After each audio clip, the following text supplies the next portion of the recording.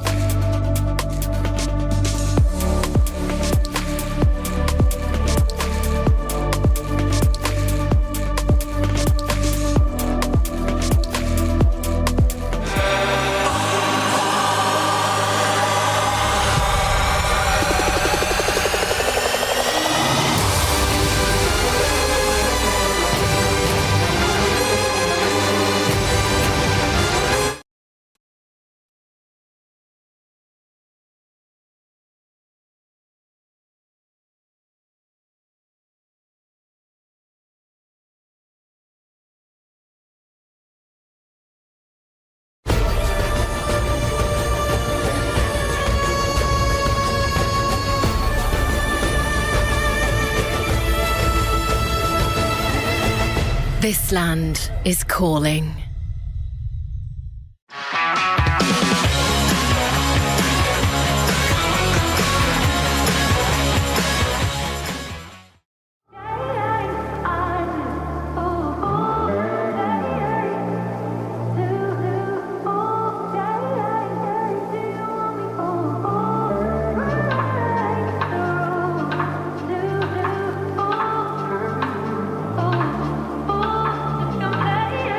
Play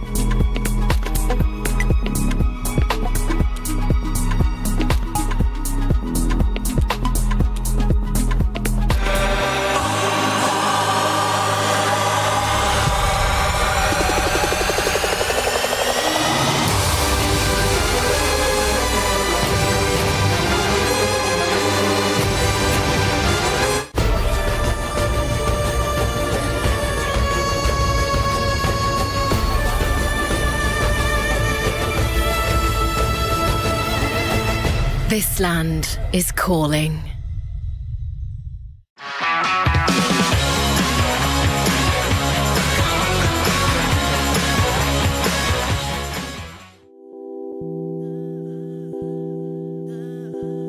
If I heard that you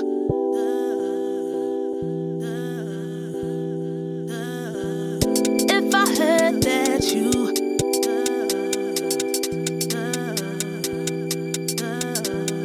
If I heard that you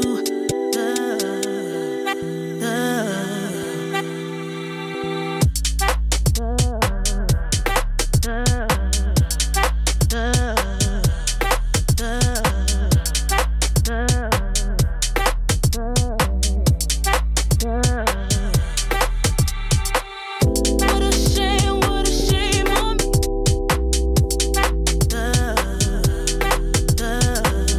What a shame on me.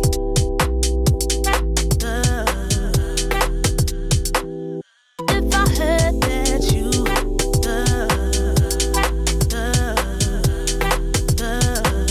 What a shame on me.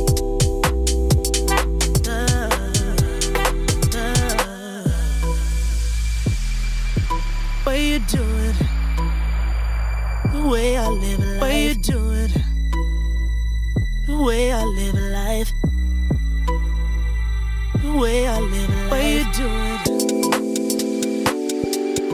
way you do it, the way I live life. Way you do it, the way I live life. The way I live life. Way you do it. Way you do it, the way I live life. Way you do it, the way I live life. The way I live life. Way you do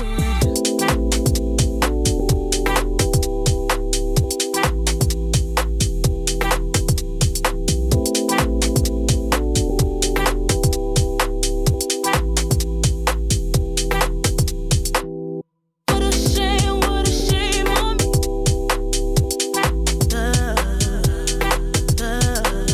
What a shame on me.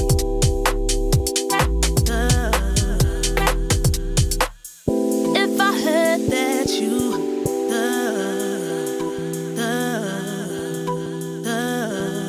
If I heard that you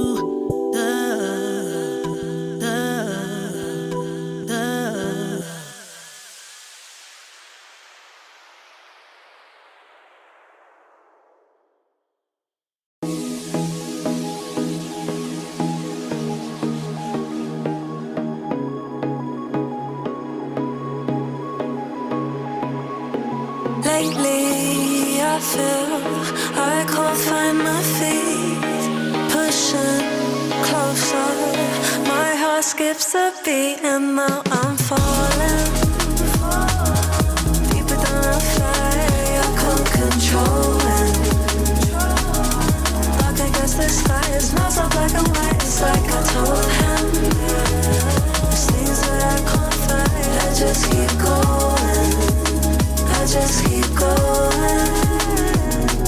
In my time, I've been dreaming of a space to really fill my place. I wish she'd sing what I had dreamed.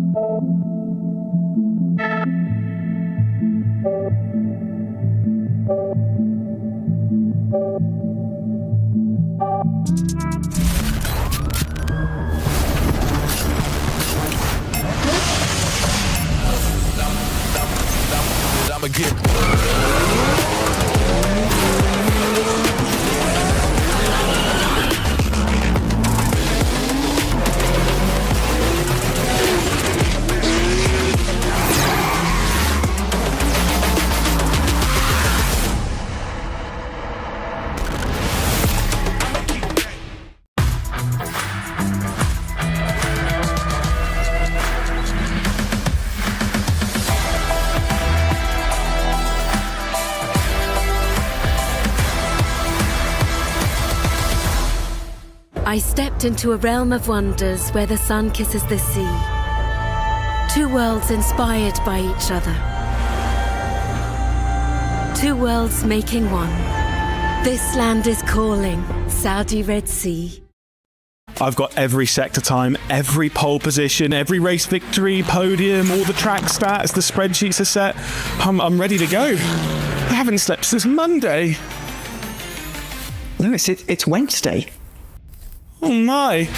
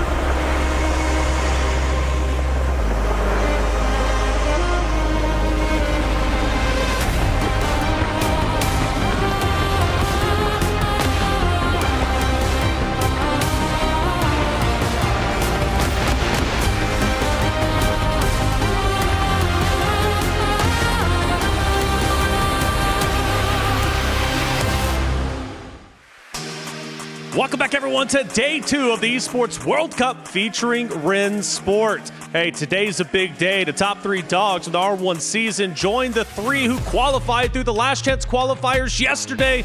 It was a long day of competition, but we definitely have our best racers from that day. 6 started, 3 moved forward. Unfortunately, 3 keys were crushed today.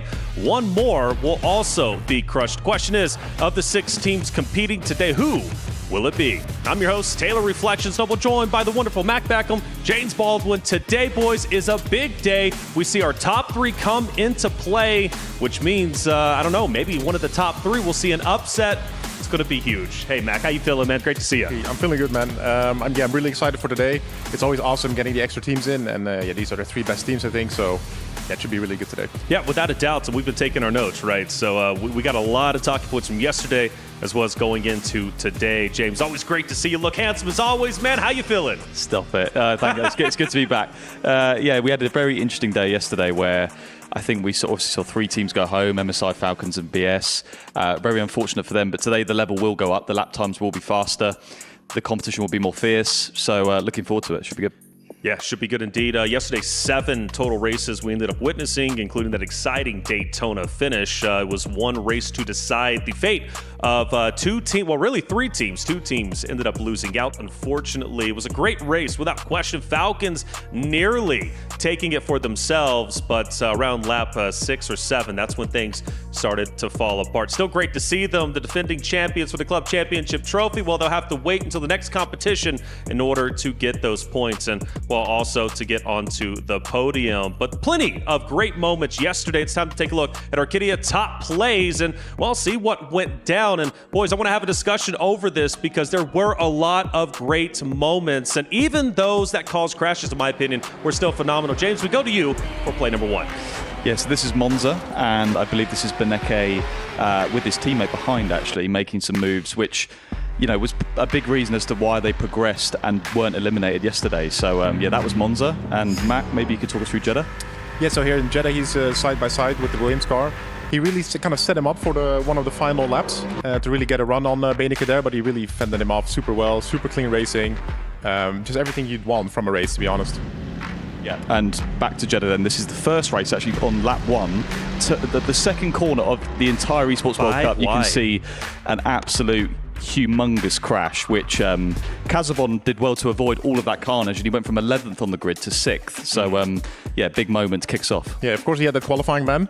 So that's right. He's probably looking at that really happy, He sees the whole kind of track disappearing in front of him. He's like, this is my moment, I can make up what I lost here. That's right. 5 wide was insanity. Jeddah is just incredible. Quickly becoming my personal favorite circuit to watch. I don't know. Daytona was also pretty awesome as well. Like I said, plenty of top moments. It was intense, especially in Group B. Group B was wild to watch. It seemed like every single team was incredibly close all the way to the very end. In fact, going into the third and final race on Hockenheim, I believe it was 69 points, 68. So 2 teams were tied.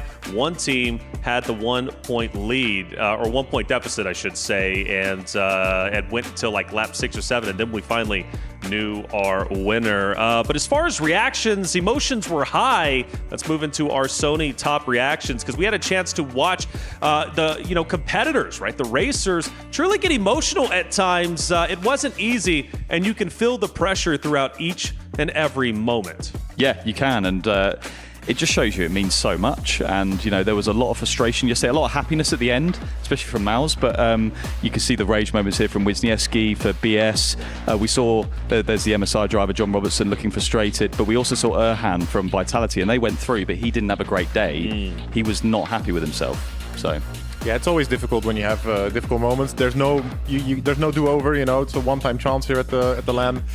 As we saw yesterday, few teams went home, so the pressure is high. Right. So the reactions are also a little bit exaggerated, This is really, you can see that people feel it. Well, you can also see smiles too, right? I mean, there were some smiles. People were happy, of course, if they had a good performance, waving to the crowd as well. The crowd was pumped up and happy to see so many of the competitors, and of course the good old hug as they knew they were qualifying to the next day. That was Williams, who had just a phenomenal showing, Mouz as well, and just you see the sigh of relief, James, as Mouz ends up making it through, because again, Group B was intense. Yeah, Dennis looks over the moon there. I mean, I think it takes a lot of pressure off these teams. If you make the top 6, no matter what happens now, you've had a decent tournament. And I think, yeah, yesterday you could say was actually the highest pressure day for a lot of teams. You don't want to be the first team to go out. It's a little bit humiliating in a way, isn't it? Yeah, and of course, now, today, also, there's only 1 team going home. Right. Which I think maybe alleviates a little bit of pressure. Of course, the competition gets better.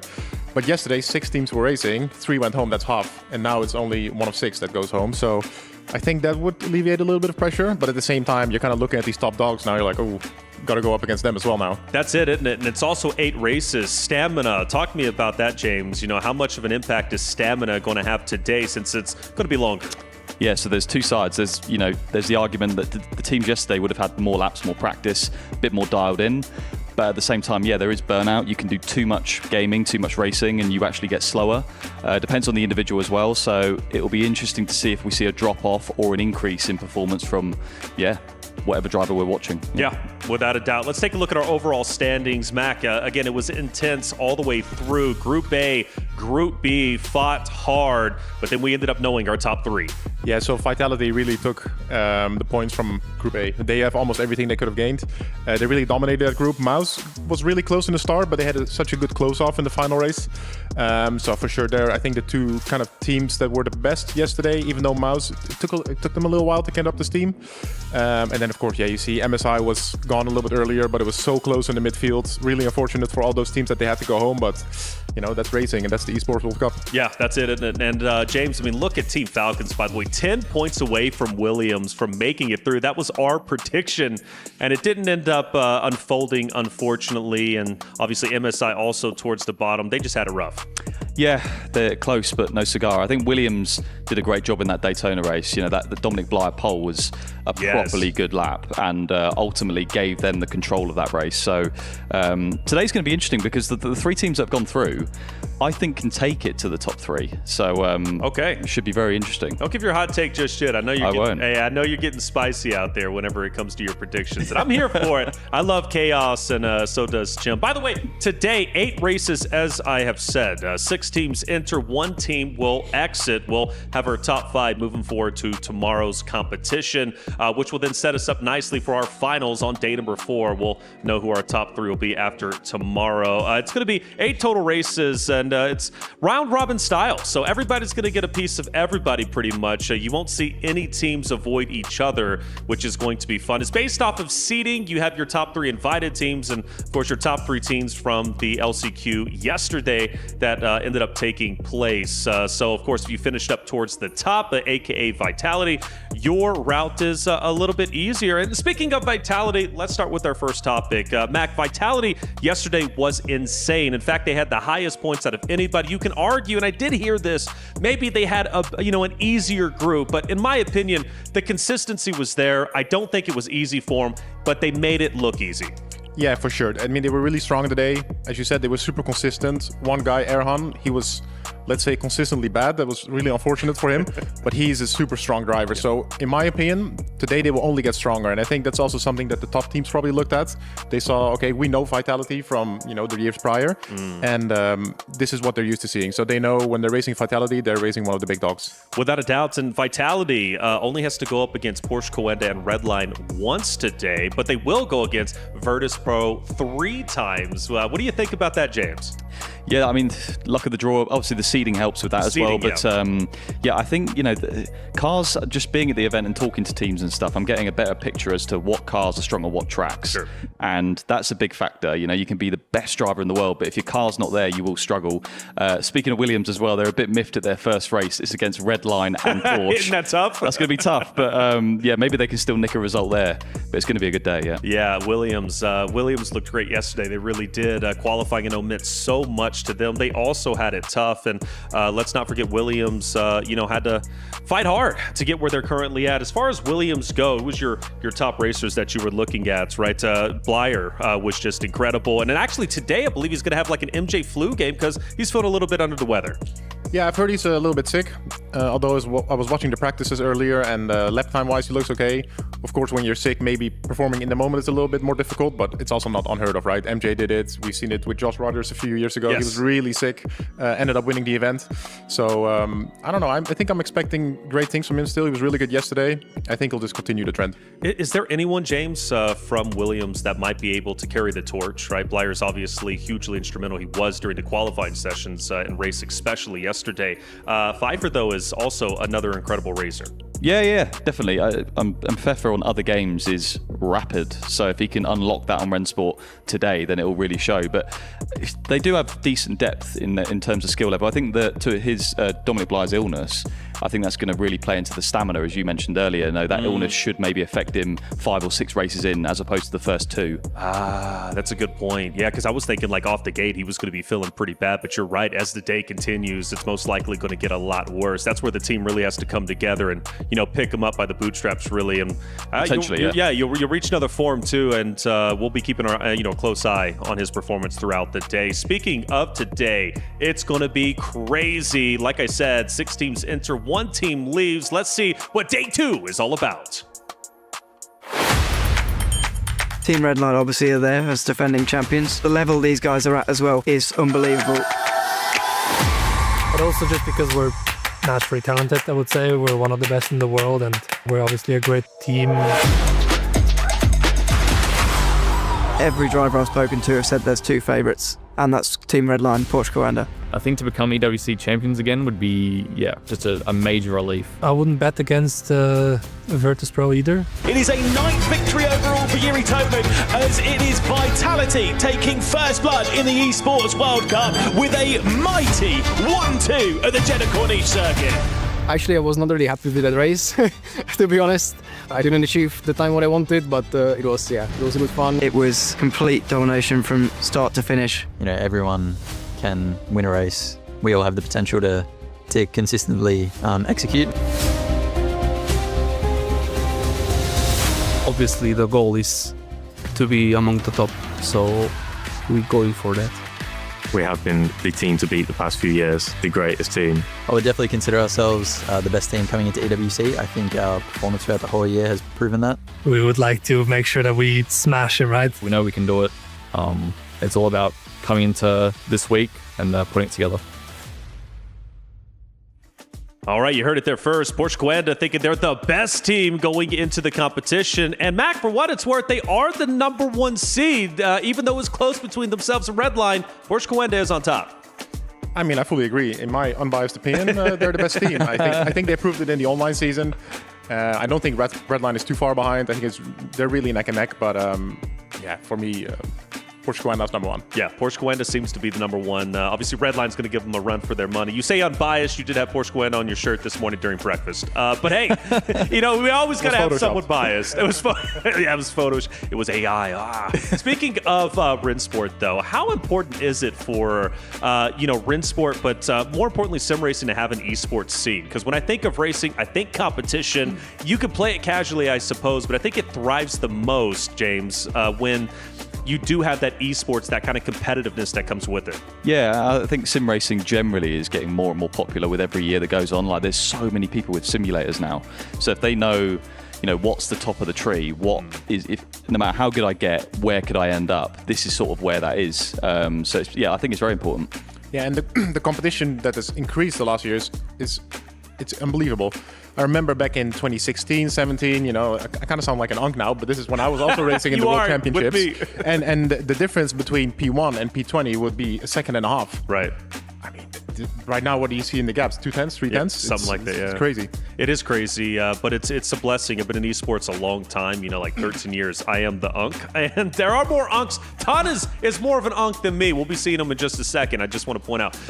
But, I want to say, I always encourage more games to come over to the esports side of things. Sim racing, again, kind of took my eye in like 2020 is really where it started. Like, okay, this is a real thing, and sort of seeing the legitimacy behind it. It's exciting. It is, hearing the commentators cast over it, hearing how deep the analysis can be, truly, because when you watch a race, at least from a casual perspective, again, this is me just entering the racing scene. I look at it, I'm like, okay, cool, everything's seems standard. This guy passes that guy, whatever. But it really is deep, and it comes down to muscle memory. It comes down to understanding the tracks fully, but also even the cars. Like, that's what blew me away. You guys were talking about the differences between cars on different circuits. I thought everything was equal. Everything isn't equal, but that means the racers have to then be on their A game. So it's a beautiful thing. I think esports is incredible, and sim racing, well, it's going pretty far, James. Yeah, and it's an endless pit as to how detailed you can get with this. Like, there's so many minor details, and like, there's a space obviously for entertainment and funny content and stuff like that, but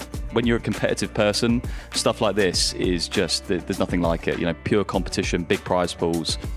Yeah. As a competitor, you always want everything as equal as possible.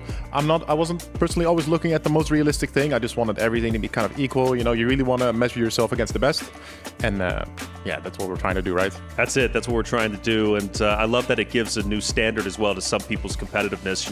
I want to be at the top, and sim racing has created a hunger to be at the top. Now, I've heard team comms can get a little bit wild, right? At least I know from my esports side of things with various other games, but sim racing, I heard, can get extra spicy. Let's listen into some team comms from yesterday's competition. Good luck, guys. Good luck. Take it easy. Jamie gain an advantage. Gain an advantage. Yeah, it's not you down. It's not you down. He cut the corner. Okay, let's go away. They're making mistakes. Let's go away. Yeah, good job, guys. Push. Let's go. Great job, guys. 1-2 practice. 1-2 quali. 1-2 race. Good job, guys. Good job. Yeah, I got push-offs. Let's go, guys. Come on, we can do this. Done. Kake, done. Jamie's behind. I'm going the move, okay? What? I don't hear you. Jamie's don't behind. go. I will go. No, don't go. Please don't go. Great job, guys. Let's go. Yeah. I have a question, Brian. Number 11, gaining advantage off track, turn 3. Great job, Brian. Great. Congrats, Przemek. Bravo. Nice, let's go, Alter. Bam. And good job at the beginning, Yuri. That was really Yeah, good. I was Giga, right? That was key, yeah. I got killed straight after, but I gave I know. I died so you can live. It seems like there is something consistent from sim race and other esports. It's the old-fashioned "let's go" when you get pumped up. Hey, always great to hear him. Even singing a little bit. The yeah. I don't know if that was singing or constitutes as singing, Mac, but it was at least pretty good. Hey, so we talked about team comms. You actually like a little bit of silence unless you're asking for something, but it seems like when all 4 drivers were at least communicating to each other, there was very little dead air. Yeah, for sure. I mean, they're also kind of trying to get the same result for the team, right? They're all trying to get the team in a good position. So when you're racing close, you have to communicate directly to your teammates. Of course, there's also going to be some people out of position, which you don't want to talk to, but you're kind of limited in that space. You have one channel here, so there's bound to be a little bit of overlap there. But sure. Yeah, I think when it comes to the team game, it is important to keep talking. So when you do hear that coveted, I can't hear you. How frustrating is that? Yeah, that's got to be frustrating if you're really trying to get your point across. Like, man, you need to hear what I'm saying right now. Right. Well, here it is. We got our players arriving to the venue for day number 2 via Jamia. Hey, I like it. They're all smiles today. I felt like yesterday, Jades, are watching the players, or the racers, excuse me, walk in. They seemed a bit more serious this time around, a bit more relaxed and ready to go. Totally. You can see just there's definitely less pressure for Williams. And as you say, yesterday they were like this, super serious the whole way. But just a minute ago we saw them laughing, and they've already had a good tournament up until this point. You know, even if they go home today, they'll be semi-happy. Obviously, they think they can get to the final. Right. But, yeah, a good first day for Williams. Without a doubt, and that's, like you said, why they're smiling. But I hope they're not content with where they're currently at. I really do. I hope they try to make it to the final day, which naturally they're going to be doing so. More players are arriving. Mac, who else do we got? I mean, we have Porsche Coanda here, right? They look pretty dapper, I think. Absolutely. You know, nice outfits, you know. They look ready to me. And they're smiling too, by the way, just like Williams. Yeah, of course. They're always happy, you know. They know they can bring it. I think it's very similar to the shirt you wore at breakfast, Mac. Photoshop. It's not too far off. It's not too far off. Okay, fair enough. So Porsche Coanda was on the shirt. Okay, confirmed by Mac there. All smiles, feeling good, and as you can see it walking in and getting ready to set up. Our other team, Redline, the top dog, starting to move in, trying to defend their title, James. Yeah, and they'll be a little bit cold when they get on the rigs. Obviously, they didn't race yesterday, but they'll be there. You know, for me, they are probably the favourites this week, but Porsche, Virtus.pro are close, but they look confident. Yeah, they look good. I like the sunglasses from Siggy. I didn't know he was built like that. Like a, you know, feels like kind of like a fashion icon with those. I would have never thought that behind him. Didn't know he's built like that. Hey, built like a tank, my boy. Hey, those glasses are nice. I mean, he's just right over there. Maybe you have a chance to ask, and maybe I'll pick up a pair. Well, hold up now, Mac. I didn't realize you were that. Were you that bad? I thought you were I would never. The golden child on the desk. No, okay. He's looking to steer. Keep your sunglasses away from Mac, because Mac, he's coming to attack. Today is going to be a lot of fun for sure. We have the defending champs, though, Redline. We just watched them walk in, and they are serious. They're looking to defend their title. They stayed together from last year to this year, so they're looking even better. Let's take a closer look at Redline.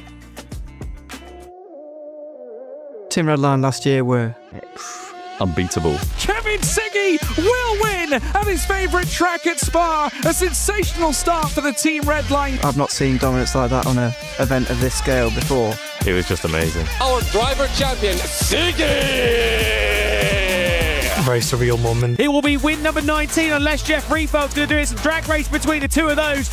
What a fantastic team effort, though, from Team Redline, who crossed the line 300th of a second apart. I don't even care as to who won that one. I think that the driver who's impressed me most in R1's history is probably Sebastian Job.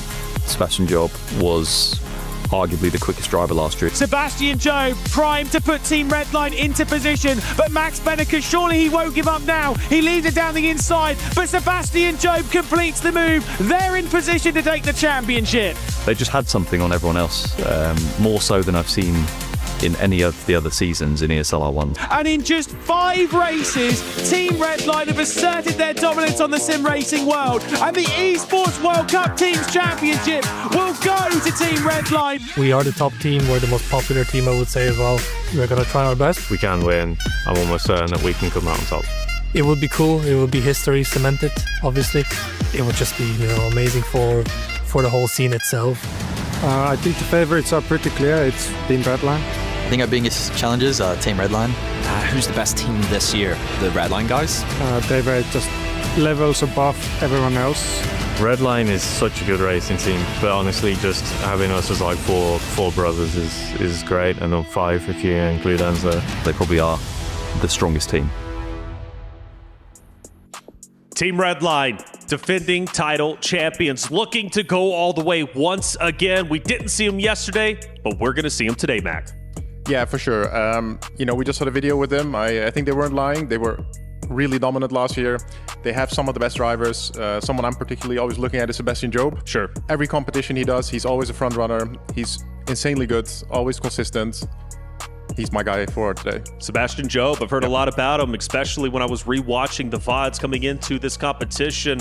Seems like the commentators can't stop talking about the guy. Luckily, we'll have a chance to watch him in race number 1. Speaking of, it's about time to send it to our stage and get today started. The SMB Esports Arena was on fire yesterday, given the fact that the competitors were racing as hard as they could to make it to today. Now that we know the 3 teams that made it into today's competition, the question is, are they going to be able to truly compete against the top 3 that made it throughout the regular R1 season? The intensity is only going to elevate from this point forward. This is truly just the start. Day 1 is erased. Hey, do you just want to be good enough, or do you want to be the best, aka be the champion? There can only be one spot for the championship earned. The question is, who wants it the most? Today, 1 team will lead, but we start with 6, and they're about to take that very stage on the SMB Esports Arena. Let's get loud and let's get the show started.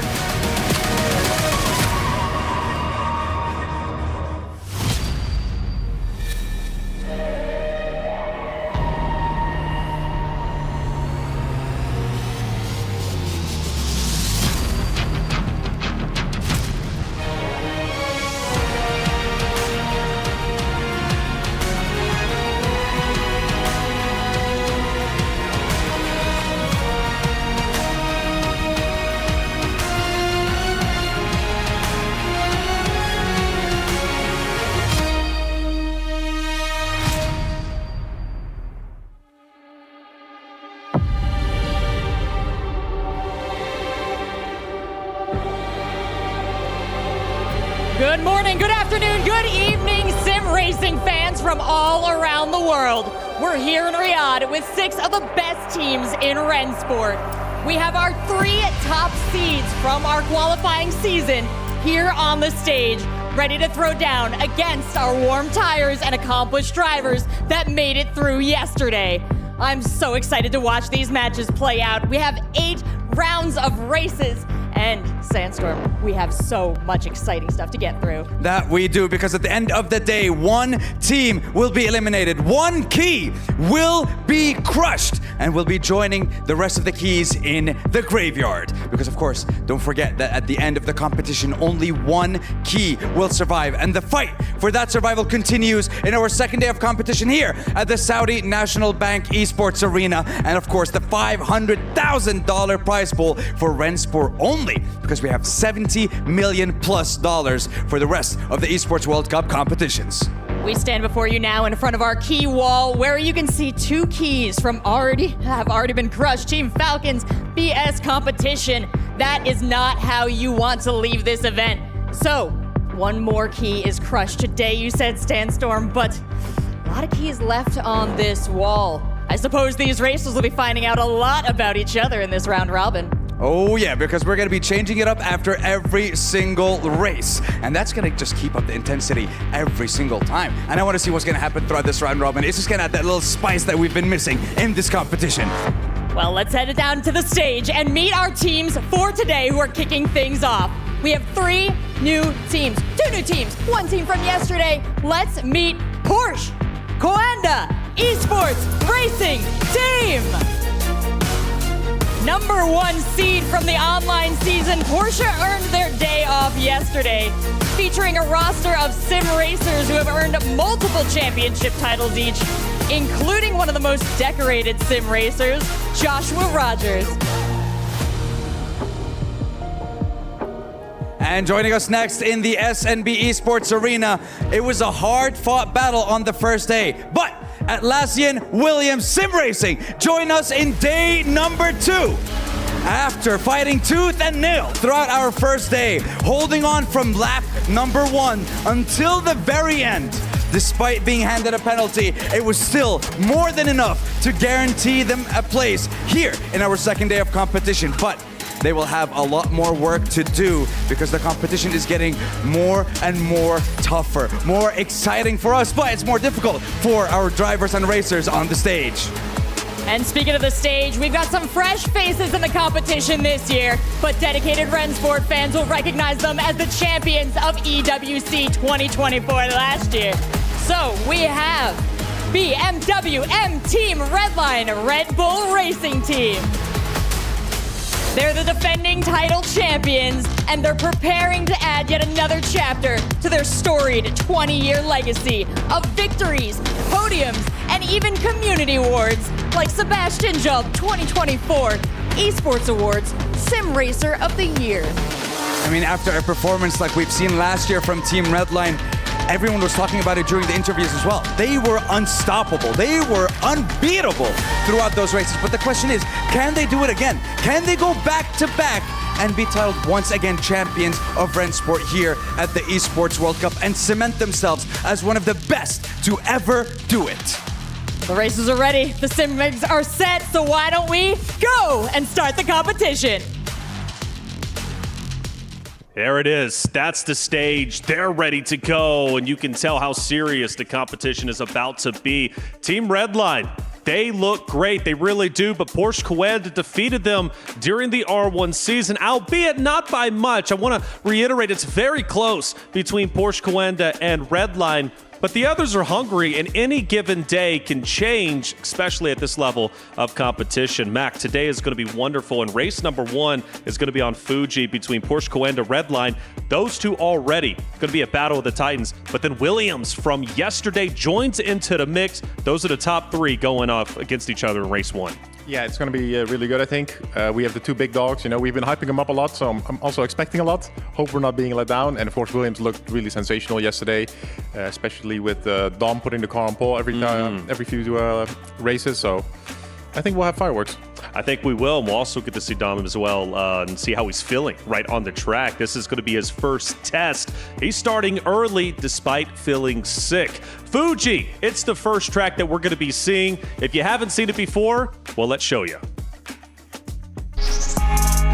Mount Fuji's playground with arguably one of the most iconic and unforgettable backdrops in the world of motorsport. Coming down the long straight and into the hard braking zone for turn 1, probably the best overtaking spot on this circuit. The Dunlop corner is extremely tight and very tricky to get right. Turn 13 to 15, they're very technical. It's all about throttle control and balance through here.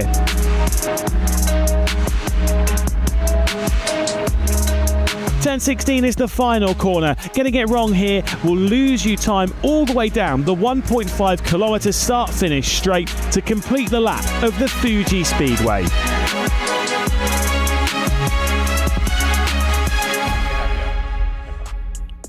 There it is. Fuji played for the first time here at the Esports World Cup when it, of course, featuring Rennsport. Fuji, James, what can we expect from that great race?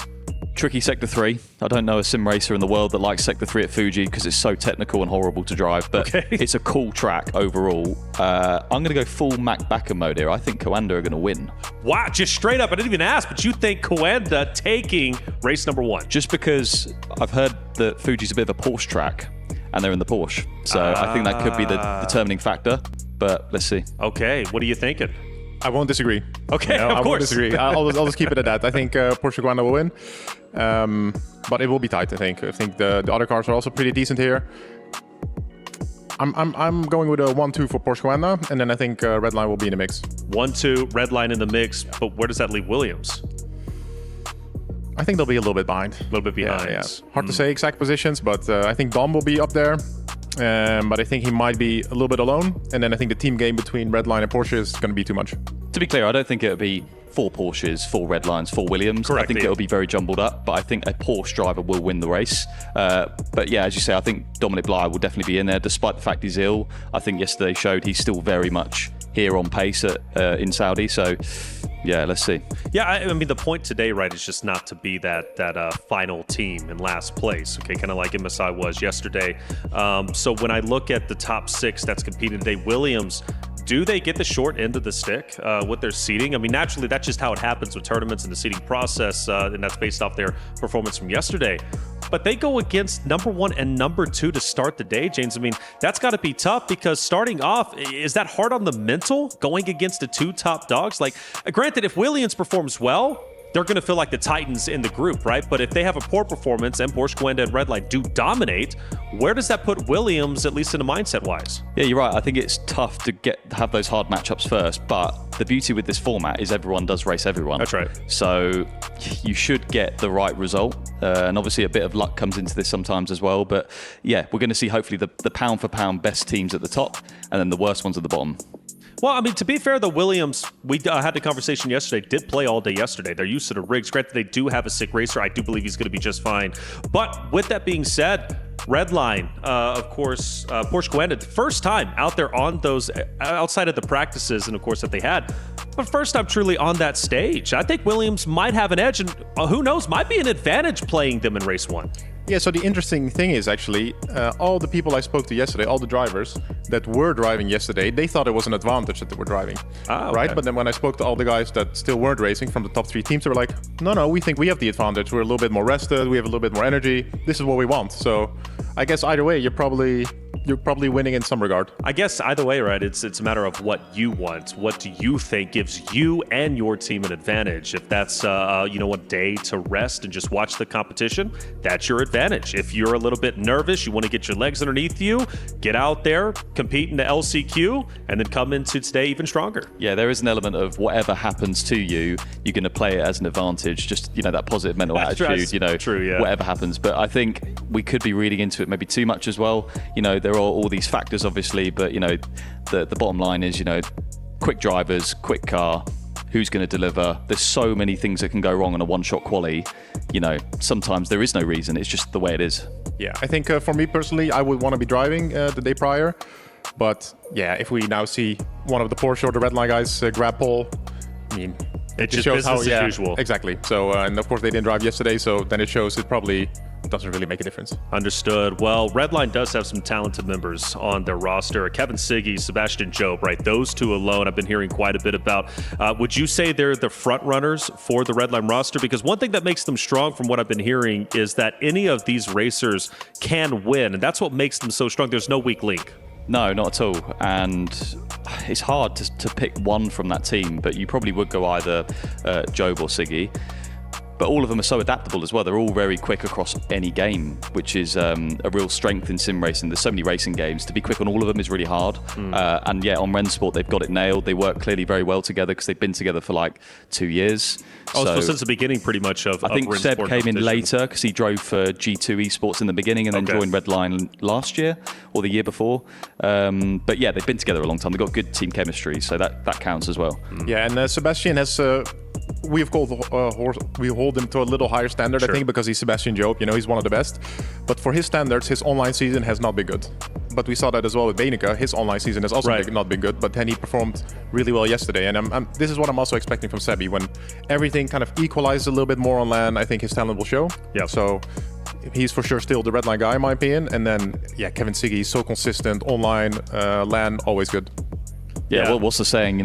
Form is temporary, class is permanent, sort of thing. I think it's that. As you say, some of the top dogs in the online season have maybe not been at their usual standard, but here at the LAN, they should be back there.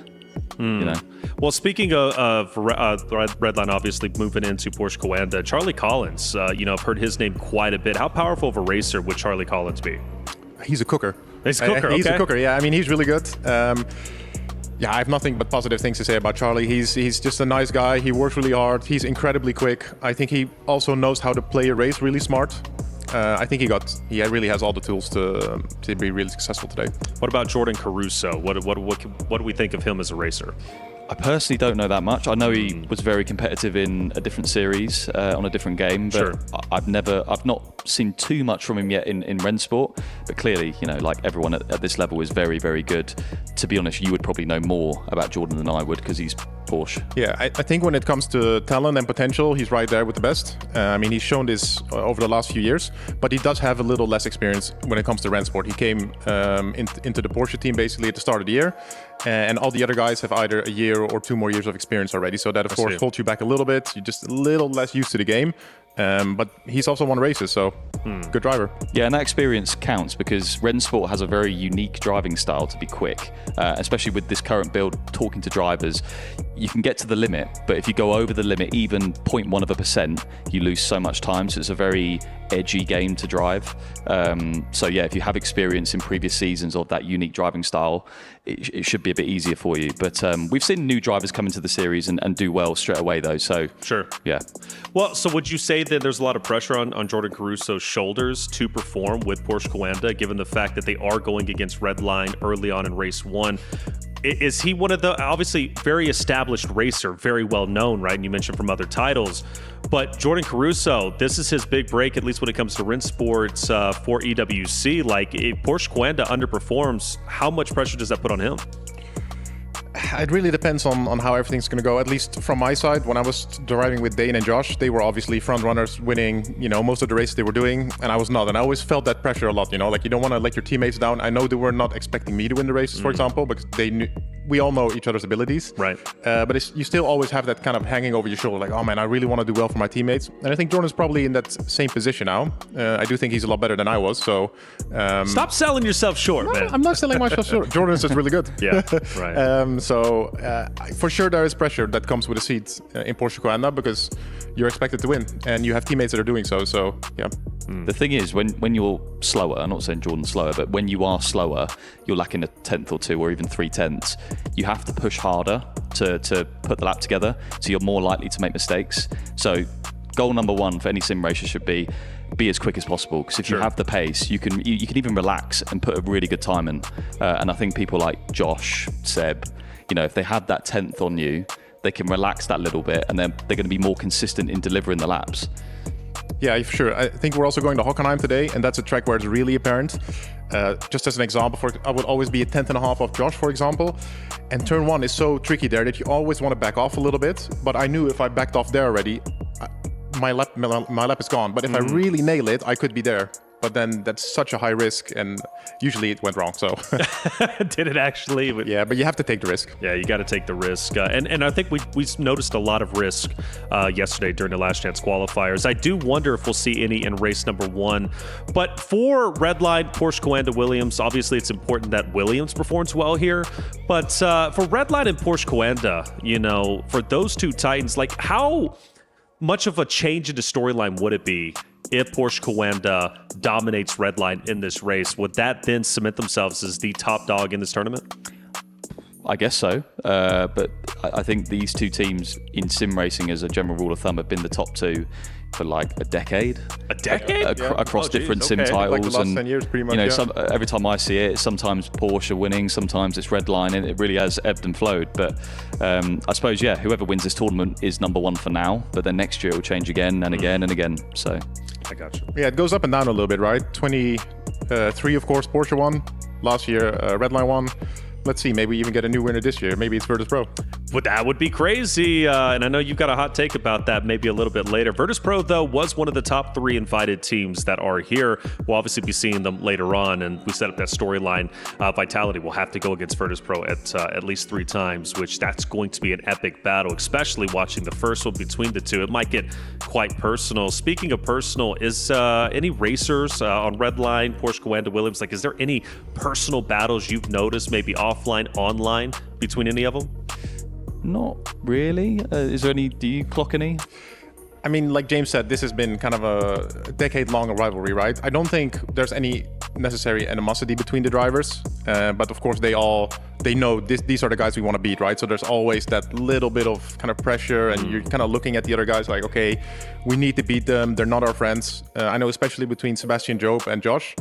As far as I know, they get along really well personally. They're also kind of similar personalities, but when they're on track, they're always battling hard. Like, you cannot battle harder, I would say. And I think they're also two of the fairest and cleanest drivers with each other, so it always makes for good racing. I see. So how much of an impact does that make with Redline, Porsche Coanda? You said over a decade with their history and how impactful they are in sim racing in general.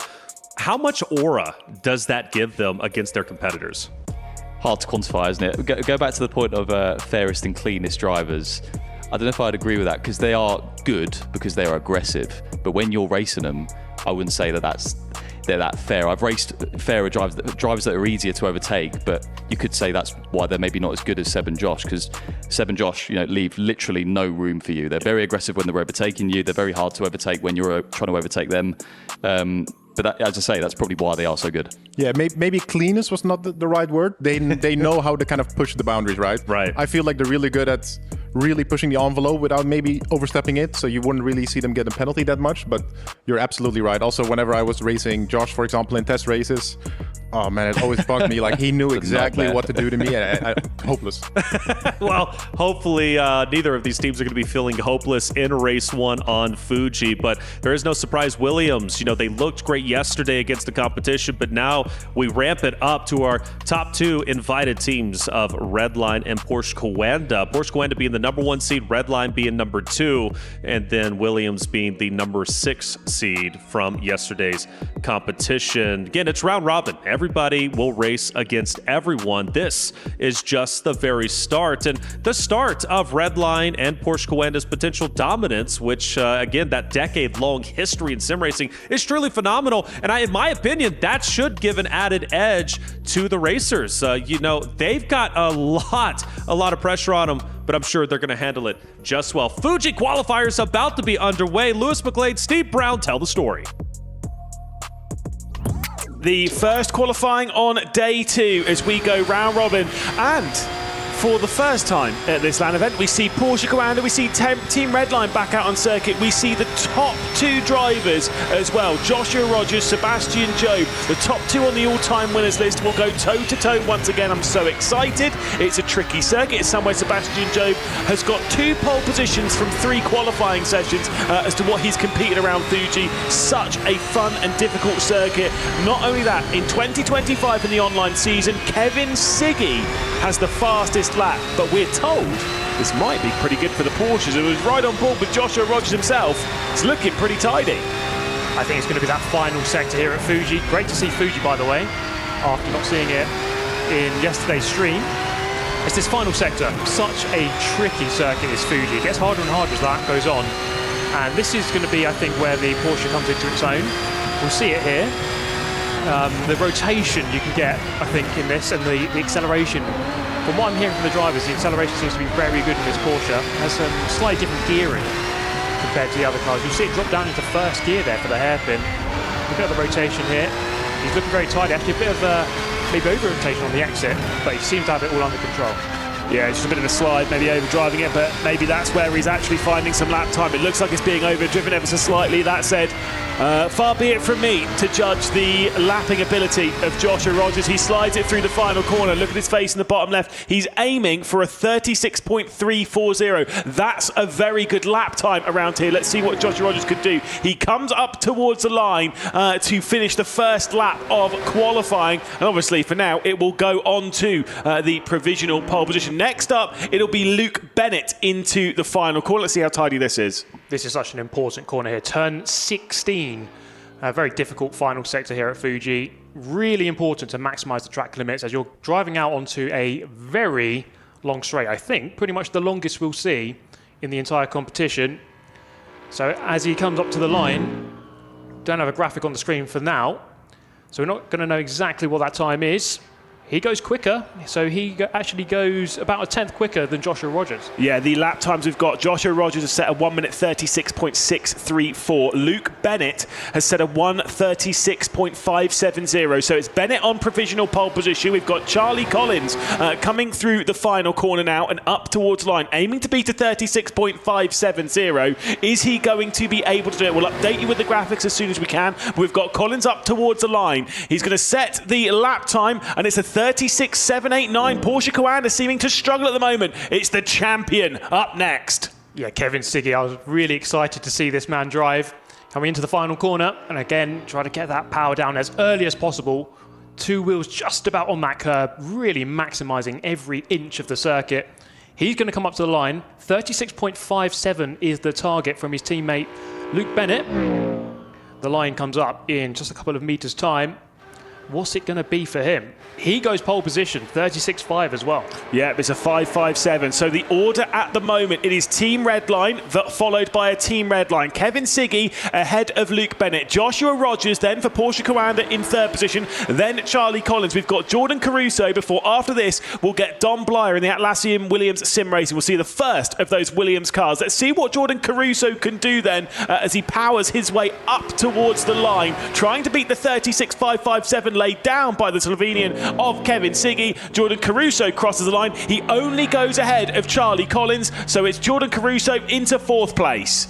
Yeah, Team Redline here currently locking out the front row. That's really good. I mean, based on yesterday's evidence, having 2 cars at the front is so valuable. You can work together. It's so much easier to stay at the front when you have your teammates around you. Now we have the first of the Williams drivers coming up to the line in the Mercedes. Dominic Blyer. Let's see what the time is going to be. He goes 3rd, 36.6, solid time there. Sorry, 4th place there for him. Very, very close at the front. Certainly is. He goes ahead of Caruso and Collins. If you want to know, by the way, if you can't see the graphics, you want to know the update as to what's happening in this qualifying session, be sure to go and download the Rennsport app on Play Store or on the Apple App Store. Can give you live timing information from all of the races here in the Esports World Cup. And if you're going to take part in Rennsport yourself, you kind of need it to go and get involved. Jeff Rietveld will be coming up towards the line. He's the 7th car in this session. We've got 5 more to go after this. And Rietveld only goes to 6th. The order at the moment, Siggy, Bennett, Rogers, Blyer, Caruso, Rietveld, and then Collins in 7th. Sebastian Job, he's got such a history on this game. He's so successful. 2 tenths separating the 7 drivers so far. Sebastian there, a bit of a smirk. I don't know if he was happy about that exit. So it'll be interesting to see if this is good enough, let's say, for a front row. We know his prowess in qualifying and on this game. He crosses the line. He goes 2nd. He does go to the front row, 1,000th of a second away from pole. Incredibly tight. In this session at the moment, it is a Team Redline 1, 2, and 3. Kevin Siggy, Sebastian Job, Luke Bennett before we get to the Porsche Coanda of Joshua Rogers. A disappointing qualifying session for them. The second of the Atlassian Williams Sim Racing cars then in the hands of Daniel Pajtor will be the 9th car to cross the line in this session. That pole time being set at a 1:36.557. Let's see what Pajtor can do as he heads his way up towards the line. It'll only be good enough for 9th as a 36.894. Next up, Tobias Pfeffer. We need to get some Williams cars towards the front. This is looking really, really good for Team Redline. Very interesting to see these guys, obviously for the first time today. So we're trying to get a good benchmark between the teams that qualified yesterday and then the top 3 seeds who went through automatically. He's not quite sure, based on that expression, as he heads towards the line. I don't think he'll be too happy with this one. Let's see where he goes as he crosses the finish. 36.9, that's the slowest so far. Yeah, 2 more drivers then left to go. Dane Warren for Porsche Coanda Esports. He's got to put in a good lap here. It is domination at present by Team Redline. Dane Warren, though, is incredibly fast. Can he piece this lap together? Can he go and chase down the Redline team, the team they've been rivals of for years in sim racing, a decade in sim racing? It's not good enough. 8th place for Dane Warren and 1 final lap time to go in this session. I've got to say, this is ridiculous how close this is. 4 tenths separating the entire pack. And I think a couple of these guys making mistakes throughout the lap somewhere. Not all of them coming out that final corner with a happy expression. Bletsiotis here, the final driver of 12 to complete his lap. Is he going to be happy or not? Williams need something good here because they are locking out the bottom of the grid order as we speak. crossing the line, where does he go? It's not a good lap. Williams, a bit of a disaster there, I think it's fair to say. Certainly was, but what that means is this driver here, Kevin Siggy, the Drivers' Champion from 2024 for Team Redline. It's a 1-2-3 in the session. It's Siggy from Job from Bennett. It's Rogers for Porsche Coanda in 4th. It's Dominic Bly for Atlassian Williams Sim Racing in 5th. Jordan Caruso for Porsche Coanda in 6th. And the rest behind, all incredibly tight. Let's head down, though, to the studio for a little bit of analysis. Okay, we asked, okay, so how would Redline Porsche Coanda do because they were coming in cold?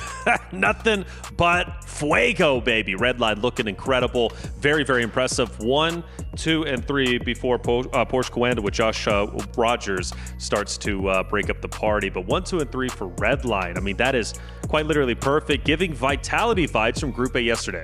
Yeah, it's a big statement. I mean, they came out pretty cold, at least compared to Williams. And yeah, 1, 2, 3. Obviously, they would have liked 1, 2, 3, 4, but that's right. Like 1 to 3, you can't complain. Limited races again today for them. So yeah, getting off to a good start. This will help them a lot. Without a doubt, Porsche Coanda, Porsche, Fuji. I thought they were going to have the advantage. I guess at least in the qualifiers, they did not. No, they were lacking a little bit there. They were, over a 10th at least off Redline for all cars. So yeah, not the performance we were expecting from Porsche, but it's going to be super important for these teams today to want, to get into the top 2 places for tomorrow's bracket play, because if you're in that lower bracket, you really do put yourself at risk of elimination. So important for a strong start, and then you got to perform across all of your 4 races today in the group stage. Well, one thing I do want to take note of, Mac, is Williams. They struggled 12, 11, and 10. Blyer, though, despite being sick, manages to get a top 5. He's in 5th place. Yeah, it's looking a little bit like a one-man show right now. Yeah, of course, maybe this is the one-off race, but you cannot have this every race. Dom really needs his teammates up front, especially now he's surrounded by all the other teams. No one's going to work with him. This will be a super difficult race for Williams. Yeah, very difficult indeed. And everybody 136 besides the last member of Williams. So going to be keeping a close eye out for him. But even so, it still seems very, very close. But from what I've been gathering, James, when it comes to Rennsport, even though it's close, a 10th of a second is almost a million miles away, it seems. It is. Because they do so many practice laps and the skill gap between all the drivers is so small, it's all relative. And a 10th is 100 thousandths of a second. So that is quite a lot in Rennsport. In F1 or any real-life motor racing, because there's so many more variables, a 10th is really close. But still very impressive to see the whole field covered by 4 tenths. And the drivers at the back would definitely not have done a good lap. Their PBs would be very close to pole there. Yeah. Well, Kevin Siggy gets our pole position. Let's take a look at his ride throughout his qualifying run. Of course, with a Aramco pole position lap, Kevin Siggy, we talked about him in the beginning from Team Redline and how good he is, and well, how good he was as we look at him qualify. Mac, walk me through it. Yeah, so you see kind of spawn in the world here. He has a little bit of time to kind of warm up the brakes a little bit more, so the run into turn 1 is a little bit less scary. You actually have some heat in the car. I think here he's just going to swing out wide. It's really important to get a really nice run onto the straight here. This straight is super long. So yeah, when you hit full throttle here, you're just going to be going straight for a while. You're alone with your thoughts, and you have all the time in the world to kind of think about what you're going to do in turn 1. Where's that difficult part you were talking about on Fuji? Sector 3. So the bit he's just gone through there on his out lap is the tricky bit. So when you get to that at the end of your qualifying lap, your tyres are quite hot, they're overheating, and it gets even trickier. So this bit's pretty straightforward though. Brake just after 150 meters in a straight line down to 2nd gear. You can see the gear number on his dash, number 2, and he's using all the track on the exit there, fighting the wheel. Again, just to reiterate, like I said yesterday, these cars are running traction control off, so you will see a lot of sliding and oversteer. And then you've got this 90 left, which you can see on the exit. It's very easy to run wide and get a track limit warning or a slowdown penalty in this series. So yeah, it's a strange track, and Sector 3 is very, very tough. Well, he seems like he handled it very well. So how do you break up top 3 with Redline? Is there any way to try and break up that top 3 domination? Because if they get 1, 2, 3, race 1, I mean, they're well on their way to qualifying for tomorrow's competition already. Yeah, it's going to be really difficult. I think 1 to 3 is the ideal spot. I think it will be okay to kind of manage that and keep the 1 to 3, but even if things get a little bit risky, you can also play the team game and then you can sacrifice P3 a little bit. You know, you start battling for P3, P1 and 2 run away, and you win the race 1-2 that way, and you still score a lot more points than your competitors. So it's all about how greedy you want to get, or how greedy you can get, really. And with the BMW as well, I've heard it's arguably the easiest car to drive in a one-shot quali scenario, because over bumps and curbs, it rides them really well. Okay. So you have a better chance of putting the lap together. So that could be a big factor in this week's high-pressure environment. But let's see. Well, let's see indeed. Team Redline take top 3, but that doesn't guarantee them a win. Blyer, the outlier for Williams, trying to secure a top 5 finish. And of course, Porsche Coanda looking to battle against Redline. Let's get Fuji underway for round number 1. Lewis McLeod, Steve Brown, take it away. Just 1,000th of a second separated first and second. It is incredibly tight on this field. Less than a second separates the entire field. Redline, though, with the 1, 2, 3. We take a look at some of those who know they'll be fighting these teams later throughout the day. It is Redline, our defending champions. It's Porsche Coanda, our top seed. It is Williams, the last team to progress from day number 1, all going head-to-head at Fuji. A dress rehearsal potentially for Porsche Coanda and Redline's fight later on in the day, where they'll be taking to this circuit once more, going head-to-head. But who's going to come out on top this time? It's Siggy from Job and Bennett, and the three of them will try and control the field from the front. Rogers, though, will need the assistance of his teammates to try and get alongside. They begin the run down into the first corner, all going all over the place. It's almost 3 wide between those two red lines at the front as they try and assert control over the field. A big move to the inside from Caruso, though, who's firing one down the inside to try and take the lead for Porsche Coanda, and it's Joshua Rogers to come through. It's 4 wide between them as they head their way through the second corner up towards turn 3. This is a very risky endeavour for the lot of them as they send their way through. It's Sebastian Job taking over the lead of the field. He's been winless in 2025, but he's at the front now. That's a really good job from Porsche Coanda there to really send up the inside and take the fight immediately to Redline. You could not afford to let Redline settle into this race first, second and third. It would pretty much be game over at that point. But Joshua Rogers has not had a good start at all. No, nor is Don Blyer, nor is Daniel Pajtor. Pajtor off in the background. Blyer went off as they were going their way through 100R at turns 4 and 5. He was off the road and has dropped down the order. Bellaciotis, though, has come through nicely from 12th position to 5th on the opening lap of this race. So that's a fantastic performance from the Atlassian Williams sim racing driver. But the control that there was across the line from Team Redline has not quite shown itself in the race, courtesy of a very aggressive move coming in from Jordan Caruso. If there's a time to do it, it's turn 1, lap 1. You just got to go for it. And I saw that they were boxing in Joshua Rogers in the centre of the track, but Caruso and Dane Warren were not having any of it. They went straight for the inside, forced the issue, and now sitting in pretty good position, 2nd and 4th here, with lots of work to do. We can see Charlie Collins there on the bottom right of your screen. He's got a little bit of defence coming in. He's got Jeff Rietveld right behind him. Tobias Pepper's not too far behind. It's close for the lead as well. Dane Warren will be attacking as soon as he can, but not quite this lap. Quarter of a second remains between them.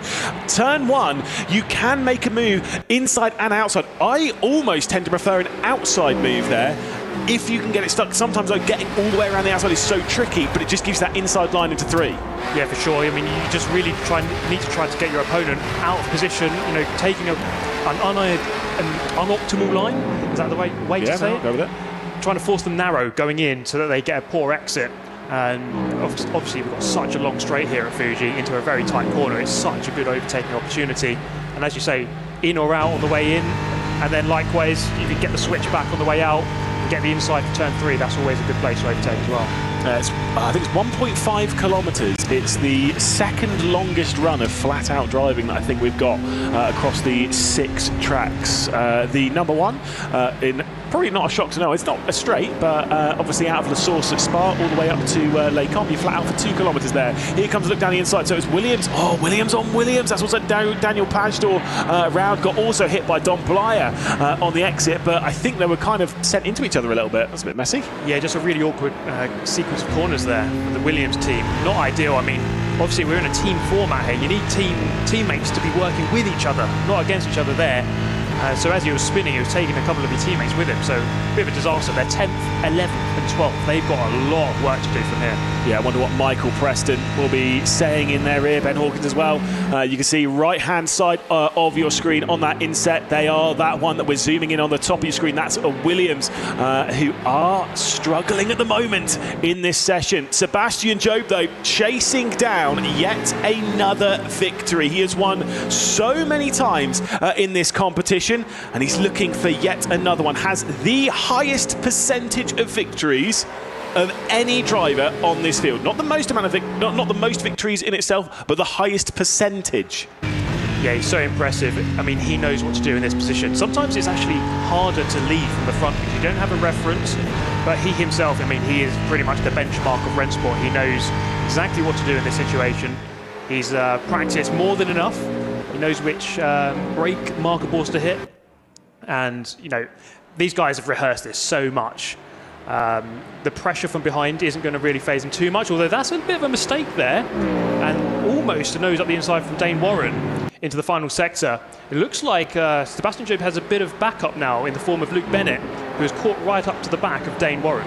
And I'm really liking what I'm seeing here from Luke Bennett, someone who has effectively struggled at LAN comparatively. I think he's got 22 victories in R1 in totality. Only 2 of those have come at LAN. So he's not exactly the best poised, but he's looking strong today. Dane Warren, though, with 5 victories at LAN to his name, is trying to make a move for the race lead. He's closing in. He's got no assistance around him. It's 2 red lines either side of him, and it's Dane Warren going for the race lead. If he's not careful here, it could be a red line 1-2, but he's got that speed as they work their way down the straight at Fuji. Now into the first corner, a little bit of rubbing between the pair of them. Dane Warren with the outside line. They're going to be side by side up towards 3. He's trying what I said before, going around the outside of 1. He'll have the inside for turn 3. A little bit of rubbing between the pair of them. Dane Warren going into full commitment in the first corner, but Sebastian Job looks to hang on. Yeah, that was pretty much exactly what you were talking about, getting that switch back on the way out. Didn't quite work out for him. The BMW is so muscular, just kind of using its size to muscle out the Porsche. So the order remains the same for the time being, though Dane Warren has to be very wary here of being of attacking whilst defending at the same time. He needs a bit of help. Caruso ideally needs to get onto the back of Luke Bennett to give Luke a bit of a distraction from behind. But actually, if they keep fighting like this, then that will probably happen towards the end of this lap. Whilst they have been fighting, like you say, it's dragging in Caruso. If they do fight much harder, it could drag in Siggy, although that 2-second gap back, I mean, look, in a 10-lap race, it probably is going to come down. Siggy will be involved in this fight for the race victory at some point, you'd have to say. There has been a switch. I think Rietveld and Collins are switching for 7th and 8th position. So the BMW M Team Redline, Red Bull Sim Racing, that is quite a mouthful, is trying to take over that 7th position from Collins. We go back to that fight. It's Collins on the right-hand side, also with his teammate Joshua Rogers. Now with the BMW that'll be on the outside for the start-finish straight. That is Jeff Rietveld trying to take over the spot. And here we have a clear example of teamwork. The 2 Porsches here from Porsche Coanda trying to bump draft each other up the straight. Is this going to be a potential overtake into turn 1? He's going to look to the inside. The BMW kind of half defends it and goes actually a little bit wide. The Porsche kind of nips underneath. Bit of contact, a bit of a hip check, and that is the overtake complete. Yeah, it was Tobias Vepper that was coming in for the Atlassian Williams Sim Racing team. Of course, did pick up a few penalty points yesterday in the final race, which dropped it from 2nd to 6th. Trying to get a little bit muscly there with the driver who has the all-time most victories in R1, Joshua Rogers. Vepper is going to work his way through as they head their way through 100R. A little bit of contact once again between them. Williams trying to send it to the outside. Could be the up and under as well from Dom Plyer, who's feeling very, very under the weather today. He didn't show that in qualifying. He's not really showing it too much in the race. He maybe got a little bit unlucky there on the first lap, but he's trying to get himself involved in this. He just needs to wrestle his way through the day. Again, of the 6 teams in competition today, the bottom team will be out of the Esports World Cup, as we see side by side between Rogers and Pfeffer still. Yeah, great fights between the 2 of them. They've been side by side for about 8 corners now. Joshua Rogers probably not used to being in this kind of position. All the way down now in 10th after Pfeffer there eventually, after about 30 seconds of side-by-side racing, managed to get ahead. Now this final corner really does open up. It's so inviting to send one up the inside. But then probably the wise decision is to wait for this incredibly long straight, 1.5 kilometres as we say a moment ago, get in the slipstream and go for that move into the first corner. Yeah, definitely. As we'll see that slipstream coming in. Is Joshua Rogers going to be able to work his way around now? He will look. There's also a battle a bit further up the order. This is Collins versus Belletsiotis. As he goes on the inside, maybe a little bit too deep here at the first corner. He's going to open up the opportunity for the 95 to come back to the inside. I think Belletsiotis might have the advantage heading the way down to turn 3. Good attempt, didn't quite work as Joshua Rogers fighting towards the back end of the field. This is not what Rogers was expecting to do around here. I'm sure Mac Backham, the super fan of Porsche Coanda, might not be too happy about what he's seeing from Rogers at the moment. No, I mean, Rogers 4th out of his team at the moment. That's not normally where you'd expect to see him. Normally always towards the front. I mean, he was the lead qualifier for Porsche Coanda before the race. Of course, now Dane Warren and Caruso here having to do the work, the heavy lifting for the Coanda team. So the order remains the same towards the front. These guys just kind of churning away the laps. We are on lap 6 now, more than halfway through. I'm sure there's going to be another point of contention in the remaining 4 laps after this one. As these guys just, you know, they're kind of just biding their time for the time being. We don't need to do anything just yet. We still have plenty of a gap back to 5th. So they're just going to be patient for the time being, and I'm sure it's going to bubble up in just a moment's time. Just remembered, I went to go and check the online races that we had as well before we got here into the Esports World Cup, and one of the final races of the season was actually this. It was Redline versus Coanda versus Williams. Completely forgot about that. It was at Fuji as well. Coanda won on that occasion. Williams scored just 20 points. At the moment they are scoring just 12 versus Redline's 55, Porsche Coanda's 41. It was 55 points which Porsche Coanda scored here when they were able to take the round victory online at this circuit. At the moment, though, it is Redline holding all the cards. That can switch very quickly. If Warren's able to get past Job and Caruso's able to get past Bennett, then it would be advantage Porsche Coanda. That's just how quickly it could switch. One slight mistake from anyone as well, and that's it. It can be a big slip up that can throw the cat amongst the pigeons. Yeah, definitely. Let's not forget, of course, that any overtake you get on your opponent, you get more points. They also get less points, of course. So any overtake is crucial. The swing in points is very quick and immediate, especially, of course, towards the front of the pack. 25 points for the win. Is it 20 for second? Correct. So immediately a 10-point swing should Warren get the job done on Job. Yeah, I will read the points out for you very quickly, so prepare yourself. This is 1st through 12th. It's 25 for 1st, 20 for 2nd, then 16, 13, 10, 8, 6, 4, 3, 2, 1, and 0 for 12th position. If you were able to write that down as I said it, well done. I cannot write that fast. Sebastian Joe's built out nearly 3/4 of a second of a lead, though, at the front of the field, so he's starting to kind of turn the speed up maybe a little bit here as he's able to pull away from the Porsche Coanda behind, which is giving this driver here, Luke Bennett, that extra little focus, that extra little assistance of slipstream to maybe go for the move here. Yeah, the team dynamic is so interesting here because obviously the Porsche here in second is now under attack. He's having to go defensive. This is going to open up the gap even more to Sebastian in the lead. So Sebastian's going to he's going to gain a couple of seconds here, a couple of tenths here through turn 1, and yeah, indeed, the gap goes up to 8 tenths as the guys behind start fighting. So this is good news for Sebastian Job. Luke Bennett here effectively securing the race win here for his teammate just by battling Dane Warren. Indeed. So Sebastian Job is looking for yet another victory. It would be his 32nd. He's 10 victories behind Joshua Rogers in the all-time stats. He will likely pass 100 races though this week as we head away through. Currently this is his 93rd race. Is Sebastian Job. He will likely pass that 100 mark and be yet another driver to do so. We've now got 10 drivers that have passed 100. In fact, I think Dane Warren might be on his 100th race. I'll update you with that in a second. It's not really an irrelevant point, but still. It looks like Porsche Coanda's point of attack now would probably be to try to get Caruso through into 3rd place.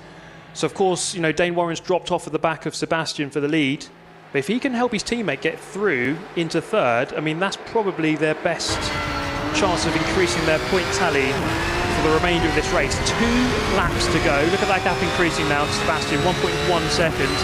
He's not really going to be in the slipstream range any longer. You see, it immediately moves over to the right-hand side to try and break the toe and go defensive. So he's kind of already given up on the pursuit of Sebastian in the lead. And now the focus is on trying to get this 3rd place. It is, by the way, a 100th race for Dane Warren. However, it's not going to be a 100th race that ends in victory, you'd have to say. 2 laps left to go, and the gap is 1.3 seconds. It looks like it's pretty much nailed on that Sebastian Jobe will take victory, but that does not mean that it's over. That does not mean that we're past the important bits. Jordan Caruso's move on Luke Bennett would be critical for Porsche Coanda. Luke Bennett getting past Dane Warren will be critical for Team Redline when it comes to their domination. They only get 4 races today, and it is really important for these teams to be in the top 3 of those teams for tomorrow, because they'll be in the upper bracket for tomorrow. We'll cover that off a little bit later on. Basically, you need to be in the top 3, and if you're just looking to survive, you can't be 6th. Here's Josh Rogers on the attack against Jeffrey Rootveld for 8th place, up the inside into the hairpin. Is he going to be able to get this job done? As we've seen a few times before, it's quite difficult to get ahead and secure the position fully. Otherwise, you kind of end up in a side-by-side battle for a couple of corners. So this is another point of attack. Of course, Redline Porsche Coanda know that Redline are probably their biggest opponents, certainly in this race so far. And so any time you can attack and overtake a Redline car gives you more points and gives them less points. So this is going to be a crucial one here. Into turn 1 for the final time. Let's see what's going to happen here. Yeah, there was a bit of weaving coming in from Dane Warren, trying to keep Luke Bennett behind. That's absolutely fine. It's you get a penalty if it's a reactionary move in the braking zone, or if you're switching too many times actually in that defence. He's just trying to break the slipstream. The mirrors were being filled there as Luke Bennett was trying to get to the inside. Incredibly close, 2nd, 3rd and 4th. The race winner is checked out. Here we go, down the inside. Joshua Rogers trying to salvage some good points here, and he does manage to clear Jeff Rietveld. Yeah, really nice move. Just up the inside, just didn't overbrake. We saw that a couple of times earlier. People going up the inside and braking a little bit too late, going deep, giving your opponent the chance for the cutback. There, just Joshua Rogers, just really smart, holding the inside line, parking on the apex, and Rietveld there, no opportunity to reply. Yes, indeed. Again, superb stuff at the moment between this group. I believe we're getting some. We could be getting some pretty close points between us. I'll update you with that in a few moments' time. But Sebastian Jobe is the one who is currently in the prime position at the moment to take this victory. Can there be a move here though from Bennett? I really think Warren here kind of needs to just back him up a little bit more. Just put it on the apex really slow and back him up into Caruso. Is he going to go defensive here? The final corner of the race. Sebastian Jobe, fantastic performance. He's surely going to win this one now. But can Caruso get through into 3rd? Let's see. Sebastian Jobe then will come through the final corner to win once again on land. But most importantly for him, it is a first victory of 2025. The BMW M Team Red Bull Sim Racing driver will cross the line victorious by 2.5 seconds over Dane Warren. Luke Bennett and Jordan Caruso with a drag race to the line will cross over. But it is Redline on top for the first race. They will score 54 points to Porsche Coanda's 45. Atlassian Williams Sim Racing, just 9. Yeah, I was really keen to see exactly how Williams would fare up against the top 2 seeds here. And on this evidence, not too good. They're going to have to do a much better job in their next couple of races. Look, it was exciting. That was the thing. I mean, Porsche Coanda, I thought through part of that maybe things weren't looking so great. The fact they did actually score relatively well, a decent recovery from Charlie Collins and from Josh Rogers. We can see the provisional race results. Sebastian Jobe, Dane Warren, Luke Bennett, Jordan Caruso, Kevin Siggy and Charlie Collins. So Redline and Porsche Coanda switching their way through the top 6. Vasilios Belletsiotis in 7th with Joshua Rogers in 8th. Jeff Rietveld in 9th position, with then the trio of Atlassian Williams Sim Racing drivers 10th through 12th, Tobias Pfeffer, Dominic Blyer and Daniel Pastor, the rear of the field, scoring no points. 9 points for Williams.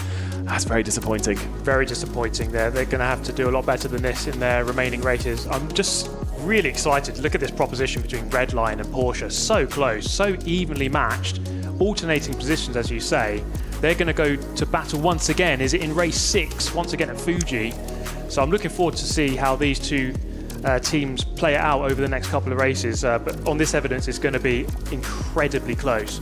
The difference with that race, though, it will be very interesting to see because that will be seeds 1, 2, and 3. So we'll have Team Redline, we'll have Porsche Coanda once again racing here at Fuji. This is obviously later on in the day, and we will also have Virtus.pro, the 3rd seed, joining them. We'll head back, though, to the studio for some analysis from what was a pretty hectic first race of the day. Yeah, pretty hectic indeed. Redline, Porsche Coanda battling till the very end. Williams, a lot of conversation about Blyer finishing top 5. Meanwhile, the remaining members of Williams qualified in the bottom 3. But very early on, contact sent Blyer to the back. Yeah, it was really unfortunate for him. It looked like there was a lot of chaos going into turn 1. Kind of looked to me like they were 5 wide, and a few cars just kind of hit and bumped a little bit. A few people got out of position. He lost out, of course. And then, yeah, a few corners later as well. A few of the Williams cars coming together. And, yeah, that really set them up for a bad race. Yeah, it did. And it's really unfortunate because there's a lot of pressure on Williams at the moment going against race 1 to start off the day in Fuji against Redline and against Porsche Coanda. But as you said, James, they all play against each other anyways. It's a round robin. But let's talk about Redline and Porsche Coanda. What a battle it was. It was great to see Redline, Porsche Coanda, Redline, Porsche Coanda. I mean, it really was as close as you can get, albeit Job takes it for Redline in race 1. Yeah, that race confirmed to us they looked super close. Qualifying looked a bit, Redline looked strong, but I think maybe Porsche just didn't deliver what they had. And yeah, it was all sort of sorted out on lap 1 with Seb being very brave into turn 2 and taking the lead after a very chaotic turn 1. So super interesting race. Yeah, without a doubt. Sebastian Job, first win in 2025. Not his first win when it comes to LAN, but at least his first win where it matters most. Yeah, exactly. That was kind of what I was saying earlier, right? He's not had a great online season, but yeah, he's showing it here. First race at LAN, delivers immediately. Without a doubt, and some people are just like that. Some competitors, at least. Online is one thing. They take it seriously, yes, but maybe their mindset isn't as focused as it would be on LAN, where the pressure is truly on and they're just locked fully. And some people just lock in better during a live event. I know I personally do as a talent. I do my best online, but when you're in person, right, it just makes a big difference. 100%. I always prefer being at LAN. I don't know what it was, the environment or the preparation for it, or I think certain drivers do fall off a bit from their online performance at a LAN event. I think it really affects them. So those who can stay where you would be online at a LAN, you're naturally going to be very strong. And yeah, clearly Seb is one of those drivers. Yeah, this is something personally I've never really understood. I mean, I spoke to James about this a couple of days ago. I remember in 23, he said that he feels that he's better at LAN, and in my head, I'm just like, you gotta be doing something wrong at home then, right? You have everything at home to make yourself as good as possible.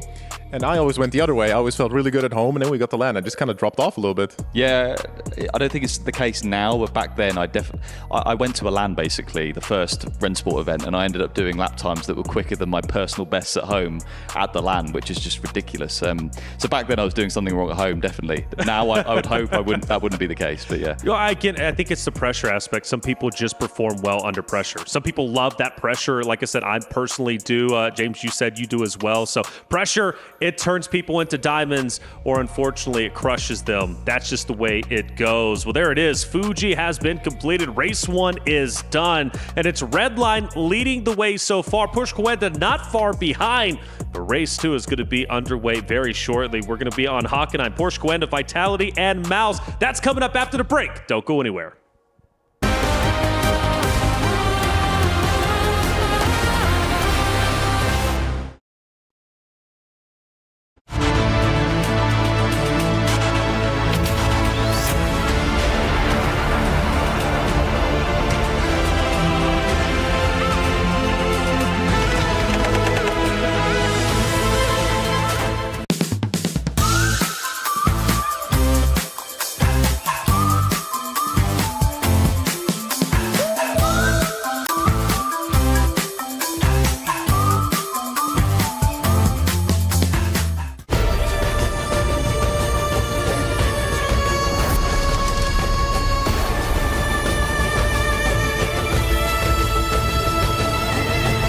This land is calling.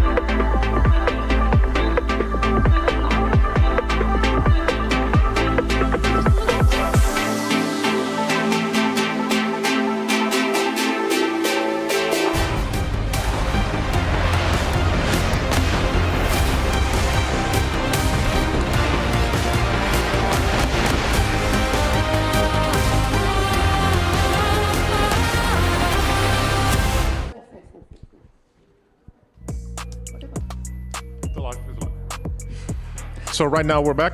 That was a really awesome race. Now we're going to see some hero shots from some of the drivers we had. We're going to go into a nil race soon. I think we'll be looking back a little bit at some of the previous races. It was quite chaotic, especially going kind of in lap 1. We saw a lot of stuff happening. I'm kind of looking forward to see the highlights. Yeah, looking forward to it indeed. The big thing again is Redline Porsche Coanda fighting as hard as they did was incredible. But now Porsche Coanda, they've got some new opponents coming up, and well, that's going to be Vitality and Mouz, which is very unique. Vitality, Mouz, both dominating their groups yesterday in A and B. Vitality looking like the strongest, but Mouz fighting tooth and nail to be the best again in their group. It came down to that Hockenheim, and funny enough, we're moving back into Hockenheim for race 2, which is fun. So Mouz most likely going to be feeling very, very good there. Speaking of which, if you're not familiar with Hockenheim, let's get you caught up to speed.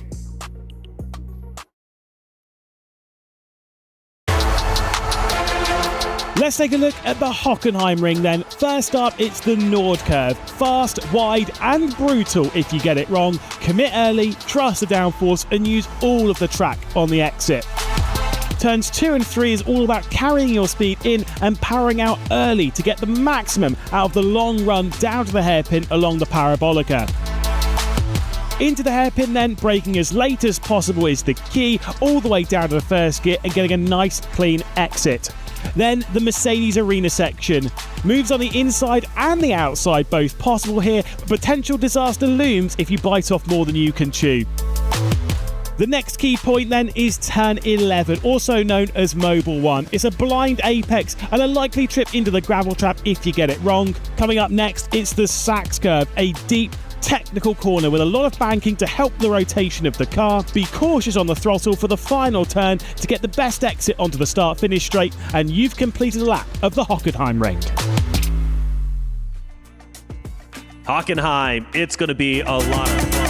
Like I said, a lot of fun because you have the number 1 and number 1 seed from Group A and Group B going against the number 1 seed of Porsche Coanda. It's number 1 across the board. It's going to be a wonderful time. Talking Porsche Coanda, obviously I'm going to the expert when it comes to Coanda in general. I noticed outside of one racer from the qualifiers moving into the race on Fuji, everybody improved their times. Everybody improved their position, which shows to me that Porsche Coanda can fight very well. Yeah, for sure. I mean, they all have that fighting ability. I think they also got a little bit lucky maybe. Of course, Redline had really ideal qualifying positions, but it all got a bit clumped up on the start. I think Redline kind of messed up the start a little bit. And then with a few kind of bumps here and there, they kind of got the lucky position, I'd say. I think Porsche, they're probably not happy. They would have wanted to win, of course. Sure. But when you look at the qualifying results, I think they should be quite happy where they ended up. They ended up really close to Redline. It could have easily been 1-2-3 domination from Redline. So I think they'll take it. Well, again, the important thing is not to beat the bottom team, right? One team gets eliminated, and from my eyes, I can say that Redline looks very healthy, and so does Porsche Coanda. So quite happy with their performance. I wouldn't be disappointed at all, even though I didn't get the win. We still performed well enough to stay above the pack and stay above potentially one of the lowest teams, which might be Williams. Williams did not have a strong showing. It's quite unfortunate. Granted, they're going to be racing a lot more today. I think 3 more, if I'm not mistaken. So they should be just fine. Vitality, Mouz, who's looking the strongest there? Because yesterday we didn't see them race off against each other. For sure, Vitality looks strong generally, but I think with Hockenheim being the next race, putting the car situation back into play, I think it's a BMW track because of the curbs, because of the bumps, because of how easy that car goes over those curbs. So I think Mouz could be strong here. And they look strong actually in the Group B race at Hockenheim yesterday as well. Right, yeah. They finished 1-2-3. So I reckon, yeah, this could be a Mouz race. Yeah, Beneke is going to be coming back into the fold. He was phenomenal yesterday.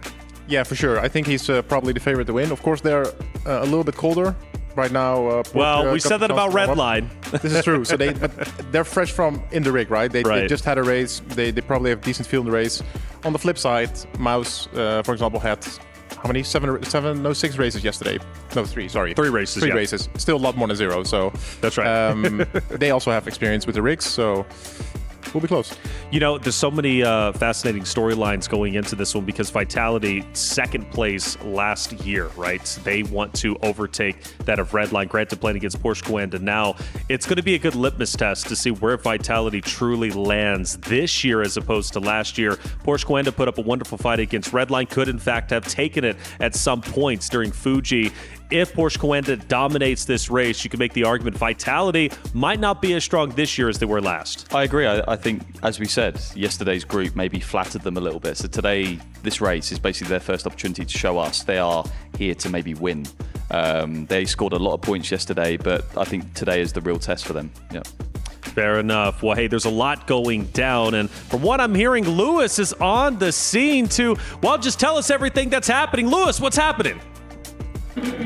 So Rennsport R1 is really underway. Day one was so exciting. I'm here at the Valorant stage where things are crazy. Of course, teams that we might know of in Rennsport in R1, like G2, they used to take part. They're taking part in this competition. Had so much fun so far in the Esports World Cup, taking a look around some of these very cool stages. Of course, yesterday we lost a couple of very big names. Team Falcons, the club champions of 2024, they're already out along with, of course, MSI and BS competition.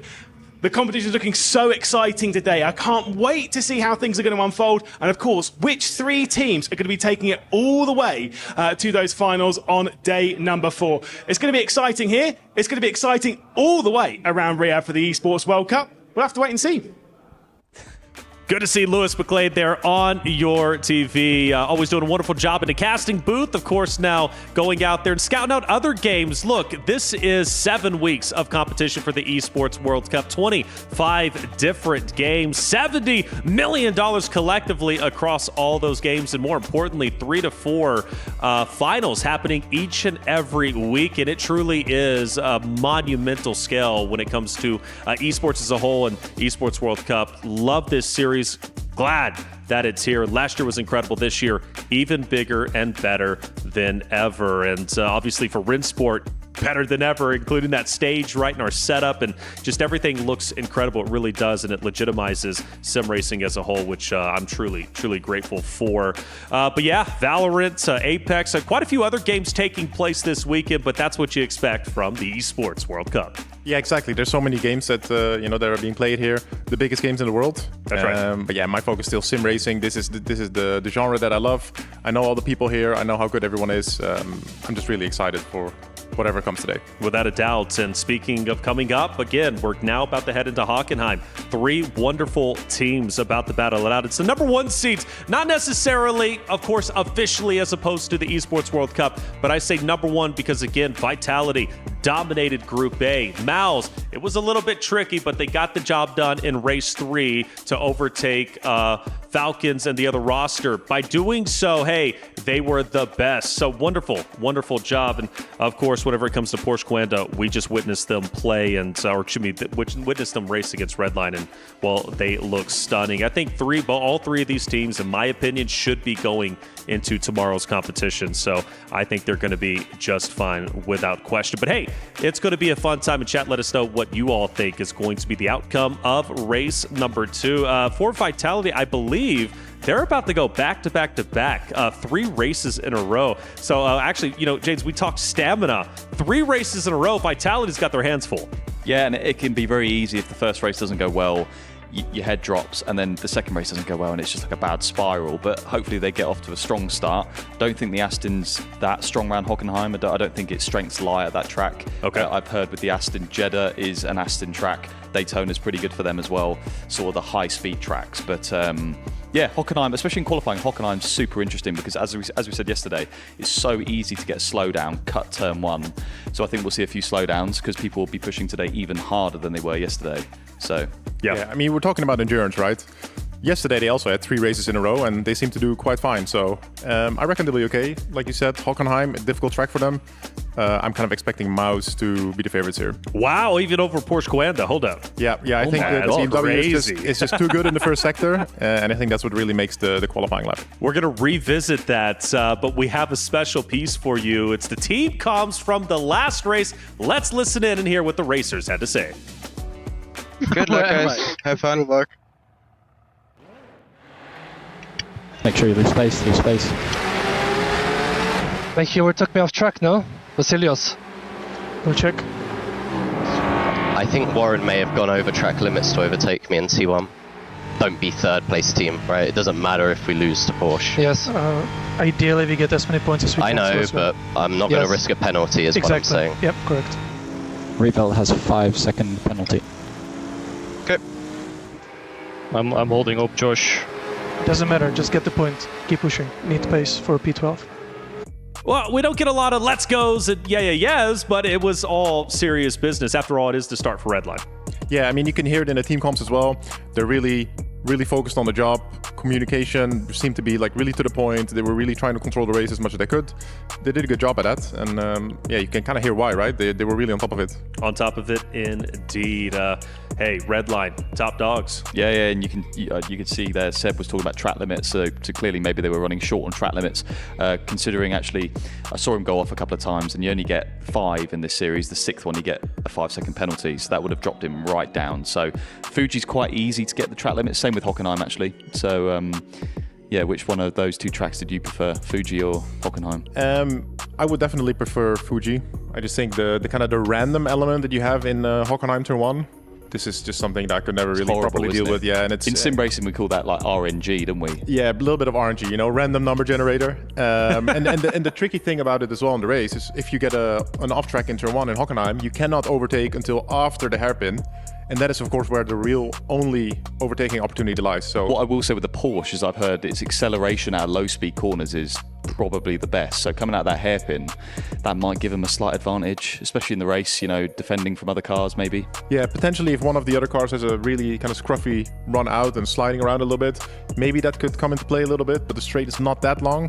But that is probably their only opportunity, yeah. If they don't get the off track. And Josh has got to bounce back because he had a poor race 1, didn't he? So. Yeah, that's definitely not what Josh was hoping for, or I guess anyone from Porsche Coanda. But I mean, I've seen Josh, bounce back every single time. Yeah, if anyone can. Yeah. Watching some clips here from the player's perspective, and yeah, getting hot out there, isn't it? And of course, out there in the audience cheering on everybody. That's Vitality watching, of course, their competitors out there on the stage. But it is serious, this business. A lot goes in, not only research and development into your teams, but also, of course, during the race itself, and that's very apparent. I always love watching the players' perspectives because you really get a sense of how intense it is being behind the wheel, right? And especially in those crazy moments where you got somebody who's neck and neck with you and maybe gives you a slight bump, it kind of elevates the blood pressure. But as you said, 180 during your, I believe, going from not healthy, going from group play into finals last year, which is quite crazy to say the least. But I mean, it's real racing. You know, it's sim racing at the end of the day, but it really does feel real, and that's one of the beautiful things about this esports. And we're going to keep it going each and every day. It's only day 2 of 4. So much more still to get through, and I tell you what. Man, this next battle is going to be brutal, but that's what we expect here at the Esports World Cup featuring Rennsport. And we already have a bit of a shakeup on the desk. Mac is saying Porsche Coanda is not the favorite, which blows me away, but you know what? He might be right. Mouz, they were a great Hockenheim team yesterday, and I think they're going to be just as good today. And that would throw a wrench into, the setup of what we've been setting up, right? From a storyline perspective. Porsche Coanda coming in as the #1 seed, looking like the best to challenge Redline this year for 2025 Esports World Cup. But Mouz might very well be that team to take their spot. It's still early goings. We've got 8 races today, and only 1 has been completed. So, with that being said, 7 more races? Race number 2 still to be underway. It's going to be a fun one. Chat, like I said, get active. Let us know. Who do you think is going to be victorious today? Who do you think will be victorious between Porsche Coanda, Vitality, and Mouz? Let's head over to our arena to get race 2 started. Thank you very much, gentlemen. That is indeed race 1 and done by the defending title champions of Rennsport in Team Redline. A stellar performance in the first race of the day. But we're done with Fuji, and now it's racing time on Hockenheim. Absolutely. That was just the first race of the day, and a amuse-bouche, if you will, but we've got 7 more courses. And the next one we're serving up, we've got some delicious ingredients. So if you're ready, we can get down to the racing teams on the stage, starting with Porsche Coanda. You just saw them participate in the first race. They're all warmed up and ready to go. We'll see how that helps them out as they head into this head-to-head versus Vitality and Mouz. And next up, after a dominant performance in day one, securing P1 and P2 in all 3 races. The perfect start to possibly a perfect run. It's Team Vitality! Perfection is what we've seen from this team so far in the SNB Esports arena. But that was only day one. Will they be able to do the same thing again against the number 1 seed? And I'll be honest, there's a lot of number 1s. Number 1 seed from the spring season in June. Number 1, I want to say from EWC. Number 1 from Group A and B. There's so many, and I didn't even know where to begin, but I'm excited for race number 2. Well, you should be, but with all those great teams, our analysts seem to think that Mouz has been nibbling away at their chances of victory. Let's check out our third team on the stage, Mouz. Third in the ESL R1 Spring 2024 Team and Driver Championships, featuring a roster with exemplary records in qualifying, pacing, podiums, and even some real-world experience. I can't wait to see how that all comes to bear on this next race. Ladies and gentlemen, second race of the day is about to begin. Hockenheim awaits. We saw Team Redline take that first race of the day, but now, with them taking a break and us having Vitality, Mouz, and Porsche Coanda, who will be taking that second race of the day, rather. It's time to put the pedal to the metal, and it's time to floor it and burn some rubber. Rennsport once again, starting off the day, and here we go. Hockenheim, take it away. Yo, Sandstorm getting me pumped up out there with Seltzer, of course. Pedal to the metal. That's what it's been all day, every day since we started our Rennsport, which has been one completed day. But hey, I'm getting ahead of myself. It's okay. It's going to be a lot of fun. We're moving into race 2. It's going to be on Hockenheim. Incredibly excited about this.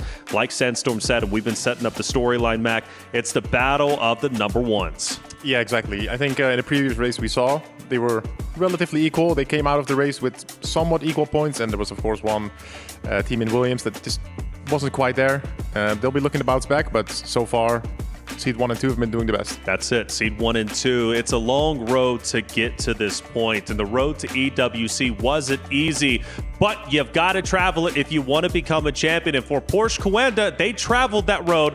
Let's look in.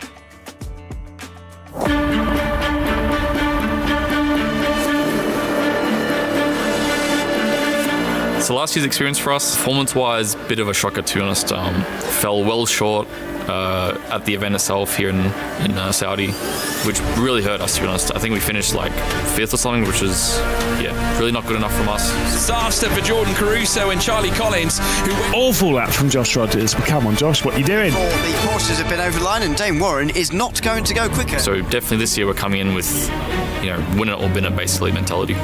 Porsche Coanda looking for a podium. They're going to go wheel to wheel. Will it be Coanda? It looks like it. Maybe. And here comes Charlie Collins. He'll push De Jong to glory here. In the spring season this year, I'd say we were pretty dominant. I think overall we were the most consistent, sort of well-rounded team. With a lot of really dominant performances throughout. The Dane Warren has pushed his victory in the first quarter-final. Any one of our drivers can win a race or podium the race with not too much effort. So I think we're really unique in that sense, and I think it's shown in the online season for sure. Jordan Caruso, a star in the making this man could be. What a moment! Catch your breath! Dane Warren is through. I think I would consider ourselves the best team coming in simply because of the online season. Maybe one other team was showing their nose here and there, but I think definitely coming to EWC we're the ones to beat.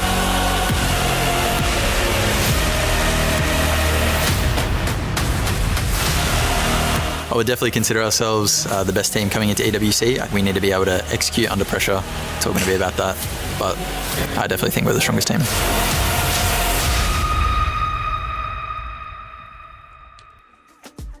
Sometimes you have to experience struggle before you see success. For Porsche Coanda, last year was the struggle. So unhappy with their performance, and you heard it from the racers themselves. This year, they are looking to right the wrongs, and in my opinion, they're on the right track. They've been playing very well. Of course, you look at the race 1 against Redline, incredibly close. You look at the performance during the regular R1 season, the number 1 seed. So last year, from 5th place to looking to become champions, like I said, I think they're on the right track.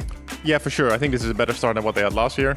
I still think they're very capable of doing it. I think especially when they get to the tracks they really like. They get a little bit more warmed up in the rigs. I think everything will run a little bit smoother. Yeah, I still see them as the favorites. Without a doubt. And, James, one of the things that I highlighted just a little bit earlier, I'll bring up once again, their qualifying results versus how they finished against Redline and, of course, Williams in that race 1 on Fuji. Totally different. In fact, multiple of the racers were gaining positions from where they qualified to where they finished, which shows to me they are willing to fight tooth and nail each and every position in order to better themselves. Yeah, their racecraft's good. Their qualifying usually is very good as well. So I think that was an outlier, that Fuji race. I think if they qualify stronger, obviously they'll perform stronger in the race. And I know they get prompted in those interviews to say, are you going to win or are you not? But they seem very confident that they are the best. Without a doubt. So, well, yeah, because you did interviews, and I won't mention the names, and they said, no, we don't feel confident, right? So not all the time do you hear during an interview, yes, we feel confident and we think we're going to win. But just to reiterate, I mean, yeah, even though the qualifying is great for Porsche Coanda, maybe that's an outlier. Again, it shows that when things go wrong, Porsche Coanda is still ready to right the wrongs and fight hard to become victorious. Yeah, for sure. And like you said, they are really confident in their ability. And of course, I was part of the team for quite a long time, and I've never ever witnessed any of them going into a race thinking they cannot win. Sure. Even if maybe their car isn't quite there, they always still believe they can win. They've done it plenty of times where maybe situations aren't ideal, they were able to win. So I think that gives them a lot of belief. Like, hey, even if the cards are not dealt in our favor, we can still win.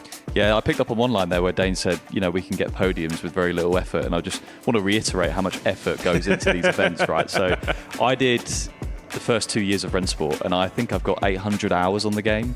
So there's definitely guys out there that have over 1,000 hours on this game in just over 2 years, which is a lot of hours.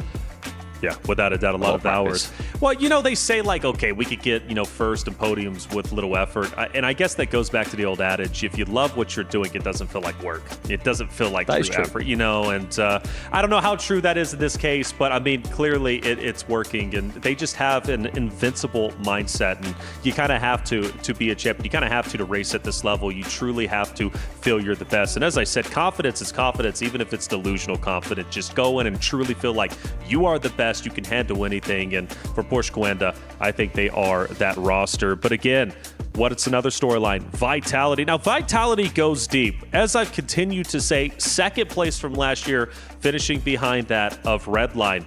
But another thing about Vitality is, well, since Falcons are finished off, Vitality is in the Club Championship race. And now they have a real chance to gain more points than that of the Falcons, who defeated them last year in that Club Championship race. So, Vitality's in a wonderful spot. And let's face it, boys, their team is looking very, very strong. They make 0 roster changes. They come into this year looking great. Granted, R1 season, I think like 6 or 7 seed.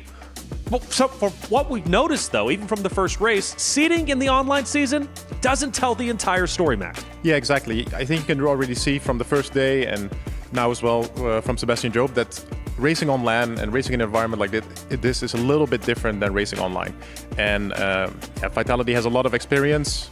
They've had a lot of success, both on LAN and online. Maybe not this season, but they're always ready to bring it, and they still have some of the best guys on the grid. Yeah, Tolman, Kazabon, those two racers yesterday were on fire. For sure. And back to your point about the Club Championship, which is a very good point.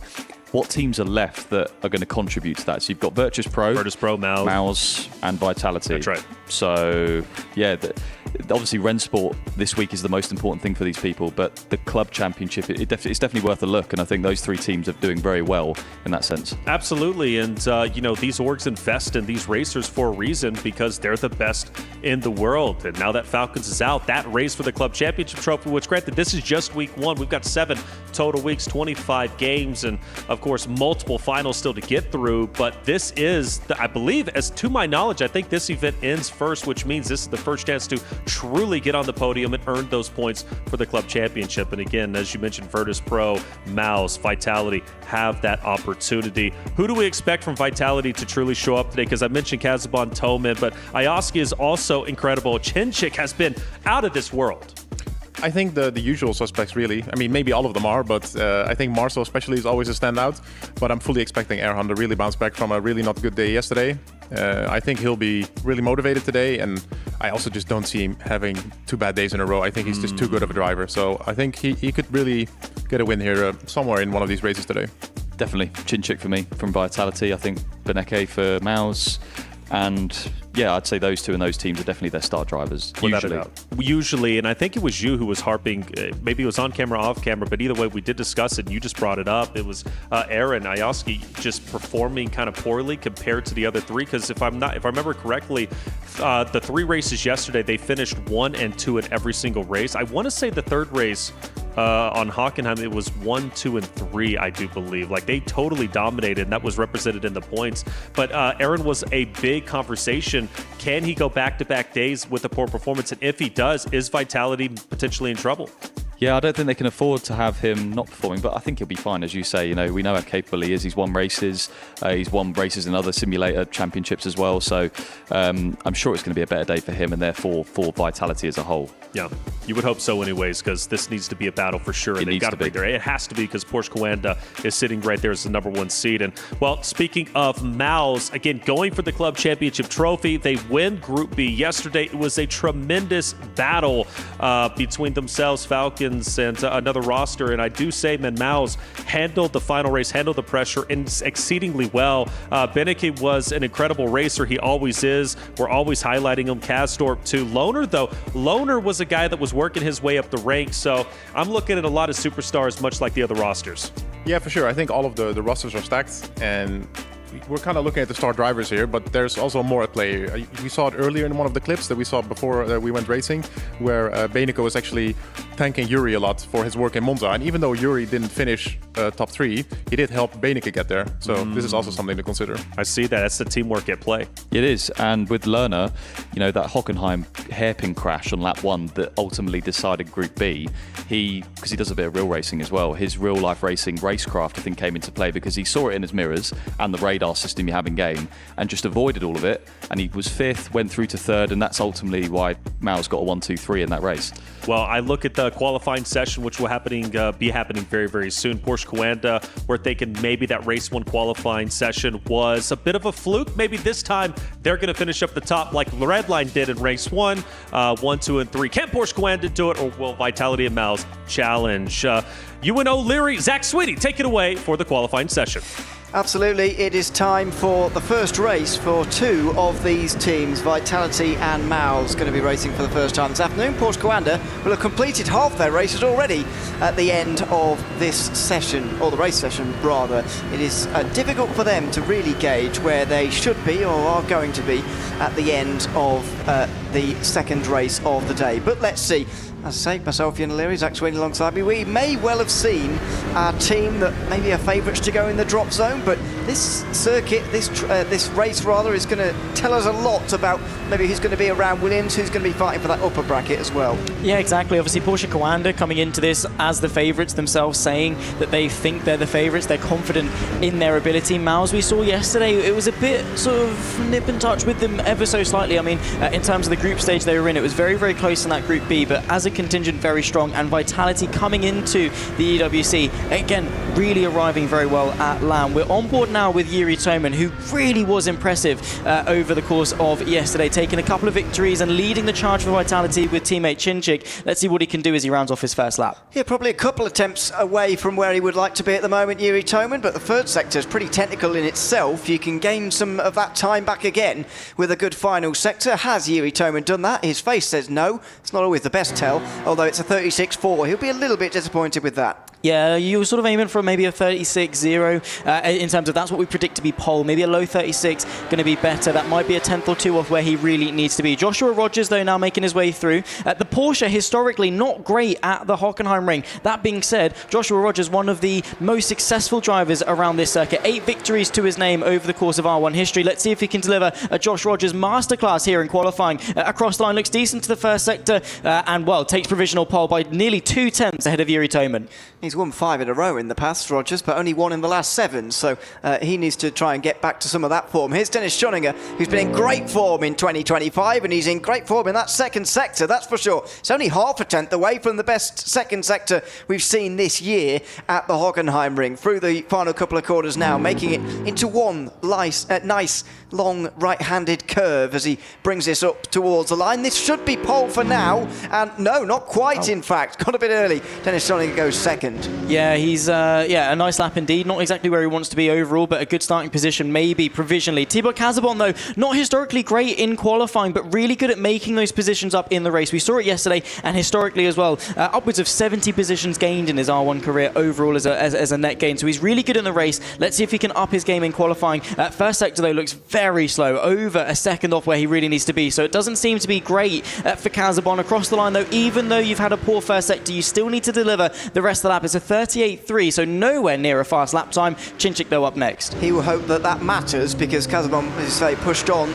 He will hope to be the fastest of those with a slowdown, although if he's the only one, he might be in trouble. Here's Marcel Chinchik, who had a very good day yesterday, took a victory and helped Jiri Toman onto a couple of victories for himself as well. He's looking good, as he always does here on a LAN event, the Hungarian. As he makes his way towards the line now, 2.0s in the first two sectors is very strong. He sets a 36.1, and that is the current benchmark. Yeah, very strong lap time there from Marcel Chinchik, though. Home hero Maximilian Benneker going through the middle sector, bang on the mark. The fastest middle sector that we've seen in 2025 in R1 around the Hockenheim ring. Maximilian Benneker, of course, who led Mouz around this circuit to secure Group B yesterday, looking to come into this very strong through the final corner then here at the Hockenheim ring, puts his foot to the floor, uses all of the track on the exit as well. Could this well be provisional pole for the German across the line? And no, it's not. Only a 36.2 in third. That first sector just dragging him down a little bit, but as you say, that's the fastest middle sector we've seen in 2025. Did the same at Jedha, actually, yesterday. He's on fire this weekend. Erhan Yoski is a couple of attempts away from where he wanted to be. The guys were talking about whether he can rediscover some of that form that we know he has, but didn't prove to have yesterday. And it looks like the answer so far is that no, he can't find that form just for the moment, as the now Vitality driver makes his way to the line again. It's only sixth. Yeah, and that was without a slowdown as well, so that was pure pace. Jordan Caruso now is going to be up next. He's been a really good support driver for Porsche Coanda over the course of 2025, really scoring those points where he needs to. Only taken one race, though, in his 21 starts of the campaign, but like I say, very consistent, very strong. Now through the middle sector, it's a 46.0, so again, very good through the middle, decent through the first as well. Let's see if we can get that Porsche up there on this qualifying grid. Across the line, it's only sixth fastest, but with how close it is, well, you can't blame him. It's a mixed grid, isn't it? Very mixed at the moment. Moritz Lerner a few steps away in that first sector again. That's what held Max Benneker back, his teammate. Wonder maybe that is a BMW thing, whether we can rediscover that or try and look into that a little bit more over the course of the rest of this session. But and we will do with Yuri Kazdorp in a second as well. But that's a couple of drivers now for Mouz in that BMW who've just lagged behind in that first sector here at the Hockenheim ring. We'll make a note as Moritz Lerner works his way to the line, and he joins his teammates in fifth. Yeah, it's interesting about that first sector. Yuri Kazdorp isn't great there either. Typically with the front engine cars, and especially a big car like the BMW, you use all of that inside curb through turn one. It's a very fast, but also very quite tight radius, fast right-hander into turn one, where you have a lot of commitment and you need to use a lot of that inside curb, which is where your BMWs, your Mercedes, and your Astons are going to be quite strong. Interesting that Mouz, though, just don't quite have that commitment through that first sector, at least in this qualifying session. A little bit wide through the final corner, but all is good for Yuri Kazdorp. Let's see what he can do in a very good qualifying position for the Dutchman. P5. They are queued up, aren't they, there? The Mouzes, 3, 4, 5 and 6 at the moment. And that will be a help in the race as well, as far as teammate goes. Dame Warren slower again in the first sector. 20.3 is not what you want particularly either. Maybe we're being a bit harsh on Max Benneker's first sector or whatever, because he did do a 0.1 and it's a decent lap in the end as well. I don't know. We'll see as Charlie Collins comes over the line as well, because obviously he will have something to say about this. But what about his teammate Dame Warren? Can he get up towards Josh Rogers maybe? And that's what they need, but that's not what they've got. Only 9th place for Dame Warren.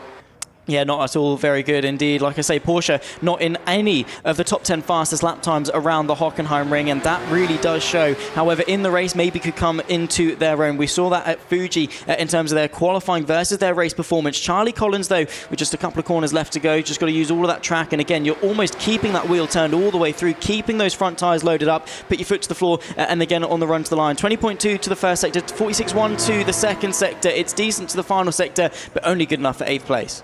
So it's Marcel Chinchik who takes pole position. He is on fire so far this week. He's got his eye in with 3 races yesterday, where he was on the top step for one of them at Monza. Now he is looking to do it again, this time at the Hockenheim ring. A 1/10 margin at the top of the standings in qualifying is very, very big indeed in these sessions. Let's hand back to the studio to analyse that first qualifying session for Vitality and Mouz and for Marcel Chinchik, who takes pole. Hey, thank you, Ewan and Zach. It's going to be an exciting race for sure. Porsche Coanda finishing a little bit lower than we were expecting. The narrative after race 1 was, well, their qualifying is typically good. Maybe that was an outlier. Well, race 2, it seems to be quite consistent. But we do have a consistent leader at the top, right, for Vitality. Chinchik, he is out of this world. Yesterday, he stole the show for Vitality. Today, doing the same. Yeah, that's a great lap. Low point 1. He's the only one, I think, that hooked up all 3 sectors. Like, Josh was on a really good sector 1 and 2, but lost a 1/10.5 in the last sector, which would have been enough to give him pole. But he did bounce back though, Josh. He had a poor Fuji race, really strong Hockenheim quali.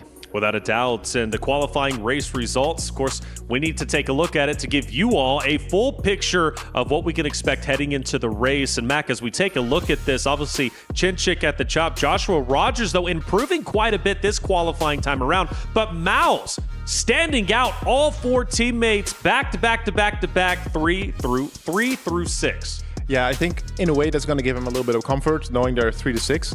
At the same time, especially on the start, when you only have teammates close by, you can only think of, oh, what can I do wrong here? Because you don't want to wreck your teammates. So this is also something tricky.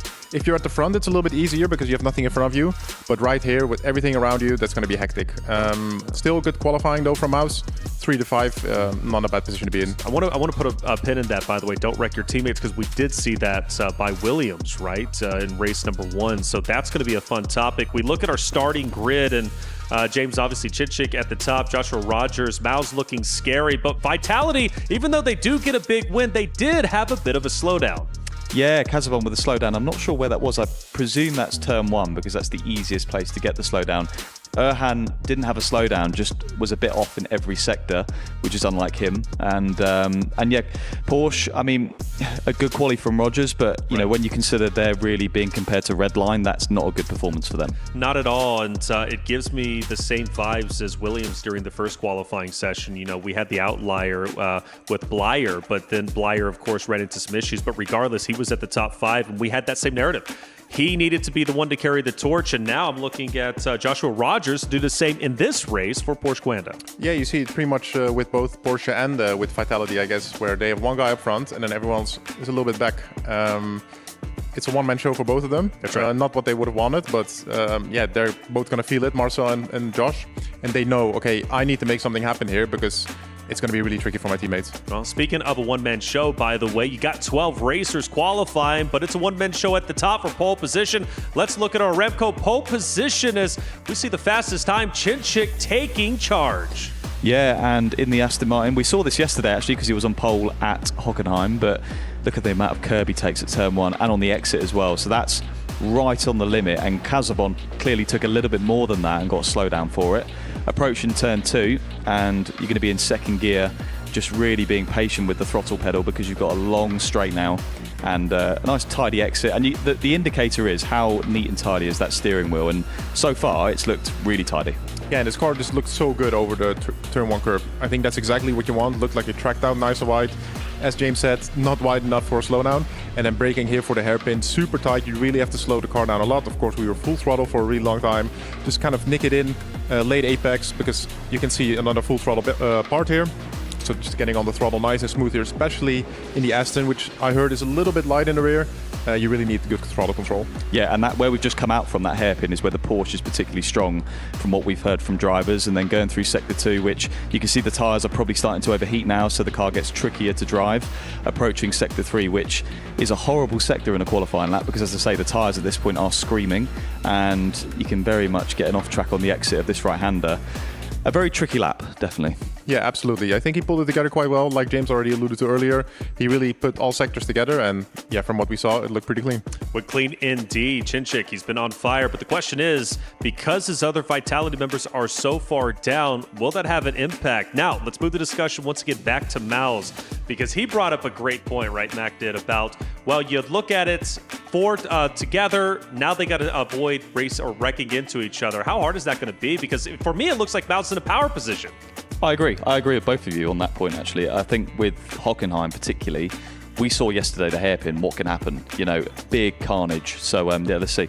Yeah, well, let's see indeed. A lot going down here. It's going to be a lot of fun. Race number 2, the first chance to watch Vitality. They've got 3 back-to-back-to-back races. This is only race number 1. Let's get into it. Ewan O'Leary, Zach Sweeney, take it away.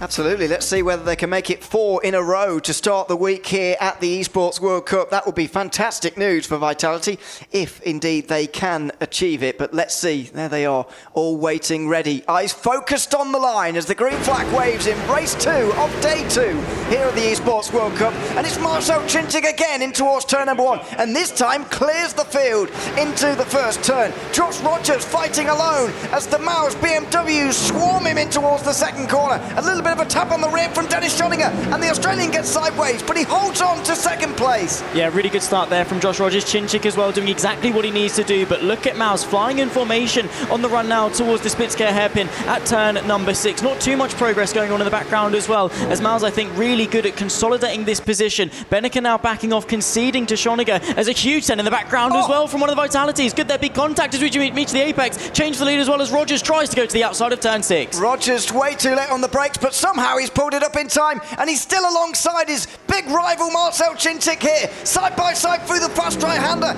into the Mercedes arena, and Josh Rogers still on the inside, and can Cinchik just hold it there for now? He's still there, but no, Josh Rogers, the man so successful around the Hockenheim ring, has got this race lead, and Dennis Schoninger's trying to add insult to injury now to Marcel Cinchik as he gets to the inside in time for the fast right-hander.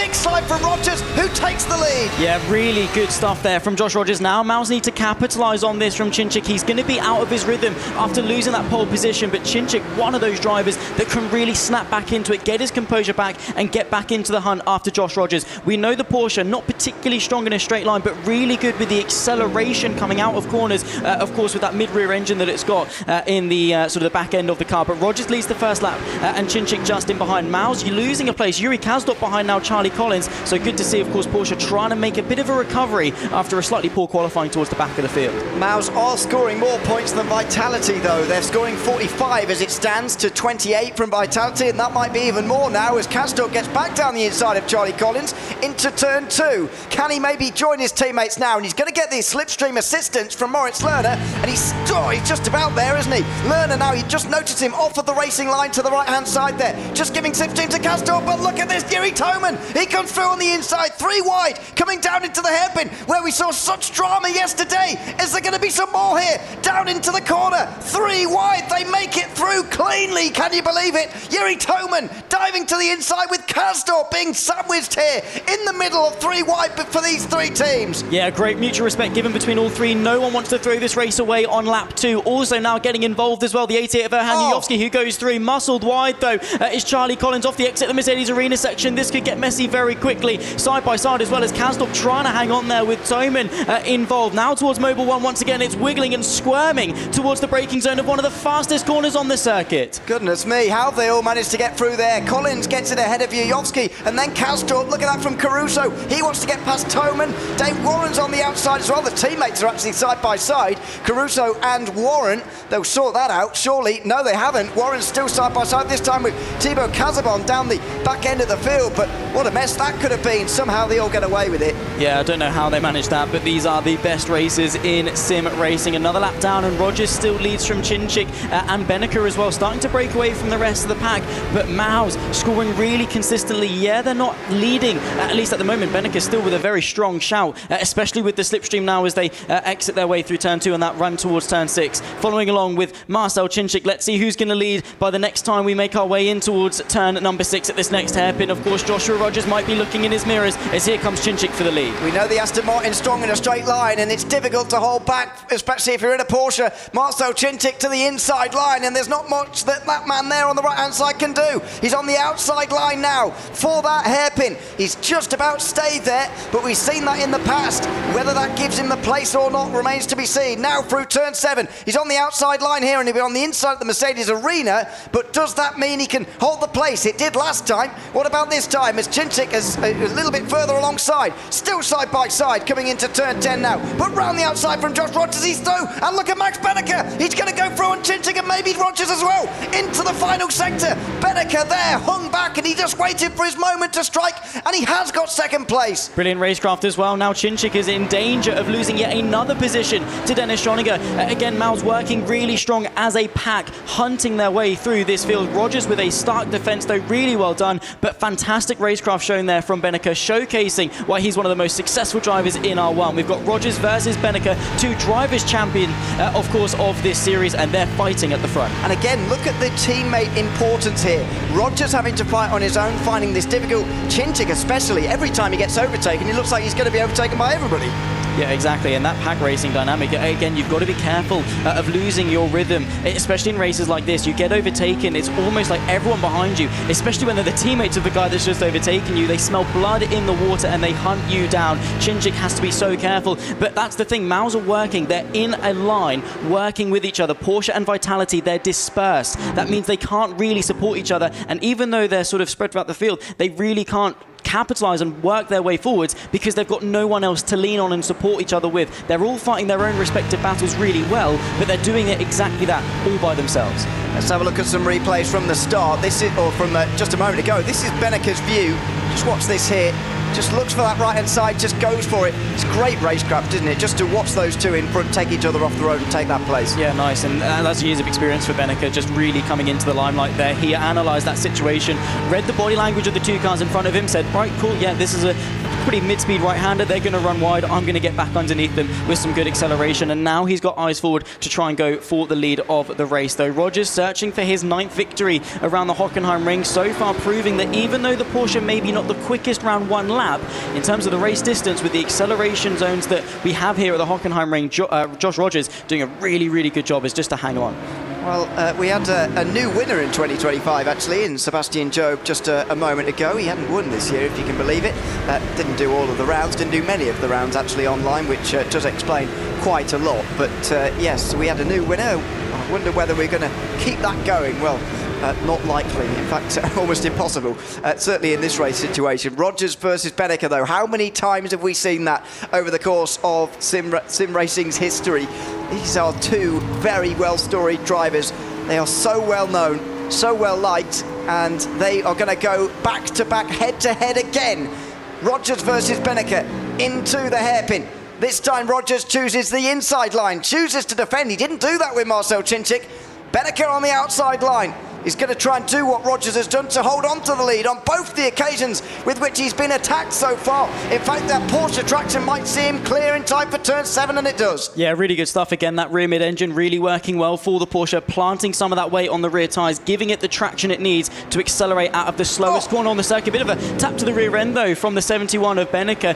Chinchik as well, maybe just getting hip check going through the Mercedes arena section. We're now half of the way through this race distance, and anything can happen as we approach the second half. This is really where the stakes are going to mound up, but when it comes to the team's championship, when it comes to points being scored, Mouz 2, 4 and 5. And there was something very interesting that we heard from actually Redline, who was speaking in the last race. They were saying, well, it doesn't actually matter if we actually take the most points out of all of these teams. We just need to not be last today and not pick up any penalty points as well. I wonder whether Mouz is thinking about that, because they've got 3 in the top 5. They're not winning, yes, but they are scoring good points, especially as far as staying clear of that drop zone goes. Realistically as well, right? And when you're sort of observing the other teams on track and you sort of know who your rivals are and stuff, you're going to look at this, and yeah, the day is far from done. You're going to look at a team like Williams, who didn't score many points at Fuji. Of course, there is still time for them to recover, but you're going to say, okay, realistically, we don't need to beat Porsche. Like you say, just don't be last. It's almost that thing of, I don't need to outrun the monster, I just need to outrun you. That's all they need to do, is to avoid elimination. But again, they're racing drivers, they're probably going to see an opportunity, if it's an easy opportunity, and maybe go for it. But you're right, there is going to be an element of caution that maybe limits their risk. It's nice to know you'd sacrifice me. Oh, 100%, absolutely. Side by side for the lead. Rogers versus Benneker again, like they were just one lap ago, and that's even less of a traction zone, for Max Benneker. couldn't quite get the traction based on the Porsche, but he seems much stronger here. Coming through turn 7, he's on the outside again in time for the Mercedes arena. This is where he got walloped by Chinchik last time. Is it going to happen again? Not quite. Chinchik dove quite deep actually as well. He's certainly looking to try and get involved, and that's where it is interesting. Maybe less so for Mouz actually, because as I say, they might well hold station, but Chinchik and Rogers are the only ones. They need to score as many as possible. Yeah, exactly. They're really flying the flag for their team, especially in this race, and Schoeniger and Lerner doing exactly what they need to do. Rear gunners, score some decent points, get involved if you can. You can see they're not really taking too many risks against Chinchik. I think maybe waiting for the Hungarian to get involved himself, make a mistake, and once again lose that rhythm that they can once again capitalise on. Chinchik starting from pole, lost the place to Rogers. A couple laps later, got sort of knocked out of his rhythm, got into a fight with the Porsche. Benneker capitalised. We could yet see a very similar thing happening. Lap 7 of 10. We've ticked off 6 of these laps around the Hockenheim ring, and to be fair, been quite an enthralling race so far in terms of the tension and the stakes that we've got for today. There's Charlie Collins, was Charlie Collins, on the right-hand side. He's in 6th place at the moment, the only other Porsche Coanda driver inside the top half of this field. So they now make their way out of turn 3 again and towards the parabolica in time for the hairpin. Is Benneker close enough again? Well, he'll be hoping so. That's René, the team manager of Mouz, looking to see what his team are going to do. Are they going to hold station? Yes, is the answer. I wonder whether that call has come through now. We've got 3 in the top 5, all 4 in the top 8. Let's not do anything silly here and throw this all away. Yeah, they've seen how quickly it can all come unravel. They got that first stand in Group B where Williams seemed to be clear favourites to top the group, and then it was a big bit of carnage going into turn number 6 at this very track that really threw the whole thing and ripped up what we thought was going to happen, threw it in the air, and can very quickly turn the narrative of the group. Did want to comment actually on the struggles of Dane Warren at the back. Of course, he had a really good race at Fuji, but statistically, this is his best circuit, is the Hockenheim. At the moment, running down in P10, barely able to get involved with Yuri Toman. I wonder whether those other Porsche Coanda drivers are going to par and Josh Rogers is just doing what he does and winning and outperforming everybody ever, because that's what he does. I've got no evidence to back that up, but that's just my suggestion. Yeah, it is a gut feeling. Kazdorp was under pressure from Toman there as well, by the way, for 8th place. And just to briefly circle back to that penalty point thing I mentioned earlier on, just 1 point away from his first qualifying ban, Yuri Kazdorp. That would be the first race tomorrow, should they make it there, and indeed if he gets a penalty point. So he's got to watch out for that, and the other Mouz drivers will have to as well. They don't want to be receiving those qualifying bans going forward into the finals, indeed, if they make it there, or indeed at any stage of this competition. Out of turn 3 again, and Josh Rogers still leads this race. What about those guys further behind? Yuri Kazdorp, Yuri Toman and Dane Warren, all nose to tail on the way through the parabolica. 8th place at the moment for Kazdorp, a few positions down on where he qualified, and he's got some more defending to do now as the Czech driver comes down the inside. Yuri Toman, they both brake late, in fact, and Dane Warren might have the best traction. He will in that Porsche. Bit of a slide as well from Toman. Where is the Australian going to go here? He's stuck behind the two of them. He's going to stay where he is. Yeah, even though the Porsche's got slightly better traction, he was almost too close to really use it. This is going to force Yuri Kazdorp, though, to go defensive. The inside is going to open up then for the 57 Porsche of Dane Warren, who does find his way to the inside of the Aston Martin. It's then going to be the outside for the next right, though, and realistically, never going to happen. So Yuri Kazdorp able to hang on, but you're right, he's got to be careful in fights exactly like this as to not pick up that qualifying ban. But yeah, Warren is doing a good job, and of course he's not too worried about Casabon behind, because Caruso acting as a bit of a barrier, allowing him to set up some good moves, maybe switchbacks, brake slightly earlier into some corners to allow him to use that traction of the Porsche. Now then, 2 more laps rather. It's just starting in a moment. It's the end of lap 8 of race number 2. It's the group stage of the Esports World Cup in 2025. where one team will be eliminated. Not really talking too much about points at the moment because it's very hard to know who's really leading. From this race at least, Mouz are scoring 47, Vitality 25. What that really means going forward is unknown. At the moment, Porsche Coanda per race on average are scoring about 40.5 points, but they've done 2 already. Their 2 will be scattered later on in the day. Race 7 will be their final one, and race 5 will be their next. So they've got an hour or so away from the sim rigs in a few moments' time. Down on the brakes again in time for the hairpin.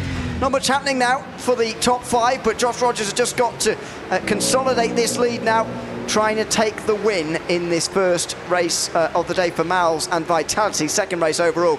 because they very much need him to. Porsche Coanda is the only driver in the top 5. Yeah, Josh Rogers, like we've been saying, just doing exactly what Josh Rogers does best, right? This is why he's statistically the most successful driver in R1, most wins, most podiums, that sort of thing as well, and most wins at LAN, interestingly. So Josh Rogers, even though maybe slightly struggling throughout the online season, Charlie Collins, who, by the way, has really stepped up in 2025, actually outscored Rogers over the online season in terms of raw points.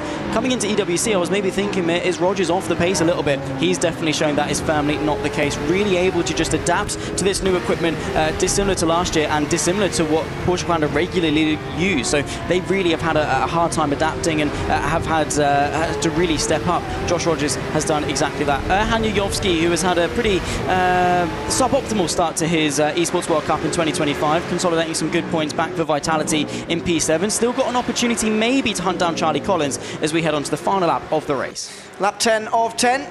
And Josh Rogers looks like he's going to take victory here. Let's see if he does. What about Erhan Yovsky as well? Can he maybe inflict some more pain on Porsche Coanda right now? But there is Josh Rogers. He should be far enough ahead there. Max Benneker going down into the hairpin. He's done a good job here as well. When he got the lead initially, he did look under a lot of pressure from the drivers in behind him, attacking him at all which ways. Chinchik and then Benneker as well. But since then, he's looked pretty comfortable. Yeah, he has indeed. Josh Rogers, I think, again, Benneker, Chinchik have got the memo, really, of we're in a good position here. First, second, third, fourth, or fifth. Doesn't really matter as long as we're not sick. That's all that really matters. We do these 8 races. We only drop one team, so it is tense being towards the further sort of the back end of the field, being like, oh, are they going to outscore us? That sort of thing. You don't want to be that one team that goes out because 5 out of 6 of them are going through to the rest of the competition. But yeah, it is going to be difficult really to weigh up your compromise at this point. Josh Rogers wants this win. Benneker wants this win. But at the end of the day, they're going to maximise their overall points all for the rest of the competition. I think because it's the first race of the day for Mouz, they're just taking things a little bit more cautiously, and the front 4 in the top 8 is absolutely fantastic news for them. So they're pleased with the day, but they're not going to win. That's going to be Josh Rogers once again. And how many times have we said that over the course of R1's history? It's now 9 times at the Hockenheim ring and 7 times just this year. Josh Rogers wins for Porsche Coanda, holds off his long-time rival Max Benneker, and Marcel Chinchik makes it all 3 teams with a representative on the podium here this afternoon. Porsche Coanda come back with a victory, and it is Josh Rogers and a circuit he loves so much. Really good stuff there from Josh Rogers, doing exactly what he needs to do. Obviously, the final half of the race, bit calm. I think the initial sort of scramble was to decide sort of the status quo for the rest of the race. Consolidate some good points early doors, be aggressive, get out punching, and then try and just score some decent points for the rest of the race. All 3 teams, though, outscoring Williams for so far in this competition, and again, cementing themselves as maybe being in a comfortable place to stay in this competition. I don't think any of the 3 teams particularly displeased with that race. Pretty decent for all 3 of them, yeah, absolutely. Yeah, 47 points from Mouz, 25 for Vitality, maybe a little bit on the disappointing side. Porsche Coanda now on 81 after 2, so I'd say average of faulty, which you can mark against the other 2. But yeah, no, as you can see there, no huge celebration for Josh Rogers, but nobody ultra disappointed either. Maybe, as I say, Vitality just a little bit there. How many times have we said that? Josh Rogers, a winner in R1 again.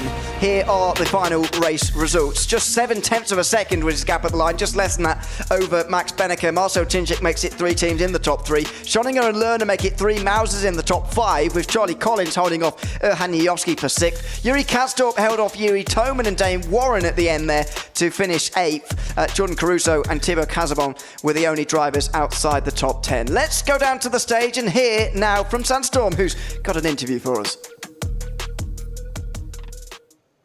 Thank you very much, gentlemen. We are here in the SNB Esports Arena with Joshua Rogers after he secured the win for Porsche Coanda on Hockenheim. 2 races done for you and your squad. Talk to me. What was the strategy coming into the qualifications from this one? What was the plan to try and take P1 to P3 from Redline? Yeah, I mean, obviously it's just all about being consistent, right? Scoring points, race in, race out. Doing the best job we can to make that happen. Obviously, Fuji was a strong result from my teammates, a little bit less from me, and yeah, we've all done a good job at Hockenheim now. So yeah, looking forward to the next races of the day. Little break now, but I feel like we're doing what we need to do. That's good. I mean, look, you definitely made up for it with getting the win in the second track, so you still have quite a long way. And of course, we only have one team that we're eliminating, and having a win for yourself and for your team is definitely going to relieve, I want to say, a little bit of that pressure. But talk to me a little bit more about Redline. Do you think that they're going to be your biggest opponents in this tournament? Yeah, I think for sure. We're usually always fighting tooth and neck at the same piece of track most of the time. So yeah, look, we're ready for the fight. We're looking forward to it. It's always fun, and yeah, there's no doubt that they'll for sure be the biggest competition for us. But I'm confident that we can get the job done.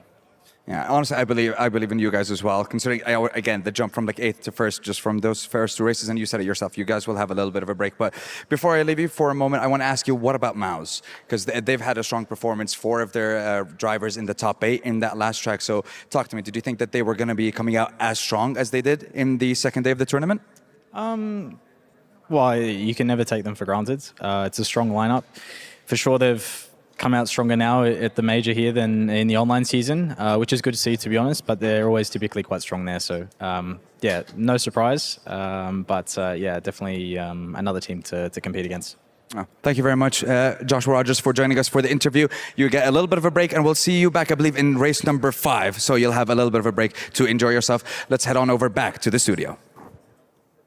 And thank you for that. Hey, nice to hear from Porsche Coanda. Looking pretty decent going into the future races of the day. This time around, yeah, they will get victory. Joshua Rogers righting the wrongs from the last race. Granted, last race was phenomenal, but second place to Redline. This time, they go for first. Yeah, really great race from Josh. I'm pretty sure he wasn't quite happy with his qualifying. He would have really liked to be on pole.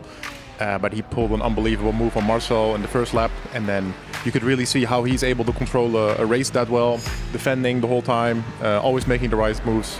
This is why he's my sim racing hero. Hero, really? Yeah, absolutely. Fantastic. Joshua Rogers, Max hero. James, if you had to pick, I guess, who would be your hero? Yourself? I don't know. Let's just focus on the race. Let's not make it weird, right? Yeah, exactly. Yeah, but the race itself was really good. It was all about the racecraft in the end. I think Josh was super strong with his racecraft, with his defending and his overtake, of course, which I want to see again. Chinchik was, I guess, a little too nice. He left a little bit too much space. You mentioned that. And as quick as he is in that race, I think he could have been slightly harder, and maybe he would have finished first or second instead of third. Well, you mentioned Chinchik, and we were talking about that off camera. He's just a very, very nice guy. Sometimes, super nice guy. But sometimes it's hard to break that because you have to kind of have two personalities, right? You know, your personality off the track and then on the track, and you feel sometimes he's still too nice on the track. Well, he's very clean, which is a good thing. Like, I like it when someone's a clean racer, but in this series with no damage, you almost need to be a little bit dirty to make the positions and hold the positions and get the result. And yet, to some drivers, that dirtiness just doesn't come naturally. For me, it didn't, and I think it held me back in this series a little bit. Yeah, you really need to be able to get your elbows out. You don't want to break the rules, but you really want to be up against kind of the gray zone. I think Beinecke and Josh are really good examples who do that right. And you can see how close they were racing. It was always a little bit of rubbing and touching, but it never went overboard. And you need to be able to control that. Fair enough. Vitality's first time on the stage, at least for today, right? Of course, they finished off first last time, or excuse me, yesterday in Group A. They dominated. Now they have two more races back-to-back that is about to unfold. Chinchik is a huge positive, but the rest of the roster, I feel, definitely underperformed. A little bit. Yeah, a little bit. Obviously, the competition today is tougher. And I think we saw with Porsche that, you know, maybe doing back-to-back races can get you more of the rhythm, especially with Josh. You know, at a slightly under par Fuji, but straight into Hockenheim, and he had an absolute banger of a quali in a race. So, right. But one of the things we discussed was this was going to be a good litmus test to see where not only Porsche Coanda is, but also Vitality.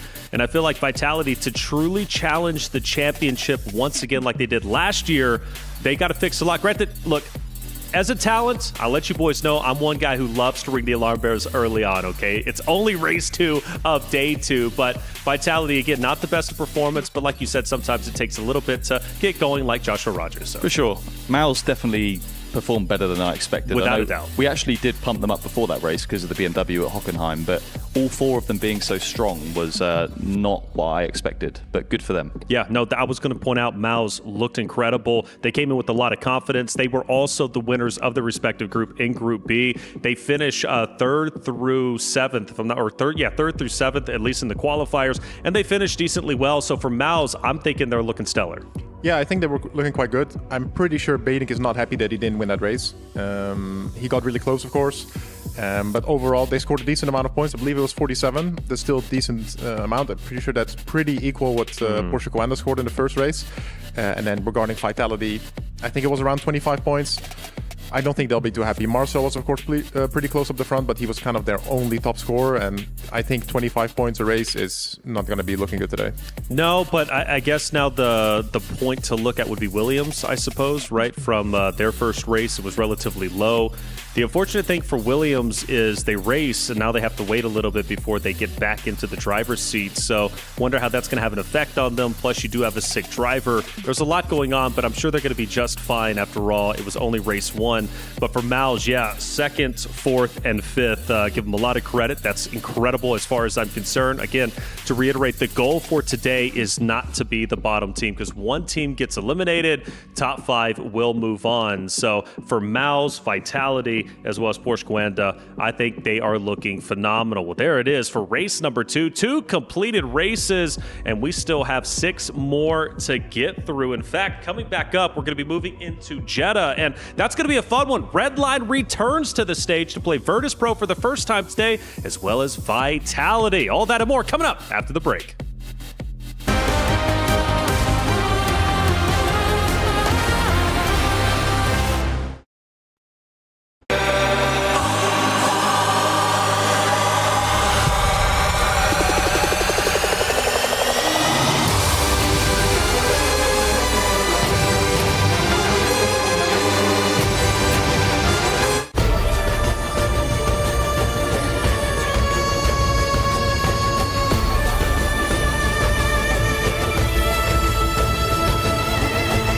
This land is calling.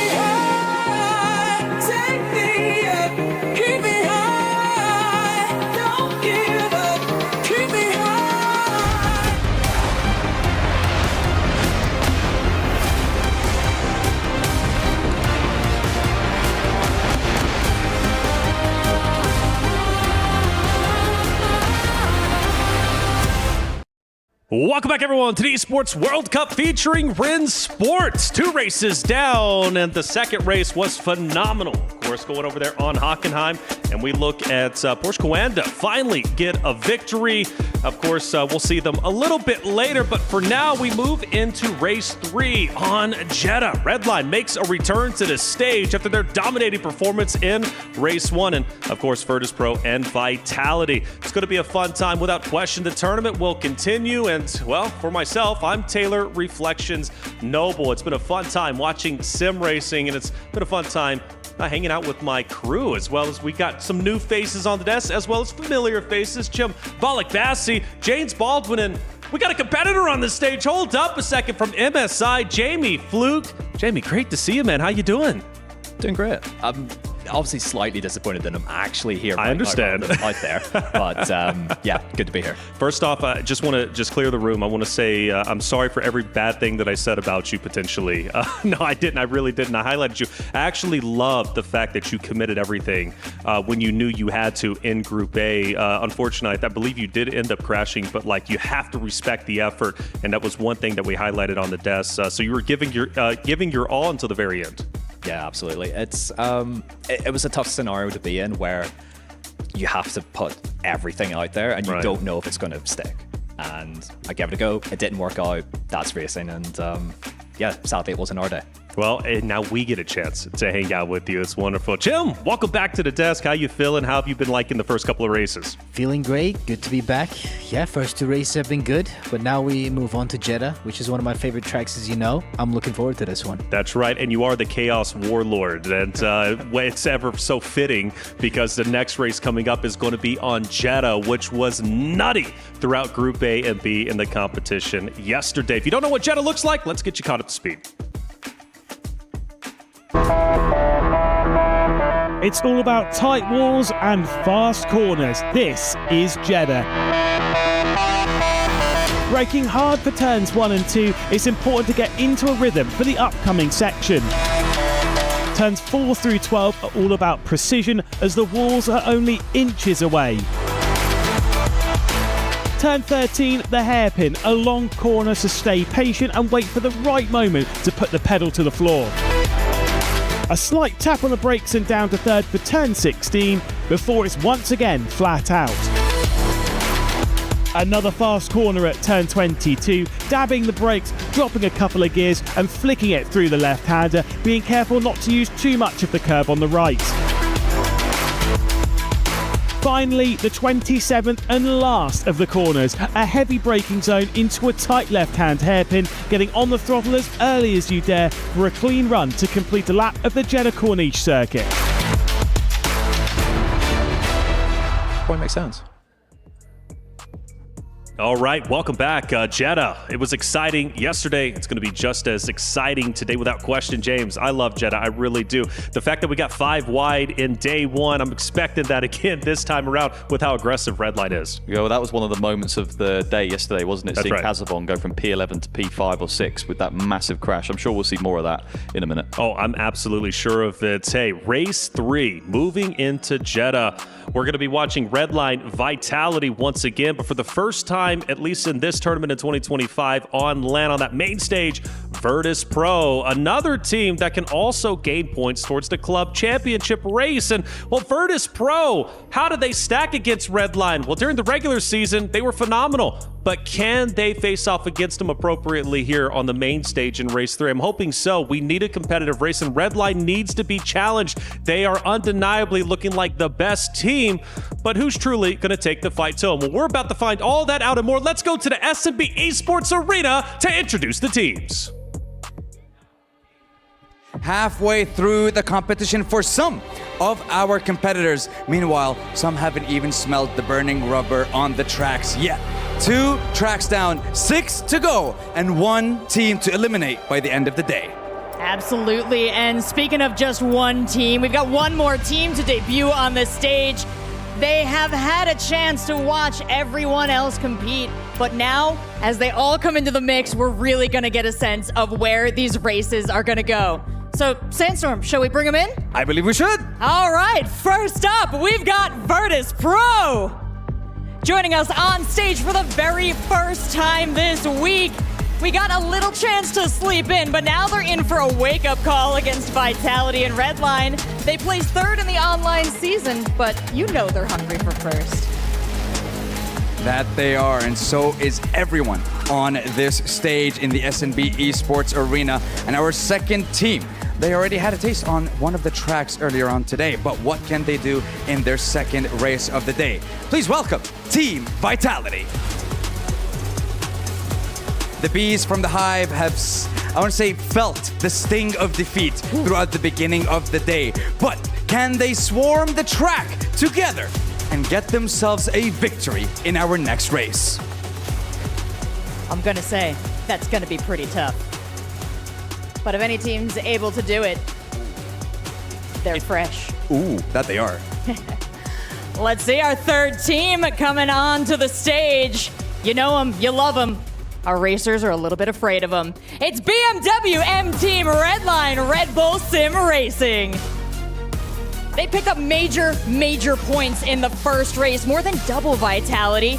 Will that confidence drive them to greater heights, or is it just going to increase the size of the target already on their backs in this competition? I believe every single one of these teams knows, since Redline is the defending champion of Rennsport from EWC last year.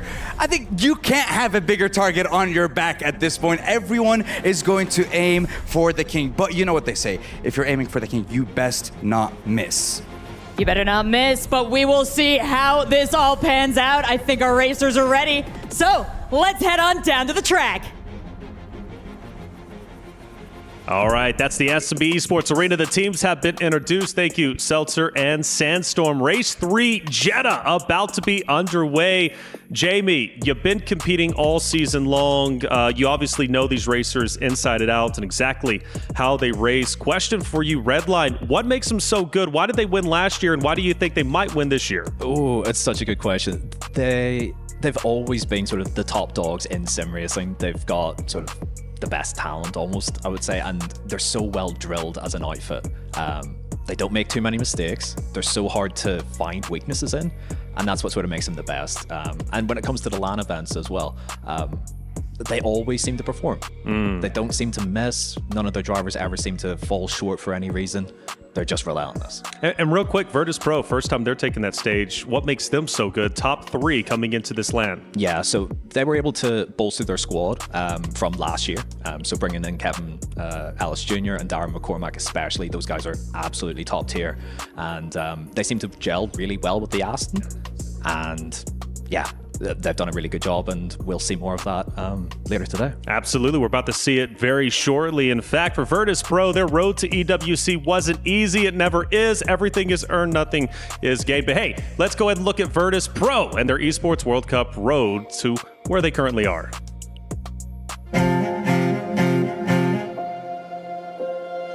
Yeah, Virtus.pro are much changed from 12 months ago. They really struggled, but you know, the odds were stacked against them. They had 4 drivers who really didn't have very much experience with the game at all, and that made it very difficult for them.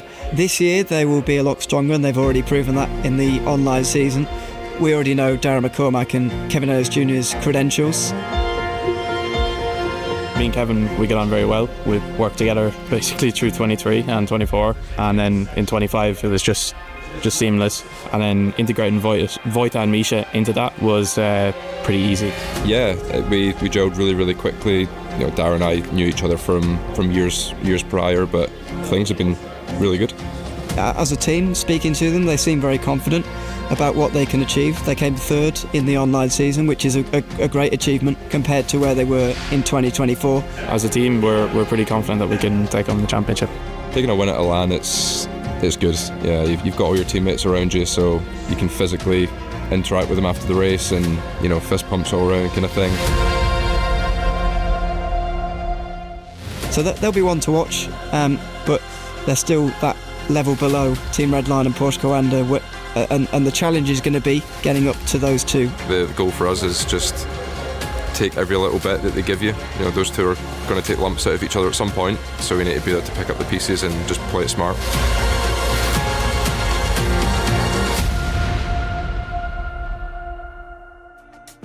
Virtus.pro, third place during the regular R1 season. First time competing during the Esports World Cup 2025 this year, at least on that very stage. It's going to be wonderful to see how they compete, not only against Redline, but also Vitality, who fell a bit short other than Chinchik in the last race, but maybe they're warmed up now and they're going to come in even stronger this time around. James, when we look at Virtus.pro and their road to get to this point, I feel like there was a great divide between Porsche Coanda, Redline, and then Virtus.pro. Even though they were top three, there's a lot of questions about how far they could go in this tournament.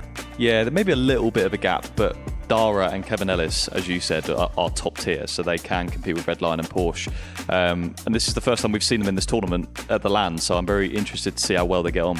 Yeah, without a doubt. And Vitality, Jim, feel like they kind of dropped the ball a little bit in that race too, but granted, what do they have to do? They have to do better than Williams at this point, right? Because Williams, I do believe, is the lowest in the point tally unofficially, but Vitality, I think, is still going to be above them, but they need a good race in race number 3. I believe after this one, they only have 2 more left, so time might be running out. Exactly, but I still believe in Vitality. I think they can do well. I don't think they'll be last in their groups. So yeah, I think the other teammates have to kind of step up slightly. But I'm looking forward to the race, like I said, and I think they've been strong in this one. So if they can rack up some points here, it will be very helpful. Sure, and Jamie, you look at this moving to Jedha. You experienced Jedha obviously yesterday. It was pandemonium. You were a part of the race, I believe, where it was 5 wide, if I'm not mistaken, right? So you know how crazy Jedha gets. When you're looking at Redline, Virtus.pro, and Vitality, Redline may be the favorite, but actually, I'm not going to take the words out of your mouth. Who do you think is truly the favorite going into this race? Favorite for this race is Darren McCormick for Virtus.pro. Okay. He is absolutely astonishing around this place. Always has been, and I fully back him in that Aston Martin to do the business. Now, what happens behind him, who knows? Because, as you said, we had 5 wide into turn 1 just yesterday. It's a track that sort of breeds that a little bit because it's quite a long run down from the green flag to turn 1, and it opens out and then condenses all the way back in again. So we're going to see some carnage. We always do. We love it. But we'll see who gets caught up in it. Yeah, without a doubt. I love that you straight up, instead of a team, you said McCormack. That's who I believe in. That's your guy. So therefore, Virtus.pro, right, is going to be your favorite team going into it. Racing for MSI, such a great organization. Obviously you came here to rep them. You guys had an early exit, yes, but as we were saying on the desk, everyone who made it to this stage has extreme talent. You are quite literally the best in the world, and we give you your flowers where flowers are due. What is it like as a competitor for you, Jamie, to compete with a great organization such as MSI? Yeah, it's fantastic. MSI have done wonderful things for us, and it's always a pleasure to represent such a big organization. I come from quite humble beginnings in a background where, representing big organizations isn't really a thing for people like me in a way. So to be able to do this is always a privilege and a pleasure.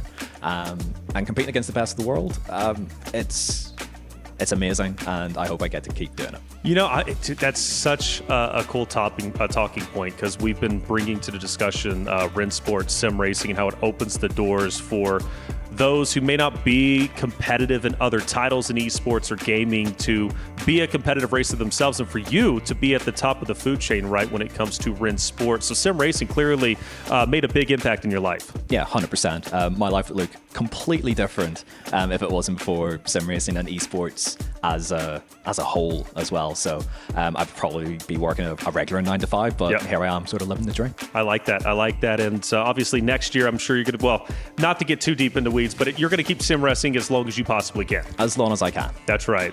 Which is fun.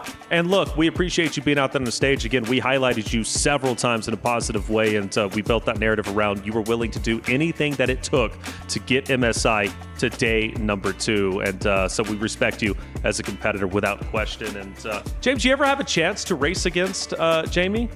A lot. Yeah, I always found that he was one of the smarter racers on the track. Like, if he was behind you and you were both going through, he wouldn't necessarily just dive bomb you into turn 1. He would work with you. So quite an intelligent racer with his racecraft. But I think it's a rare opportunity to ask him, because you've driven these cars in this season and you know what's strong and what's not. Yeah. For Jedha, what's the strongest car and what's the weakest, and why?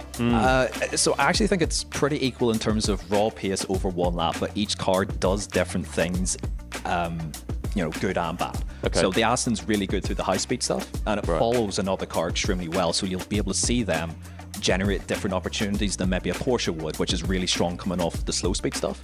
So their run down to turn 1 might look really, really good, but the Aston might be able to follow much better through that sort of technical first sector with all of the high-speed corners. The BMW does everything sort of respectably well, nothing amazing in any one department, but not particularly poor in either sort of scenario either. So it's a mixed bag, don't get me wrong, but if I had to pick a car that I wanted to be in for this race, probably just about the Aston. Okay, right, and for the one shot, so I suppose that's why you predict a McCormack pole, top driver in a top car. And he's a top hot lapper as well, as we've seen throughout the years as well, where his raw pace, his ceiling is so high, it's crazy. He might make the odd mistake here and there, but I think he's got a little bit better at that over the last couple of years. With age and maturity and stuff. Exactly, yeah. He's still very young as well. I think. How old is he? 19, 20. Wow, like 90. So, you know, still a cub, really. Yeah. Compared to us, anyway. So, with people of that age, it's always the year they were born that scares me, like 2006 or something. It's just like, what? Yeah. Like, I remember doing things and being like a fully functional human being when these guys are being born. I'm like, oh my goodness, like there's just more of them coming through. It's crazy. Yeah, without a doubt, it gets rough getting old, but that's just the way of life. It's better than the alternative. Hey, race number 3, we're moving into our qualifiers. Red line returns Virtus.pro Vitality to battle it out. Let's see if McCormack, will perform the best for Virtus.pro. Let's find out. Ewan O'Leary, Steve Brown, take it away.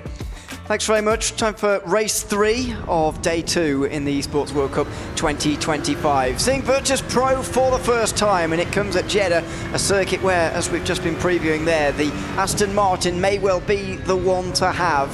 Steve, this is going to be a very interesting one. Again, we have not seen Virtus.pro yet, so we're starting, finally after this race at least, we'll start to get that picture of what everything's going to look like later. Yeah, and I'm really excited to see Darren McCormack out there. He's got the lap record for this track.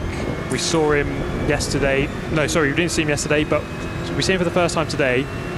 I've watched this guy play sim racing for the last 6-7 years. He's always been quick in whatever he touches. So I'm expecting big things from him in this race. This is Mikhail Statsenko. First of all, though, we spoke before about Virtus.pro's splitting the team almost. They're a very together team in terms of the way they talk to each other, but in terms of the experience on Rennsport, they certainly have a split down the middle. Mikhail Statsenko is only 21 years of age, didn't re-sign with Ferrari at the end of 2024, moved over instead to Virtus.pro to join R1 and joined Darren McCormack and Kevin Ellis Jr., who also joined us in Virtus.pro. Not experienced though in Rennsport, and as we both know, new sim title, difficult to get on board with it against those who have been driving it for a couple of years already. Yeah, absolutely. These sims take a long time to really hone in and really get that last 1%, even 0.5% up against the best in the world. You really have to be absolutely on it, and experience counts for quite a lot. As we have our first time coming up to the line.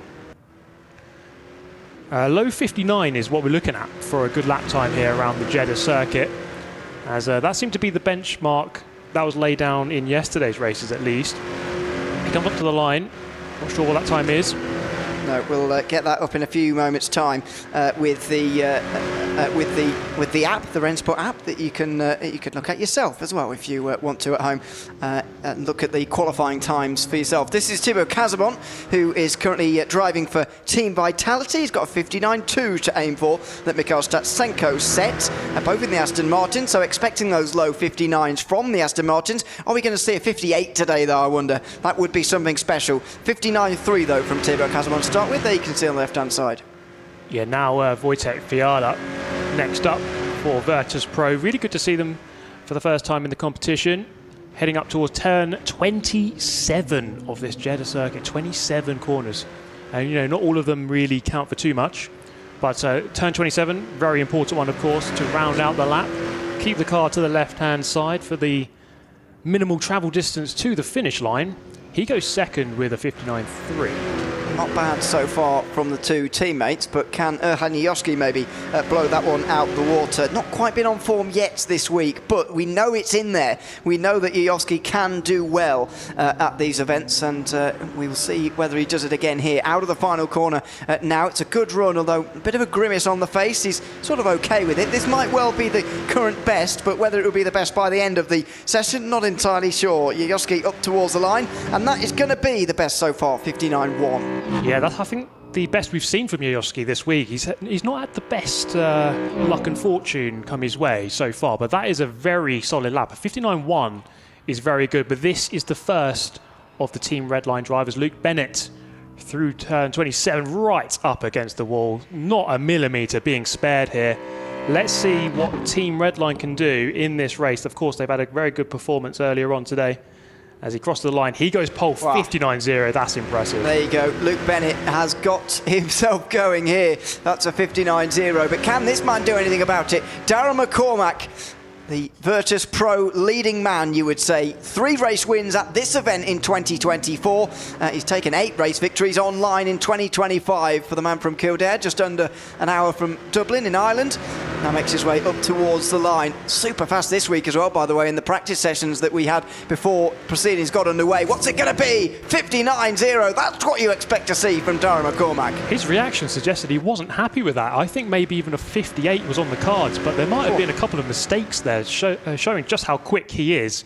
So he's definitely one to watch in the race. He goes to pole position for the time being. Yuri Toman now up for Team Vitality, looking to back up Yayovsky, who's currently in 3rd place. We've seen how important it is to get multiple cars towards the front of the pack. So important. He goes and puts it in 5th place, very close in that mid-grid.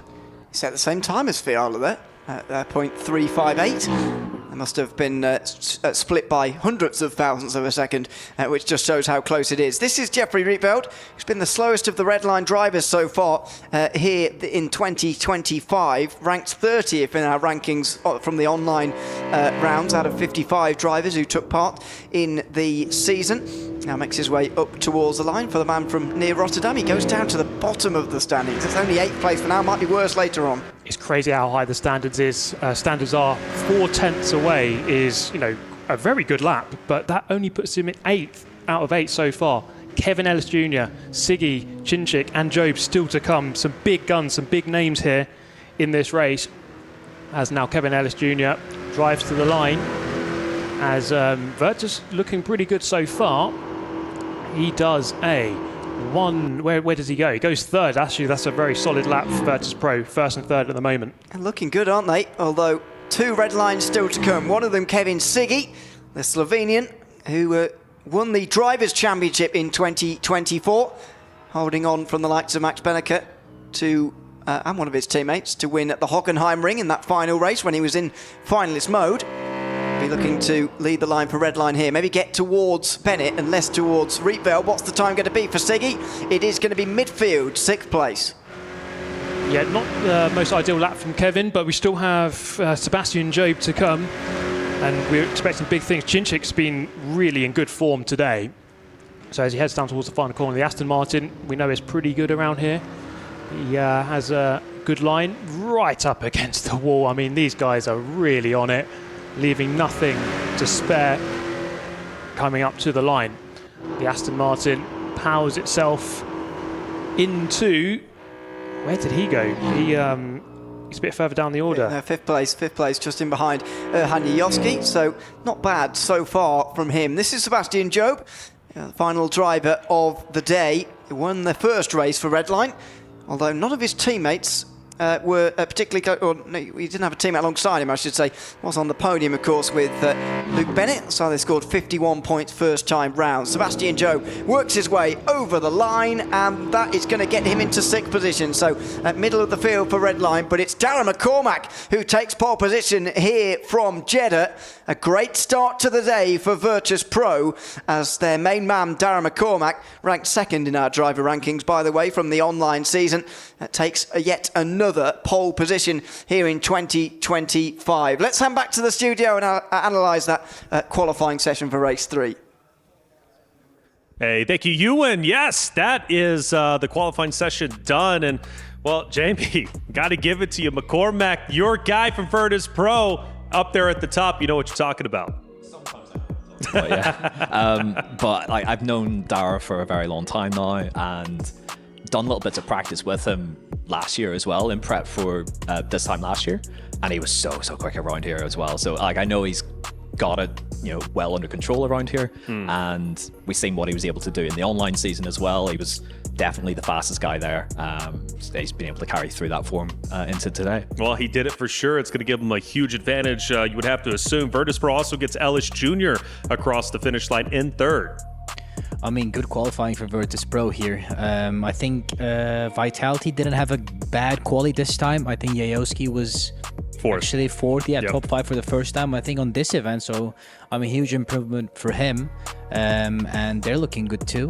This is going to be a close race. You would hope so anyways. Redline is knocking on the door to catch up to McCormack. Bennett just below him, qualifying in second place. Redline had a phenomenal showing in their race 1. They return in race 3. They want to become champions once again. And, well, again, they are the top team to beat. Yeah, and Seb had a decent lap. It was like a low 2. And we saw the moment he had coming out the last corner, which probably cost him a 10th, maybe over a 10th. Yeah, so he would have been right in there. But he's still 6th, so he can do something from there. Well, let's take a look at our qualifying race results to get the full understanding, the full picture of what's to go down as we head into race 3 on Jedha. McCormack at the top, dominating for Virtus.pro. And then you got Ellis Jr. also there with Bennett, sandwiched in between from Redline. Maybe some teamwork making the dream work for Ellis Jr. and McCormack. Virtus.pro looking very strong, Jamie, in their first showing. Yeah, absolutely. Especially as those guys are coming in cold for the day. They haven't had the opportunity to get themselves fired up and comfortable with what they've got going on. Really strong stuff from those guys, and yeah, looking very strong. Is there any potential, players from, or excuse me, racers from the mid-pack, Jamie, you could see maybe making a good attempt to get up towards the top 3? Yeah, I think everyone's actually got a shot here, and it's just the nature of Jedha with that long run to the first corner. Anything can happen. If McCormack doesn't time the start correctly and has everyone swarming around him, you could be 4 or 5 wide for the lead pack into turn 1, and all hell will break loose. And that's what we want. Chim, we looked at Vitality day 1. They dominated their race on Jedha, I believe, finishing 1 and 2, if I'm not mistaken. They now go back into a familiar circuit. I'm thinking their chances, I'm hoping they're going to be pretty good after all. You do got that 4th place Vitality member who's ready to work his way up the pack. No, I mean, I think it looks better this race, this quali session for them. And P4 and P5, they look like they're in the mix, and Redline didn't have the best qualifying session. I mean, when I look at this qualifying session, they don't really look like the top team here. Which can kind of shuffle the point system a bit. Yeah, I think that could be car related. The Aston is strong at Jedha, but you were saying interestingly that these times are still quite a way off their best practice times, which shows you how hard it is to do the lap time at the event under pressure. Yeah, it's absolutely How far off though?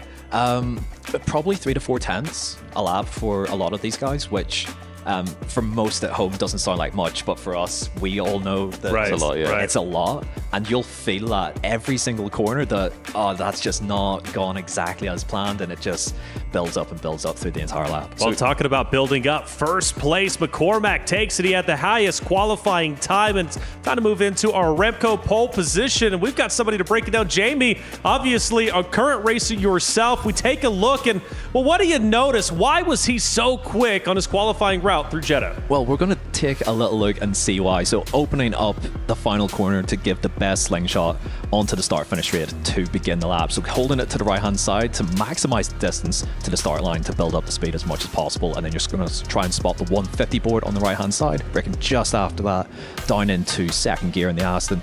Attack the curbs hard left and right, and then be careful, squeeze the throttle, get the power down, heading through the little kink there of turn 3, and then the sort of awkward turn 4 and 5 complex here. So chuck the car in, get as close to the wall on the inside, avoid the off track on the right, which I didn't do yesterday, and then wrap the wall nice and tight right, and then left, and left again. Keep it nice and tight to the wall.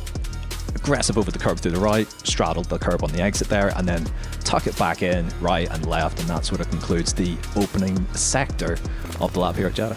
Well, there it is. Seems like he did a great job. Clearly, they're getting the pole position. McCormack looking strong, and the race is just seconds away from being underway. It's going to be a wonderful time. The second showing for Team Redline for Virtus.pro. Their first opportunity to strike with the iron is hot. They qualified decently well, but now it's about putting the pieces together and completing the puzzle. For Vitality, well, this is their opportunity to strike back. That race, their first race in race 2, well, it wasn't the best. They surely are not too happy with it. So Vitality wants to come back even stronger this time around. They've got a racer in the 4th position who's looking to work his way up into the pole position. It's going to be possible. Jedha is chaotic. It's going to be a lot of fun. So let's get into it. Ewan O'Leary, Steve Brown, take it away.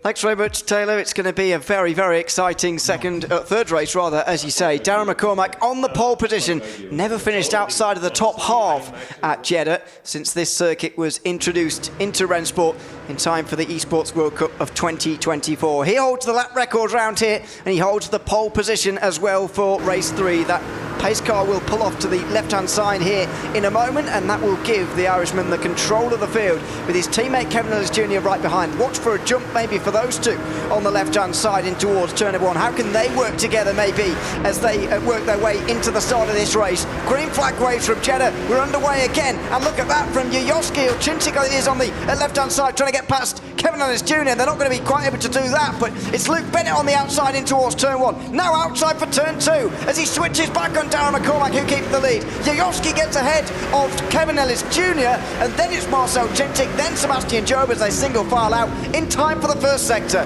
Yeah, McCormack's lost his wingman there from behind. Kevin Ellis Jr. could be crucial in his opening laps, but not too much in the way of carnage, which we've seen over the previous races around Jeddah. So a pretty clean start there for everyone. Side by side in the background, it looked like between Toman and Siggy maybe, and certainly Wojciech Fiala seems to have disappeared, so I wonder whether he's gone off when we weren't looking. He's down to 12th place, so there's that split for Virtus.pro again. McCormack and Kevin Ellis Jr. 1st and 4th, Statsenko and Fiala 9th and 12th. Yeah, no one seems to really have a stranglehold on this race. Obviously we've got McCormack at the front of Virtus, but no one's really dominating in terms of getting multiple cars towards the front. We've seen how crucial that is. It's not quite happening for anyone just yet. Onto the long straight, well, I'm going to call it a straight, out of turn 17 towards 22. It's obviously not, as you can see here, but it's a long flat out section where the Aston Martin is expected to be strong. High speed stuff, as we've heard, is their forte, and you can see that with Yuri Toman. He's trying to turn attack into defensive factors. Kevin Ellis Jr. gets past him, or tries to anyway, or rather that's Kevin Siggy, rather, the other Kevin, down in 8th place for Team Redline, and then Mikhail Statsenko. This is the view from Sebastian Job, who won Redline's first race of the day, and the first race overall of the day at Fuji. He's now looking behind him to see what's going on, whether he can defend maybe, try and back, yeah, and exactly, there's the teamwork. He shoves Toman wide, tries to let Kevin Siggy through on the inside, and they make contact. Yeah, really interesting teamwork there. Sebastian Job just forcing Toman to the outside, and we can take a replay here at the opening lap. This will be Fiala. Yep.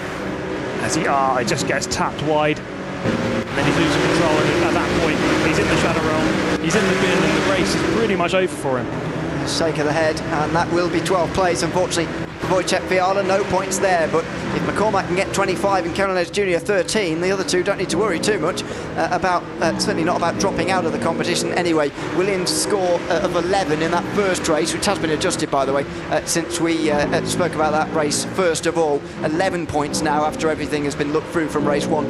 That is looking a little bit on the low side, unfortunately, for them after just one race. We'll keep you across that, of course, across the afternoon, but we're still in the first half, rather, of today's racing, so very much feels like the early stages. We don't quite know who's taking a stranglehold over this, as you say. We don't quite know who we're really looking at as a top 3 for the upper bracket tomorrow. No, I think this competition today is going to be super close between all the teams. You know, I was thinking a Redline here would really perform really well in qualifying, but it hasn't really seemed to be the case. So I don't really think anyone's going to get their way in this competition at all. It's going to go all the way down to the final race, so it's going to be exciting to see who does get into that upper bracket for tomorrow. The Aston Martin's certainly looking good here. The BMW, always a strong car overall, but not quite maybe on the level of the Aston.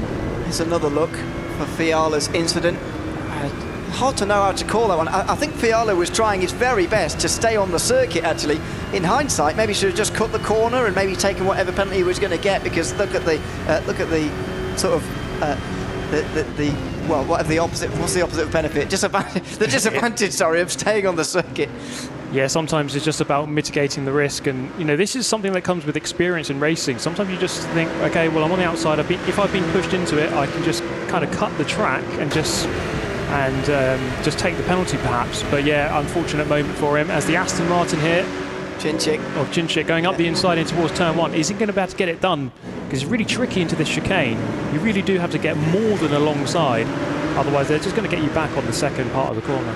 Good defence from Kevin Ellis Jr., who parked it on the apex through turn 2 there. Just got himself in the way. Side by side between Statsenko and Siggy as well. That's Statsenko defending from Kevin Siggy, the Drivers' Champion of 2024. And it looks like Siggy has got that done. So Mikhail Statsenko loses a point with that move. He's now down to just scoring 3 from this opening race of the day. A little bit wide there as well. Thibaut Casabon's right in behind him. There is Siggy, though. He is pleased with his overtake, you would imagine. There's Marcel Chinchik as well in conversation. Wonder whether he's trying to work something out maybe with Yuri Toman or Erhan Yoski, who are around him, to try and get some extra points here. Yeah, good to see Yuyovsky up there in 3rd place. He's having a really solid race here at Jeddah. Yesterday didn't really go to plan for him. I know that he's a very talented driver, and so those results yesterday didn't really match his ability. So it's good to see him up there in 3rd, representing Team Vitality, the leading driver at the moment.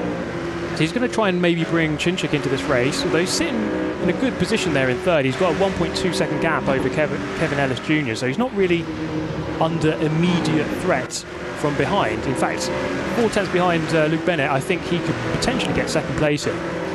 Yeah, Yuyovsky scored an average of 4 points a race so far across his 4 races this week, which is an average of 8th place finish. Not what you expect to see from him, but he's 3rd for the moment. This is on board with him down into that final corner with Bennett and McCormack rather in front.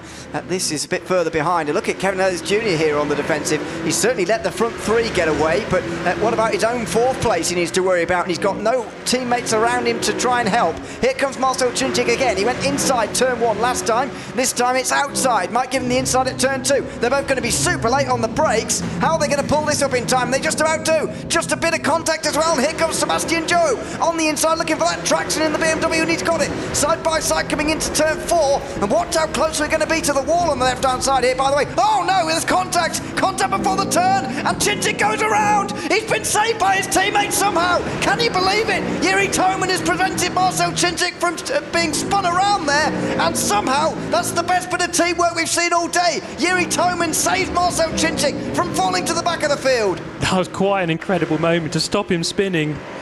Just kind of collected him and kept him pointing in the right direction. So he's actually only lost sort of 2 positions out of all of that. So they can kind of recover. There's enough time here to try and recover a couple of positions. But Sebastian Jobe just being nice and patient, waiting for these moments to come and gaining a position there.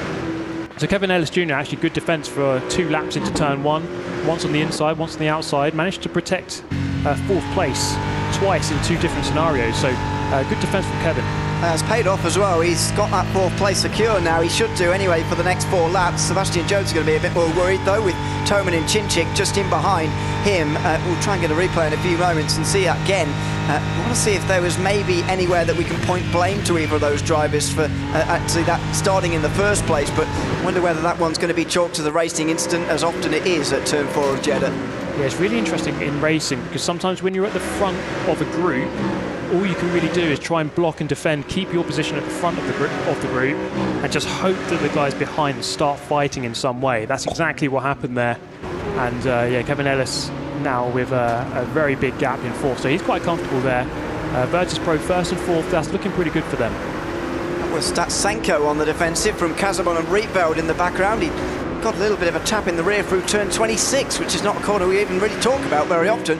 It's just that little bend in the road before the final corner itself. It's 3 wide in the meantime towards turn 1, and Jeffrey rightfully decides that's not the best thing to do. Casabon on the inside at turn 2 keeps Statsenko behind him, or rather puts him behind him I should say, as Statsenko has lost 2 places now in the last 4 or 5 laps or so. and no way through for Riyadh to try and follow. So Statsenko losing a couple more there, couple of vital points going away from Virtus.pro. Really exciting racing here around Jeddah. Obviously we've got the walls and high speed, really difficult track to get right. I'm sure, you know, James Baldwin on the desk, he's raced around here in GT3, he'll tell you just how difficult it is. Yeah, he's done it. He has done this exact thing in a McLaren, in fact. So he'll tell you just how difficult it is to really, especially lines of sight. You're traveling at such speed, you have the walls, you can't really see around a lot of these corners because these straights are even curved. Yeah. So you can't really see a lot of what's going on ahead of you. So it's quite tricky to follow a car very closely. So these guys are doing really well to kind of stay in the battle. Luke Bennett there just dropping away. He was 2/10 off of Darren McCormack with the lead. That's increased to 6/10 now. I do like this circuit as a GT3 circuit as well, by the way. It's been that bit of real life racing, as you say now, around this circuit. But as well, Rennsport that we've had for a year now. We've had the Jeddah Corniche circuit. I think it does provide good racing. Also, I love the onboards through Sector 1. It's such a nice flowing section of corners, but I do find myself finding it a little bit difficult to call it a street circuit sometimes, because I know the walls are close, but it doesn't really feel like you're driving down streets very often. No, not at all, but I would be more than happy to give this track a go in real life. So if anyone has an opportunity going, then I'm more than happy to take that up. But at the front, Yayovsky has very much got onto the back of Bennett here, and you know, 3 laps to go here in this race. There's definitely a potential here for a change in position. Obviously, Bennett has the slipstream benefit from McCormack in front, who, to be honest, is doing a really good job. He clearly is one of the quicker drivers around here. As we go side by side through turn 1 and 2 once again, who's going to come out on top here? In front, it's Chinchik and Siggy. They get single file again, but Kazamon and Statsenko were the ones before, side by side in the 2 Aston Martins, and Kazamon holds on to that position ahead of Statsenko, who really gave that a go. Siggy did as well, but it's going to be super difficult for him, given that Chinchik's got Toman in front to help. Yeah, once again, that team benefit definitely very helpful, and actually that's the only duo who are in line astern from any team. You know, 6th and 7th at the moment for Vitality, so they can kind of just protect those positions for these last couple of laps up against Kevin Siggy, always a strong player. So I think that's going to be their mission from here to the end, just to make sure that they remain ahead of the red line driver and keep him down there in 8th place. Points as it stands have Team Redline on 86 with 2 races done. Porsche Coanda still on 77 after the post-race penalties applied there.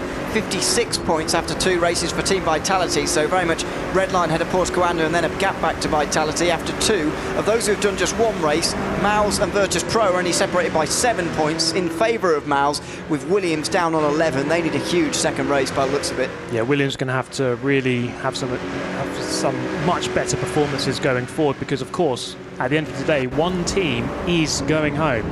Well, I mean, they're leaving the competition. They'll go home the same time as everyone else at the very end, but yeah, they'll be leaving the competition at the end of today. So Williams got a lot of work to do, and that is something they'll be bearing in mind as they go through these races. You know, the top 5 will go through, will progress, and so they you know, they're not going to have to really go too aggressive if they've got a safe amount of points. And Williams are getting into their rigs and staying there for the rest of their races. They've got 3 in a row coming up. Siggy, meanwhile, attacks Marcel Chinchik in towards turn number 1. And Marcel Chinchik's just being assigned a penalty right now, by the way. I'll read that out properly when it's been properly applied. But it looks like Marcel Chinchik is going to receive a penalty for something on lap 4. Again, we'll get details of that in a moment. But not only has he had that very near spin that Yuri Toman saved him from the full effects of, he's also got a penalty as well. And you might think, well, Siggy can just sit there and take the place at the end of the race. Well, he could do that, or he could try and slow Marcel down as much as possible to make him lose as many places as possible. Yeah, I've been wondering about these team tactics. I think teams are tending to play it a bit safer, especially on these earlier races. You know, we've got 8 races today. I think rather than perhaps slow down an opponent to try to get your teammate to overtake them, I think teams are just playing it safe for the time being. They're very much aware of Williams' lowest score so far, so there's no need to risk anything silly. So for the time being, just keeping it nice and safe, nice and calm. There's a long day to come yet. So the top 3 just remaining pretty static. I think these guys are fairly set barring any big mistakes, which these guys tend to not make, this is looking fairly set for the top 3, with a gap back to 4th still remaining about nearly 3 seconds now. Kevin Ellis Jr., Sebastian Job in a race of their own pretty much. So it's pretty much these big moments of contention which really do open up the pack, and once you've lost the slipstream, it's really difficult to catch back up. Penalty also coming through for Mikhail Statsenko, who will just get a warning, but he also gets a penalty point, so that'll be 1 point taken away from Virtus.pro at the moment. Probably see their total go to below 40 as things stand after just one race, but with Darren McCormack leading, they're in a decent place as things stand. Also, if Vitality get through to tomorrow, Marcel Cinčić would have a qualifying ban for the first race, I believe. That is unofficial. That is just based on my mathematics, so take that with a pinch of salt, but he may well start at the back for the first race tomorrow, should Vitality make it there. It's really interesting watching McCormack drive. It's like it's just like a Sunday drive for him. This is so casual. It's like his heart rate's about 50. He's barely even, breaking sweat at all. Yayovsky much more aggressive on the wheel, but he's put together a really impressive performance here to spearhead the Vitality points haul in race 3 here. And for him personally, to turn things around from earlier this week as well, he's almost scored as many points in this race as the 4 previous. So not quite, but almost. He has done a good job, and he might well take one more place as well, with Luke Bennett just up in front of him. He's leading the line for Team Redline. Not quite as good of a race as what they had at Fuji, just 35 points being scored for them. But given they're against 2 Aston Martins at Jeddah, I think they will be relatively pleased to have held their own here in race 3. Down towards turn 22 they go. Darren McCormack again with no pressure here into what is realistically the last overtaking opportunity on the lap. Luke Bennett a little bit wide through those corners and skipped across the curbs. That doesn't even open the door for Erhan Yayovsky unless he does something spectacular down the inside into the final turn, which he's very unlikely to do. Coming into this race, Darren McCormack had been on the podium in the last 3 races in a row at Jeddah. In fact, he'd been on the podium in 6 of the last 7 races. Well, he's going to win again, hit this time for the 3rd time at Jeddah and for the 9th time in 2025. Darren McCormack is an R1 race winner, and it's here at the Esports World Cup, leading the line for Virtus.pro. He does the business. Darren McCormack first. He gives a fist pump to Kevin Ellis Jr., who finishes 4th. Virtus.pro will be very pleased with their performance, 1st and 4th in their first race. Yeah, really impressive performance. I'm super impressed by McCormack. Really calm, collected, did not put a foot wrong, despite having pressure from lap 1. There's many opportunities to make mistakes. He just simply did not make them. Really good performance. In fact, from the top 3, I think all 3 of them at the front, really impressed by all of them. They were very, very strong, unbeatable. In fact, Kevin Ellis Jr. did a good job of defending to hold on to 4th from some of those guys. The Team Redline guys will be okay with that. As I say, given they're against 2 Aston Martin teams at Jeddah, the look of the draw not quite going their way on that occasion. These are the race results though. 0.4 of a second just less than at the end, in fact, with Luke Bennett closing in towards the line. All 3 teams represented in the top 3 with Erhan Yayovsky in 3rd. Kevin Ellis Jr. and Sebastian Joe round out the top 5 with Marcel Cinčić just outside of it. He finished ahead of Yuri Toman and Kevin Seege, although with that penalty provisionally he may well move down to 8th. Thibaut Casabon will be 9th ahead of Mikhail Statsenko, who has also got a 1 points penalty anyway from that first race. He's ahead of Jeffrey Ritrode and Wojciech Fiala, the 12 finishers from that one. So out on the stage at the moment, Virtus.pro will stay where they are and Vitality will as well. Williams will be welcomed into the fray in a few moments' time. Let's throw down back to the studio though to analyse race number 3 and the Virtus.pro's first race of the afternoon with Darren McCormack taking that victory. That's right, UN. Darren McCormack takes the victory. He was shouted out from Jamie very early on, and well, it was spot on from first place in the qualifying session to first place on Jeddah. Yeah, he absolutely controlled that. Not much really to report from him. He was just class apart up front. Looked like he managed the gap. Bennett, I think, did a good job at least hanging in there, but he wasn't able to offer any real fight towards him. I got to ask you, though, because there was such a fun moment, Vitality. Yuri Toman saves Cinčić from spinning out. They only lost 2 positions in the process. Granted, they do finish, I think, a little bit lower than they were in that moment. But how common is that? Is that something that normally happens in Rennsport? Getting spun around, yes. Getting saved like that, not so much. And especially from a teammate as well, is a really sort of astonishing moment there where a teammate is sort of able to offer the save almost to help his teammate there. So that could have ended a lot worse for those guys. Especially even for Yuri trying to make the save. His car could have shot off in any direction as well. Sure. So, really good job from those guys. Do you think it was intentional or it just happened by happenstance? Because if it was intentional, that's a really 5-head heads-up play. I'm not sure if it was a 5-head sort of display on that one. I think a little bit of good fortune. And sometimes you need a bit of that. It's a long day, a long tournament as well. You need a little bit of luck to go your way, to go all the way and win this thing. Sure, that's just racing, as you guys continue to say. Wonderful, wonderful job. A beautiful moment that I'm sure is going to be in our Arcadia top plays going into tomorrow's competition. But Redline, you shouted them out early on, Jim. You said, look, the qualifying session wasn't that strong from compared to their race 1. Well, now they come into their second race, officially race number 3 on Jedha, and yeah, they don't look the strongest. No, I mean, if you look at the race results, we don't know the point standings yet, but I think Redline got the least amount of points out of those three teams that race in Jeddah, because, obviously VP's probably got the highest points, sure. And Vitality had a good showing with like P3s and like P5, was it? P3 and P6 yeah. and P7, yeah. P3, 6, 7. So I think Redline got the least amount of points there, which is surprising. Even though maybe the car is not the best suited for Jeddah, you still expect Redline to be up there.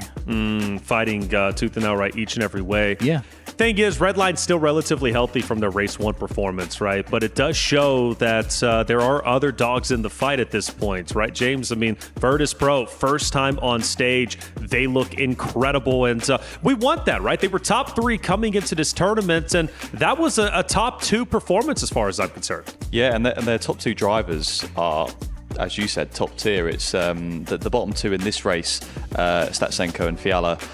You said to me, absolutely there on pace. It's like the consistency of their delivery is just not there yet. So if those two can sort it out, Virtus.pro will be right there with Redline and Coanda. Sure, without a doubt. Great finish overall. McCormack all the way through. Virtus.pro looking to challenge the likes of Redline, Porsche Coanda, and everyone else who's at the top. Mouz, right? For example, a great showing during their previous race. It's always fun listening into the team comms. We had a chance to do so. Let's hear what the team comms sounded like in race 3. Let's go. Let's go, guys. So, focus again. Okay, I'm faster than Job, I think. Mate, this Aston is a joke. Yep. Off track for... sorry. Casabon off track. Sorry, Stasenko. Oh, mate, he's going for it. That's important. Okay, try to catch up. We can make a 3-4-5. Yeah, Kevin top the wall. Yeah, he's making mistakes, a lot of mistakes. Yeah, and Job is beatable, guys. Yep. No, please, no. No. Go. It's fine. Go, guys. Go. Okay, Kevin made a slide and a mistake, but he might try to move Marcel. If you slow him down, it will help out Thibaut that is just behind. I need to go. You have 1 second penalty, Marcel. We'll speak after, don't worry. Yeah, let's try that. I will overtake usually, and I push the last lap. Let's try just that. Nothing silly, and just do your best. I go overtake now. We can do it. Yeah, but I can't let him pass me. I know. It's fine. Last corner, you can still defend and he won't pass. Yeah. It's fine. You guys have a decent gap and he has slipstream, yeah. Always fun to hear that. No, is the disappointment, right, as things start to go wrong. I do like the calm, though, Jamie, of nothing silly, okay? Just keep business as usual. Yeah, exactly. And for a lot of these guys at this stage of the competition, that's what's going to help them progress and make it through towards the later stages. Nothing silly. Everyone here is of the highest caliber. There's no weak driver sort of at this point in the competition. So, if you're not making any mistakes, then no one's going to take advantage of your mistakes. And, as was said there in the comms, for those guys, they're an experienced group as well. Yeah.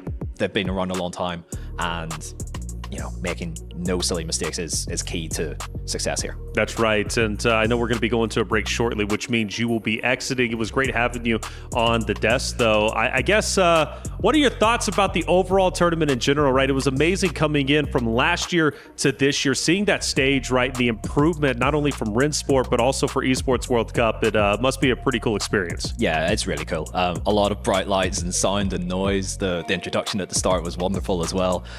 It's always sort of a highlight of the year to get out to do this. And yeah, hopefully there'll be many more in the future. Without a doubt. Jamie Fluke, thank you so much for being on the desk with us from MSI. I'm sure he's got still a long road ahead of him whenever it comes to sim racing, and we're going to be following each and every waking moment that we possibly can. That's 3 races down, and well, we have 5 more to go. Coming up, it's going to be race 4. It's on Monza, which of course is going to be fun. Virtus.pro, Vitality, they'll stay on, but joined by Williams, who desperately need to come back in the points category. We're going to take a quick break. When we come back, race 4 coming your way.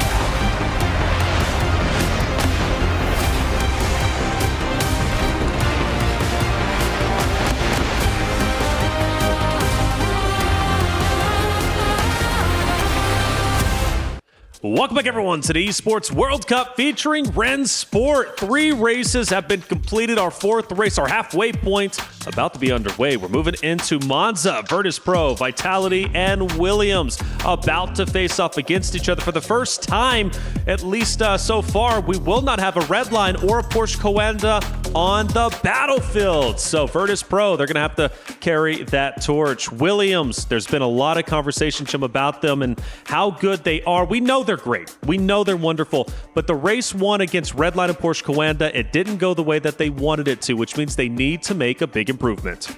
Definitely. I think we all know Williams is quick. They've made it this far. They have to be quick. And against the 2 top dogs, they weren't the best, That's right. Which is kind of expected. But I think they have more to show, and that Blyer is really quick. Yes. And I think he's the bit of the superstar of the team at the minute. And yeah, in Monza, I think they can do well. I mean, I'm rooting for Blyer. I want them to make a bit of a comeback.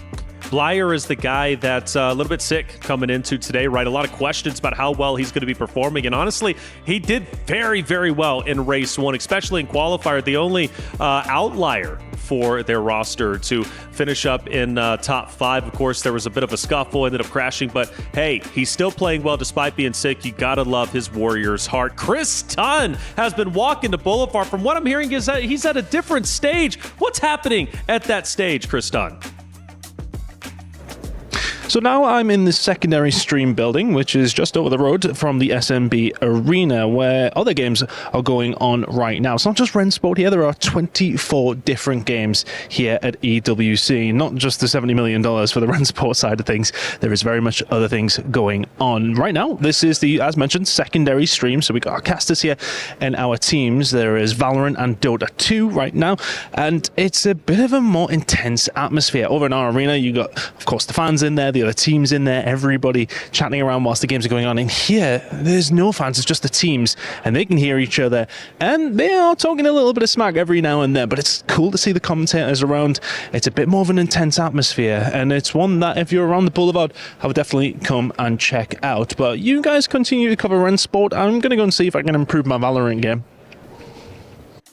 Hey, Ton, looking great as always. We had Lewis, and now we have Ton walking around the Boulevard, checking out different venues again. Esports World Cup, we're featuring Rennsport, but it's much bigger than that. 7 weeks, 25 games, 3 to 4 finals happening each and every weekend. It's a big deal. I'm loving it, and hopefully you at home get a chance to come and experience it for yourself, because yes, you got your favorite games being played out with the best in the world, but you also have the venues to go and explore. There's a lot of activities. It's truly a great time. But back to Rennsport. Race number 4, moving into Monza, and Williams is a confident Monza team, which is great. They absolutely need that. From what I was hearing, they're at 11 points, which would definitely be the lowest. And Jim, the goal of this entire day is not to finish as the last team, so you're not eliminated. Exactly. I think they know it's going to be a hard one to win today. I don't think that's happening. Mathematically possible, but against the top dogs, it's going to be tough. And I think they all know, especially after that race with Coanda and Redline, they know they're not the quickest. But I think they're up there when it comes to being maybe 4th. We know VP is also now very, very quick. So I think they can have a battle with Vitality for it. That'll be fun. Yeah, and that's going to be going down very, very soon. James made a great point a while ago, for Williams. They're very happy that they've even made it to this point. It's a great season so far, but do they want a little bit more? Well, it's going to be up to them to decide on Monza. And speaking of which, if you're not familiar with Monza, let's show you what it's all about. It's time for the Temple of Speed, braking as late as possible into the Rettifilo chicane, down into first, and important to get the exit right into Curva Grande. The Rogia chicane with its quick flicks to the left and then to the right, making sure to use as much curve as possible. Lesmos 1 and 2 punish hesitation, get in early and clip the curbs, but watch out, the gravel is close on the exit. It's all about the rhythm in Ascari. Be too late or too early by the tiniest of margins and you will most likely be caught in a spin. The last test, the Parabolica. Easy to lose a good lap here, wide on entry, full throttle as early as possible, and that's the way to complete a lap of Monza. Well, there it is, Monza, the next race to go down, a track that you're very familiar with, James. That's right, I raced here last year. It's the Temple of Speed. It's very high speed, lots of heavy braking zones, and you got to clatter the curbs here, and I think that's not going to suit the Mercedes from what I hear, nor the Aston so much. So neither of these cars, I would say, suit this track particularly well, but it should make for a very even matchup, so looking forward to it. Looking forward to it indeed, and the teams are about to be introduced, which means they're going to be taking that stage very shortly. We have Virtus.pro, Vitality, and Williams making a return. Williams needing some points desperately. Vitality, Virtus.pro fighting 3 times throughout this group play. They're going to get used to each other, and it's going to continue to get even more intense. Let's send it to the S&B Esports Arena to introduce the teams. Thank you so much, Reflections. You know, actually closer in your mirror than he appears. Now, other things closer in our mirror than they appear, the end of the day, the end of the ranking, and this is the 3rd of 4 matches for one of our teams on the stage, so potentially the end of their tournament run, depending on how many points they can pick up here. Sandstorm, this is a critical race. It really, really is, because we're seeing some of these teams, they jump into their first race of the day, and they come out with a dub. Some of the other teams, though, coming in, and I want to say they are on the struggle bus. They are struggling a little bit, but we want to see the best of the best compete with us here at the Esports World Cup at Rennsport. We want to see a champion. Is it going to be a Redline again? Is it going to be a new contender? I can't wait to see. But let's introduce one more time the teams that are going to be participating with us in the 4th race of the day. Starting off with Virtus.pro. First win of the day on Jedha for Virtus.pro, taking their first race of the day with an Irish victory for Darren McCormick, leading the pack from start to finish. A massive boost to himself and the team as they set their sights on the next stage of competition. Next up, there's been lots of buzz about this team. It's Team Vitality. Down on the stage, heading into their 3rd of 4 races. Winners of Group A, most points of any team yesterday. Their potential is enormous, and their teamwork on the track sets them apart from the pack. Heading into their 3rd race today on Monza, this is a key moment for them to capitalize on their cars and their composition.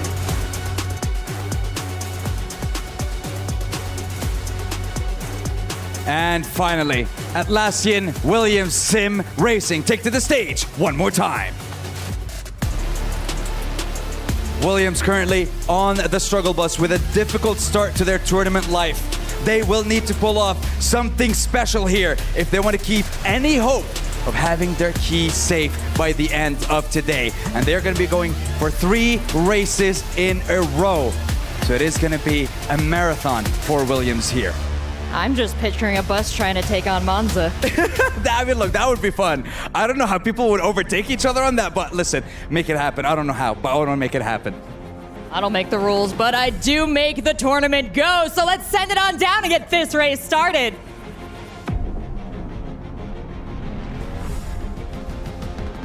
All right, thank you there, Seltzer and Sandstorm. Loving the quips, by the way. Objects of mirror are closer than they appear. Yeah, that's what they say anyways. I don't know if it's true, but I'd have to believe the writing, at least on the mirrors. Hey, it's going to be a good time. Monza, going to be incredibly fun. One person I look at immediately from Virtus.pro is the winner from the last race, okay, McCormack. And he was shouted out from Jamie, rightly so. He knew that he was strong on Jedha. How do we think his chances are on Monza? I mean, still very high. He's on fire. He looked very good on LAN as well. I mean, his performance online was really good, but he looks turned up for this event, and he's going for it. I don't know. Let's see who's going to stop him. Is it going to be Williams? I'm hoping so. Williams got to step it up. They've only had 1 race. Granted, it was against Redline, Porsche Coanda, who are in a league of their own, but Williams is looking to be in a league of their own in general. They qualify through the last chance qualifier. They'll now make it here. Blyer, we've been talking about, he's feeling a little bit under the weather, but he is the shining star for this roster, and race 1 was great for them, at least from the qualifying perspective. They got into a bit of an accident, but Blyer, I still believe in him. That's right, and rightfully so, but I think we have the 2 best drivers in this series of Monza in this race, McCormack and Chinchik. In my experience over the last 2 years, they've always gone strong at this track. We saw Chinchik yesterday was very strong there.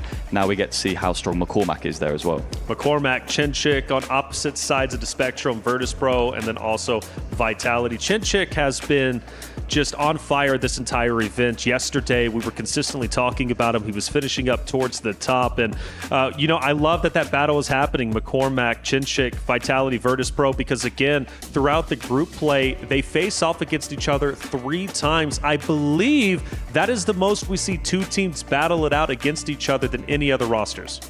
Yes, and I think this group is closest in terms of pace we've seen today. So I'm really looking forward to this race. Yeah, same here, and I think that closeness is going to be important. You go back to Group B yesterday, because Group A was a blowout, Vitality just dominating, but Group B was so very, very close. I think we're going to get the same vibes with this match 4. Yeah, definitely, and there'll be a lot of team tactics at play, and one bit we haven't discussed with team tactics is you can't bump draft in this series, so you can't push the car in front along, but you can sit behind him, and what it does is it creates a little slipstream effect for both cars. So you might see teammates coming up behind each other and giving basically a little push to help them in wheel-to-wheel battle. So going deeper onto Monza, I know you spoke about it just before. What's the saying for Monza? The Temple of Speed. I love that, the Temple of Speed. That's pretty cool. So Temple of Speed, you've raced on it not only from a sim racing perspective, but also in person. Are there any dangerous corners, turns, sections of Monza, or is it pretty standard for a racing's perspective? I would say it's one of the least dangerous tracks in that sense. There's no big walls. I mean, it's very fast, but you've got gravel and runoff and stuff. Sketchiest part of the racetrack, I suppose, Ascari, the final chicane going into Sector 3. I mean, have you raced at Monza, Chem? Yeah. I got my first wet win here, actually. Oh, no kidding? Wow, yeah. That's actually awesome. So full-on rain. Yes, it was heavy rain. It was red flag, 3 laps to go. It was quite that. It got more dangerous when it was really, really wet. Yeah, but in dry, like you said, I think Ascari is the sketchiest corner because the curb usage there is crucial. And if you hit the curb there in the wrong angle, it just sends you off to the gravel. So that's going to be the most important thing here, to just position the car as perfectly possible for the corners. So since it's my first time truly talking to actual racers, how scary is it to race in the rain, especially when it's that heavy? Because when I look at the cockpit cams, you literally don't see anything besides potentially the brake lights in front of you. I mean, how do you manage your car in conditions like that? Yeah, I think in the race it gets really, really sketchy because your vision is really low. If it's a quali run or if it's practice and you don't have a lot of people around because of the spray effect, if you have someone in front of you, you don't see you don't see anything. You really don't see anything, especially in single-seater or open-wheeler cars. You only see the blinking red light in front of you, which is the back of the car, and that's your indication to see if you're getting close to someone or not. And if you're getting close to that person or that car too quickly, you know it's a braking zone. So it's your natural instinct in those conditions to slow down, but clearly you got to speed up to win a race. I don't know. Have you been in conditions like that where it's so? I mean, what do? You got to go against your natural instincts. Yeah, I think I've heard someone say, maybe a famous commentator or something, they said a good test to establish whether you're fit to be a racing driver or not is in that scenario, if you lift, you're not really ready. Okay. You haven't got the minerals for it, but if you just keep it pinned, then you pass the test. True, and the thing is, I think everyone is really close in dry conditions, right? But in wets, it's more down to who's the most brave, let's say. Or boldish, yeah. Yeah. So, I mean, mentality-wise, when I see rain going down and I see all those cars driving, I'm like, it's time to make up some time. Wow, that's like goosebumps. That pumps me up. Again, I don't get the chance to talk to racers. You guys are like the first ones, so I've always wondered because I look at that and I'm just like, you guys are sensational. It's truly amazing to be going as fast as you're going in conditions like that. And I think I'm driving down the highway at 60. I can't see anything. I'm pulling over. Okay, that's the right thing to do, by the way. Okay. This what we say only works at a racetrack on a race weekend. Yeah, disclaimer. Yeah. That's fair. The disclaimer. We do have to point that out there before somebody else gets on the highway. It's wet. Get bold. No, slow down. Be safe. Hit the brakes. And hit the brakes.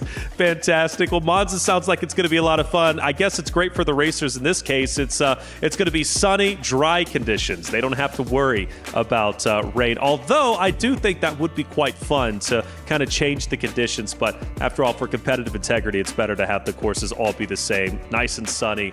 no craziness going down. Vitality, though, super excited for them from Chinchik's perspective. Toman, though, has had also a wonderful tournament and a wonderful day. I think he complements Chinchik quite well.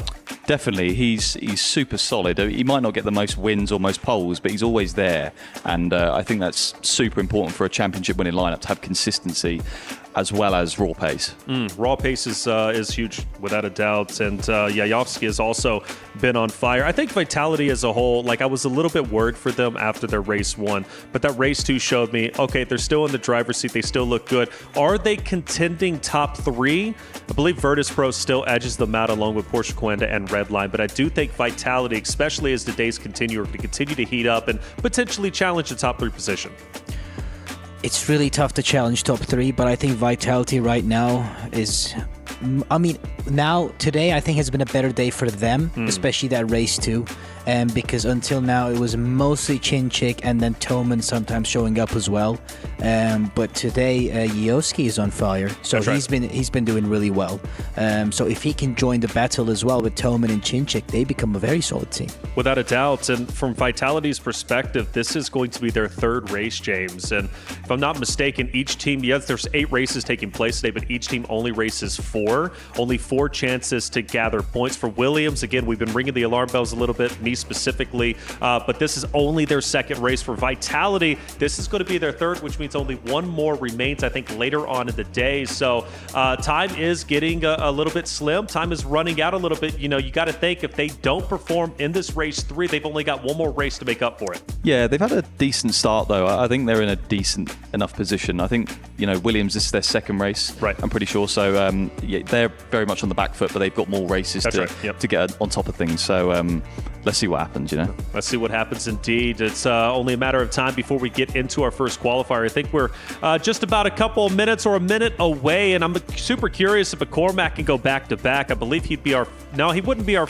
Actually, he would be our first to go back-to-back because Vitality did win all 3 races in their group, but they didn't go back-to-back. Or it should be racing-wise. I think they had the same racer win race 1 and then race 3, if I'm not mistaken. Correct, yeah. And McCormack in the online season at Monza, I'm pretty sure he had a round where he won every race, which is really rare. Just it shows you how quick he is around here, as well as Jedha. Pretty much anywhere that guy's quick, to be honest. So he's a great person to have on the roster without question. McCormack goes into Monza alongside that of the others from Vitality and Williams. Williams, all eyes on them. They need to perform here and now. Granted, it's very early goings for them, but you do have a sick racer. That's no excuse, though. He's definitely the shining star as far as I'm concerned. That's Blyer. But Williams, I think they'll be just fine. This one should be a little bit more even because you don't have Porsche Coanda in there. You don't have Redline. Granted, you still have the Titan of Virtus.pro, but I do think this is going to be one that's going to be come down to the wire because Monza isn't as chaotic as such as like Jedha and other tracks. I think this one's going to be a little bit more buttoned up, but maybe an opportunity to utilize teamwork to make the dream work and get first place. It's time to qualify. Let's move into Monza. Of course, we've got our casters. Boys, take it away. Here we go then to the Temple of Speed, and obviously for a team like Atlassian Williams Sim Racing, this is really an important race for them to capitalise on after a poor showing in the first race of the day. They'll have to take on the Vitality team and of course Virtus.pro. We ride on board with one of their drivers straight away around this circuit. They find themselves at the bottom of the leaderboard on just 11 points. Over the curb goes Daniel Pastor, going through the Retifilo, now down towards Curva Grande. Yeah, Williams needs something big here. They are in the next 3 races, but they need to really get their campaign underway. Ideally here at Monza, this is a track where overtaking is a lot easier than your most traditional circuits. So qualifying always important, of course, but if they don't quite do it here, the race always presents some opportunities to move forward as well. Just to give a bit of reference, by the way, to that 11 points they scored from the first race. We'll talk averages very quickly of the team whilst we're here. Team Redline, they average 44 points a race. The next highest team is Team Vitality. They're averaging 26 points, or 25 and a half actually, I think, points per race after penalties. So they're on 25 and a half.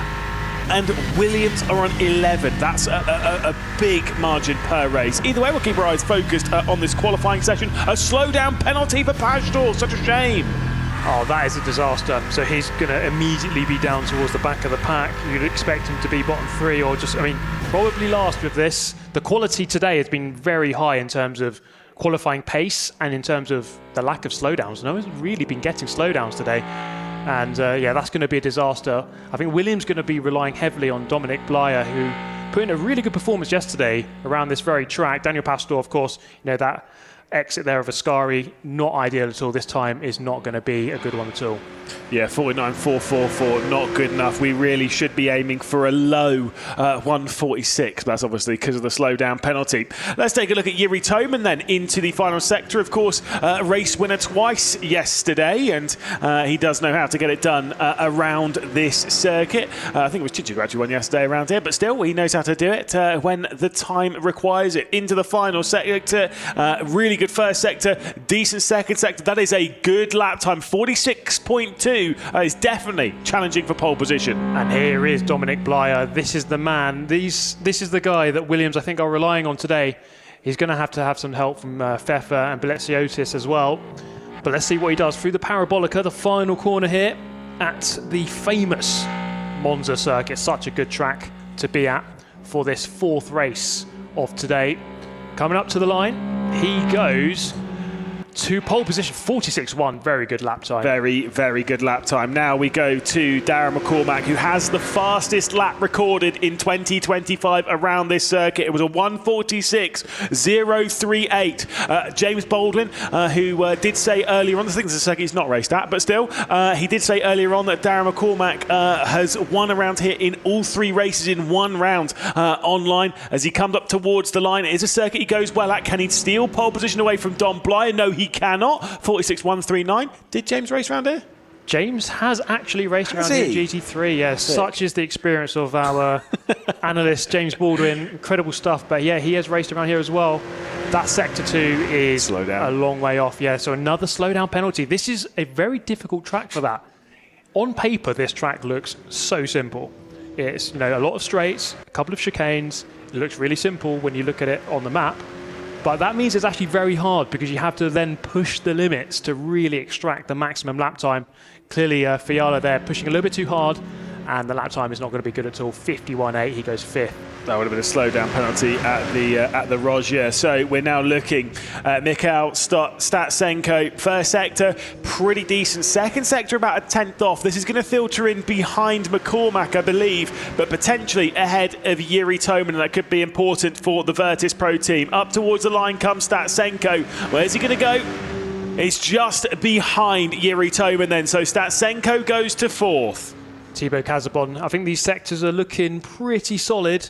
I don't think he's going to be challenging Blyer and McCormack towards the front row, but Vitality here looking for some support for Toman up in there in 3rd place.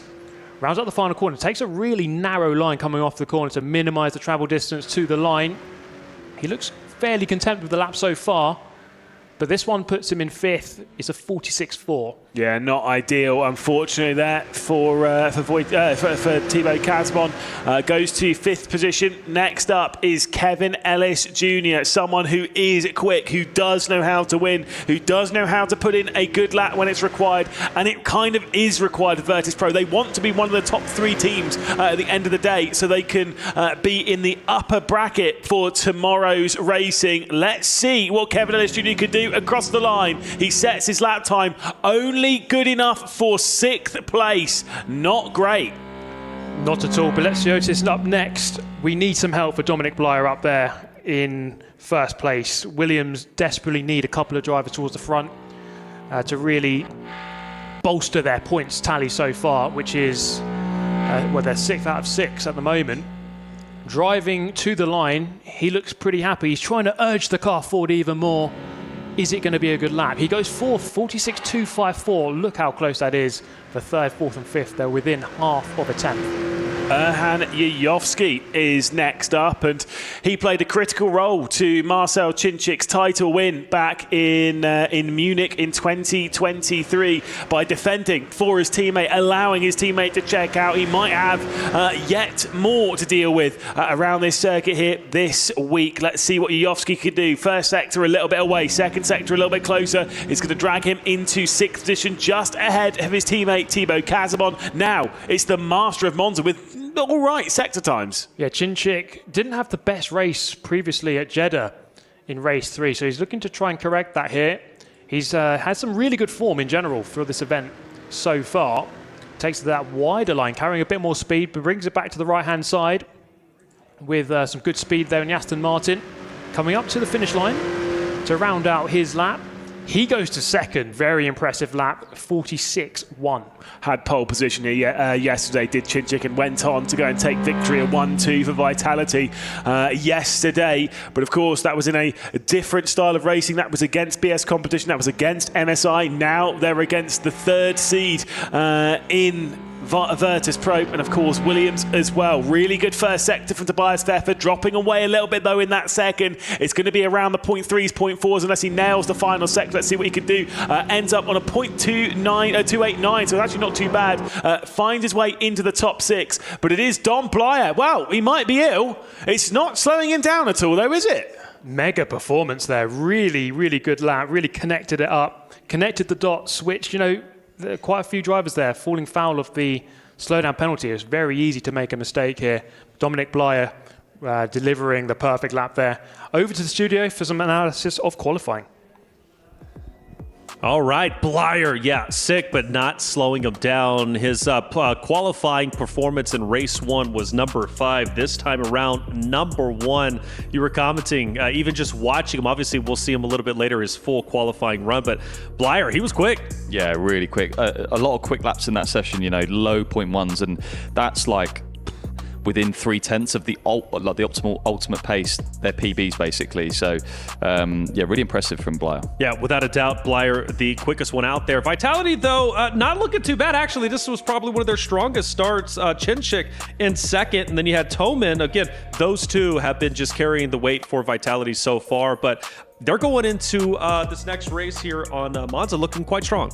I mean, for Cinchic and Toman, I think it's one of their best tracks, so I'm not that surprised. Blyer, I mean, I was aboard the Blyer hype train. Without a doubt. But I didn't think he would get pole. So now I'm even more hyped for him.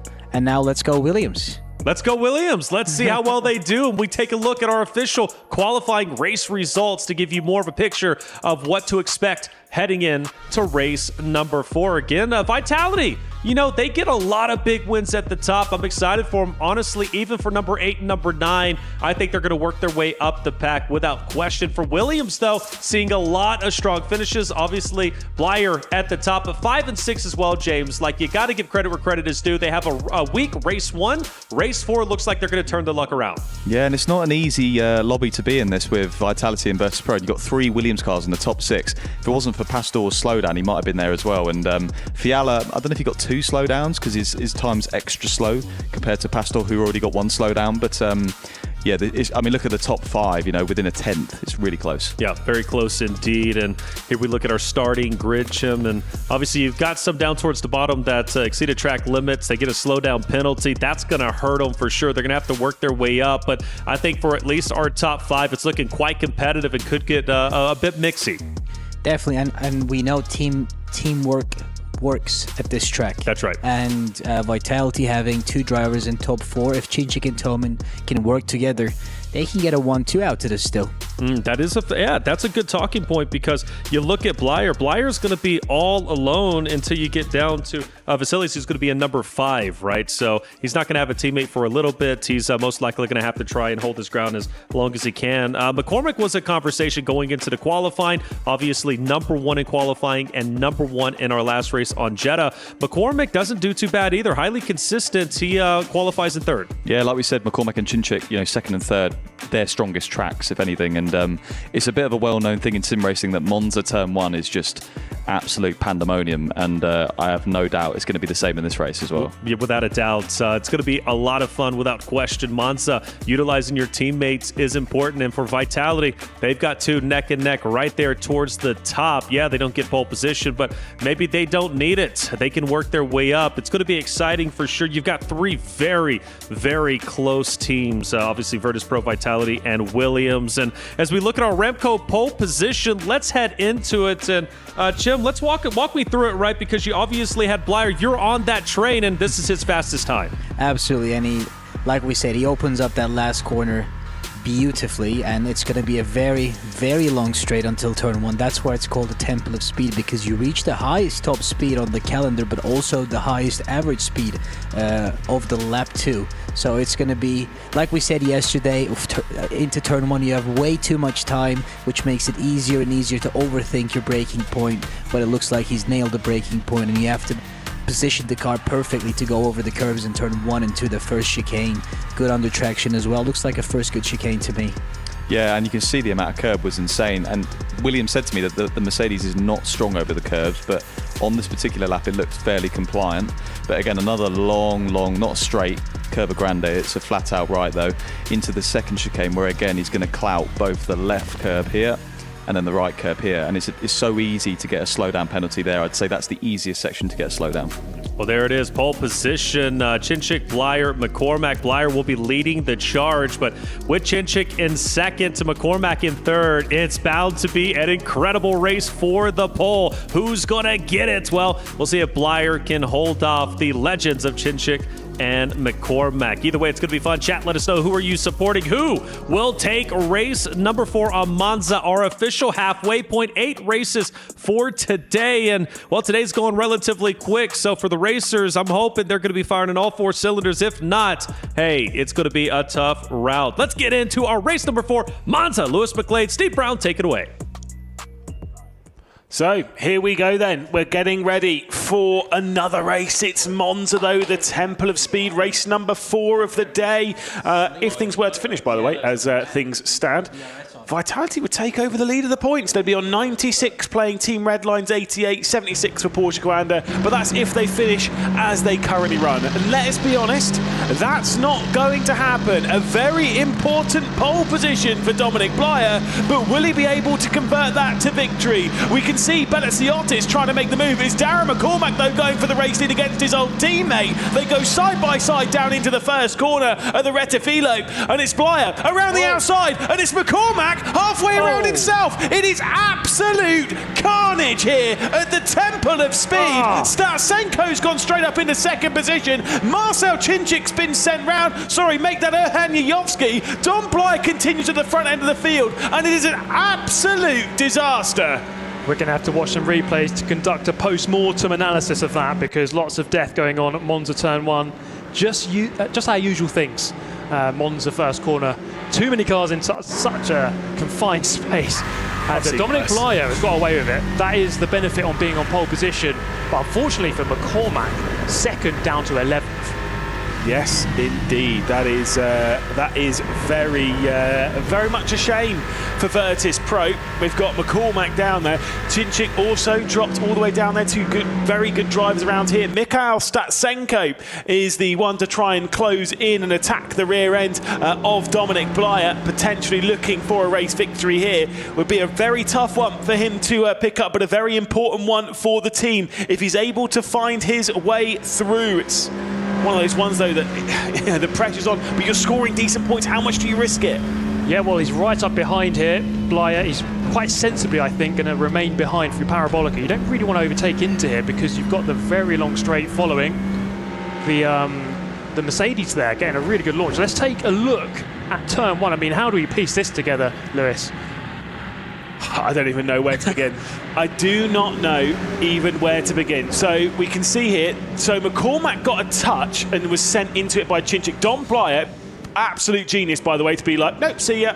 Let's see what the reaction is from McCormack. Is he going to be happy? I think the answer is no. No, he had to regather. That wheel was spinning around very quickly. Yeah. The stewards are going to be incredibly busy for the remainder of this race, trying to piece that one together, trying to work out exactly what happened. But I mean, that's just normal racing, I think, around here. Just so many cars trying to fight for the space. And sometimes it's not really anyone's fault. These things just happen in racing. Well, we have had a brand new winner so far in the Esports World Cup. That was yesterday, Lamanak, able to come across the line to become a winner. He was the 44th winner in R1. Mikhail Statsenko, second position. Also yet to be a winner in R1, and he is chasing down Dominic Blyer, someone who knows how to get it done. We saw that yesterday. He's also being chased down by Yuri Toman, a two-time winner yesterday. But Statsenko, after effectively the de facto team leader in Darren McCormack being dropped down the order, Statsenko, with all the pressure, is about to start dishing it out to Dominic Blyer, to our pole sitter. Can he do it though? Can he find his way through? He's getting closer. Yeah, this is his moment, because sometimes you just find yourself in these weird positions because that first lap, obviously all of the carnage, sometimes you just kind of emerge in a good position. He finds himself here in second, so he's managed to avoid all of the carnage, all of the chaos, and sits in a really good position here. I think in the slipstream, this is going to be super interesting into turn one. What is his decision going to be? Blyer is not going to defend. He's going to sit behind for the time being.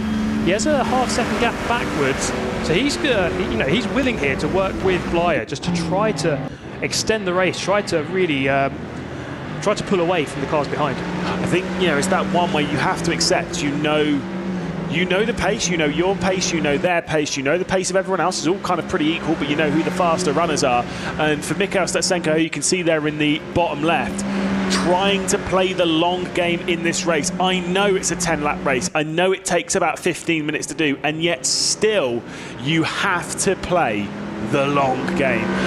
You can see there you saw the right-hand side of your screen, you saw Belitsiotis, you can see Marcel Chinchik there, not looking particularly pleased with how this race is unfolded. Runs in 9th position. Next to him is Thibaut Casabon. We can see the hands there, I believe, of the driver currently sat second in the race in Statsenko, trying to chase down. It might not have actually been, I think it might have been one of the other drivers, might have been Fiala, but still. Yeah, I think that was smart driving from Statsenko there in second.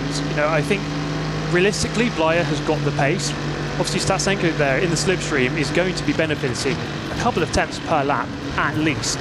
Going to be in a nice position. If he can just stay there in second, I think he'll be happy with that. It's not as easy to do, as we're saying, but if he can just sit in the slipstream, just not make a mistake, not get any slowdowns, then he'll be very happy with that. He's not going for the move into the parabolica at the end of the lap. So once again, just opting to stay behind Dominic Blyer for the time being, with Toman there in very close contention immediately behind him. I believe I'm seeing on my sheet that Darren McCormack has received a penalty, which is a 5-second penalty for exceeding track limits. That was in qualifying. I'm not 100% sure as to how that applies, but it's a 5-second penalty anyway. Statsenko was getting the attack of Toman straight down the inside. Bit of contact between a pair and a bit of a brush, and Toman is going to sweep his way through. It's Toman up to second position for Vitality, hammering home what has been a difficult race of Virtus.pro. But let's talk of the positivities. Huge point score at the moment coming in for Williams. They're scoring 44 points in this race so far. Yeah, this is looking really good for them. Daniel Pastor and Belitsiotis is there, 5th and 6th together. Well, actually, there's a bit of a gap between them, but Belitsiotis is actually a bit under pressure. So this is perhaps a moment where we could have some teamwork.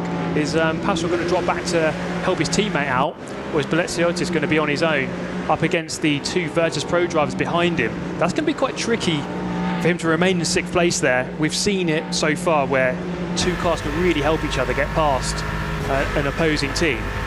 So Belitsiotis definitely got his work cut out to remain in the position he is. Definitely so, as we ride on board with Daniel Pastor staring at Casabon going through Ascari, flicks it over to the left, then to the right, then back over to the left-hand side. Just quite a lot of the curb there. And as much as you might think there's a bit of a gap there, 100% is in contention for this victory. We head back to the train behind Belitsiotis. So you've got Belitsiotis, you've got Fiala, you've got Ellis Jr., you've got Marcel Chinchik, you've got Darren McCormack and Tobias Pfeffer. And with that 5-second time penalty coming in, it says in session, I'll need to double check with race control, but I believe it's a 5-second time penalty for this session for exceeding track limits in qualifying. He is currently then running in 10th, but realistically will not gain anything major from the rest of this race. No, I think from there he might be able to gain a few positions, but if he's going to lose 5 seconds, then he just really needs to remain ahead, 5 seconds ahead of Yovski. And that's about all he can do, I think. Well, he's going to be involved here because here comes a look down the inside. He taps the rear end of Marcel Cinchik. He squeezes his way past. He's got Tobias Pfeffer on his outside. He's going to squeeze him off the circuit. Again, do remember that all the penalties that you get license points with them, and those license points are also taken off of your team's total as well. So you've got to be careful in all of this, as Darren McCormack was going side by side still with Pfeffer, who is driving in the team that, of course, McCormack left at the start of 2025. McCormack used to drive for Williams, now drives for Virtus.pro, remains side by side as they head their way towards Lesmo 1, and they're still going to be side by side out of it. Great battling between the two of them, lots of respect shown. They are fighting very hard, but they are giving each other just about enough space. Into Lesmo too, there was almost contact there. I was a high mouth moment. I thought they were going to just collect rear quarter panels and just start spinning. But good battling between the two of them. Pfeffer there still going slightly defensive up towards Ascari. Just very wary here. Look at that very ominous looking Aston Martin of McCormack. One of the fastest drivers here in the competition. Not the guy you want to have right behind you, putting you under pressure. But all of that fighting has let Marcel Cinchik there in 9th just pull away to the tune of 1.8 seconds. Well, very quickly, I'm just going to roll you through the points as they stand. Team Redline have 88 points at the moment as things are standing in this race. Team Vitality have 87, Porsche Coanda have 76, Virtus.pro have 66, Williams have 56, and Mouz are at the bottom on 49. However, Mouz have only done one single race, and they're only 2 points rather off of Williams at the bottom of the table. And importantly, Vitality, who now take over the race lead in the hands of Yuri Toman, so they take over the top of the live standings. However, this is their 3rd race in a row, and their 3rd race in this competition. They're the only team to complete 3 races at the moment. They go side by side here between Kazavon and Pastor. I've got to say, Toman's looking really good here. He set himself in 3rd place, early phases, just quite easily dealt with Statsenko, and then got past Toman into turn 1. So he's looking really strong. He's already extended out 4.5 tenths of a second. So he's looking pretty good here. He's really got that Aston Martin hooked up around Monza. So I think he's just going to look to try to pull out maybe a few more tenths, get out of the slipstream range completely. Let's take a replay then. This is the move for the race lead. Gets in the slipstream. Blyer does not contend it. He just understands this is going to happen. He's got such a run on him that he was going to get ahead completely before the braking zone anyway. But Blyer needs to be patient. He needs to remain in the hunt for the race. He needs the victory for Williams. Again, they need a really good race here. And so far, to be fair, they're having a pretty good race. This is a circuit which, generally speaking, when it comes to the statistics, has been fairly favourable towards the Aston Martins. And the Williams are against 2 of them. And they're doing really, really well at the moment, relatively speaking. And the Mercedes team, Blyer, Pastor, Belliciotis, Pfeffer, they're scoring solid points. That's it. You need to just come out here scoring solid points. They don't need to be amazing, but they need to just get themselves settled and back in the hunt. However, we do have this. Belliciotis struggling, Fiala and Ellis Jr. behind. Yeah, really late move over to the inside to cover off that inside line. Aston Martin goes to the outside, and they're going to go side by side here through the apex of 1 and 2, eventually getting the move done. And actually running the Williams driver out wide, that helps his teammate through. So a double overtake there with Belliciotis dropping down 2 positions in 2 corners. So big points haul there gained for Virtus.pro team. Certainly so. Here we go then, up towards, they're going to go side by side here because it's going to be 3 wide. Belliciotis into the Roger, he's going to back out of it, allowing Ellis Jr. to also back out of it to make sure that he's not side by side with Fiala going through the Roger and to make sure they get a good exit. They're joined in this by Cinchik as well. McCormack's way off the back end. I think McCormack might be destined to score nil point from this race. He will not be scoring anything. He's in 10th position at the moment. Hanyovski though within 5 seconds. There is a 5-second time penalty over the head of Dara McCormack. And so, unfortunately, it does seem as though Virtus.pro will not score any points with their lead driver at the moment. But they're still scoring, I guess, relatively decently, even without him. So I guess there's at least a bare minimum that. Yeah, they're still getting a good amount of points on the board. That's a good position there for Fiala and Kevin Ellis Jr. to gain there. Now they're, one behind the other. They can kind of protect each other in that 6th and 7th. Unlikely they're going to be able to catch up and gain on Daniel Pastor there for 5th. The gap is over 2 seconds. And so for now, I think that's the best hope they can have in that mid-pack, just to try and protect 6th and 7th and use each other for the protection of those positions. Oh, it's Toman starting to check out a little bit. We ride on board with Blyer. Statsenko's having a cracking drive at the moment as he's trying to chase down the top 2, looking for his first victory and looking for that important victory for Virtus.pro. There's 2 laps left to go in this race at the Temple of Speed. You've got Dominic Blyer in 2nd position, dropped back from pole. Again, he did have pole position here yesterday, but didn't win from that pole position, dropped back a couple of spots. He'll be desperate not to make the same mistake twice. Yeah, he got overtaken twice by the Mouse drivers on the final lap of the race. He dropped from 2nd to 4th in a rather disastrous final lap. And as you say, he's going to try to look to not repeat that big moment on the 2nd apex there of the chicane. They're really pushing through there, side by side behind. BS+COMPETITION here gets a really poor run off the corner. And that's going to be, is that Kevin Ellis Jr. up the inside? Certainly so, and again, it's just having that big look at the moment as we keep our eye on Chinchik, BS+COMPETITION, Fiala also in tow. They'll drag their way off of Lesmo too. They're being caught by McCormack and Pfeffer as well. It's going to be a big move potentially for Chinchik to score some more very healthy points for Vitality. At the moment, they have 95, playing 88 for Team Redline, 76 for Porsche Coanda. Obviously, Redline and Porsche Coanda are not in this race. Virtus.pro, who are there, they are on 68 points. But once again, that reminder, Virtus.pro have completed 2 races.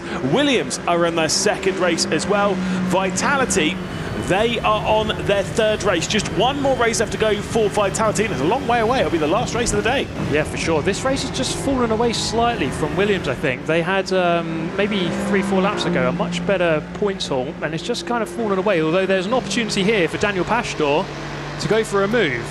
That is Kazabon protecting the inside. We're going to go side by side through the first couple of corners. Who's going to be the latest on the brakes? He's got more than an overlap here. He should get this move complete over the curb on the 2nd apex, and he does actually get it done. So can he protect 4th place from here to the end of the lap? Is it complete though? Just about covered it off. Dom Blyer then retakes over the race lead, covers it off. They go around Curva Grande. Slightly better run coming in from Yuri Toman. Final lap of the race at the Temple of Speed. Yuri Toman looks to the inside to try and send one into the Roger. Around the outside goes Dom Blyer. Little bit of contact between the 2. And here comes Mikhail Statsenko trying to make it stick, but can't find his way through. I think that's Kevin Ellis Jr. is it in 6th place trying to fight his way in. And then there's another position back here. BS+COMPETITION up against Fiala, just covering him off, really close.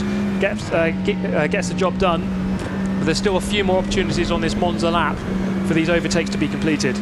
Yeah, indeed, that was incredibly close. Dom Blyer then is your race leader. We look at Thibaut Casabon, who's behind Daniel Pastor. This is the battle for 4th position. A little bit of a look coming in from Thibaut Casabon as they'll work their way through. Final stretch then for them to deal with as they head their way out of Ascari, down towards the Parabolica. Is there any move coming in? I think 0.3 of a second, slightly too large for Mikhail Statsenko. And it looks like the issues of yesterday when it came to qualifying on pole position have been put to bed by Dominic Blyer, who's going to come through the final corner. He might be ill, but he's not showing it on the track at the moment. And for Atlassian Williams Sim Racing, when they needed it the most, Dominic Blyer comes through to take victory at the Temple of Speed. Mikhail Statsenko denied a first victory, will finish in 2nd, and Yuri Toman onto the podium again here in the Esports World Cup. And 3rd, still solid points for Vitality, but what a victory by that driver right there.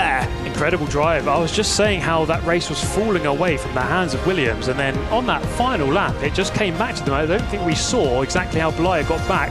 Toman losing 2 positions on that final lap, but we've seen that can happen. So great performance from Blyer and from Williams there. And do you know what? I think on that, I need to double check it. I think on that, the final couple of laps, I think Vitality lost 20 points. They went from about 94 down to 74, which is what they currently have. Let's take a look, though, at provisional race results. Dom Blyer back on top. Mikhail Statsenko in 2nd position with Yuri Toman for Vitality in 3rd. All 3 different teams on the podium. Daniel Pastor and BS+COMPETITION backing up their lead driver with 4th and 5th. Darren McCormack will finish in 6th, but will be given a 5-second post-race time penalty, we believe. Tobias Pfeffer in 7th with Marcel Chin Chinchik, Fiala, Kazabon, Yayovsky, and Kevin Ellis Jr. The field. We'll head down, though, to the desk for some analysis. I've got some analysis for you, and it's coming straight from the horse's mouth. Vitality had a great race there. Talk to me about the team's mentality going through that, especially after that big pile-up to start things off. I mean, I don't know. For me, that race didn't really seem too great, but maybe, I don't know where we finished. Yeah, I don't know what's the mentality anymore, neither. Yeah, we will see. Well, Vitality, you had 3 matches so far. You got 1 more race coming up. A little bit down the line, though. What are you going to do between now and then? To be honest, I don't know, because the racing standards are really poor, so there is not much of enjoyable racing. Yeah. Well, when you're in a situation like this, you know, a tough one across the board, how do you guys rally your mental in this one? Are you going to go hang out together? Are you going to get some space separately? Yeah, we try to enjoy at least the trip, because, yeah, maybe that's what's going to remain. All right, well, you guys have brought a lot of great races to the field. We've seen a lot of great action from you all here. Anyone you want to shout out that's been helping you along the way to get all the way here to Riyadh? I mean, yeah, of course, the team Vitality and Danny. The help of Danny, it was a really big support, and we started the event really good, but these last 2 or 3 races, it was really shit, so, yeah. Well, thank you so much for those insights. We're going to send it back to the studio, take a closer look at that race. All right, it was a good race, and it started on turn 1. There was some drama, right? Some contact, and it desperately changed the top at least 2 through 5, I want to say, McCormack especially. But it was Dan Blyer who ended up holding on tight to what he had, taking the race. But Jim, you mentioned it. That turn 1 on Monza, it's a rough one, and it actually was. That was chaos. That was actually chaos, and I think that was the biggest chaos we've seen so far. So many people spun, and some top dogs were gone. That's right. In turn 1. Yes. And Dominic Blyer, what a race from him, wins it. But Yuri Toman was so quick up until that last lap, which was a great battle they had.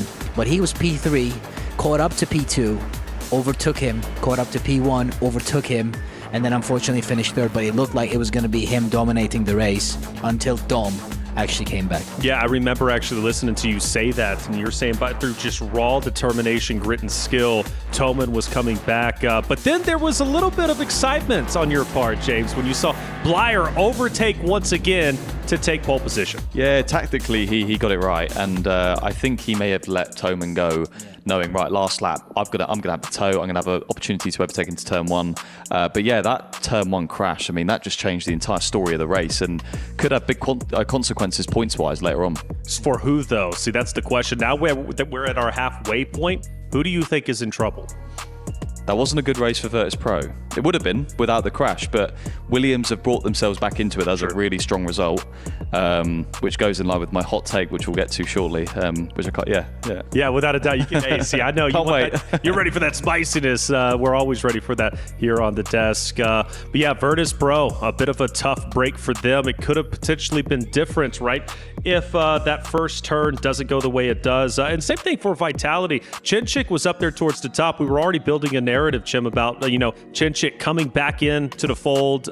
He's been highly consistent. If that turn 1 doesn't happen the way it does, Chinchik most likely trying to challenge for pole position. I mean, definitely, but also Toman was really quick, so it was going to be Chinchik and Toman working together like we predicted. So as soon as Chinchik was gone, Toman was alone. He still managed to catch up to the guys ahead.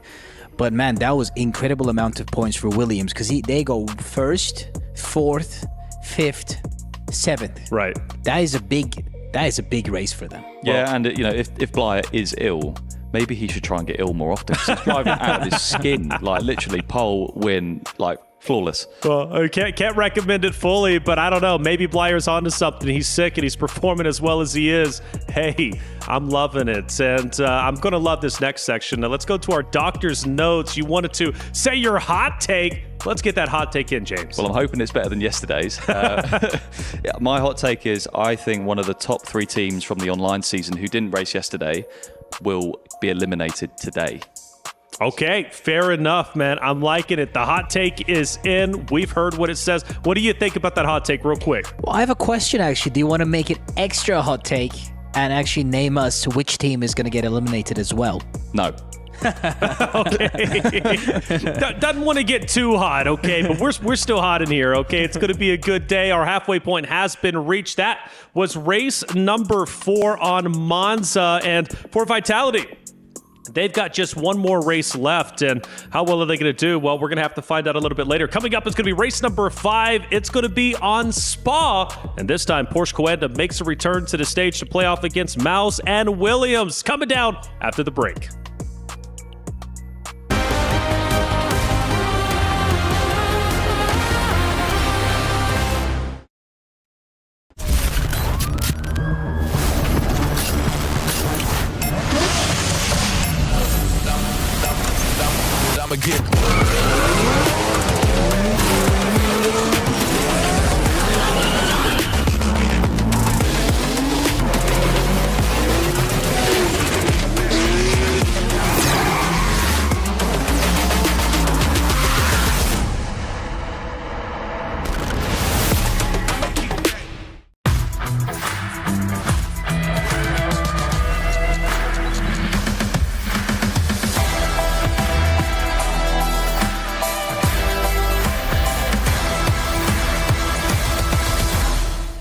I stepped into a realm of wonders where the sun kisses the sea.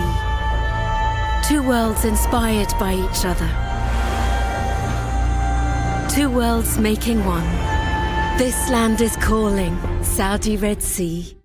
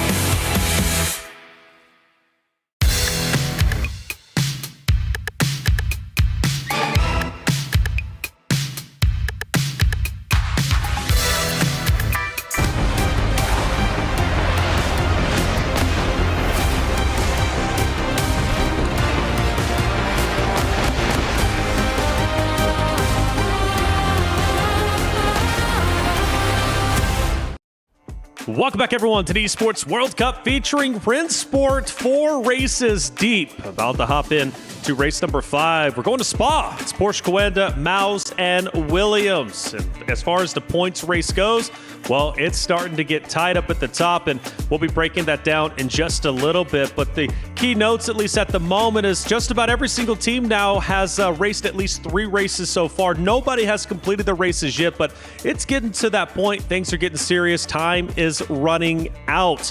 I'm Taylor Reflections Noble, joined by Kim Balikbassi as well as Mac Baldwin. Boys, welcome back in. It's going to be a good time. Mac, great to see you back on the desk. We've got a couple races still to get through. I'm sure you're excited about it. Yeah, I'm really excited. I've been watching the races while I wasn't here, but I have to say I'm really glad to be back at the desk. I really miss you guys.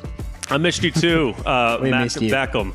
Let me make that clear. Now, Baldwin, at this point, man, it's getting kind of crazy. It's been a long day. Hey, it's going to be a good time. Where, like I said, we're heading into Spa for the first time. Let's take a look at what the track is going to be cooking up. The Ardennes roller coaster then, the most legendary of them all. Beginning with that run into the source, picking an early apex to get a good run up to Eau Rouge. The iconic part of the circuit then, easy to lose the car over the crest at Radion.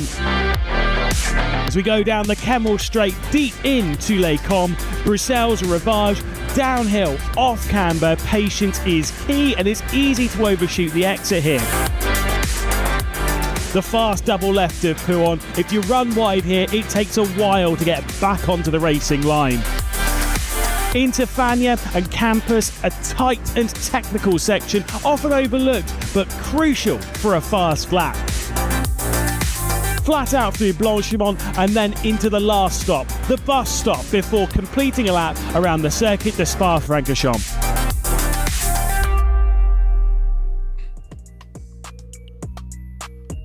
Well, there it is. Spa coming at you hot and ready. It's going to be fun. Porsche Coanda, Mouz, and Williams. Jim, Spa, what can we expect?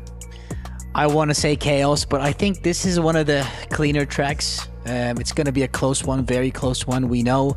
I believe the Porsche is going to be strong here because they have good top-end speed, and this is a very high-speed track, especially with the long straight, the Camel Straight. So I think they'll be strong, and the drivers there are amazing at this track. Well, that's good news for Porsche Coanda, though. Definitely. Good news for Porsche Coanda. They need to be strong here because the point tally, like I said, is getting very close. It's the race to not be at the bottom. No one wants to be the 6th place team because that means you're going home. You don't get a chance to play in tomorrow's competition to see who our top 3 is going to be going into finals. But I tell you what, that stage is getting hot and ready. It's going to be a fun time, a good time for our race number 5 heading into Spa. 3 amazing teams, Porsche Coanda, Mouz, and Williams. Without further ado, let's head down to our stage, the S&B Esports Arena, to get the party started. 4 tracks down, 4 races done and dusted. We are halfway through our second day of competition here at the Saudi National Bank Esports Arena. And I have to say, things have been heating up race after race, and seeing how the storyline seems to be adapting and changing after every single lap is absolutely sensational. And I cannot wait to see what the second half of races has to hide from us right now. And you might hear that you're going to the spa and think this is going to be relaxing, but I promise you it will be anything but for these drivers. So much on the line, a very complicated course, and of course, a fraction of a second could lead to your trip home. A long one here from Riyadh. Yeah, exactly. And of course, don't forget, you have to make sure that your key stays intact. It has to stay alive because, of course, I want to say the longer that you stay in this tournament, the higher chance that you might be able to take one of those keys and place it into the trophy and be crowned the champion of Rennsport. So without further ado, let's introduce our teams for the 5th race of the day. And of course, starting off with one of the most consistent teams here at Rennsport at Esports World Cup, it's Mouz. They have proven that consistency is in fact key here in making sure that they stay alive. And I want to say, they just have to make sure they don't fall into the trap that is that first turn madness that we have seen over the course of the past 2 days. But like they said, Spa should be a little bit of a treat. Absolutely, and when it comes to our next team, Porsche Coanda, they've had a little time to relax today. They seem to be in great mood too. I saw them head up on the stage, give a friendly wave because they love their org. They're happy to be here, and what a great org they have supporting them. We shouted out Joshua Rogers early on, but I gotta say, They have the whole team, Jordan, Dane, and Charlie Collins. That is a recipe for success, and they've got to do it here on Spa. That they do, but our third team being introduced on this stage, a team that has been demanded a performance, and that's exactly what they did. Welcome one more time, Atlassian Williams Sim Racing. I called from a miracle from this lineup, and Blyer did not deny me that miracle. A victory in the fourth race of the day. Will that breathe new life for the squad that is Atlassian Williams? Can they keep it going? Will they be able to come back towards that top of the leaderboard and keep their key intact? Like I said, we're halfway through, ladies and gentlemen, and the fifth race is ready to go. So, one more time, pedal to the metal. Take it away, boys. Sports Arena looking stacked, looking good. The teams are set up and ready to go. We're just moments away from the qualifiers, of course. And now we need to start talking about where the standings currently sit, unofficially, of course. But we have a good understanding of where some of the teams are, some good, some bad. We got Mac here to break it all down. Yeah, so, I mean, for sure this is going to be an exciting race coming up, but this is also a really important race, especially for Williams. They had a really kind of a shocker on the first race, of course, but then they really pulled back on the second. Thus far, most of the teams are actually scoring kind of between that 30 and 40 point average, but Vitality is the only team that's scoring around 24 average. And of course, they've already had 3 races. So for Vitality, it's going to be really important later to absolutely hammer that one down. So unofficially, could we say Vitality has their head on the chopping block, at least at the moment? Because Williams at one point was there, but we saw them step it up tremendously in their last race. I think so, yeah. I think this is also why this race is so important right now, because Williams is racing, and it really depends what they do with this race on how it's going to look. If they have another bad race here, they're right there with Vitality. If they have a good race, they could really pull ahead, and then it's all in Vitality's court, basically, to have a good race. Which is insane to think of. You know, Chim, yesterday we watched Vitality dominate their group play. They had the most points out of group play in general. We question, was their group a bit easier? Well, it's hard to say if that's the case, but one thing was for certain, we thought they were going to be coming into day 2 as one of the top contenders. Yeah, definitely. I mean, leaving yesterday, I thought Vitality was ready to challenge the top 3 teams, and today was not the case. I think the Monza race really affected them in terms of points, because that massive crash in turn 1 basically lost them a lot of points. But I think they can strike back. They just need maybe one win and they're back in the game, and winning is something they do. So I still have faith in Vitality. I don't think I want them to get eliminated this easily after their performance yesterday. It would be a real shame. It would be a shame indeed. Well, Vitality, we're going to be seeing them do their final race in just a bit. But for now, we've got a great contender in Mouz. Mouz has been highly consistent today. They've looked very, very strong. In fact, yesterday they looked great. Today they look even better. It seems like each and every day they compete, they just continue to improve as a roster. For their Esports World Cup road, though, again, it was a challenge, but they made it here for a reason. Let's look at what their road and their journey had in store for them.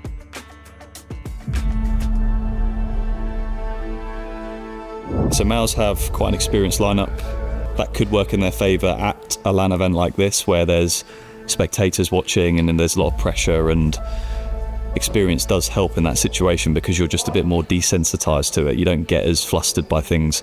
I think all of us have quite good LAN experience, so I think for us we'll be very good prepared, and I hope that we'll do very good.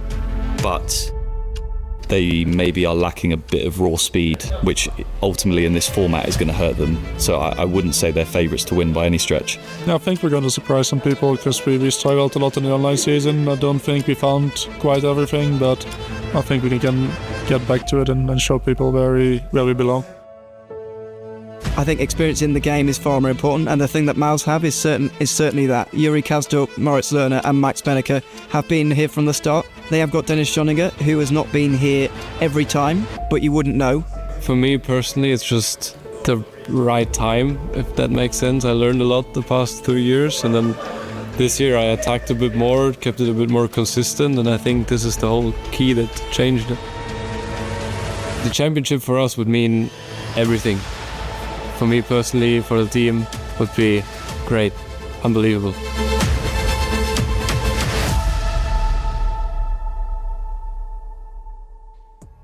Mouz, they're serious competitors. They're here for a reason, and Binneker has been on fire alongside that of Loner. Really enjoying this roster, and I think as far as all the teams go today, Mouz has been one of the most pleasant surprises in how well they're performing. They started very early in the day. Now, of course, they continued their run through. It's now race 5. We head to Spa. Mouz, a team that could go all the way. Yeah, for sure. They have a lot of talent. I really like their lineup. As was also said by Ewan earlier, they had a really consistent lineup pretty much since 2023. Mort has been there, Yuri has been, Benik has been there. They had some swaps here and there, but I think Dennis is a really good fit for the team. He really carried them big time in the online season, and thus far online he's also proving that he's a very capable driver. Yeah, Dennis Schoenig, you're right. We consistently bring him up, and the reason why is because he's consistently performing well. Williams with Blyer, though, that's been the exciting talking point. Of course, not only because of his hair, you think it's aerodynamic there, Jim, but also because simply I feel like he has truly uplifted Williams, and a good reason as to why they are currently ahead of Vitality in the points. I mean, definitely. I think with Williams, Dom Blyer has been a one-man show at the minute, winning races. And man, that hair surely gives him extra couple of tenths or something, you know, aerodynamically advantageous. Right. He has DRS enabled. Without a doubt, man, Blyer in the hair. Hey, look, you can look fashionable and sim race at the same time. And well, Blyer, he figured out how to do both. As far as Blyer goes, who else in Williams has impressed you today? Because it takes, you know, a full squad of, you know, just talented racers to end up at the top echelon of these, of course, races. Yeah, I think Pfeffer has probably been their second best guy, pretty consistently overall, but he's just not quite at the level that Dom is performing at. And that is definitely hurting him a little bit. They really need at least that two-man show to really score home the points, especially now where the points are getting close and you really need to get ahead of P6. They need someone else to step up together with Dom. Without a doubt, and there's Williams and Mouz. But now let's talk about the big dog in the room, Porsche Coanda, who's looking very, very good so far. Surely moving forward to tomorrow's competition. No surprise to anyone. And, well, they've got Collins, Rogers, Warren, and Caruso. When I think about the three anyways, I think Rogers and Collins have truly been leading the pack for Porsche Coanda. Yeah, I mean, Porsche Coanda looks really strong. And like I said, this track is a good one for them. Mac knows them really well, maybe a bit too well, if I'm honest. So he, if he says they're very quick here, I know that they're very quick here, but I mean, his knowledge is unmatched. Yeah, they are very quick here, I can confirm. I've done a lot of practice with them, and yeah, they are very quick. And like you said, I think Josh and Charlie have been very good, but we also saw it when they didn't quite have the race in the first race. Yeah, it was also Dane and Jordan that were right there at the front to pick up the pieces. So you can really see it's a cohesive team. They can really kind of fill in the blanks if it's not clicking for another driver. The Porsche on Spa, though, how do you think that's going to work out for them?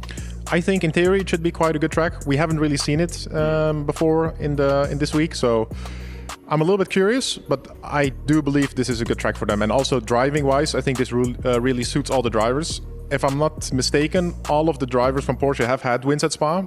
I'm pretty sure Josh has had more wins here throughout the last 2 years than I can even count on my two hands, so I would need an extra pair of hands for that. But yeah, even Jordan, who came in this year, I think he won immediately at Spa, so this should be a good track for them. Joshua Rogers, all eyes on him for Porsche Coanda. For Mouz, I'm looking at Binneker. Obviously, he's been just a shining star for them without question. Blyer. So what I do like about this, Jim, going into this race is each roster has had standout showings for each individual, which is wonderful. You want that, right? You want your star players going in to battle it out for top three.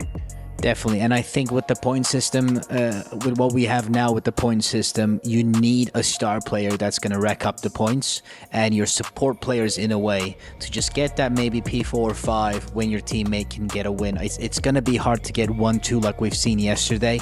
It's going to be way more challenging to do it today than yesterday, but you definitely need your second and third players to be in the middle of the pack if your top guy is going for the win. Fair enough. And for Mouz and Williams, I'm going to say it, I think they have to perform here on Spa well. They've got to get a good placing because we're running out of races. We're now on race 5. 3 more will follow after this. So things start to get serious. And for Williams, they've dug themselves out of the low ground that they were at after race number 1 when they had to start the day against the two top dogs of Redline and Porsche Coanda. Now they get to go against Porsche Coanda once again, but now adding in Mouz, which is not going going to be easier, really, in any fashion with the way Mouz has been playing and with the way that they've been so consistent. But for Williams, I think they're in good hands. And for Blyer, of course, who we've been talking about, it's having his flu race. He's a little bit sick out there, but you know what? The good news for him is, yes, Williams did have an early race, but they had a bit of a break to recoup, and now they've got 3 back-to-back races, which means it should be a little bit easier on Blyer in terms of his health. So good stuff for Williams. Excited to see how this qualification goes, because again, all eyes on Blyer, Binnicker, and Rogers. Well, let's get into it. Race number 5, Spa qualifiers. Lewis McGlade, Zach Sweeney, take it away.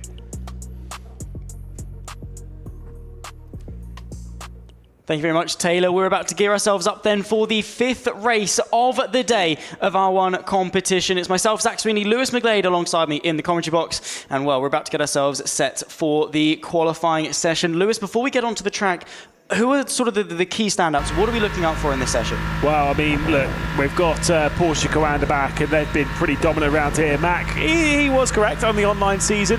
Around this circuit, they took all but 1 victory of the 7 races they did at the start of the season. Charlie Collins is the main driver to look out for on that. Of the 4 races that he did online around Spa, guess how many he won? All 4 of them. It wasn't 4 of them. He's pretty good. So, yeah, that's going to be a tough one. For Williams, though, big positivity for them after the previous race. They are no longer bottom of the average point scored. Vitality have the lowest average of point score per race at the moment, which means after all 4 races, if that stays up, goodbye Vitality. Yeah, it could be a huge shock surprise, and what a turnaround this has been for Atlassian Williams Sim Racing. We're speaking to a couple of the guys over yesterday, and their key ethos is podium mentality, and having that accountability as well is one of the sort of the main mantras that they echo throughout the headquarters. And it's basically what it comes down to is that even when you're down, you're not out. You pick yourself back up, you hold your hands up. Whoever made the mistake, whoever was slightly subpar, is then able to pick up the slack and get themselves turned around for the rest of the day. You sound like someone who's desperate for a t-shirt. No, definitely trying to go after some Williams merch with that kind of mentality there. First sector then for BS+COMPETITION. Come about a 10th or so off of where they want to be. Second sector, 10th or so off. This is still looking like a pretty decent lap time from BS+COMPETITION. Yeah, it is indeed. Of course, BS+COMPETITION hasn't been quite strong in qualifying. A couple of times he's sort of been told to sort of pick it up a little bit in qualifying. That being said, his race pace is very, very strong indeed. Fou Blanchimont, of course, completely flat out through the left and then into the heavy braking zone of this final chicane. Trying to spot your braking marker, and you've got to be careful as well. The slight undulation throughout the circuit at this chicane can actually unsettle the car. Use all of the track on the exit, put your foot to the floor, and let's see what benchmark time he can set. Aiming for around about a mid 2:14 across the line, a 2:14.7. Let's see what Caruso can do. Yeah, I was trying to look at some of Ewan's handwriting over there. It's absolutely awful. Oh my god. Anyway, yes, now we jump back to Jordan Caruso. First sector, again, we're aiming for more 39.3, mid 3, high 3, something like that. Obviously, that's about a 10th off of where we'd expect it to be. Middle sector, again, quite similar to BS+COMPETITION, so might end up being slightly faster based on the opening sector and stuff. We'll have to wait and see what Caruso can do across the line. It's going to be around that, though. It is indeed a 14.7. That ain't going to be pole. No, it might not well be. Of course, Jordan Caruso very strong around Spa. Another driver that's been quite strong in R1 competition, despite it being his first season. Tobias Pfeffer for Williams Sim Racing. It's decent to the first sector. The middle sector as well, fairly competitive. Sub 59.2, not too bad at all. Nothing to shy away from. Is it going to be provisional pole, though, as things stand? Looks to be good for that, as long as he's kept a nice, tidy third sector. Across the line, breaks the beam, and will set his lap time. It's a 2:14.7. Well, even if it's not quite on the pace we'd expect, at least it's close. I will say, race control have been very busy between the races. There was 7 penalties from the previous race, so I'm hoping for a slightly cleaner race in this one. I believe 2 of those went the way of the team we're looking at here at Team Williams, so we'll have to wait and see if they're going to pick up any more. BS+COMPETITION was the driver who picked up a couple of penalties. Either way, Don Blyer will be working his way through the final corner. This does look like it's going to go on to provisional pole position. I'm not convinced by the time, though. 2:14.679. I don't think that's going to be good enough to hold off Mouz and Porsche Coanda? No, it might not well be, but Yuri Kasdorp has not had a very good middle sector. 59.7 is a few tenths off where he needs to be. And in all honesty, he's never won. He's never scored a podium around the circuit of Spa-Francorchamps, so might not be the best circuit for him. His teammate, though, Maximilian Benneker, this is one of his best tracks. So let's see if he can pick up the slack for Mouz. On the exit, though, of that final chicane, he doesn't look overly happy. Let's see where this puts him. It won't be provisional pole. In fact, it's plumb last. A 2:16.1 for Yuri Kasdorp. That's about to slow down. So here we go then with Joshua Rogers. 39.4 first sector, pretty decent. Second sector, right on the money. That is actually faster than Charlie Collins went in the middle sector when he set the fastest lap of the season earlier on in the online part of R1. We'll have to wait and see if it's going to be good enough to beat what was a 2:14.393.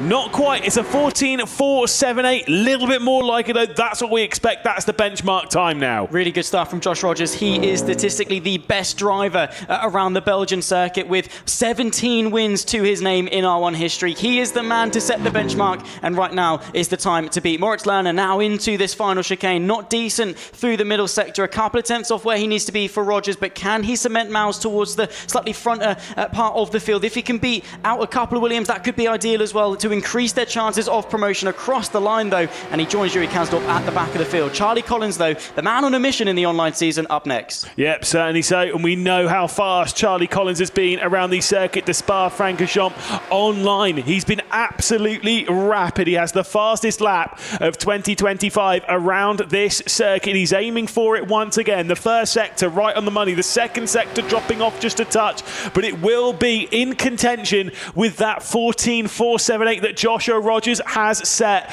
Undefeated online at the circuit, the Spa-Francorchamps, with 4 victories from 4 races. Can he keep that up as he heads into the final complex of corners? Out through the bus stop, up towards the line. Rogers to beat. Will it be a Porsche Coanda 1-2 as they come across the line? Charlie Collins will hit the beam, and it's not good enough to take pole, but it is good enough to go second. Yeah, really good stuff. At the moment, it's Porsche on the front row, Williams on the second. What can Daniel Pagdor do to get himself into the conversation? Can he demote Caruso down to 6th across the line? He can, and up to 4th place. So now it's still a Williams second row. Pfeffer then rounds out the top 5. This is looking good. Maximilian Benneker not quite on the pace for the Porsches, though, to the middle sector. Certainly not. We're looking at Benneker right now, trying to muscle his way back onto pole position. He's had so many pole positions here in Riyadh. Our Gamers 8 champion 2 years ago on the driver's side of things. Can he wrestle up the order? We'll have to wait and see. The sectors are not looking so good for him. Can he at least get ahead of some of those Williams?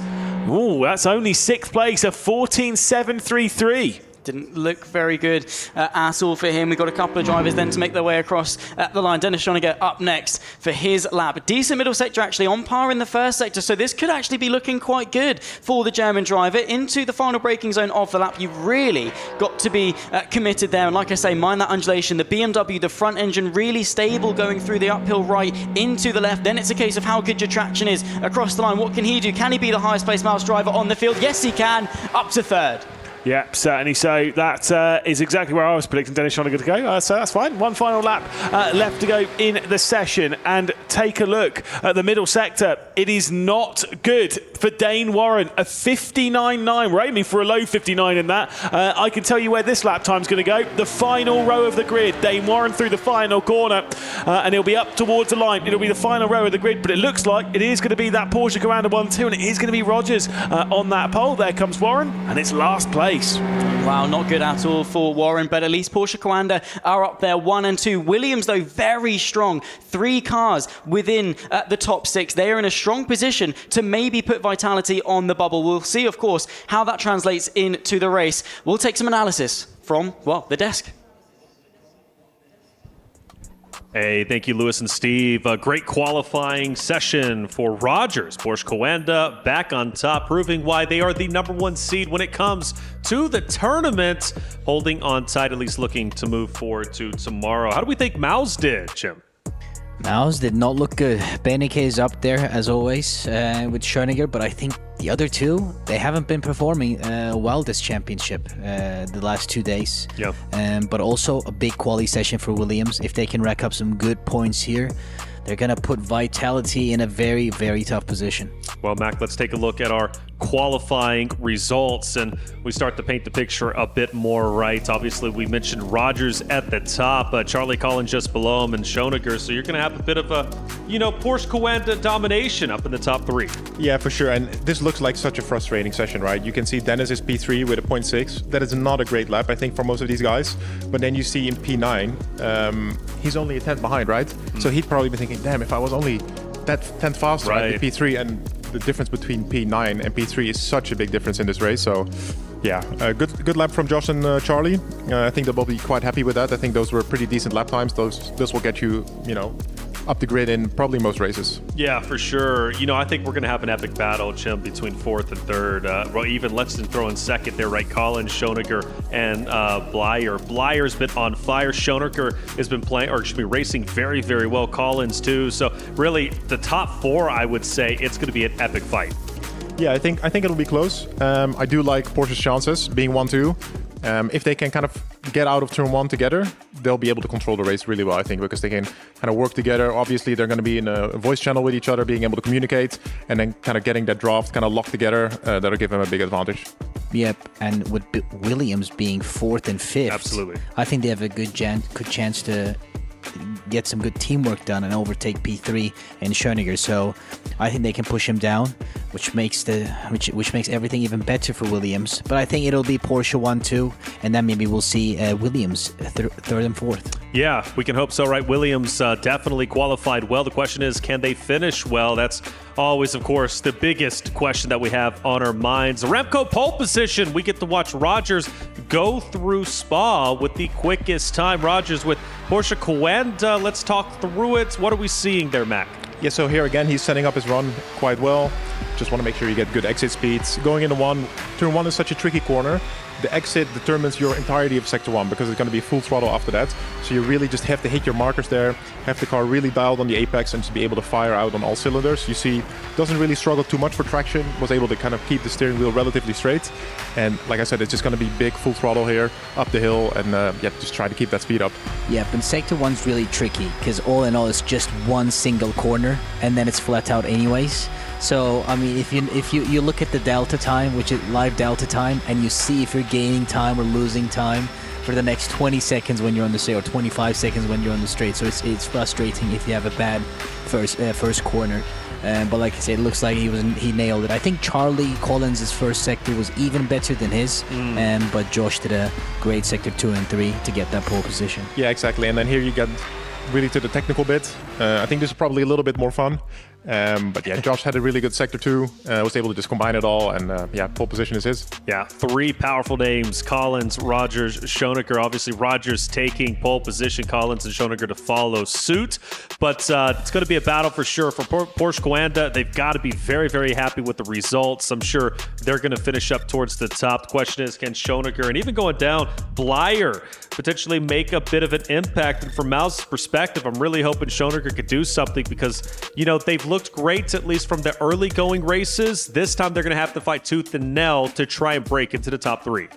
Definitely. I think because Mouz had such a good first race and so many points, I think they're a bit more chill. But if they have a bad race here and they lower their points average per race, it's going to put them in a tough position for races 3 and 4 for their 3rd and 4th races. So it's important they rack up again some good points, but the qualifying results is not helping them. Yeah, not at all. Actually, Mouz, in terms of the points race, Mac, do you remember where they were sitting at? Yeah, so they only had one race, of course, but they scored 47 points. Okay, so that's pretty good. I think that is actually the most points. Redline scored a little bit more in the start, but that's the second most points that a team scored. So if they would keep that average up, that'd be huge. Yeah. But right now, it's looking a little bit more dire. For Williams, though, this is their 3rd race, I do believe, and then their 4th race is going to be coming up shortly after this. So 2 more races to go back-to-back. I think it benefits them, though, Mac, because given the fact that Blyer, again, is a little bit sick, you want to get those races done pretty much as quickly as possible. And for Williams' sake, they have that opportunity. But again, Blyer being sick doesn't matter. The guy's been on fire. Yeah, it looks like he doesn't care, right? Like James said, he should really try this more often. It's a crazy I do think it's good that they have the 3 races in a row. That's good for them. They stay warm. It's probably easier to kind of keep your focus that way. I think if you get out of the rig, you give your body a little bit more time to rest, I think then the sickness usually kicks in a little bit more. At least that's how it is for me. So I reckon he'd be quite happy. Even though it is a bad situation, it is, I guess, kind of ideal situation that you at least get the races over quickly. Yeah, I mean, we keep saying like Blair should be sick more often, but I think the real perspective we need to check or maybe question is how fast he would have been if he wasn't actually sick. True. You know, we don't want him to be sick all the time. Obviously, if Dominic is listening to this, sorry about that. So we really need him. Really need Williams in here tomorrow, and he can prove, if he's a little bit more healthy, what he can do. Definitely. I mean, if he gets even better tomorrow, I mean, what can he do then, That's a fact, right? Especially finals. Imagine Williams goes from last chance qualifier and then so happens to be top 3 final day going for the championship. That would be a tremendous story, and a story that could unfold depending on how Williams ends up performing not only today but hopefully tomorrow as well. From what I'm hearing though from Chris Tunn, our on-the-site reporter, I don't know, he's got a little bit wild and he's up to something. Chris Tunn, what are you doing? Well, I find myself outside again here at the Esports World Cup. We are in the Boulevard once more, and well, we are going to wait here for a prize, but this thing takes forever, and I only have so much to say, so we'll move away from it. But you kind of come out and do an activation like that, where you can win a bronze, silver, or gold, or even the championship prize, which is what the guys inside in the SMB Esports Arena are trying to do right now. Still a few races to go, and a lot on the line for our Rennsport competitors. Who's going to come out on top? Only a couple more to go. Hey, all right, Ton, showing us what the spinning wheel can do. It was going pretty fast, said it took too long to finish. Actually, I wonder what was on it. I'm going to have to ask him later. What could you truly win there? Because he did put the attention on our SMB Esports Arena. $500,000 on the line, a potential back-to-back for Redline, and more importantly, potentially a new champion. I don't know, Williams? Miracle run? It would be quite a story to tell, and well, we are still telling that story indeed as we head into race 5 whenever it comes into Spa. Binneker finishes a little bit further down than I'm used to seeing him, right? I believe all the way in 7th place for the qualifying stage. But one thing about Binneker is he is a fighter. From 7th place, how high do you think he can go?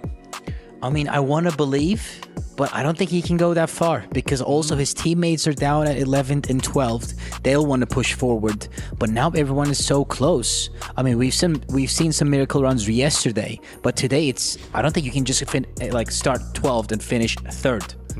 I believe in him. I don't think he can win, but for sure he can make some moves from 7th. He has really good he can manage his how aggressive he is through the traffic quite well. He's fast. This always helps, of course. Even if you just have a little bit of an edge on your opponent, it just makes overtaking so much easier. So I would at minimum expect him in the top 5, assuming nothing too weird happens.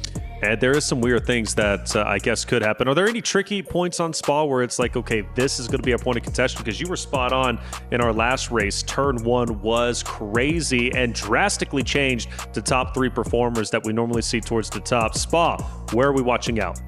I think it's going to be end of the straight, end of the Camel straight. Just basically, you have turn 1, which is going to be crucial. And as teammates, because they're 1 and 2 in qualifying, if they can have a solid turn 1 together without compromising each other's exit speeds, they'll try to carry on until the end of the long straight.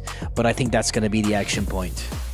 Action point indeed. Well, let's find out if it's going to be. We are just minutes away from hopping in to race number 5, which is going to be on Spa. It's going to be a heck of a time given our top 3 is looking stacked. Porsche Coanda with Rogers and Collins in 1st and 2nd, but then it starts mixing up a little bit with Mouz and Williams. Schoedinger in 3rd, Blyer in 4th, and well, from there it's going to be a race to the top, and you already see emotions from our previous races just before. It's been tense. It really has been. Nobody is playing nice, and you wouldn't expect them to play nice at this level of competition with just 3 more races remaining. The day's been going on for a while now, Mac, right? Now it's the conversation of stamina.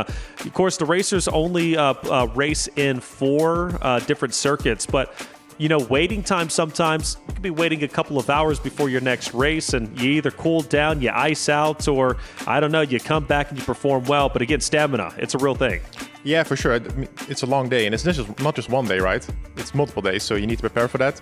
Back in the days with Porsche, we actually prepared for stuff like this. We would go long time without sitting in the simulator, and just to kind of simulate what we have here, right?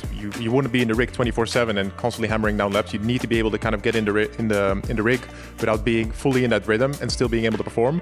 This was, of course, 2 years ago, and as far as I know, the level at which people prepare now has only gone up. Actually, forgive my ignorance. Le Mans is 24 hours, right? Yes. So you want to talk stamina? You've actually raced in Le Mans. Yes, I mean, that's a different thing because it's also, in a way, similar to this because you do your stint, which can go up to 3 hours in a row, 3 hours of non-stop racing.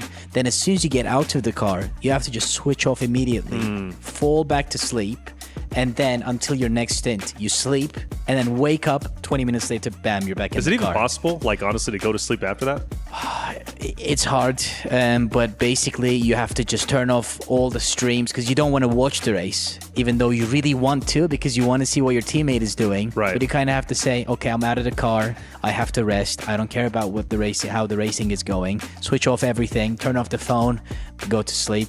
It's really tough, honestly. And also to wake up and immediately 20 minutes later you do some warm-ups and you're going 320 kilometers per hour. That's insane. We got to have a conversation about that later, either offline or online. Well, here it is, race 5. We're going into Spa. Let's see who's going to take it. Lewis McLean, Zach Sweetie, take it away.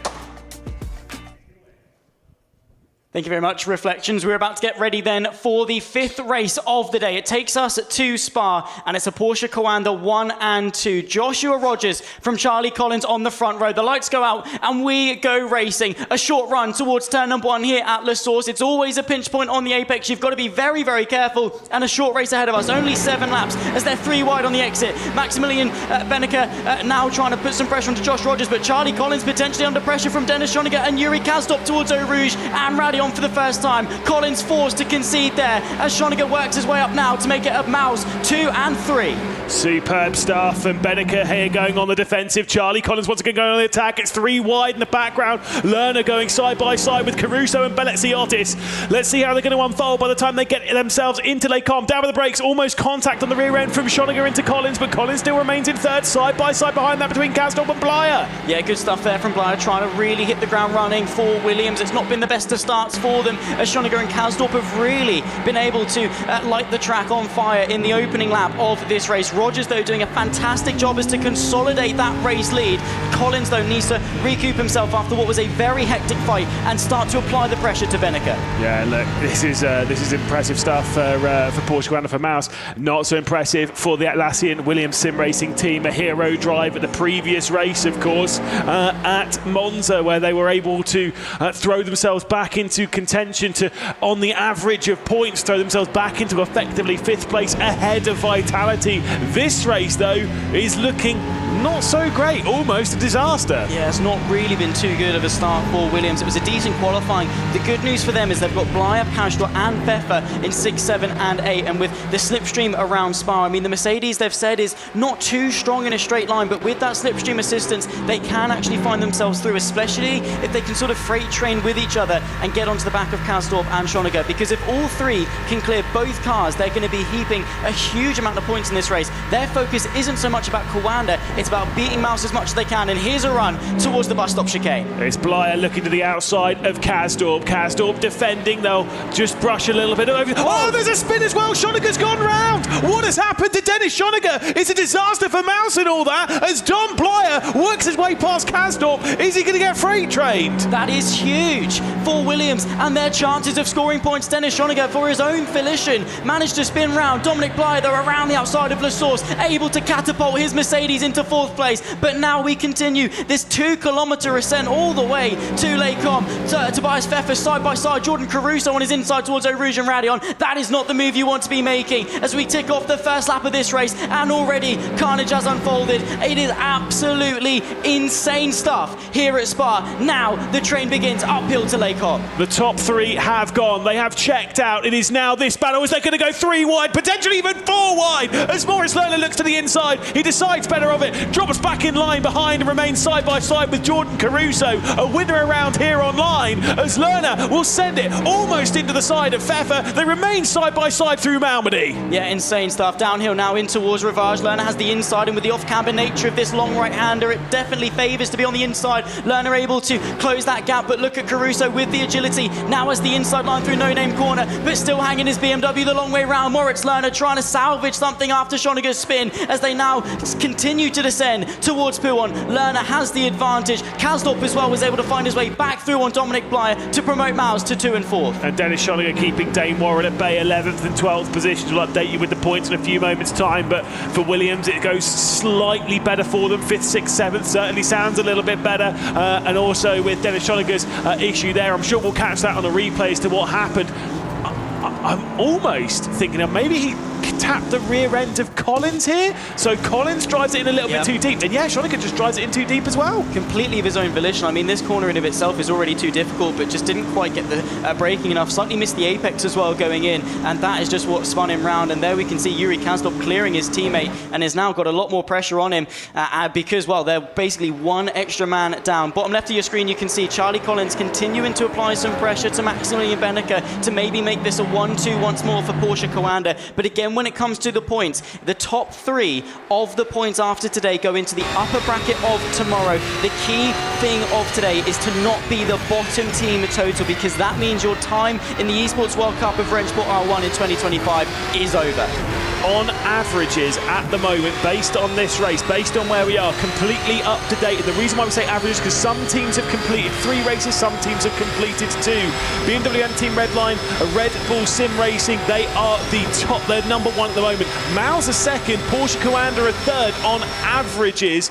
Williams are 5th. It is still Vitality last with 23.3 points versus Atlassian Williams Sim Racing's 28.3. Either way, we've had the switch there, and Benneker has dropped back to 3rd. Blyer, importantly though, for those averages, has come through on Kasdorp back to 4th. Yeah, that's good. Not only does that take points off Mouz, but it gains points for Williams, so it's actually a bigger point swing than it would normally be. Pastor and Pfeffer, though, need to close in to that red and white BMW of Yuri Kasdorp, apply some pressure to the Dutchman, and again make Williams' day just that little bit better. We've seen some good performances from Pastor and Pfeffer, but what do they need to really maximise this race? Just got to keep your nose clean, got to keep yourself focused, got to move forward, the thing is, I always say about playing the long game, you can't really do that at the moment. Blyer, though, I will say, 4th position is as good as it's really going to get. If he's going to get anything better than that, it would be because there is drama ahead. Collins, Rogers, Benneker, one of those spinning around, which is the lead battle that we're looking at the moment. That's the only way Blyer's going to gain something else. 2 seconds over 4 laps, just not something we really see gain. Big moment there for Benneker, though, who makes a costly mistake going through campus. Yeah, not at all what you want to see, just a slight twitch of oversteer on the apex. That's going to offset him ever so slightly, allow the 2 Porsche drivers to break away. The gap now between Collins and Benneker, about 7/10 of a second. You're probably not looking far off that for the slipstream range, so it's important for Collins and Rogers now to break away and check out of this race. But more of those mistakes and losing the slipstream. We talked about Bly not being able to close that 2-second gap unless there's a miracle. Well, more mistakes like that, and we could have Benneker dropping back into the pack. Yeah, definitely so. I mean, I said that there's no way that Blyer's going to catch, but you just never really know. As we head back, Lerner, Caruso, Beleziotis here, the battle for 8th position at the moment. The red and white there of Mouz ahead of the white, red and black of Caruso. Beleziotis in the distinctive Atlassian Williams Sim Racing blue. We can see Yuri Kasdorp there on the in-game, or sorry, the in-studio feed there on the right-hand side. There's Joshua Rogers, your race leader as well. Doesn't look bothered, does it? He almost looks actually kind of a little irritated. He's like, come on guys, can we just score the points and get on with this already? I mean, Joshua Rogers is one of the most calm, cool, collected drivers you will ever see. Jordan Caruso, though, with a fantastic run off of Eau Rouge and Radion, already looking to go to the inside of the Kemmel King as we make our way to a replay.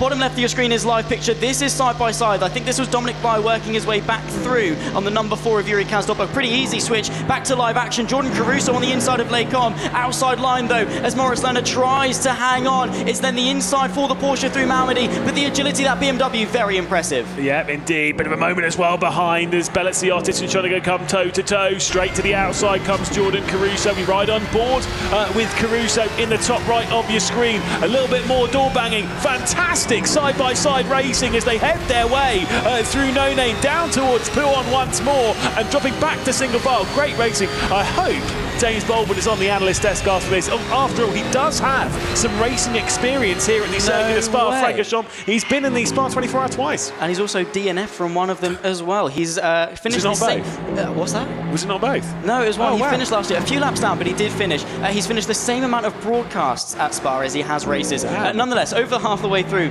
of this race, Jordan Caruso ahead of Moritz Lerner. Fantastic battle between the pair of them. It's Rogers that leads Collins and Benneker, the top three. From Dominic Blyer and Yuri Kasdorp, the top five. Williams still need a couple more points just to feel a little bit more comfortable against Team Vitality. Their last race is the final race of the day when we take to Hockenheim against Virtus.pro and Team Mouz. Now, it's not a guarantee that they're going to do well, but it does seem to be pretty strong for that final race. So Williams, while they've got the opportunity, really needs to capitalise. Pajtor on the back of Yuri Kasdorp. The overwhelming disappointment when it's definitely not James Baldwin on that analyst desk. I know it's not already. It's fine, but you've got to make the joke every now and then. It's fine. 1-2 still for Porsche, and they're very close. They've pulled away from Benneker. I'm sure it will remain a 1-2 for Porsche all the way to the line. Side by side in the background between Lerner and Warren, though, and in what could be an important final point. Who knows? By the end of the day, Warren to the outside as he's trying to squeeze his way straight around the outside of Moritz Lerner. They remain side by side as they drive their way down the hill, beginning this 2-kilometre run to Lake Om. Yeah, uphill as well. The BMW, of course, usually quite quick in a straight line, but having to back out through Rouge and Radion, getting as close to the rear end of the Porsche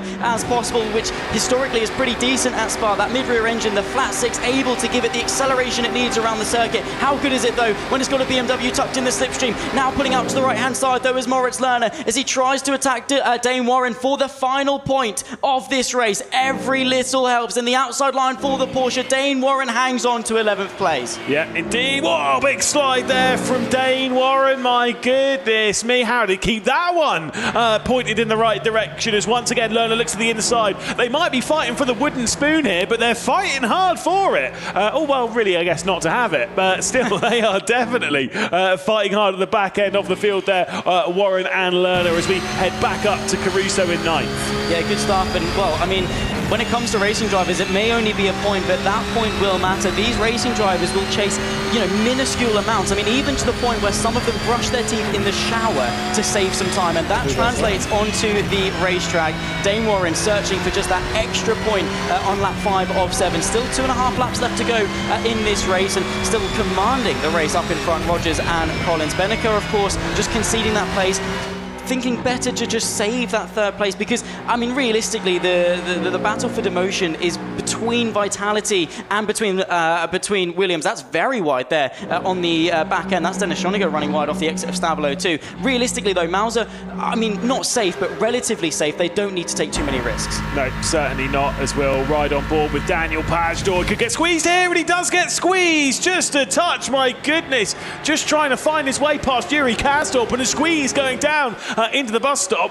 It's one of those ones, like if a car's there, you've got to give the space. Yeah, right, exactly. A car's width. I mean, you can get away with maybe 0.9 of a car's width if you're really brave, but you've always got to give the space. But equally, these drivers don't want to leave anything on the table. Yuri Kasdorp doing God's work is to keep Pajtor and Pfeffer behind. But this is where that teamwork really needs to play into a factor. Pfeffer, when the two in front of him, Pajtor and Kasdorp, go side by side, naturally they're going to be slightly slower on the exit. That's where Pfeffer needs to use that backwards momentum to give his teammate a bit of a push, especially right now on the run to Lake Om. Yuri Kasdorp's doing a great job at the moment in 5th position, just trying to hang on. I think they might switch behind Pfeffer ahead of Pajtor just to try and give that final lap a little bit of a run. Look at that battling in the background though as Belletsiotis tries to keep Caruso at bay. Into Lake Om they go. It is still, of course, Kasdorp, but now ahead of Pfeffer and Pajtor. Schoeniger dropping down the order. He's going side by side now with Warren. He was trying with Caruso. He's slightly off the road. Warren's come through. 10th spot for him. Nice stuff there from Dane Warren, picking up just an extra point there, but like we say, they're chasing very fine margins.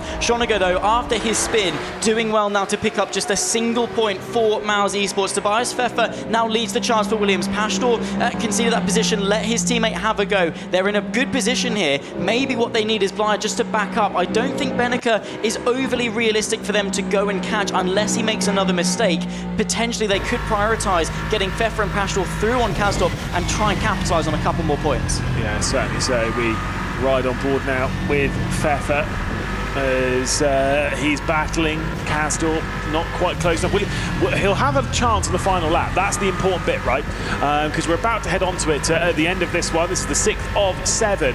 He's got that run into Les Combes. He's got the, obviously the run down the hill, and he'll have the run into the bus stop on the final lap to try and work his way past for what could be, again, some very important points. I know Vitality aren't racing until the last race of the day, and they're the ones that are really fighting with them over that final spot.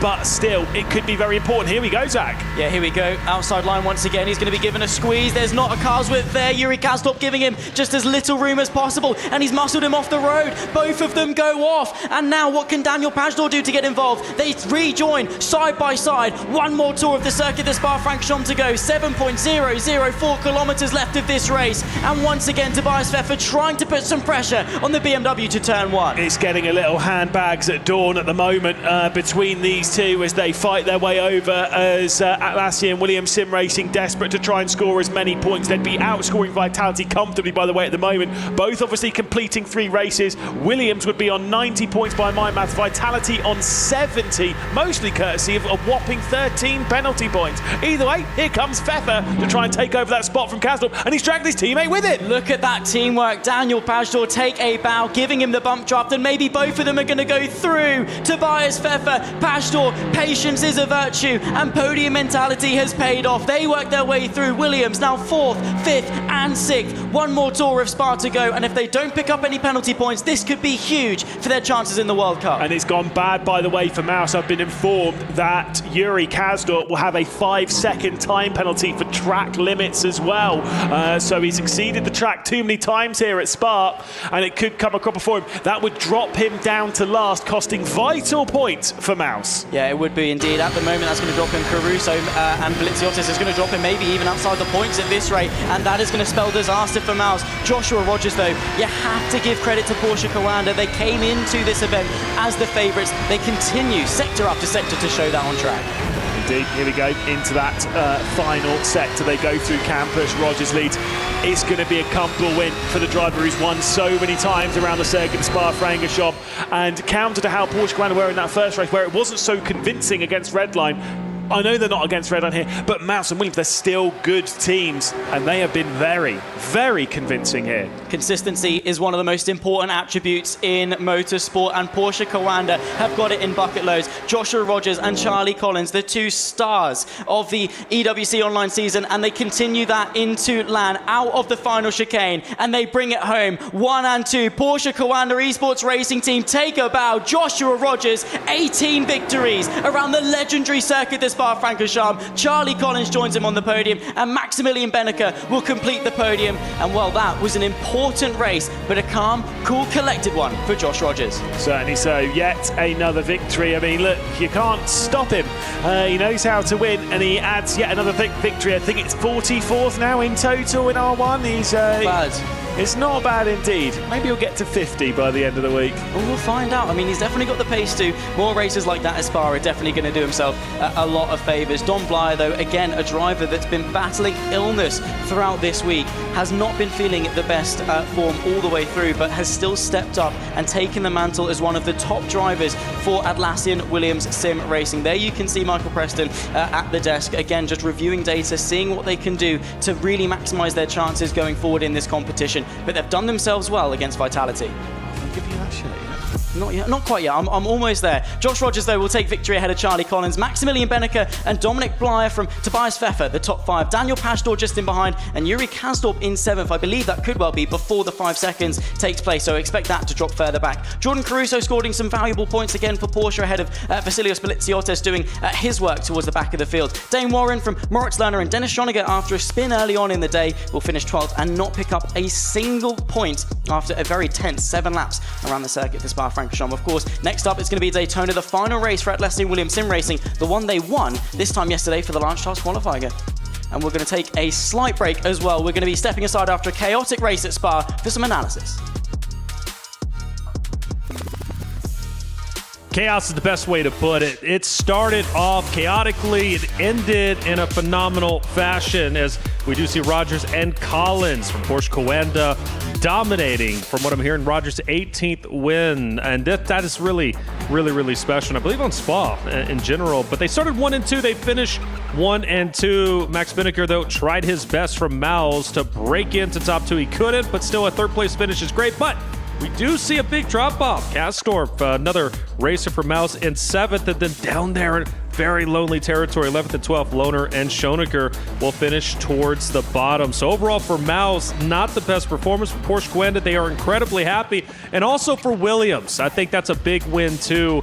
You know, Mac, we look at Williams, they finished very, very strongly, and it was said by our commentators, look, Blyer, he has just been such a blessing to watch, a big improvement in his performance from previous days to now. Man, he's tearing it up.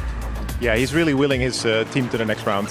He's doing a really good job. I think it was a really good race. We were talking about Beeneke earlier. Obviously didn't start in the ideal position, but finished 3rd in the end. I think a very good race from him. But yeah, the Porsche Coanda boys just looked absolutely dominant up front. Yeah, without a doubt. Rogers, Collins, no surprise that they finished as well as they did. They had to fight hard. I missed what happened with Binneker, but yeah, he was a little bit further down in the qualifying, Chim, and ended up finishing up there in, 3rd place, which is just phenomenal. But again, he needs his team to rally behind them. I believe Mouz is still doing just fine in the points category, but you don't want to let races like this slip. No, definitely not. But I think Beeneke is in a phenomenal race, 7th to 3rd. After everything I've said that you can't gain so many positions, he made me eat my words, basically.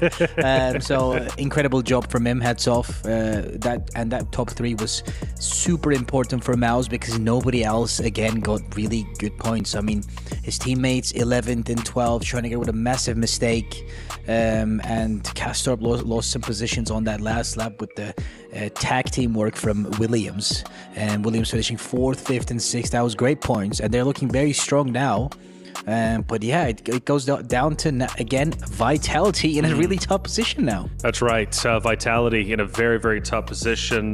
They won't even be playing in the next race either. I would say playing, but racing in the next race. That one is going to be Redline, Mouz, and Williams, which will be taking place on Daytona, which is going to be quite fun. We watched Daytona yesterday during the last race attempt. There was 3 teams that entered, only 1 team left, and are competing here today. This time around, a team won't be eliminated per se, but a poor performance does make the standings towards the bottom that much more interesting. After all, of course, the team doesn't want to finish in 6th place. By doing so, that means they are fully eliminated. Top 5 is what they are shooting for, but 5 races have been completed, 3 more to go. When we come back, we'll be moving on to race 6 on Daytona. Don't go anywhere.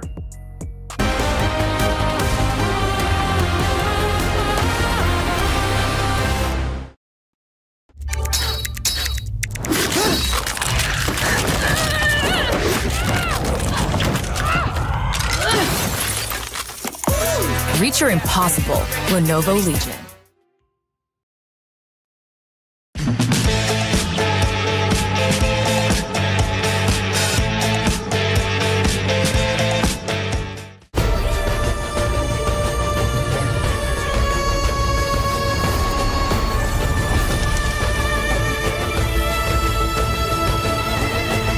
This land is calling.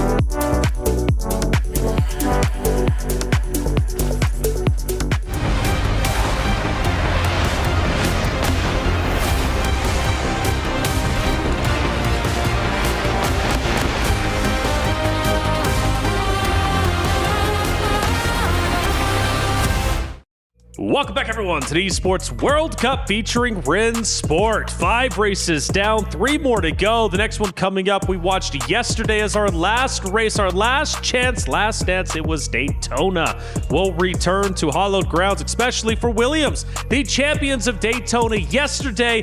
Can they be the champions this time around as they go against their Baba Yaga, which is going to be Team Redline, who destroyed them in race number 1. Of course, I'm now bringing in the gamer terms, destroy. It's not really a thing, I don't think, in racing. But hey, the match went down, and Redline ended up being victorious. In fact, it was Sebastian Job's first ever win in 2025. Daytona, let's see what it's all about. You saw it yesterday. You're going to see it again today. Let's roll the clip. Half the legendary high bank to the oval, half the infamous twists and turns of the road course as we head down the front stretch and into turn 1. Watch out coming down and off of the banking. It's so easy to run wide here. The International Horseshoe, a tight and long turn. Important to keep the car close to the inside for as long as possible. Turn 6 is the key to a good run around the oval, early on the throttle, but don't run too wide. Down the back straight, it's time to breathe, but not for long, because we're ready for the Le Mans chicane. Use all of the curbs in the Le Mans chicane, previously known as the bus stop, and focus on a clean exit into the oval turns 3 and 4. From here, it's all flat out for the rest of the lap around the Daytona International Speedway.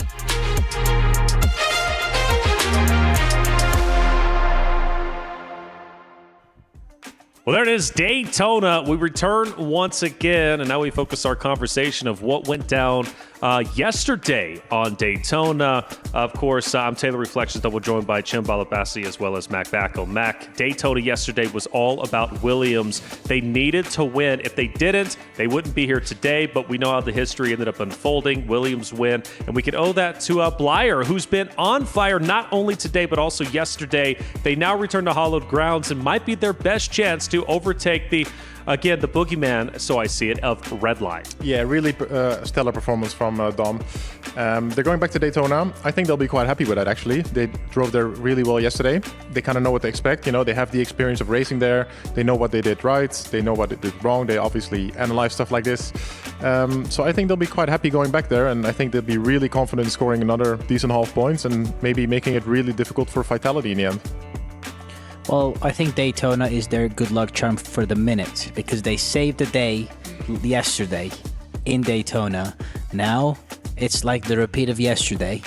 Let's see if they can beat Redline there. That's going to be tough. Beat Redline, but also you're thinking this is the map to determine if they save the day as well to move forward to tomorrow.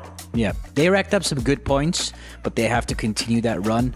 I think they're like 3rd in the points with the same. They're very close. I don't think they're as bad as Vitality right now. The one the team at most risk is Vitality at the minute. They need some good points. Yeah, exactly. So I think Williams is pretty decently clear of Vitality right now. Those are the teams with 3 races.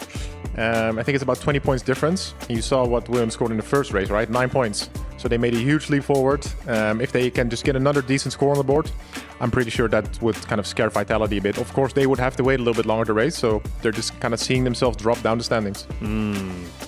Well, speaking of standings, let's take our first official look and see where every team remains or where they lie currently. As we take a look, Porsche Coanda is doing such a wonderful job in first with 127. You can owe that to a huge 1-2 finish on Spa just a race earlier. But yeah, who's at risk? Well, okay, I want to take into account, by the way, there's still some more races. Some teams have raced a little bit more than others. Virtus.pro being at the bottom, they are currently in last. But Mac, it doesn't mean that they truly are in last, right? Team Vitality is the one struggling. Virtus.pro still have a couple more races to go. Yeah, exactly. So you can see that the points are relatively close, but Virtus.pro have 2 more races to go. Right. So, of course, in 2 more races, you can score twice the points technically as in one race. So that's right. I don't think VP will be really happy being at the bottom there. but I'm sure they're a little bit confident at least that they at least have the races in the back to get ahead of Vitality. Right. And I think the same goes for Mouz. Yes. It's all really close, but you have to take into account that Vitality is just a race behind, basically. Well, so what about Mouz, though? I mean, they're at 72. Vitality's at 70. Mouz is about to go into a race once again against Williams and Redlines, but I think now, looking at the official standings, it's probably between Mouz and Vitality fighting to stay alive. Yeah, I would probably agree with that. I think Mouz had a really good chance right here in Spa to really make something happen. Of course, Beneke did his part, but Dennis had that mistake that really cost him a lot of points. Without that, they would have been in a lot safer space. Right now, I would say it's looking likely that Vitality is kind of the team behind. And I think Mouz and maybe VP are kind of feeling the heat a little bit as well. Which is surprising. You know, Virtus.pro you would expect to come into this event very, very strong. They come in as the number 3 seed. Granted, 2 more races to go, but it does show, at least at the top, for the good news for Porsche Coanda. Chim, they're dominating. They're playing, or excuse me, they're racing very, very well. And as the number 1 seed looking to take the championship, something they didn't do last year, 5th place. We heard an interview, remember, and they said we were not happy with our performance last year. This year, we wanted to come in with a vengeance and, of course, defeat Redline, the defending title, or holding the title at least. And when you think Porsche Coanda in 1st place, looks like they're making good on that promise. Yeah, they look good at the minute. They definitely are going for that revenge on Redline, but I think today is going to be very different than the actual finals. Sure. It's a very different mentality. I think with Redline, of course, they want to do well and dominate every race, but their main goal is just to get to the finals, and then when you're at finals, that's when they go head-to-head with Porsche Coanda and show who's the most powerful. Well, to be fair, we did get a little bit of a taste of that in race 1. Yep. Porsche Coanda, Redline, and then Williams. And Porsche Coanda did lose to Redline, but granted, it's a small sample size. Yeah, for sure, it's a small sample size. I think Porsche Coanda will not be liking that. They, of course, want to win. Like you said, they're here to win, right? Redline had a really dominant qualifying performance, but then in the race, it kind of equaled out a little bit more. So I wouldn't really be too worried. I think today we haven't really seen one extreme standout team. Of course, teams have had their moments. Porsche Coanda, of course, previous race really good, but it's 2 of their drivers. The other 2 were a little bit behind, and this has been the case for most of the races. So I think it's hard to say that there's one team that's the absolute dominant force right now. But Team Redline and Porsche Coanda, I think, have been the strongest teams. Yeah, and I actually am really excited to watch Redline because they started off the day super strong, but then we were talking about it, especially during the qualifiers, like Redline, they did not have a great second race. So going into race 3, I know you're saying their goal is just to move forward, right? And of course, that's what they really care about because they just are thinking about championship day. But let's face it, you have a little bit of an ego when you're the best in the world. And even though it's only group play, even though it's only a round robin, you still don't want anybody beating you. Oh yeah, of course. I mean, with their mentality, I think with every team's mentality, they're going out there to win the race. If they're not going out there to win the race, I mean, what are they doing? Why are you there? Yeah, why are you there? Exactly. And I think each team is capable of winning the race. That's how close it is at the top of the championship now, when you think about it, because all the even the last place in qualifying is a world-class driver. So at any day of the week, he's also capable of getting pole position. It's just about who can get the best day for 4 days in a row. That's right. It's not easy to do at this level. No. Not easy to do whatsoever. Daytona, what do you think the results are going to look like? Because obviously Williams, they were at the top during their race, but 2 teams were eliminated. Now you introduce Redline and you introduce Mouz, who we haven't seen on Daytona for EWC. You think the results are obviously it's going to change maybe a little bit. It's going to be a little bit tighter. We'll determine during qualifiers. But for Williams, their job is a lot more difficult, I believe, even than their job yesterday, just to stay alive in the tournament. Yeah, they're basically facing stronger opposition, right? That's the biggest difference. I think what's also a little bit different is, at least for me, Porsche Coanda and Team Redline, those are also the 2 teams that are able to work best as a group. So, of course, this is really a track where you work together as a group. So I think this is something that Team Redline in this race is probably the best at. They've really nailed that down. And I think that's also something that's difficult to deal with. Of course, this also depends where you qualify. This cannot be another one-man show by Dom. He needs help up front. And if that happens like yesterday, I think they could kind of make some moves and score enough points. Yep, especially in Daytona because they have a massive straight and teamwork is going to be everything there because, I mean, we know that you're not allowed to bump draft with contact, but even if you're close behind, that also creates a slipstream effect in a way to help you gain top speed. So, I mean, being close in qualifying, having your teammates around you can be crucial for this race. All right, well, communication is also crucial for any race, and we had a chance to listen into the team comms in race number 5. Let's hear what they had to say. Can you report Caruso, please? Fully push me off. René, in case they report my cutting in Eau Rouge, I let him pass again. Copy. Can you stop turning into me? Moritz has give up 1 position. Give up 1 position? Huh? Quiet. He's slowing me down purposely. First count of 5 tenths. You don't really need to do anything, to be honest. Just fight clean, no penalties. Hold on, fellas. Yeah, good job. Sorry for the scare in the com there, Charlie. I don't know what happened.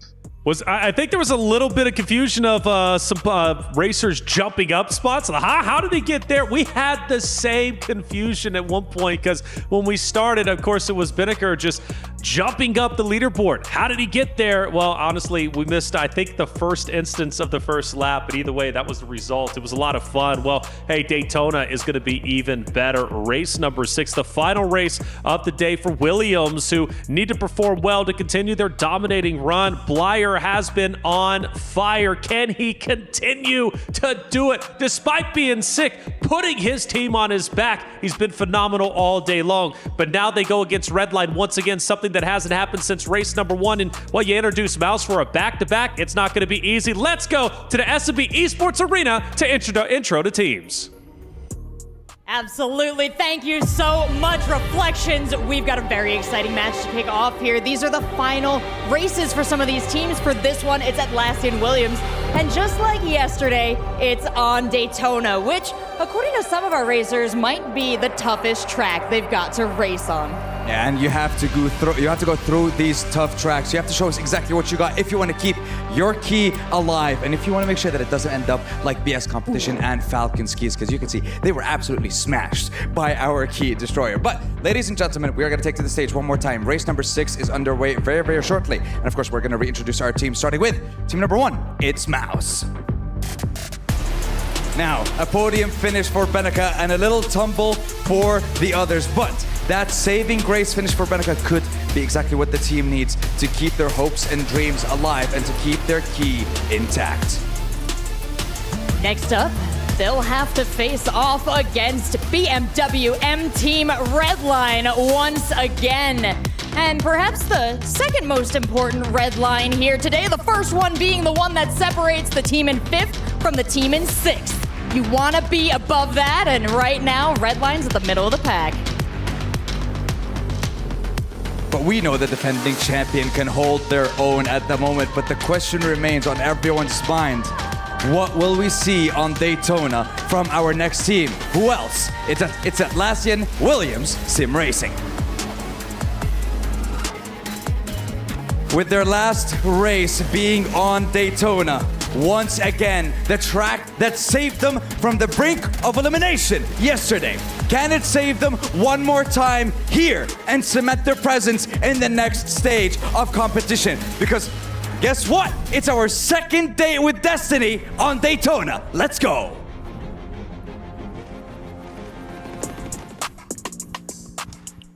Destiny, right? That's the big word here. It is destiny to make it to the final stage, to make it to the top 3. But whose destiny is it? Well, it's up to the competitors to grab it for themselves. And, well, for 3 of these racers, for 3 of these teams, well, it's up to them. Redline, Mouz, and Williams, all going for gold. Daytona, which was the last chance, the last dance yesterday, well, could be the last chance for Williams. So it is the last chance, I should say, for Williams, ironically, in order to get all their points, right? This is their 4th and final race. To my knowledge, they would be the final, or the first team, I should say, to finish all their races for the day.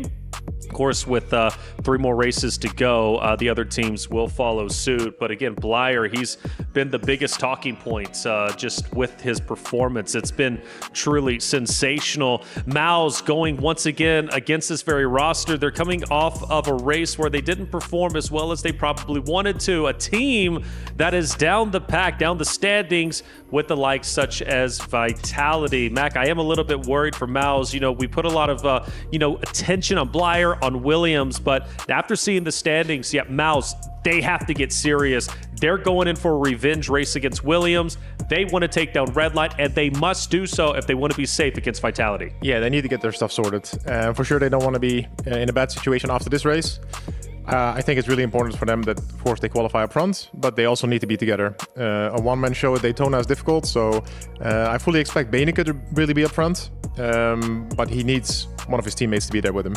Yeah, Beinecke could. I mean, he's definitely a qualifying beast. He made a wonderful ground on Spa somehow, some way, going from 6th, 7th, and ultimately finishing towards the top. And, well, hey, it's going to be at least a big, big boon for Mouz to obviously have Beinecke perform well if he possibly can. But yeah, Mouz was a team coming into today that I thought for sure was going to have a much better performance than where they currently stand. Yeah, definitely. I think they're not delivering as much as we've expected them to. Of course, Beinecke, we think he's one of the top guys. He's won Gamers 8. He's a champion in this game, so you expect him to be at the top. But he's not been at the level of, let's say, Charlie Collins or Josh Rogers of this game, of today. So Schoeniger has been performing well as well. He's just had that one important mistake that cost them a lot of points. And I think it's just Kastorp and Lerner that have been really slacking in qualifying. If they can fix their qualifying paces, they can really help with the team with the points, but it's not looking amazing for them. I mean, I don't really see a shining star player like Dom or Blyer we see in Williams. Yeah, but maybe we're being a little bit harsh on them, I feel, because in the first race, they scored a lot of points. Sure. Of course, maybe it's a little bit of recency bias. The second race didn't go their way, but there was also maybe a little bit of bad luck. I mean, Dennis kind of made his own mistake. I wouldn't maybe call that luck, but... I think it's because we compared them to Porsche Coanda. Yeah. I didn't expect them to, I think they're they're very good. Don't get me wrong, but I expected them to be closer to Porsche Coanda than that Spa race. Let's say. I guess in this kind of format, you have to be compared to the best. Yeah. But it's definitely not over for them. I think the first race showed if they, stay close together, they have one guy at the front. I reckon they can make something happen. Yeah. You would hope so. All right, Mouz, they've been much hyped up, much talked about. And maybe, like you said, it could be potentially a bit of recency bias. Maybe we are being too critical. This next race is truly going to tell us whether or not we have been too critical or if we were spot on. Daytona has to go well for them. It starts in the qualifying session. It does excite me Redline's back, though, because, again, that last race that we watched, it wasn't as good. But granted, they started off with an explosive start, a huge win. Sebastian Joe getting number one, or getting his first win, I should say, in 2025, race 1 on Fuji. And what a time to get your first race win in 2025 on a stage where it matters the most, where you're trying to go back to back. This is the same Redline roster from last year when they were champions for the Esports World Cup for Rennsport. They look to defend their title, and it's absolutely possible. And it's always fun to see the potential like of Mouz or Williams who get a chance, even if it's just for now, to challenge the top dog and see where they stand. Because the litmus test was race 1 where Williams faced off against Porsche Coanda and Redline, and it just was not a good race whatsoever, not only from qualifiers, but also the race itself. But I really do feel like this Williams team isn't the same Williams from the first race. I really do. I think, I don't know, something clicked. Maybe it was getting beat that badly in race 1 that made Williams wake up whenever they returned to the stage. Yeah, they for sure look a lot more motivated. I think they kind of got the little, push under the butt, and they knew they had to do something, and they did it twice now in a row. So, third time, I reckon they can do it. Can happen, and I think they got used to their rigs more. Obviously, they have some great rigs here they play on. But, for example, I think the disadvantage for Redline coming into this race is that they've been cold for a very long time. Sure. They're warming up now, but they only have 5 minutes to warm up. Whereas you look at Williams, they've been racing for a while now, non-stop. So I think that's been an advantage for them as well. They warmed up, they kept going, and they have a good run. It just keeps on rolling. Yeah, I do kind of agree with that, but at the same time, I think Redline also showed in the first race that, kind of going cold into the first race and still dominates. And Redline has some of the best drivers, so it will be tight. It will be tight. Yeah, well, if we're saying that about obviously Redline being cold, Williams being hot, I mean, the same thing could technically be said about Mouz. Mouz is coming off a race too, right? They just played against, or just raced against Porsche Coanda and Williams on Spa, so they're just as warmed up too. Yeah, true. And honestly, I'm looking forward to this race. It's going to be an exciting one, and it's going to answer most of our questions, and basically going to tell us if our predictions were correct, if we were too harsh on the drivers, like I was on Beneke, right? Because I thought he would never get further ahead than P5, but he got P3. So I'm looking forward to get proven wrong again. Without a doubt. I think that's what we all want at the end of the day. You know, if we don't necessarily like to be critical on teams and drivers, you know, but we do call it for what we see at the moment. And if we're proven wrong, all the best, right? And sometimes it's okay not to be right. And in this case for Mouz, I hope we are not right. I hope we're not being, or we have been too critical and they do prove us wrong. Obviously, against Williams and Redline, it's not going to be easy. Redline has been known to be quite vicious on the tracks, on the circuits, and they don't like to give up any type of position. They will fight for every inch. So Mouz and Williams need to take that into account and be willing to be just as aggressive, not dirty, but just as aggressive as Redline is. Sebastian Job, my eyes are going to be on him. Again, the race winner on Fuji. I expect him to be towards the top. Kevin Siggy, as I'm always pointing out, those two from Redline is going to be phenomenal, and it's going to be nice to see if Redline can snap back after their race 2 performance where they underperformed as far as I'm concerned. Any predictions real quick? You want to go? Who's qualifying at the top, you think? Let's just start at qualifiers. So I'll just give you a top 3. It's going to be Kevin Siggy pole, Sebastian Job 2nd, and then I think it's going to be Dominic 3rd. Blyer, still bumping up Blyer. Yeah. Okay, what do you think? 2 Redline, 1 Williams, no Mouz. I have a bit of a different one. I'm going to say Luke Bennett pole. I think he's been performing really well today. Actually, I'm going to go with Beneke P2 this time. Okay. Because he's proven me wrong. Now I believe in him more. And Blyer P3. Blyer P3. So Blyer on both of your lists, but also Redline on both of your lists, at least with 1 or 2 drivers. I think you just can't deny how good Redline truly is. The qualifiers shortly about to be underway for Daytona. Race number 6. Redline, Mouz, Williams face off against each other in a battle.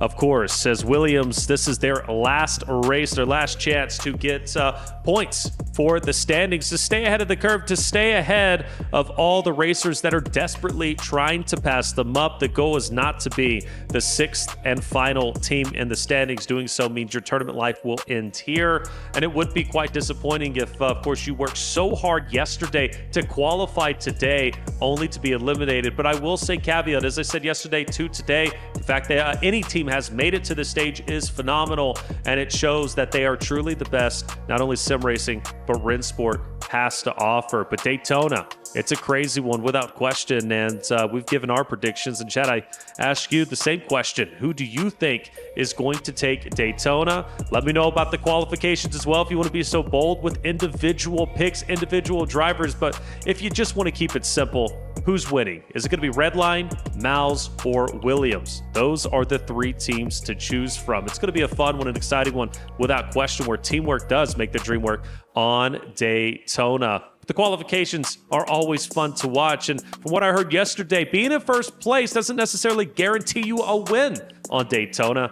Does that feed into maybe trying to qualify a little bit differently? Well, I don't know. Let's find out. Ewan O'Leary, Steve Brown, take it away. Yes, thank you, Taylor. Here we go then. Daytona appearing for the first time today. Sebastian Job, the first out to set a qualifying time for us. And this is actually Williams' last race of the day. We are in store for 8 races in total. This is the 6th one. This is Williams' 4th and final. So they're going to have to set a rather high benchmark for the others to try to beat. Absolutely, 92 points so far across their 3 races. And when you apply the fact that they only scored 11 in race 1 this afternoon, you start to realise what a good job they've actually done. Dominic Blyer has scored 38 points since then. Tobias Pfeffer, 20, only on his own.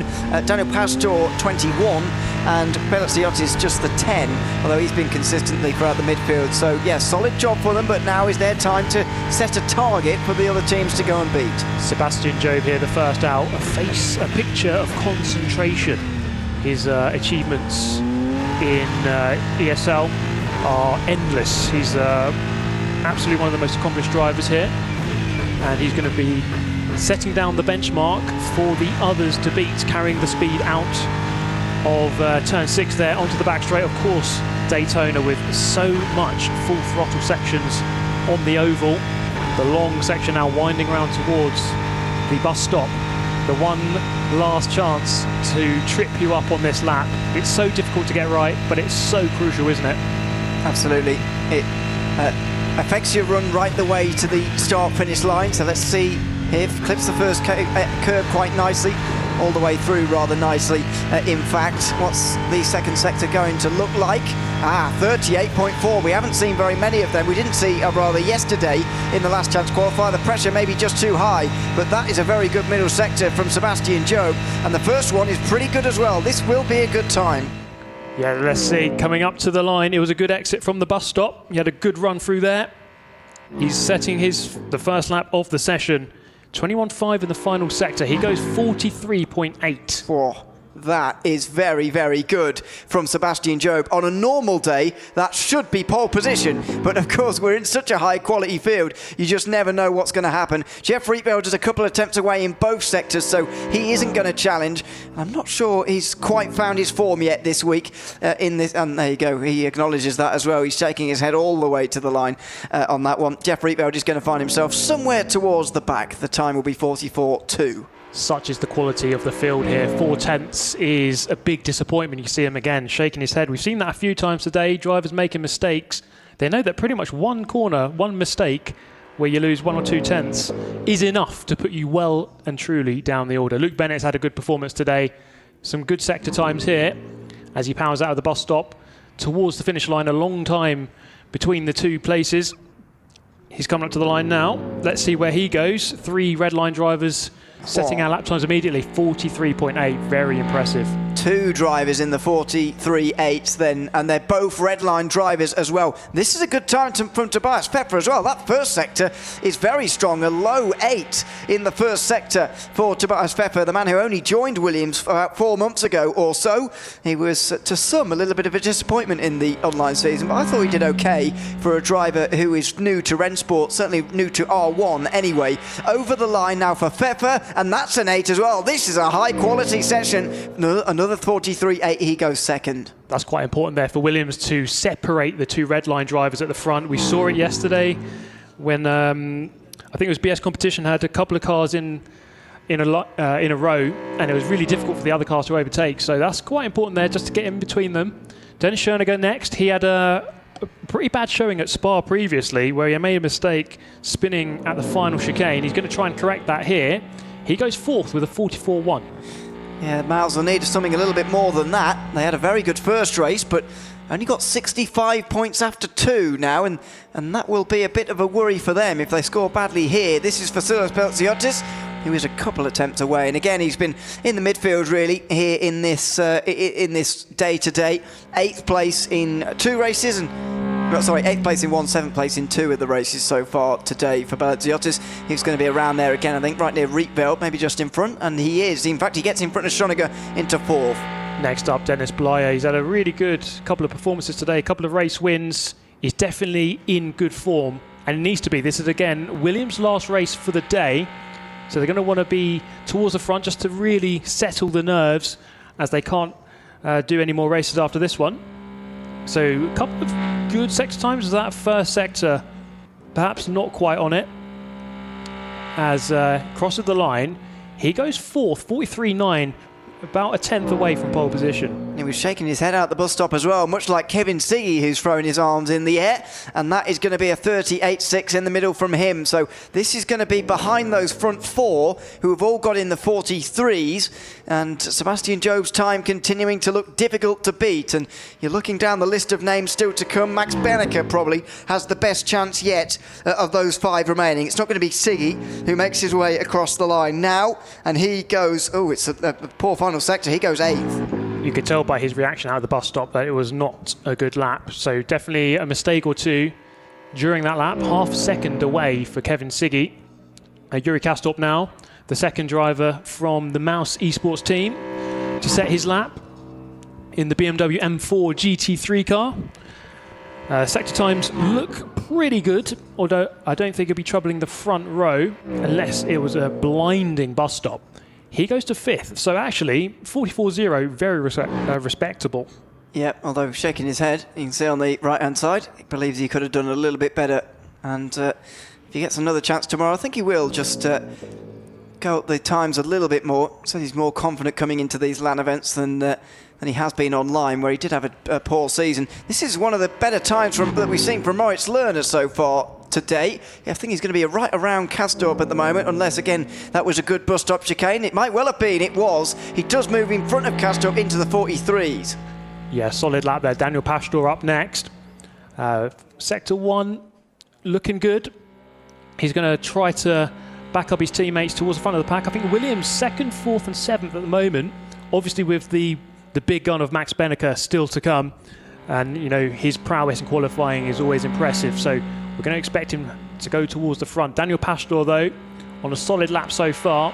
He crosses the line and he goes up to 6th place on a 43.9. And what about Max Benneker? Just about in the 43s in that first sector, second sector into the 5s. And I don't think this is going to be pole, but he is going to get himself up towards the front and maybe actually the best of the Mouz drivers in qualifying. He should be in the 43s with this lap time, and he needs to be as well, because Mouz from their first race performance have just slipped a little bit. Just 19 points from their second race a moment ago. Benneker goes over the line, and it is going to be, oh dear, it's only 10th place, so Mouz in a little bit of trouble there. Yeah, that's not an ideal session for Mouz at all. You know, their score is second lowest at the moment, so they're going to have to do a lot of work in this race. Now, it is Daytona, of course, lots of opportunities for overtaking on all of the long bank sections, and then, well, I mean, the infield as well. There's plenty of positions to be gained for them. But over to the desk to dissect that one. Dissect we shall. Daytona qualifications are concluded. It's the last race for Williams, but not a bad qualifying session from them, but also for Redline, as Sebastian Job finishes up towards the top, actually in the pole position. Really, if you look at it from 1, 2, 3, and 4, it's all Williams and Redline in that, or Redline and Williams in that order.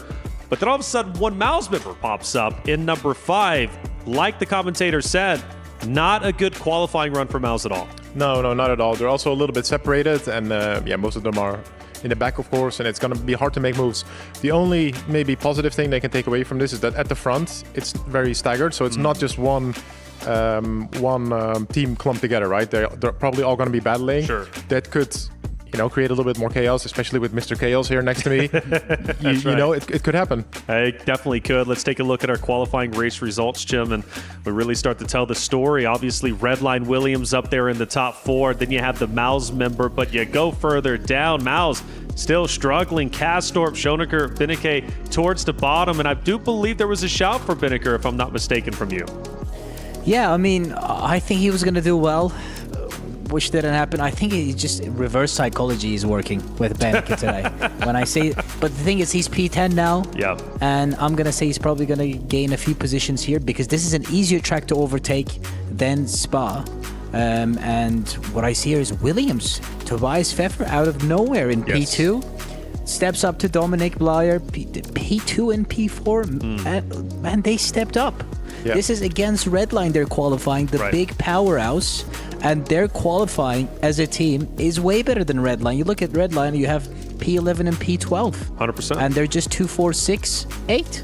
Yeah, pretty good. Absolute perfect timing from Tobias to find that lap time. And to be honest, all those lap times, getting into 0.8, those are really solid laps. And I think Williams will be really happy. having those two guys there up front, that's going to be mega for them. I think they have a really good chance of making it to tomorrow now. Yeah, we've been talking about Blyer so much from Williams, but Pfeiffer's also been in the conversation. He's a great driver, great racer. Having him up there is going to feel absolutely wonderful. And again, to highlight Williams' win, their spot into today's competition via Daytona, I think that helped them in this stage. I really do. And I think this Daytona is about to be super strong for them. Yeah, definitely. I mean, honestly, I think this race is going to get heated because this is the last race of Williams, last chance to get the most amount of points. Right. Mouz is desperate to score some good points as well because Spa, I mean, except Beneke, it was a bit of a disaster for them. This time it looks slightly better in qualifying, easier track to overtake. Maybe they can make something work, but this is an important race for Mouz. It is. And actually, Mac, to kind of solidify this storyline even more, it is Williams' last race. But again, the goal is not to be the last team of the 6 competing today. Mouz is already lower than Williams. They're further down, right? Shutting Mouz down now on Daytona potentially shuts them out from catching up to Williams ever. Yeah, for sure. I think they're probably going to be looking more at Mouz this race. I think they probably realize that Redline is, at least for today, not their direct competition, mainly because they will most likely just be too far ahead in points. So I think they'll be looking at the Mouz, and I think they're happy with where they are. Well, let's take a look at our Remco pole position, and we get to watch Sebastian Joe go all the way through in first. He had a wonderful time, and one of the things that was said, Mac, was that, like, look, this was a blistering fast qualification time, but given the drivers and how prestigious this event is, we were curious, would this time hold? Well, as we know, yes, it did. Yeah, it's definitely a good lap. Like I said, anything in the 0.8 is good. And you see Sebi here, he's running the car really high there, just getting a little bit more mileage in before he gets to the start-finish line, just to get that little bit more top speed starting his lap. It's a few hundreds, maybe even thousands, but it all matters. Braking for one here is super tricky. The brakes are quite cold. You really slow down the car a lot. As I said, extremely high speeds, slowing down to really low speeds. It's really tricky to make that apex. Yeah, and honestly, I mean, I've been lucky enough to have done a lap around this track in Riyadh. It's an amazing track. The banking, it's all great. And the lap again, it was really, really close between top 3, top 4. So I think it's going to be a very, very close race. And like I said, this is a very easy track to overtake and work together. Teamwork is going to be everything here. Without a doubt, teamwork makes the dream work. And let's actually go ahead and send it over towards our wonderful commentary team. We got Ewan O'Leary, Steve Brown, call the action on Daytona. Yes, thank you, Taylor. Here we go. Race number 6. This one promises to be a belter. We've got a really interesting grid and a more than interesting circuit. Daytona International Speedway. Plenty of overtaking opportunities here with the Williams team there on the right-hand side. Locking out that right-hand side, they're going to look to try to move into this race as it is their final race of the day. Rolling up towards the start line then. Sebastian Job on pole position, controlling the pace as we roll up to the line. And away we go. Here we go then. Down towards turn 1. Always going to be a point of contention as the red line drivers there lock out the front row. As now Pfeffer looking towards the inside. Down towards the International Horseshoe. Always going to be a moment or two here. As Pfeffer looks for the inside, it's going to attack. Some contact already, and that's Moritz Lerner going spinning round and down to the bottom of the order. That was Moritz Lerner with a bit of contact from one of the Williams guys. That will be looked at by race control, but you saw the way Tobias Pfeffer tried to get in the middle of those two red lines. Sebastian Job and Luke Bennett did a great job coordinating that start so that they would get 1 and 2. And remember yesterday, last chance qualifier at Daytona, Williams were the ones 1 and 2. They were unbeatable when they were in that situation. Will it be the same for Redline? Yeah, strong position for Redline. The mid-pack so close, 2.6 separating the entire grid of 12 onto the banking for the first time as we head towards the bus stop. Is anyone going to make a mistake here? You see they're just slipping out of the slipstream as they don't want to really overtake going in, or is he? He's going to cover the inside. Is the Williams a bit of contact there? He's just going to let him slot back in ahead before the bus stop though. Goodness me, I think that was a misjudgment more than anything. Daniel Pastor just in front of us as we ride on board with Max Benneker. Already 2 places gained in that start, and now, as you say, sweeping out of the slipstream just to try and get that slingshot. He's got to be worried about 2 red lines trying to pair up behind him here. Yeah, Mouz in a bit of trouble here. Yuri Kastop up in 4th, but he desperately needs the help of Max Benneker. We saw this yesterday in the incredible race 7. Teamwork is so important, especially on these tracks like Monza and Daytona, as now Benneker looking to the outside. It's going to be really difficult here. You see there the Williams team quite cleverly box him in. We have a challenge for the race lead, and that is Tobias Pfeffer around the outside very wide. He's not quite going to get it, but he does move up to second. He doesn't get the lead, but he has split the red lines up, and that is crucial for everybody else if you're not on Team Redline. Side by side between Kastorp and Pfeffer, and it's going to be the German who prevails. Kastorp forced to tuck in behind, and Job slips to 4th place. He goes from 1st to 4th. Yeah, that's going to be quite important for this race. Splitting up the red lines is not even 1st, 3rd, it's 1st and 4th. So Job now with a lot of work to do to try to get back onto the back of his teammate there. Williams looking pretty strong. 2nd, 5th, 6th and 7th. That is a solid points haul at the moment. Very solid points haul for Williams as it stands. They are looking to set Vitality a target effectively here. The team with the least points at the moment, by the way, is Virtus.pro, so we'll keep an eye on them in the last 2 races, but they're doing the last 2 back-to-back. This is Williams' last race, in case you didn't hear us say it earlier. This is their last race, and they need to set a target for the others. To try and beat, as that was close. A bit of defence there from Sebastian Job as Blyer put the pressure on. Let's take a look at this replay then, as this is the replay of lap 1 with, that was Moritz Lerner just being tagged by the Williams driver. Is there going to be a penalty perhaps for that? We're going to surely go to the stewards room and take a look at that, but for the time being, Pfeffer remains there in second in the very close slipstream. In fact, less than 2 tenths, a tenth and a half between the top 3. Look at that, they're effectively pushing each other up the straight. And here comes Sebastian Job with a good run, but he's actually going to back out and just play it safe for the time being. They're all forming a very British queue there in towards turn 1. That was very orderly. And finally, Yuri Kastorp splits it up. I think there was contact with the pit wall there, as there was a bit of a squeeze from Pfeffer. Didn't quite give enough room there, in all honesty, the German, but Kastorp doesn't lose anything out of it, really. He has to defend from Job and Blyer, who are side by side in behind as well. You'll see that in the distance. Blyer trying to get through, and then this is the madness going on from 7th place. Yeah, so quite clearly this group here has been fighting quite intensely. We haven't seen it on camera, but the gap between 6th and 7th is already 2 seconds. So we have a race of 2 here, 2 groups of 6, with Rietveld here at the head of the second group. So it's going to be quite difficult for him to bridge the gap back to 6th place. So he's really just going to try and cement 7th place for the time being. Out of the turn 6 and onto the bank, you can see who's really doing well in this group. I think it is pretty clear because the groups are split into 2 effectively, 2 of 6. 3 Williams in the top group to 2 red lines and 1 Mouz. I think that gives a very clear description of who's where. And Joe trying to make it better for Redline as well as he moves to the outside of Kastorp. 2 by 2 into the bus stop, and very sensibly Kastorp backs out. I was really hoping he wouldn't go through there side by side. Smart decision. He actually had a bit of a moment there mid-apex. He's going to drop away slightly, the gap opening up there, and this is not good news perhaps for Williams, as now Job has just made his way back, and if he could just close that gap back up, we perhaps will see Luke Bennett just begin to slow down Pfeffer and just back him up to get some assistance from Job. Let's see in towards turn 1 what's going to happen here. Does Pfeffer go for the lead or stay behind? It looks like he stays behind again, but they're not staying behind anybody in the background. Kastorp and Blyer side by side this time round. Blyer shoved to the outside. Kastorp's going to get that 4th place back again. He will clear and then go defensive, and the 2 teammates aren't going to hit each other. So current points as it stands, no penalties coming through just for the moment. Williams Sim Racing would be on the same as Redline on 132, although Redline have 1 more race to go, and Mouz will be on 89. That's fairly low with 1 race to go, but they'll be battling with Vitality for that bottom spot maybe. That would, though, confirm Redline and Porsche Coanda as being in tomorrow's round, no matter what, if things stay as they are. Yeah, very, very expected, to be honest. Let's take a look at this replay. This is Sebastian Job going around the outside, opting to go right to the right-hand side of the outside, and I think this was smart driving, to be honest. Just you can see the brake as Kastorp there quite sensibly backs off, settles in behind, and just tries to get back into the slipstream. It's just really not worth going side by side. You're going to lose so much time by doing that.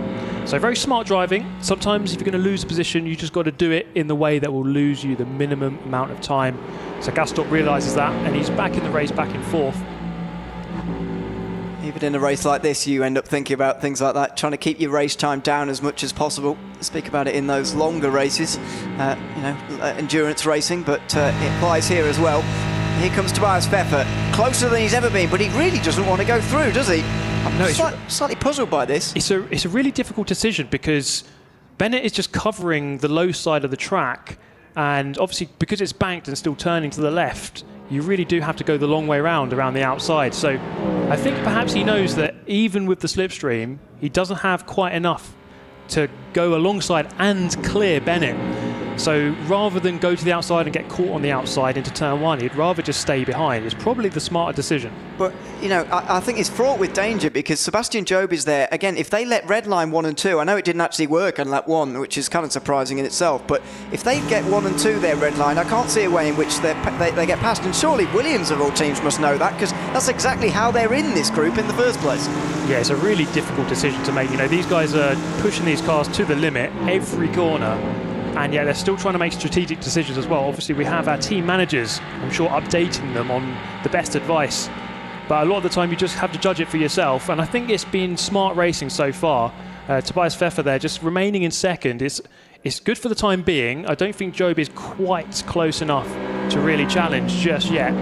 But perhaps towards lap 9, we might begin to see some challenges. You see there again, not opting to go for the overtake, just remaining behind for the time. And into the bus stop is never normally the best place to go. Just try to settle in, take a single file, and really focus on that exit onto the back straight. Meantime, first penalty has come through from this race, and it goes to Dominic Blyer. 4 licence points, first of all, which is 4 points taken away immediately, but a 3-second penalty as well. So this group needs to get a move on, otherwise Blythe's going to lose a lot of points to those in behind. Dennis Schoninger seems to have been shot out the back of the group as well for some reason, so there is going to be some unpicking and unpacking to do there as Pfeffer waits again. Yeah, some pretty big gaps opening up in that second half of the field. Tobias Pfeffer looking towards the inside, really confident driving from Luke Bennett. He knows his braking point, and he's not really going to start defending and start blocking, as now Sebastian Job right on the back of Pfeffer. So this group at the front, 0.8 separating the top 5. This is going to be incredibly interesting to watch for the next couple of laps. How is it going to resolve itself in the next 4 laps as well here? Because Pfeffer's been waiting so much. I can't believe he's going to just wait until lap 9 and just draft past him. A, because that's going to be very difficult to do, but B, because Redline surely aren't just going to let him do that. Oh no, don't tell me it's teammates. Oh wow! 3 wide into turn 1 as Daniel Pastor tried to get down the inside of 3. Dennis Schoninger was the one who spun round all the way. Watch for this reaction. Oh no, wasn't there very expressive at all, was he? But there you go. He drops to the back end of the field. That was, 3 didn't fit into turn 1 there with that pit wall on the inside. Yeah, this race is very much a story of 2 halves. The front half really minimising that time loss in the race. They're working together, they're being very smart. They're not really fighting too much. That second half, though, meanwhile, 7th to 12th, they're really going at it every corner. Huge moment there from Luke Bennett, seemingly. He just has that car really under control very nicely. He's like a good slip angle through there to get the rotation. And it looks like he's about to spin out at every moment, but he just has the car under perfect control, seemingly. Daniel Pastor there, back in 11th place, on the back of Moritz Lerner, who had, of course, that incident on the International Horseshoe on lap 1. Still trying to recover some points. You know, if he can get this overtake done, it is still a points gain. Is that Sebastian Job around the outside? And this is going to be a really strong position for Redline if they can complete this. And that's exactly what we were previewing with Tobias Pfeffer. He could not allow that to happen, and Team Redline have done it. Lap 7, they are 1 and 2, and with this being so late on in the race, surely they're going to go on to win from here. We've previewed it time and again. I can't believe Williams have let that happen, given that's exactly the reason they are here. They won the last chance qualifier with Pfeffer, and was it Blyer out front? They just bump drafted, well not bump drafted, but they were 1 and 2. They protected that lead together, and they were very difficult to beat in that situation. Why they think it's going to be any different with Team Redline, I'm not sure. I think that's yet again some really smart driving from Redline. I think they were noticing that Pfeffer wasn't really going for the move, so I think Bennett there just kind of backed him up on the inside and just coasted into the corner a little bit slower than you normally would, and that kind of allowed Job around the outside, and it was just a well orchestrated overtake. So really interesting tactics. Obviously, you know, it's a team event here, and so it's more than just a load of individuals going up against each other. There's this room for these intricate team moves, and I think that was a really good example of an orchestrated overtake. Let's see if they can orchestrate a race win here between the two of them. Sebastian Job currently leads, only a winner one time in 2025 so far. This is how it happened. So Bennett's just, I don't know, he's not lifting off, but he's just getting a double slipstream there, is Sebastian Job on the outside line. And then the difficult part comes in when you're actually on the brakes here. And there you go, there's where the orchestration comes in. A little bit earlier on the brakes from Bennett to just allow his teammate through on the outside. And now we have Blyer here on the outside of Castor. This is Pfeffer still trying to attack. I mean, look at that. It's a wall of redline BMW M4 GT3s. It's so difficult to penetrate. He's trying his hardest, but based on yesterday's evidence of race 7, I think Kaike Oliveira found it very difficult to try to infiltrate into a group of 2. It's incredibly difficult to do. 2 against 1 is massively in the favour of redline here. I think if Dominic Blyer can get through into 4th, that would be a massive help to Tobias Pfeffer. Oh, it looks like Yuri Kasdorf more likely to get through at the moment as he goes on the outside of the West Horseshoe, but he won't manage it there. He has another look in towards turn 6, but not quite for the moment. They do have 3 Williams cars here. You'd think they'd be able to organise something, but I just don't know how Pfeffer's going to do this with 2 red lines in front. Bennett, by the way, has only won 1 race in R1 at a LAN event in the past, so he's been here on 3 occasions now, his 3rd appearance here. I'm not even sure if that LAN win came here or whether it was one of the other majors, but yeah, he's not had too much success at LAN events. This would be a big win for him, and a big win for Redline as well if they could finish 1 and 2. I believe it would be our first team 1 and 2. Oh no, sorry, we saw Porsche Coanda earlier do one, excuse me. But Pfeffer certainly going to want to disrupt that as he comes out the bus stop now in towards turn 1. Now for the final time this will be. I do wonder if Williams have kind of looked at their position and their overall point score, and they've kind of maybe settled for it. I think they might be happy with this. I think James Baldwin was ruling them out earlier today, which is probably an incorrect call, and he doesn't have experience around here in GT3, so he's not quite got the right call there. But actually there's an attack coming here from Pfeffer. He goes through past Bennett, so Bennett down to 3rd, although a late move around the outside. I think that's once again Job just trying to back up the Williams driver on the inside line, and he does actually complete the move, so Bennett down to 3rd here. Well, he's going to give it all he's got now, is Bennett, and no, he can't. And now there's the same happening, this time for Dominic Blyer to work his way around the outside. Now, don't forget, he's got a 3-second penalty, so he's going to finish down in 7th, no matter what happens here, and that could change things later for Williams, but he's making a nuisance of himself, and if he can get down the inside of Bennett, he could really help out, and that would just take away Redline's advantage, because don't forget, Job and Bennett are going to again help each other on that crucial run to the line. Yeah, this is going to be an incredible finish to this one. Sebastian Job, I mean, he's actually gone very wide there on the exit of 6. Is Pfeffer going to be able to nip underneath? I'm not quite sure.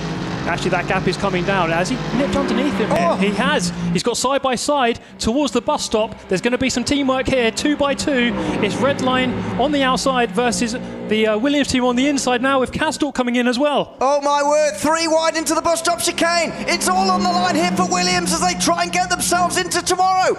Inside line, and he's not going to do. Oh, there's contact. Bennett and Pfeffer go off the road and into the barrier. We said that Williams might well be pleased with their situation. They won't be anymore. And look, it's Dominic Blyer on the inside. He's got a penalty. Don't worry about him. It's going to be Sebastian Job versus Yuri Kasdorp, and maybe Vasilis Balaziotis as well. Oh, this is going to be an incredible finish. 2 winners. I don't know who's going to win this one. Job is coming back. There's contact. Oh my God, that's Kastorp into the wall, spinning out. Dead heat here between the two of them, and I think Job just got that. Wow. That was so close. Look at that, 0.019. Ooh, we are going to have to dissect that one big time, because a couple of cars spinning off. That was such a highly contentious race right to the final moment. My goodness. Unbelievable. Unbelievable. I think Redline are going to end up with a 1-2, and look at Yuri Kasdorp. He knows that was a chance to win here for Mouz. Has that cost them a place in the bracket phase tomorrow? He knows that that could have been a crucial moment. But there's going to be so much talked about that. Bennett is already complaining about something there. There's going to be so many stewards inquiries. Some of the computers are going to be on fire down there. It's going to be unbelievable. But Job not looking particularly pleased. No one's going to be delighted, because It was such a messy finish to the race, but I think as they ran over the line, I think Redline were 1 and 2. Yeah, that was an incredible finish. I mean, Daytona International Speedway promises great racing as always. Here are the provisional results. Sebastian Job, yeah, I think I have to stress provisional. Sebastian Job winning that one in the end. The experience coming through to win it. Dominic Blyer with a solid finish there, but he does have a penalty provisionally, with Rietveld actually coming through to third. Luke Bennett dropping to 8th after leading for much of the race, and Pfeffer dropping to 11th place, obviously with that incident on the bus stop on the final lap.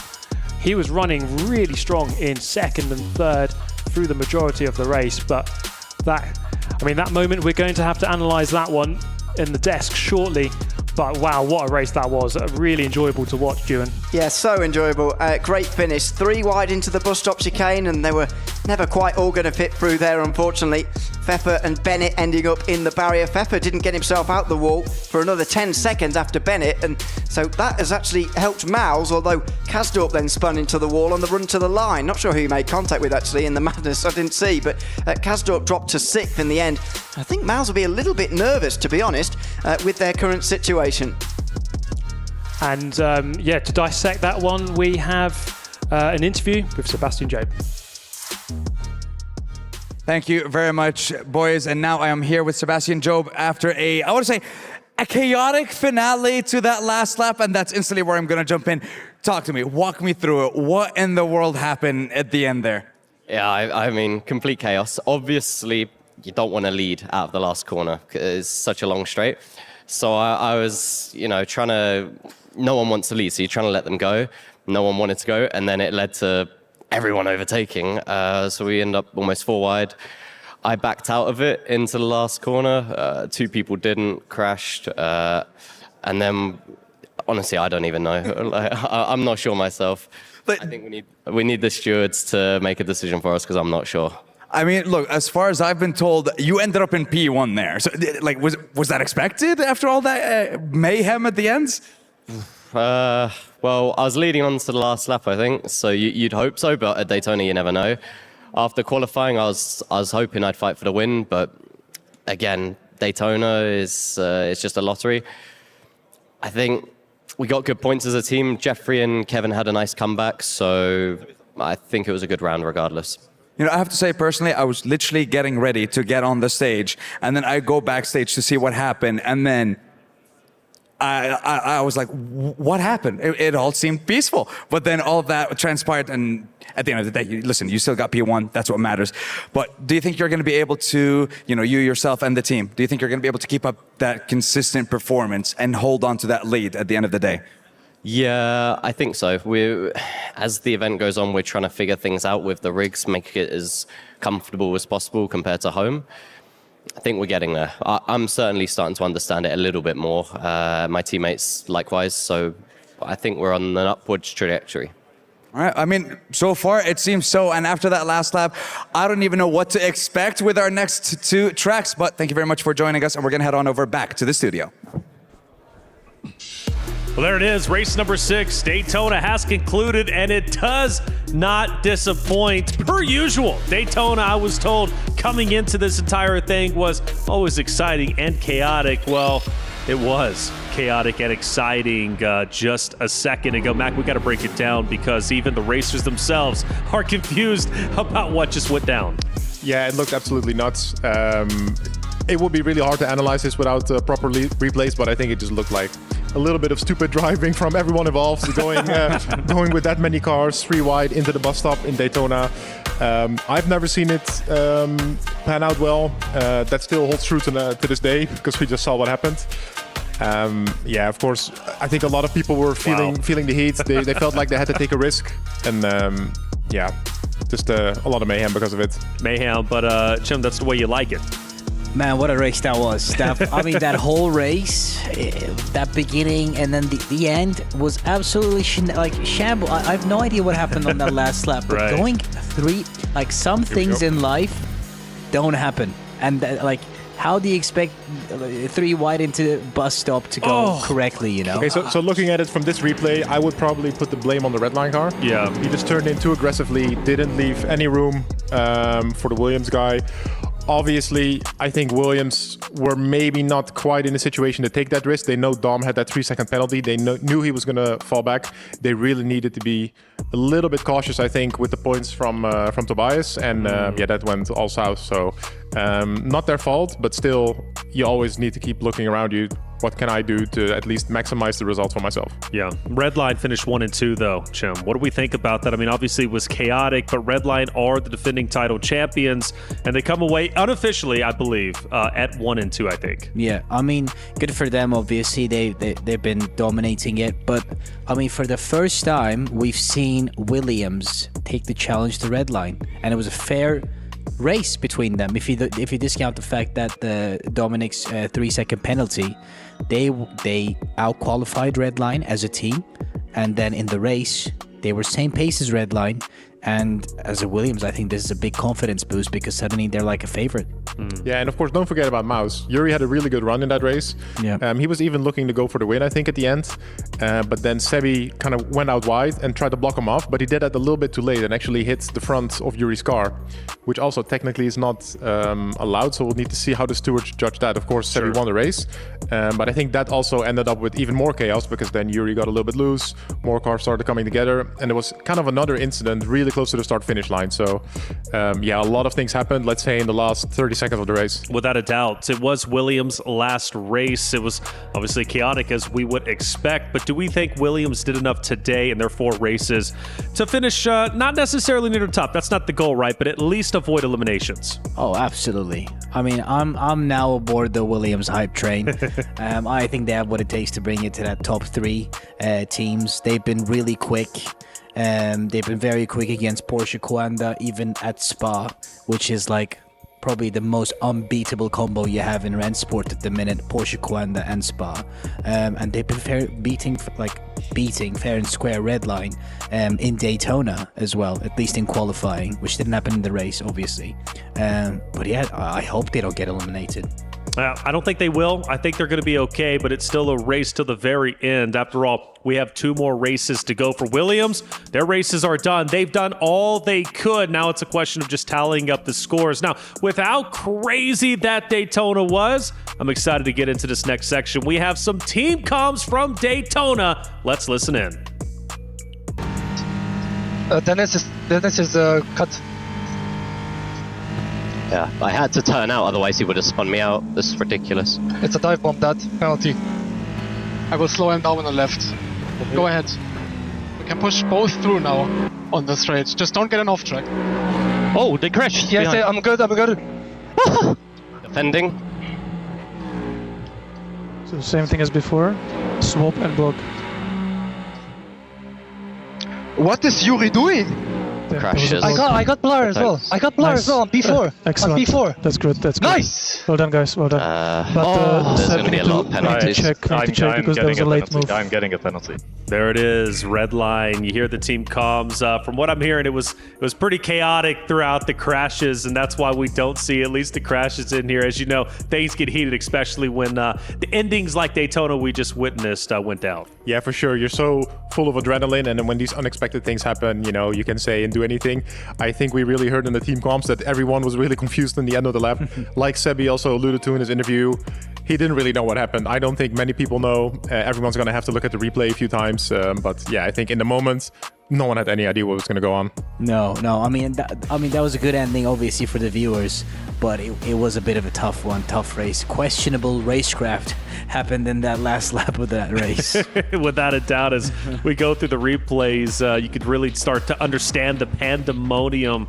Cars going left and right. Yeah, they're not supposed to be out there in the grass, by the way. They're supposed to be on the track. And, well, Mac, what are we seeing, man? I mean, just turning into the corner a little bit too hard. Yeah, you see it there that the Williams car kind of went for the apex. He did go in a little bit hard, I think, but when he got hit, he was all the way on the left-hand side. He could not have gone any further to the left before he got hit. So it was a little bit out of his control. But like I said, you also need to take into consideration, you need to survive the race to score points. Of course, that's also not easy. But yeah, I think in this situation, nothing he could have done.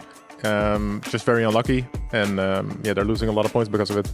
Yeah, I mean, I think the Redline was a bit more at fault there because he turned in like the Williams car was basically not there and didn't exist. But also looking at the Williams, did he really need to take that risk? He could have just settled down for P2 at the entry to bus stop and then see if he can go for it until the start-finish line, which is a main area to overtake, especially for that start before the checkered flag. So I think he could have gotten a good run out of it. Right. But it was really hard to judge because they went in 3 wide and then the middle guy slowed down. So I don't think they saw really each other. Well, the stewards are still figuring things out whenever it comes to potential penalties. Let's look at our standings. Without those penalties applied, these could change, but at least these are the standings as they currently are. Team Mouz manages to get up to 82, separate themselves from Vitality just a little bit. I believe both of those teams have one more race to go today. I think it's going to be against each other on race number 8, if I'm not mistaken.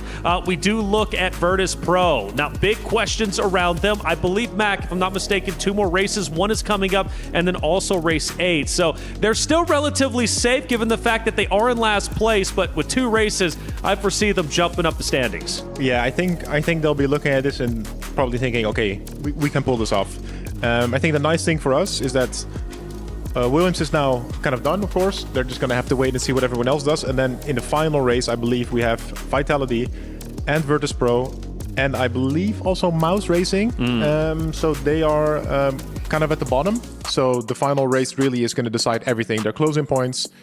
It's going to be maybe even a replay of yesterday where, it really comes down to the final few laps. Yeah, it could well be 2 more races to go. It's pretty close down there towards the bottom, which is quite nerve-wracking, right? So, of course, the 6th and final team in the placings today, unfortunately, their tournament life will end. Their key will be crushed. And, well, then tomorrow's competition, they'll just have to sit in the stands and watch on as they wish and hope that that was actually them up there competing. But there still is an opportunity for those who are towards the bottom. Mouz, Vitality, Virtus.pro, still some races to go and therefore some opportunities to gather some more points. Coming up next, it's going to be a fun one. It's going to be back onto Fuji, and let me say it like this.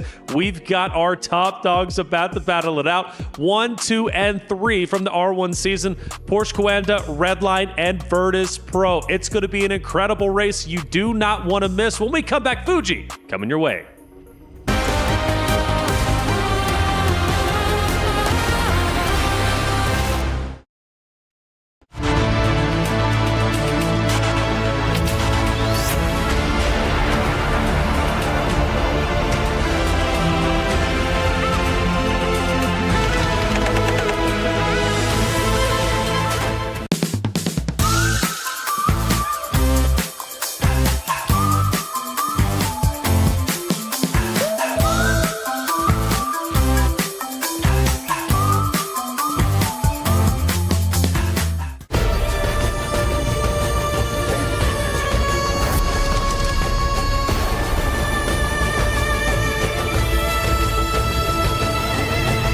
This land is calling.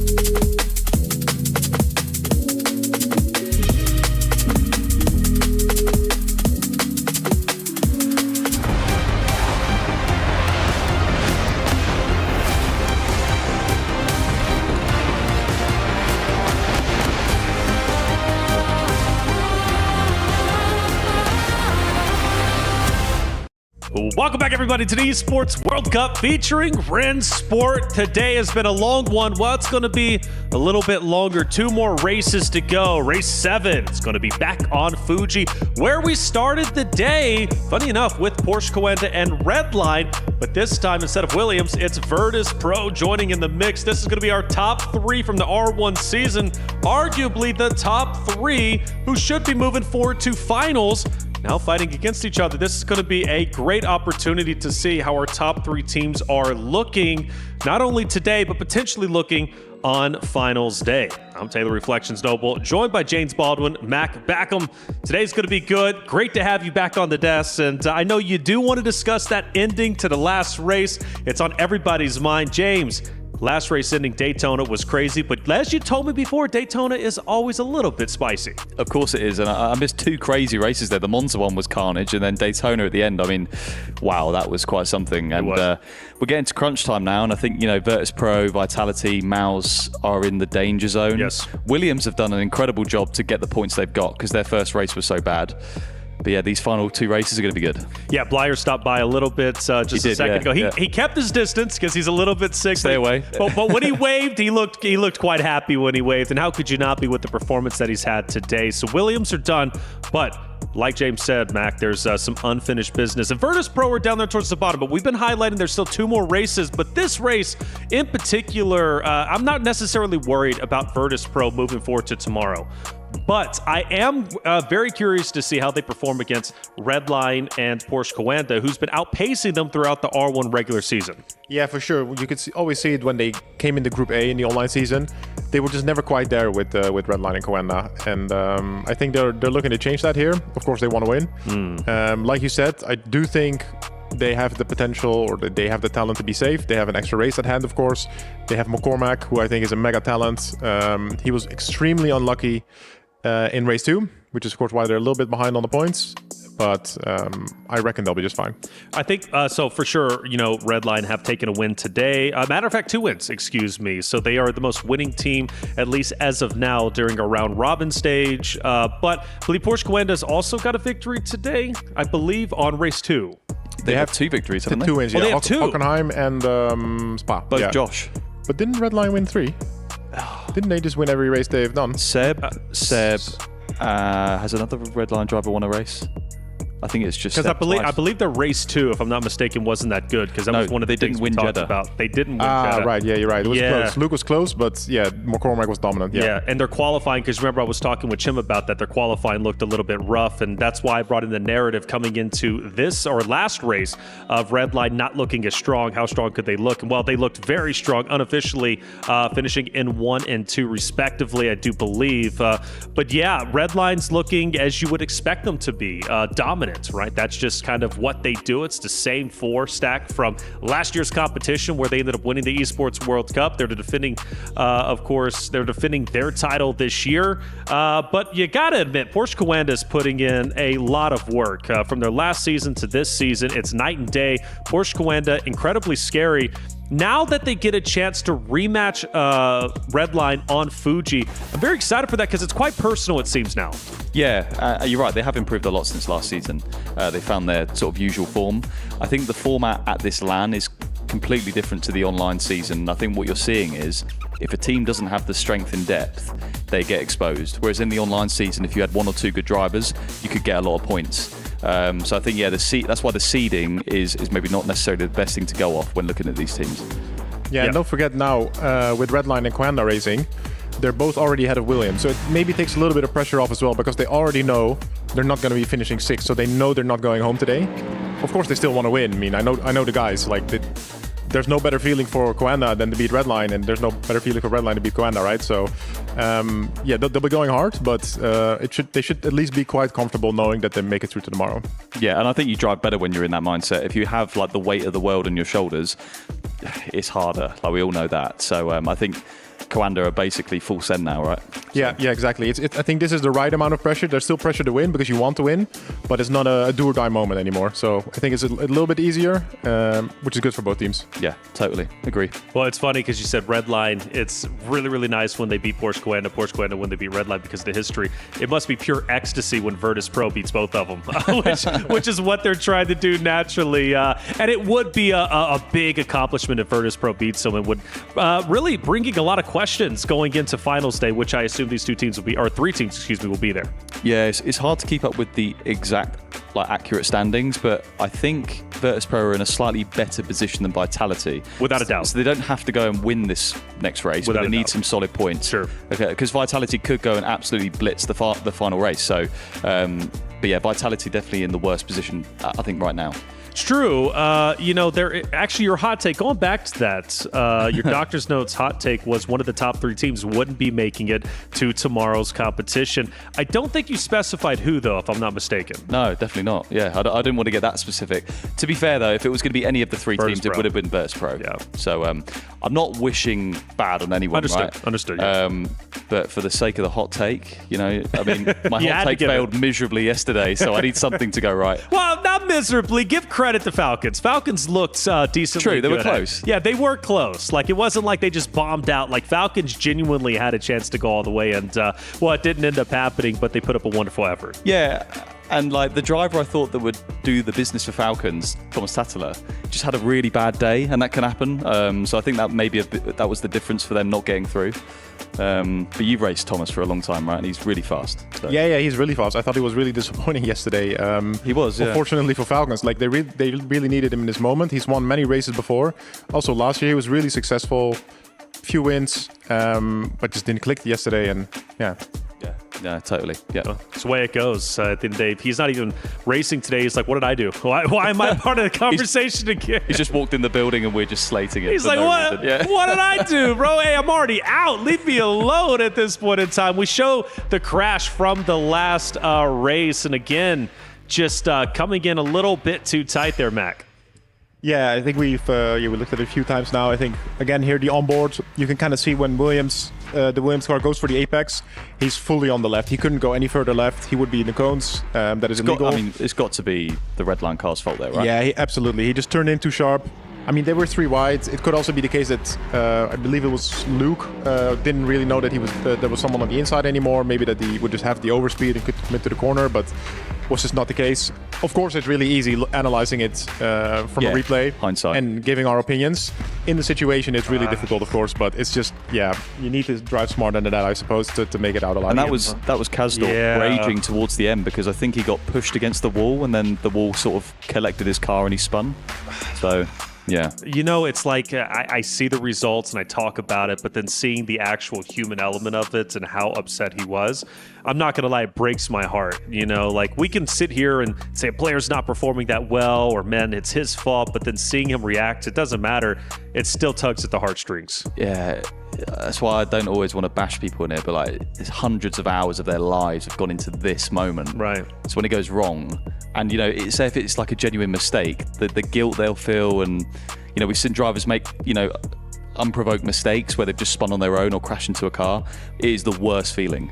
And we both made those sorts of mistakes at these sort of events, and it's gut-wrenching, Yeah, I've made plenty of those mistakes, and it is the worst feeling. You put hours in, this is your heart and soul, this is what you're working towards the whole year, this is your A race, this is your goal, and then for it to not click and just making mistakes, even if it's stuff you maybe a little bit out of your control, still you always feel like, I should have done better, and it's just going to eat you alive. Yeah, because it's another thing if it's maliciously done, but if it's just an accident and just the heat of the moment, it's tough to watch. It really is. You can't blame them really, but there has to be a ruling though, officially. That's just how racing goes. Yeah, and it's almost worse when it's a team event when it goes wrong because you feel like you've let all the other people down. When it's a solo sprint race, yeah, you've let yourself down, that's one feeling, but letting others down is horrible. But at the same time, when you do well, you feel like a hero because you've made all their days at the same time. So Yeah, exactly. I fully agree with that. I've done plenty of races in the past as well,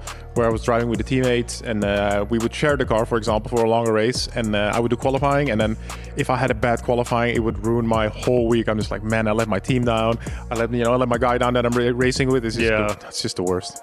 Well, we're deep into the competition, deep into day number 2, and I want to revisit something we had yesterday, our Aramco power rankings, to see how correct. Yeah, oh God, indeed. See how right we were, how wrong we were. I said we, but you guys, well, James, your name's written all over. Ah, Mac, we got you up there. Don't run away. Don't run away now. This is, I believe, what? I can't do math. Top 6 up there. So I guess, boys, discuss it. How well do you think you're doing? I mean, to be fair, we're not far off. It wasn't hard to be far off, to be fair. But we're only one team away, so we're pretty close, actually. Yeah, who we missed out there on Williams? Yeah, so Williams. We both did not believe in Williams, and they proved us both wrong. Yeah, so exactly. Fair play, Williams. But yeah, I mean, it's looking pretty decent so far. I mean, this is kind of I feel like this is kind of the situation they're in right now, right? Mouz and Vitality are kind of at the back. Of course, Williams, we don't have them here, but I reckon they're relatively safe. So I think we're not too far off. Well, no. So, Mouz, is Mouz in trouble? Officially, are we saying Mouz is in trouble, or do you think they're free and clear now and it's Vitality? I think it's between them and Vitality. They have something to fight out for the final race. So there's a chance to still be even more wrong. That's what I was getting at. We could not have, at least 3 of those teams had to be on there, right? So by definition, we were obviously going to get 50% of those right. We shouldn't sell ourselves short, right? Those were genius days. It's that impressive. You're the genius, self-proclaimed, Mac. You're the one who says you're too smart. That's true. Or racing a real. Exactly. You said that live on air. Yeah, that's true. Yeah, I can't take it back anymore now. Yeah, That's a wild take. So yeah, that's why I'll say, my predictions were pretty good. Your predictions were pretty good, boys. I give it to you because I didn't even give my own predictions. So fair enough. You at least took a stab at it. That was your Aramco power positions, and who knows, maybe we'll revisit it tomorrow, right, to see how correct we still are. But I am very pleased to see Williams do that well, especially since they weren't on your power rankings, and it's understandable. Williams, though, have proven everybody wrong. Blyer again has been the tip of the spear, but he's not the only one putting in the work. Yeah, I think Tobias in the previous race showed really good pace. Obviously had a mega qualifying lap, just behind Sebi. Of course, got really unlucky at the end there, but I think he showed that his pace was there, and I think that also gives him a little bit of confidence probably for the next few days should they make it, knowing that he can put those laps together.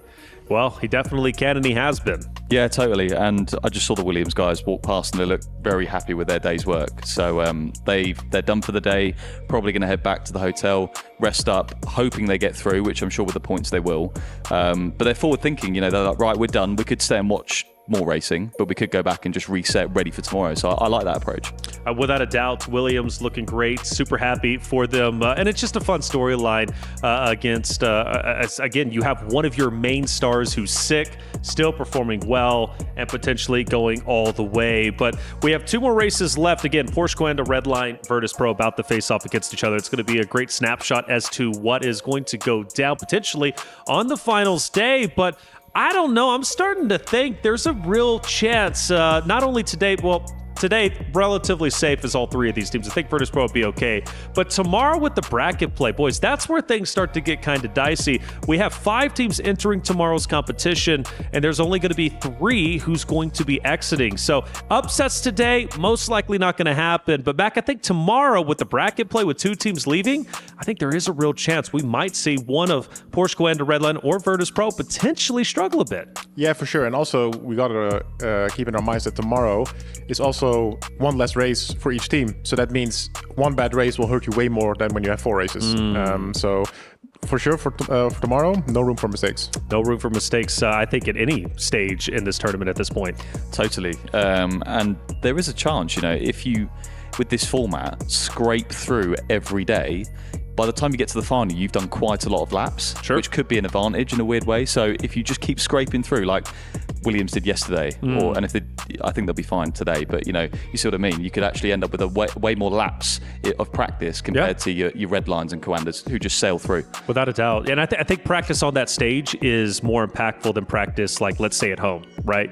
Practice on that stage is absolutely critical. And you're right, Williams making the miracle run. But it's also like, go back to your position last year with Gilles. build, I think Williams kind of fits the bill the same way. Williams, I would say in all regards, an underdog, right? So really not even a dog in the fight in accordance with your power rankings, to be fair. And that's not to dig at you guys, but I mean, seriously, who was expecting Williams to be this strong as they currently are?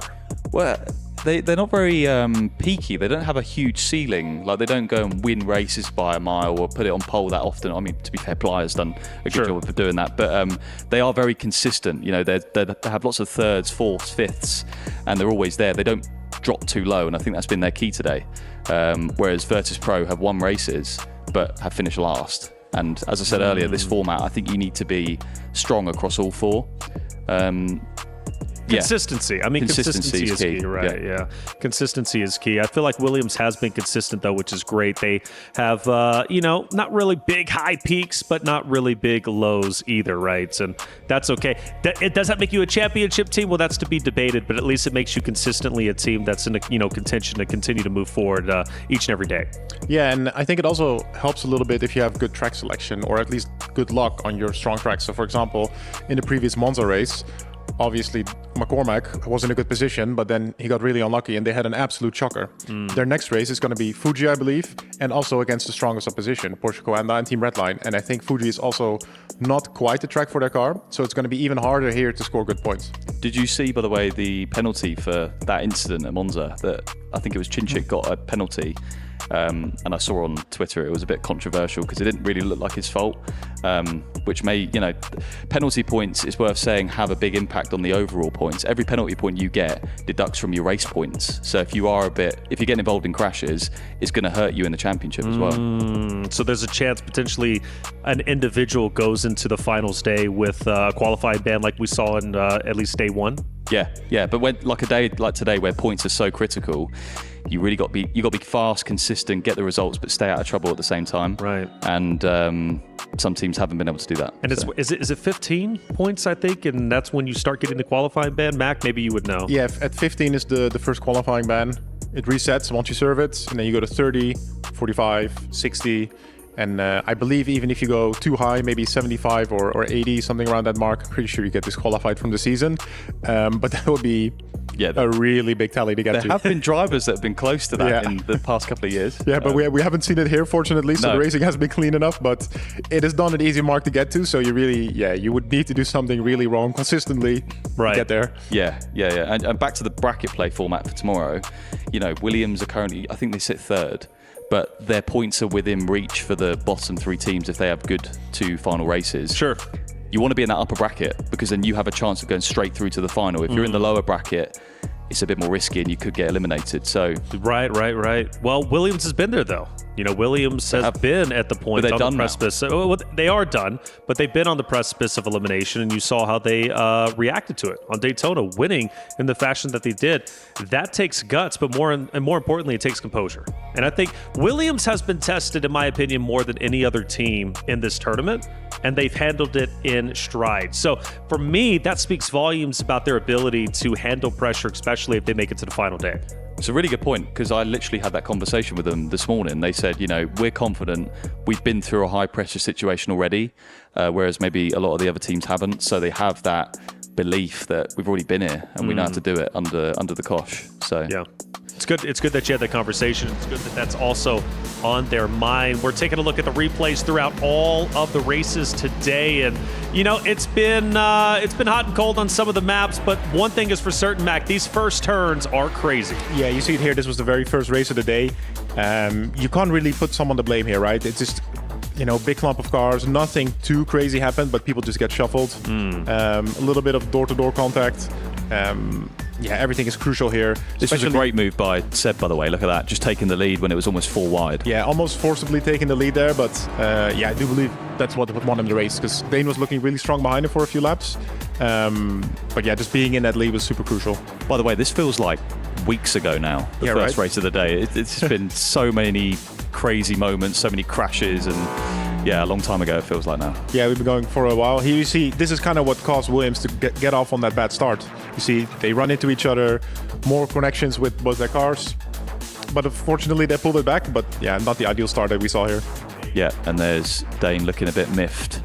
that must have been from that race actually. Maybe because he dropped back on race pace, which we thought the opposite. We thought the Porsche would be really strong on race pace. Yeah. And this is the Porsche going deeper turn 1. The Williams doing the switchback. I think that was Josh who was fighting for kind of the bottom tier position. Still important to get points, especially back then. You know, you don't know what kind of the threshold is or where you need to get to. So at that point, especially, every single point matters. And when you see these cars racing wheel to wheel, you really see the strengths and weaknesses of them, like directly.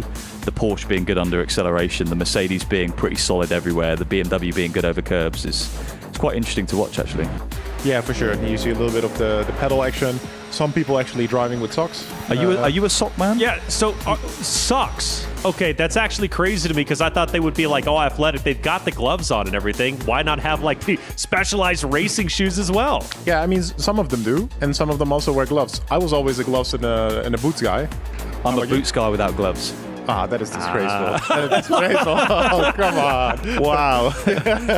I felt like I could never have like the proper grip on the wheel because my hand, I'm a very sweaty guy, right? Yeah, so okay. If I start driving and I'm really focused, I'm in a battle, my palms start sweating, I just start losing grip That's on the wheel. exactly why I don't wear gloves though, because I'm a sweaty guy as well, and it stinks after a while, and I just couldn't bear it anymore. I was like, you can wash those things, you know. I did, but it just constantly washing these gloves. I had enough. Yeah, and for me it was just really difficult to grip the wheel, and I don't want to just randomly let go of the wheel, you know. So, but it always really surprised me when I see people without gloves. No, without boots especially, because I always feel like the pedal faces are a little bit harsh. Yeah, it would just really hurt my feet. Agreed. Yeah, I couldn't do without boots. I need boots, and it's not like racing boots. There's like sim boots now, which are a bit thinner. Okay. So they're like hybrids between socks and racing boots. So. Oh, with like the anti-slip stuff, kind of. Yeah, okay. Yeah. I was definitely like a boots guy. I've seen a few those are the Porsche Coanda boots actually. Yeah, that's what I really like. They're really thin soles. I'm pretty sure that's also what they use in the real cars and stuff. It's really comfortable.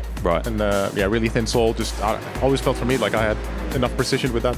Yeah, no, fair enough. And you can see, I mean, that was a great example there of the Porsche being very good under acceleration. But then you see, I think this was Benecke and Rogers earlier at Hockenheim, wasn't it? Yeah, it was a massive battle at Hockenheim.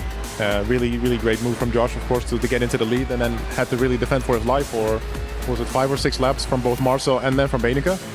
Definitely 2 of the faster guys in the series, so yeah, not an easy race for him by any means, but managed to pull it off. And that's been the talking point of today actually, is like the big dogs actually turning up. Like Josh has won 2 races, Seb's won 2 races, Dara's won a race, so the usual suspects have won most of today's races. And going into this LAN event, I was like, right, some of those guys are not on their usual form, but as we expected at the LAN, they just turned it up, didn't they? Yeah, I think we haven't really seen someone really take a lot of points that we weren't expecting it from. I think maybe Dom a little bit, but he also hasn't been dominating the races, but he's just been consistently extremely good. But yeah, like you said, I think it's the usual suspects that are really kind of taking the race from level 1 to 9. Yeah. They can just deal with pressure, I think, better than a lot of the others. Well, dealing with pressure, right? That's sometimes what it takes to become a champion. Not sometimes, but all of the time. Hey, chat, we do appreciate your patience for the delay. Just so you are aware, we are experiencing some unexpected technical delays. But don't worry, our team is working very diligently to resolve those issues to get the tournament underway once again. Hey, we do appreciate your patience. We're going to take a break. Hopefully, we'll be back soon once the issues have been resolved.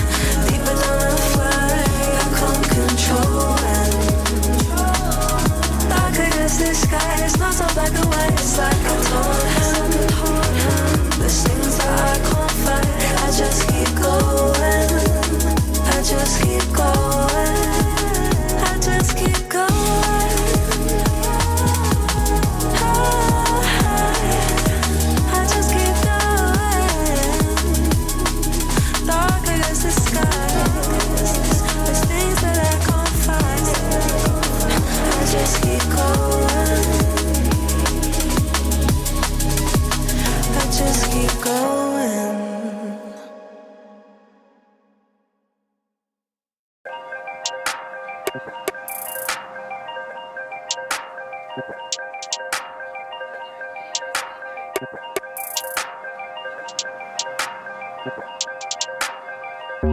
If all that it's saying is true, there's a wall before your eyes. Tell me, can you see right through? Right through, right through. Down through the wires and the pipeline. We go disconnecting from the city and the skyline.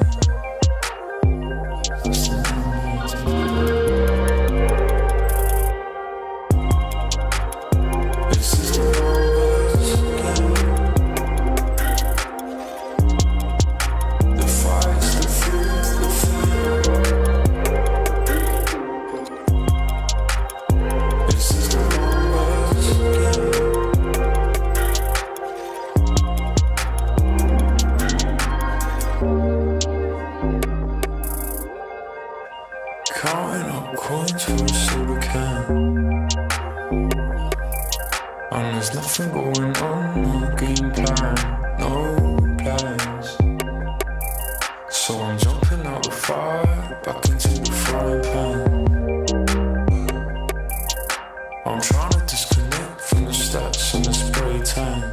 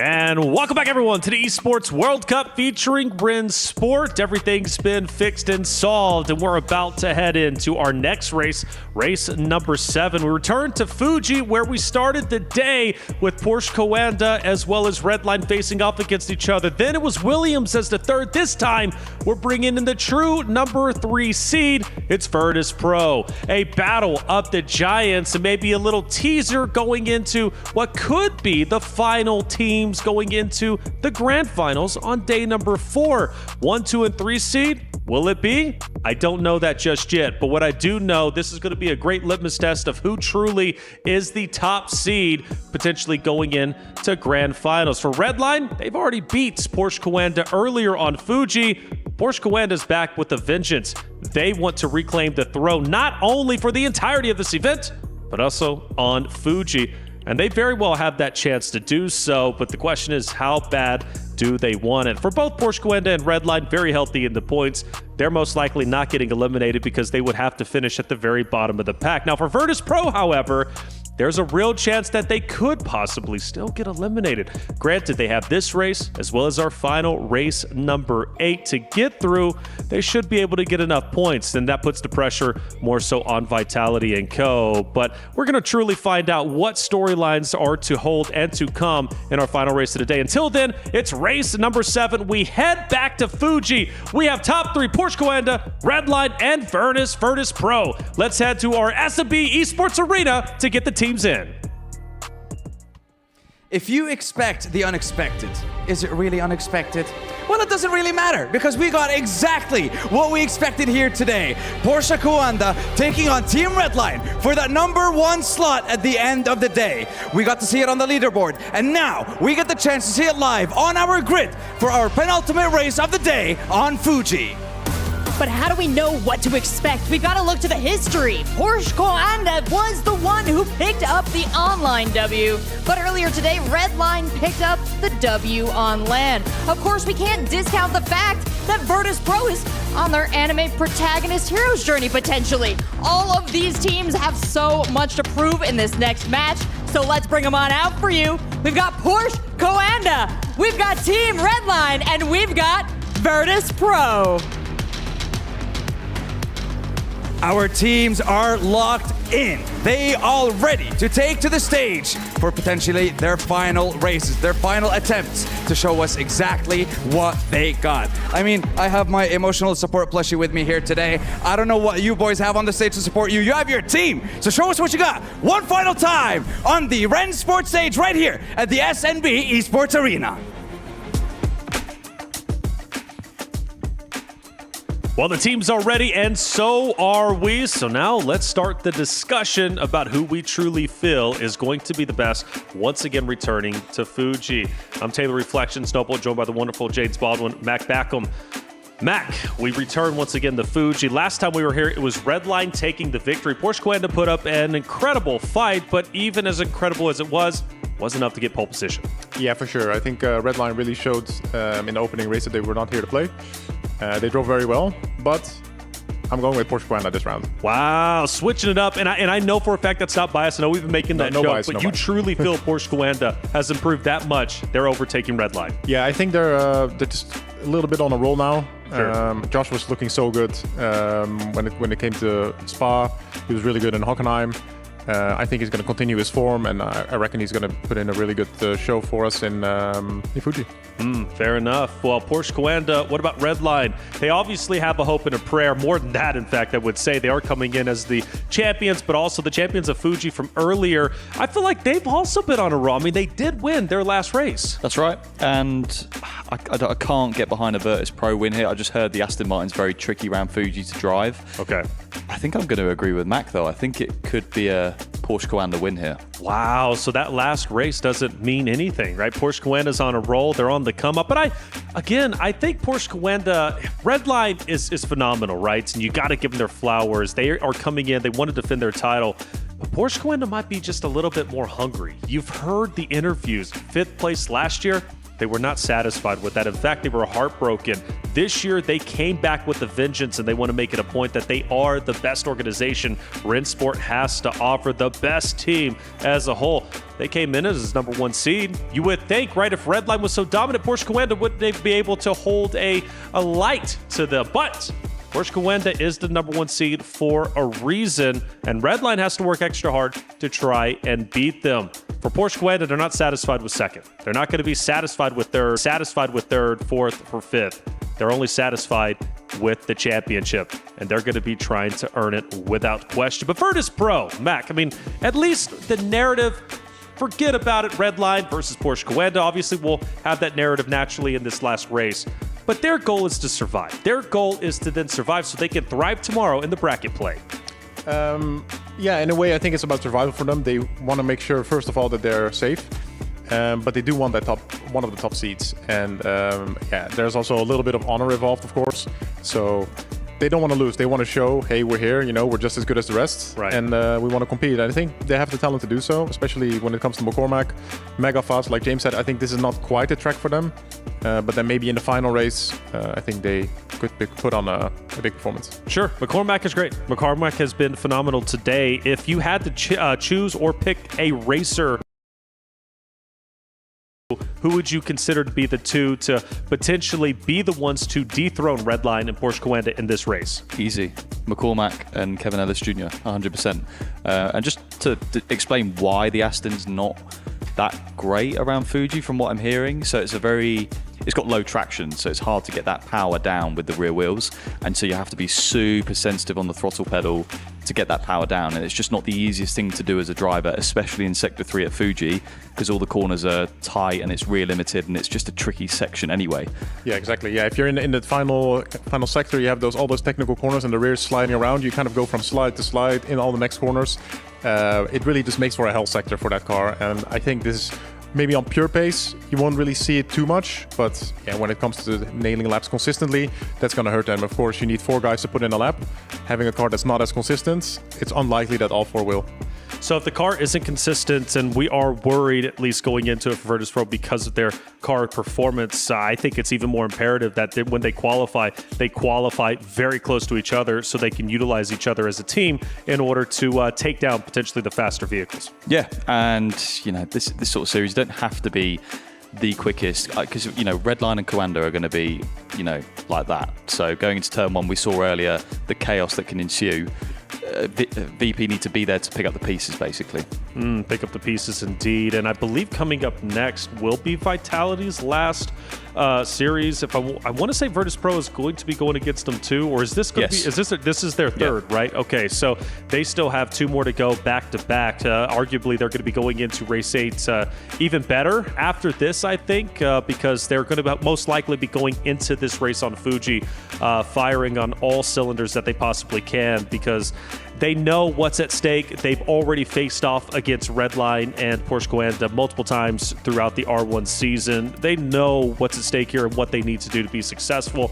The goal is first, but the goal again is to stay alive as long as possible and ultimately then thrive tomorrow during the bracket play, which Virtus.pro has the capability to do so. But it would be quite special if Virtus.pro overcomes adversity, Mac, and is able to, fight healthily against Redline and Porsche Coanda, which they have the possibility to do. So if they do get a win, does that open up any additional storylines going in bracket play tomorrow?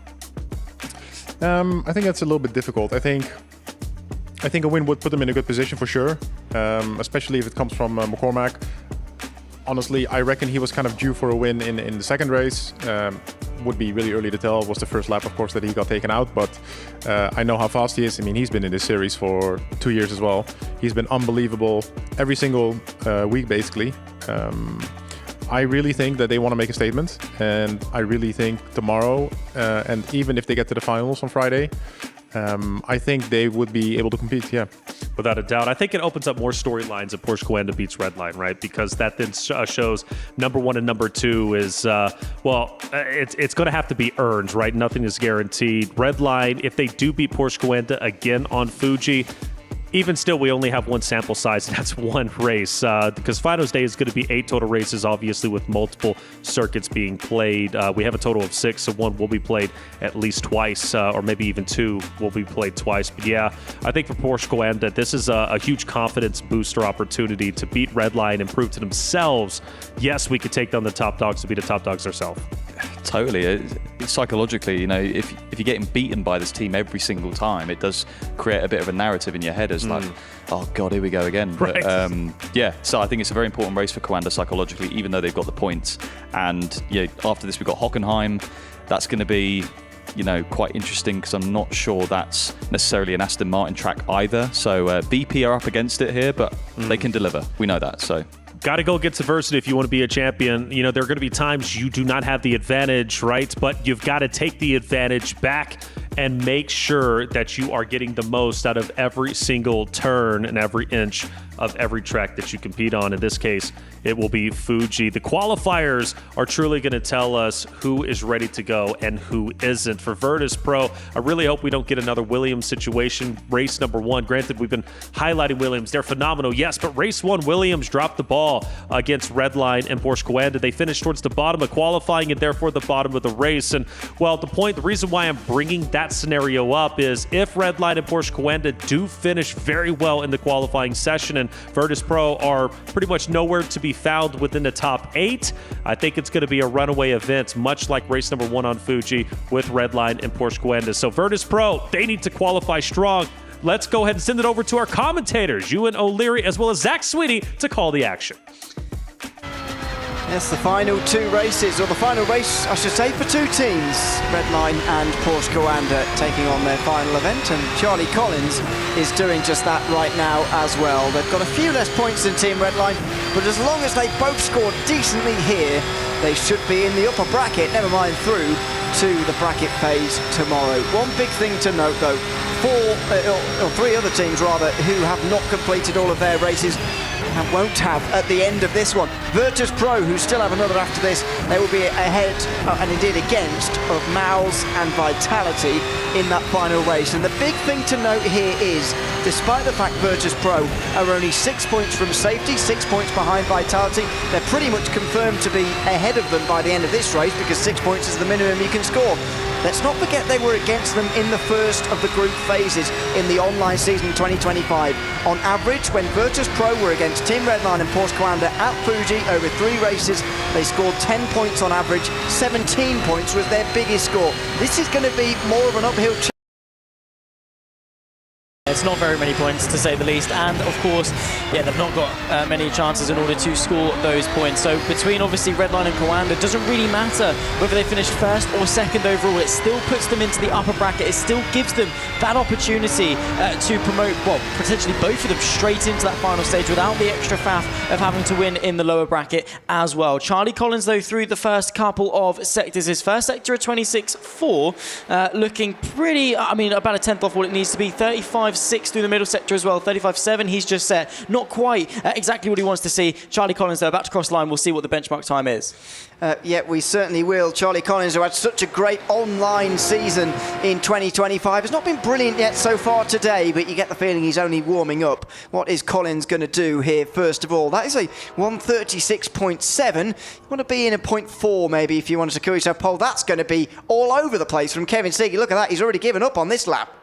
Yeah, not great at all from Kevin Siggy through this final sector where, of course, the car is under the most load. You're pushing for the entirety of the lap, and then you're demanding what we call combined G through those final couple of corners. You're braking and turning, so you're loading up the front axle and, of course, the side of the car as well. That's when the tyres can then slip. That's then when you can lose a lot of lap time. Across the line, though, what's it going to be from Kevin Siggy? And way off the benchmark. But here comes Virtus.pro's powerhouse of Darragh McCormack. This is where it's really required for Darragh McCormack, and he's producing it at the moment. These are two good sector times. This could well be a 0.4 by the end of this lap. Kevin Siggy, the fastest driver, by the way, so far in 2025 with a 136.3. That should definitely be right around the pole position here today. And Darragh McCormack says no, it is not. But it's a 36.5. Gets him top for now.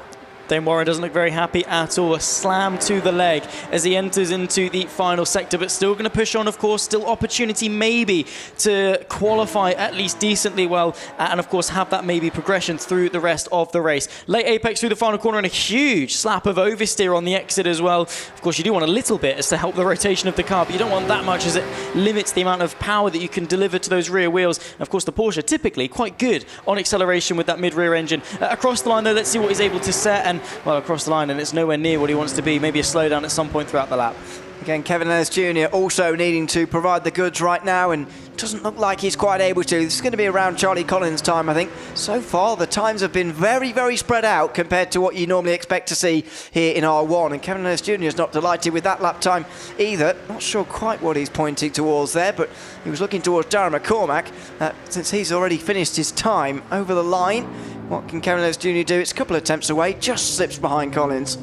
Wojtek Fiala never finished inside the top 6 around Fuji, and one of his worst tracks statistically. Let's see if he can change that fate in one of the most important races for Virtus.pro here today to maybe give them a chance to go through to the bracket stage tomorrow. It's not great through the first sector. It's not overly great through the middle sector either relative to what we've seen. Let's see if he can deliver some magic through that final sector, though, the most challenging on the circuit. Where is it going to put him? Ideally, if he can out-qualify Siggy and Warren, he could be doing very good across the line. It's provisional P2 from Wojtek Fiala. That's good news for Virtus.pro, that is for sure. And Wojtek Fiala's one of his best laps anyway we've seen so far today.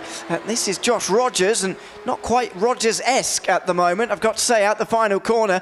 Not sure this is going to be pole either. I think this is going to be right around where Charlie Collins was. Don't forget, still got 2 or 3 red lines to go in this session, and they will surely trouble the scorers up towards the front at the end of this one. Where's Rogers? He goes up into second place with that final sector.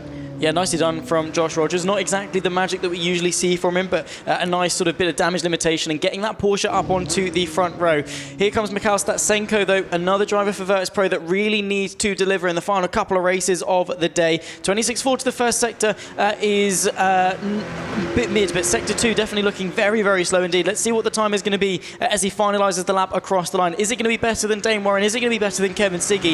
It's probably unlikely to be so, and well, settles in between. 37.9 for him. Sebastian Job, though, let's see what he can do.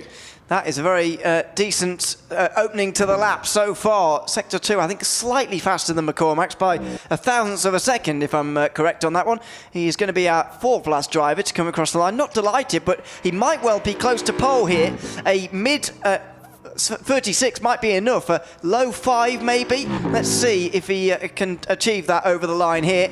He does. Wow. In fact, he gets into the 4s. That should be good enough, unless one of his teammates or Jordan Caruso can do any better. Yeah, we've got Luke Bennett up next. His statistically worst track again is Fuji. Only won around this circuit once. Let's see if he can again tip his teammate to pole and again secure control for Redline. 26.4, pretty average through the first sector. 35.6 though, pretty much bang on the money where he wants to be. Slight shake of the head, doesn't look overly happy, but can he get that BMW towards the front of the pack? It's a long one to the line though. You need that good run off that final corner. As he breaks the beam, it's P3 for now.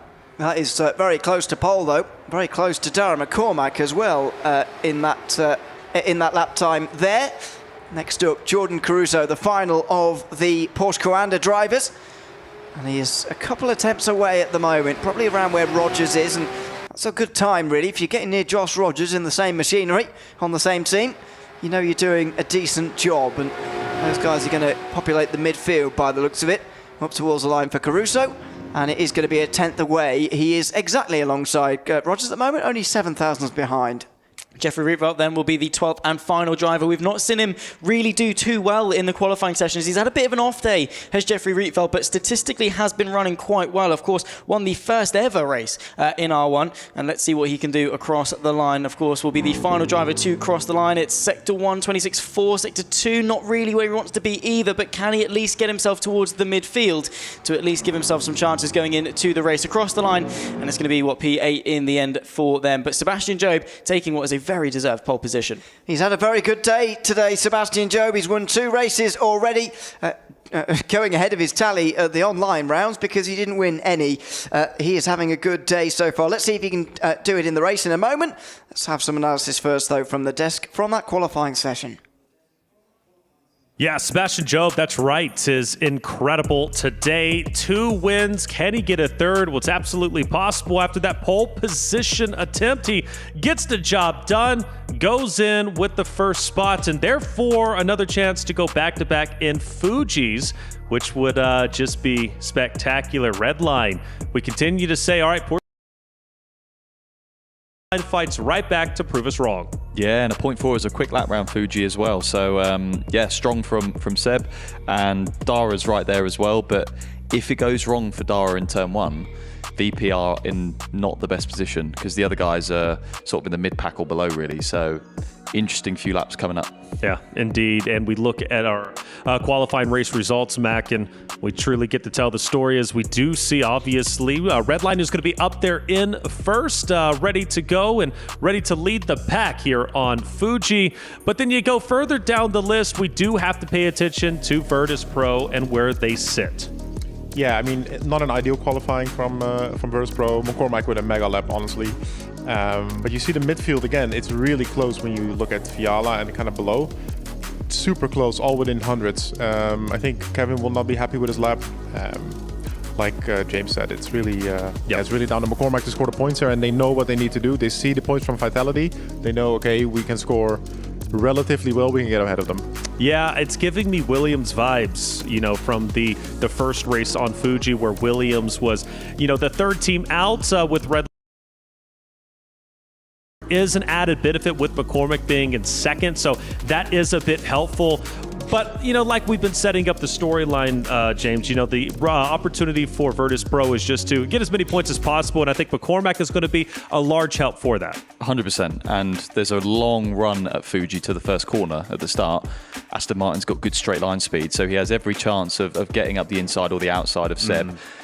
That could be make or break for their race. If it goes wrong and he gets spun round, he goes to the back, then, you know, massive consequences. Well, our Aramco pole position is ready to go. We're going to get a chance to watch once again Sebastian Job go through the track. And, well, I feel like we've been watching his viewpoint for quite some time now, Mac. Yeah, for sure. I mean, he's been doing a lot of pole position laps. In a way, not surprising. I didn't pick him for this race, but at the same time, I'm not surprised. I mean, Sebastian is a mega driver. I think he's probably at the top of the pole position rankings, or at least really close. Yeah, you can see it again, pure class from him, putting a lap in. Pressure maybe not as high as it used to be, but still putting a 0.4 in regardless. It's just a mega lap. You see him here, long run to the first corner. we switched up, go to the final sector, and this is the sector we were talking about actually, where the Aston is probably going to suffer around a little bit, sliding a little bit too much, and because of that, it might actually not be that great of a race car. Yeah, and when you're watching the onboards with the driver webcam in the corner in the race, because these corners are so long and sweeping and you have the widescreen monitors, watch their heads. They're literally rotating their heads almost 90 degrees, which it just looks bizarre, but it's because the monitors wrap around their face. So to make it as immersive as possible. Yeah, without a doubt, it's there's levels to it, and it's kind of crazy to watch of course, the racer's perspective. Job, McCormack, and then Bennett. Redline will get 2 out of the top 3 positions. McCormack, all eyes on him, though, for Virtus.pro to try and gather as many points as possible to have a little bit more leeway going into race 8 on Hockenheim, where Vitality and Mouz, which, hey, dude, that's another conversation. You've got the 3 teams who are quite literally fighting for their tournament life, all facing off against each other. Qualifying doesn't necessarily go our way, but McCormack is going to be our hope for the opportunity to go into race 8 feeling a lot healthier, because it's not going to be easy against Vitality and Mouz, especially with them potentially in desperation mode. That's the reality of it. So Virtus.pro it is essential they have a good placing and get as many points as possible on race 7 on Fuji. But it's up to them to decide how well they want to do, because Redline and Porsche Coanda are going to refuse to budge. Let's head into our commentators. Race 7 on Fuji, Ewan O'Leary and Zach Sweeney. Well, it's time for the final race of Team Redline and Porsche Coanda's evening. And it's time for Virtus.pro to set up their final one. They're currently sat on the grid waiting to get this little short formation lap underway. The pressure here must be so high. At 17 points, their maximum from their group with Coanda and Redline. Yeah, it's not very many at all. They really need to deliver, especially with the pressure from Williams and Vitality and Mouz as well. So we've got a short formation lap, get the tyres a little bit up to temperature, 10 laps ahead of us. Sebastian Joe from McCormack at the front row. This is going to be a race of the ages, because McCormack, one of those drivers that will not at all back down. Look out for him to maybe storm his way to a Fuji victory. Worth noting that if they finish where they qualified, they score 32 points, which is nearly more than double what they managed to achieve as their very best online. So that would be a good performance, but as we say time and again, qualifying is not everything, although it is a big help. And Sebastian Job has certainly managed that. That's another pole position for him today. Don't forget, he took the victory earlier on this afternoon at this venue. That means he's taken 2 victories in 4 races round here, 3 podiums in 4 as well. He knows his way around the Japanese circuit as he now brings them towards the start-finish line for their final race of the day, with Virtus.pro trying to set up their final one in a few moments' time in race 8 of the afternoon. They bring themselves up towards the start-finish line, and we're racing one last time here at Fuji on day 2. It is in towards turn 1 for Sebastian Job, who cuts across Darren McCormack in towards the first corner, but he goes even inside further. Contact between the two. Darren McCormack up the road, and Sebastian Job goes wide as well. That could be disastrous for Virtus.pro. We have to have a look at a replay of that, but it just seems that Darren McCormack was squeezing into a gap that was not there. You can see Job not overly happy. He's all the way down at the back end of the field. That promotes Luke Bennett then to the lead. Josh Rogers, Charlie Collins complete the podium. Wojtek Fiala up there in 4th. And Kevin Ellis Jr. is 3 wide, or he was 3 wide with Caruso and Warren. He might have even come out the other side with a place, and well, it's not over. He just gets hit in towards the next left-hander at turn 6, and he just went wide but kept the place. So Virtus.pro do have Fiala in 4th, but it's Kevin Ellis Jr. 7th, then McCormack 9th. Mikhail Statsenko not picking up anything at the moment, but here comes McCormack down the inside of Caruso, coming down in towards turn 10. Still side by side they go now into the final sector. Yeah, nice stuff there from McCormack, just to show his nose and apply some pressure. It's going to be difficult to run side by side through this final sector, especially with the uphill right hand. It's slightly off camber. The track falls away from him on the exit, but it does give the inside back once more to Caruso. That's going to open the door for Dane Warren as well to try and squeeze his way through. McCormack is in trouble here as he's now trying to fend off 2 Porsches. Statsenko as well could provide some rear gunner effort from the rear end. Late apex though from McCormack. Let's see if he's got the acceleration, the drive, but it's a slight tap from the exit. It's a slightly poor exit. Now it's the slipstream race towards turn 1. one. Well, look at this. Virtus.pro are consigning their best driver to a finish of 8th place or worse. And Sebastian Job's trying to get back at him here. And he makes contact with him on the front straight. Goodness me, they've already made one bit of contact here. Down in towards turn number 1. And there was a bit more. Side by side between the Coandas as well. As they go in towards turn 1. Caruso, Warren, the Porsche Coanda drivers holding 8th and 9th. And they will out to the corner as well. Caruso with the first place. And then Warren, as Darren McCormack tries to get alongside, he will be along the outside in towards turn 3. Can he make it work through there? No, he tucked back into line so as not to let Sebastian Job past as well. Virtus.pro have got to be so careful here at penalty points with how close it is between themselves, Mouz, Vitality and Williams. They really do have to be careful not to pick up any penalties or stewards' inquiries because, of course, license points go against the championship points as well. Anything you earn on your license goes against the championship. Here's the start, though. Darren McCormack has misjudged that for me. There was space down the inside. It was a narrow margin, but he's just misjudged that for me, and he's just clipped Sebastian Job. What does he think? It doesn't show any signs of annoyance at anybody else, but I think he's the one who's made the slight misjudgment there. Yeah, he's trying to put a car's width into 0.9 of a car's width gap, in my opinion. No, I think there was a gap, but he just didn't, use it properly. I mean, he did leave it quite late. The reaction to go to the right, I guess. Either way, he went off, and I guess our analysts will judge that a little bit later on. Maybe the stewards will have a look at it as well, but we'll see. We're going to tick off lap number 2 here as well. Bennett will lead from Rogers, but either way, he's now on the back foot. Whether it's his fault or a misjudgment or whatever it is, he's down in P10. 0.4 of a second between himself and Dane Warren. Let's see if he's able to recover, but this is, great news for the likes of Williams watching along, seeing the despair for Virtus.pro. Wojtek Fiala as well, now under pressure from Kevin Siggy as they get ever closer once again towards turn number 1. And again, nearly contact on the front straight. Unbelievable how that's happened 3 times in 3 laps now. Fiala on the inside of Siggy. He's going to just about give him room, and he actually defends very well. Shoves him out wide, and Kevin Ellis Jr. is coming to help him here, which is good news for Virtus.pro. They've got 2 of their drivers potentially knocking on the door of a top 5 or a top half finish, I should say. Fiala currently getting 10 points, Kevin Ellis Jr. 6, 2 for McCormack. It's only an 18-point finish. Again, similar struggles for Virtus.pro. Yeah, again, their average points tally statistics going against them, and they need to rewrite that fate that's been sort of forced upon them around Fuji. But it's just really not going that way. Good news for them, of course, it's all happened right at the start, so at least they've still got the rest of the race to recover and try and make back from it. But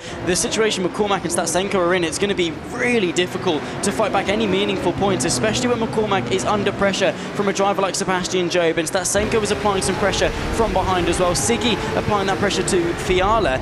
At what point, are Virtus.pro really going to be having to maybe, not necessarily cut their losses, they're not going to give up, but realistically, it's going to be really tough to score some good points here. And I was chatting to one of the drivers earlier who asked me not to name him, that the Porsches, when they're together, are actually very difficult to catch up because they've got such good traction off the corner. They can stick together so much better than all the other manufacturers can. You can see that with Rogers and Collins, and so Caruso and Warren are going to find it relatively easy to stay ahead of McCormack, even with the Aston Martin straight line speed, which we know will be a big factor towards the end of the straight, and it's certainly helping Wojtek Fiala right now. Keep that man behind him. It's Kevin Siggy, the 2024 Drivers' Champion, having a look down the inside, not going anywhere that time, but he's forced Fiala into a mistake. Fiala has made his mistake of his own accord, and he's lost that top 5. Yeah, that was a slight misjudgment. Filled the mirrors there of Fiala and broke a little bit later, played that mind game, put him off ever so slightly and got the overtake done without having to do any of the heavy lifting, just baited Fiala into that mistake, and that demotes the Virtus.pro driver into 6th. Their highest placed driver is in 6th place. This is not spelling good news for a team that is on the cusp of elimination. As they stand, Virtus.pro on just 80 points with Mouz behind them on 74 and Vitality on 70. Those are the 3 teams who will be racing in race 8 tonight, and it's almost a situation of whoever scores most in the final race goes through. Nearly, not quite the same situation, but it nearly is. It is 10 points separating those bottom 3 teams, and the bottom of them at the end of the day goes home. It's insane. This is the level of sim racing that we're talking about. These guys are the best in the world. You're having to decide who goes home between a team like Vitality, like Virtus.pro, like Mouz. One of them is going home at the end of the day, even despite their caliber today. And Darren McCormack is receiving a penalty right now as well. 3-second time penalty to Darren McCormack for making contact down in towards turn number 1 with Sebastian Job. Darren McCormack has just cost Virtus.pro another 4 points, and that now brings them down to 76. Only 2 in front of Mouz and 6 in front of Vitality. It's even closer now between those bottom 3. Yeah, Virtus.pro are in a sticky situation here. They're all going to know that they're going to be getting the communication from their race engineer and their coach as well behind them at the desk, and they're going to have to be dealing with that pressure while they're out there on the circuit. They've got so much to deal with, have the drivers. Let's take a look back. I think this was the move Siggy made on Fiala. Nicely done. Just again, send him in deep, get the move done, and wait for him to choke, really. As soon as the gap opened up, Siggy found his way through.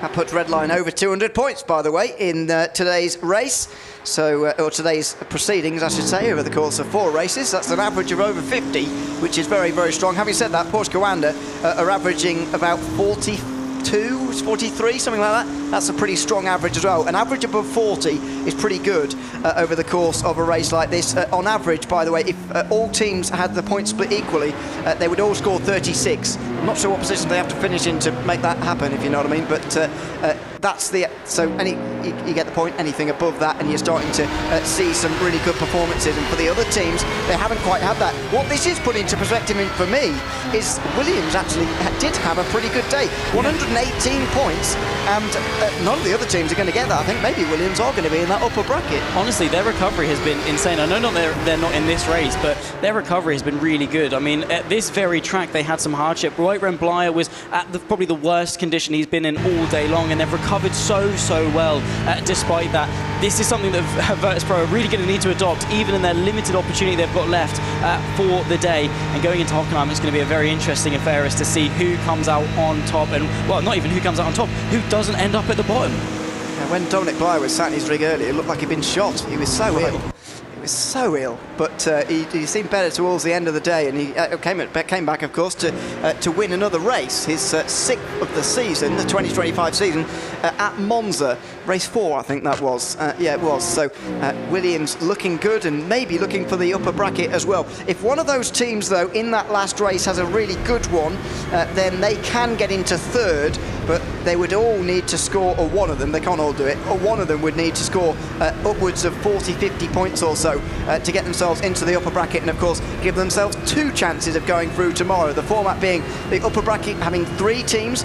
The top 2 go through to the final. The 3rd place team gets to go again against the other 2, effectively. So, as I say, the top 3 teams getting 2 chances at going to the finals on Friday. Also 3 as well, because even worst case scenario, they don't finish in the top 2. They've then got another chance as they get demoted to the lower bracket. As long as they win that, they also then get another chance of going through into the final. So putting yourself into the upper bracket, pretty good, funnily enough. Pretty obvious, but you know, you want to be doing as well as you can. And also going into that final race, you say they need sort of 40 or 50 points in order to get themselves into that upper bracket. Going to be incredibly hard for them to do that because all 3 teams are at a fairly equal rate. I know Mouz historically are quite good at Hockenheim, but they're all going to be taking points off each other. So getting that really high point total, it is going to be difficult. We are going to see a swap of positions though. Charlie Collins versus Joshua Rogers. Maybe again, I think just slingshotting each other away from the chasing pack of Jeffrey Rietveld, who, by the way, despite a poor performance in qualifying, has worked his way back up into 4th place.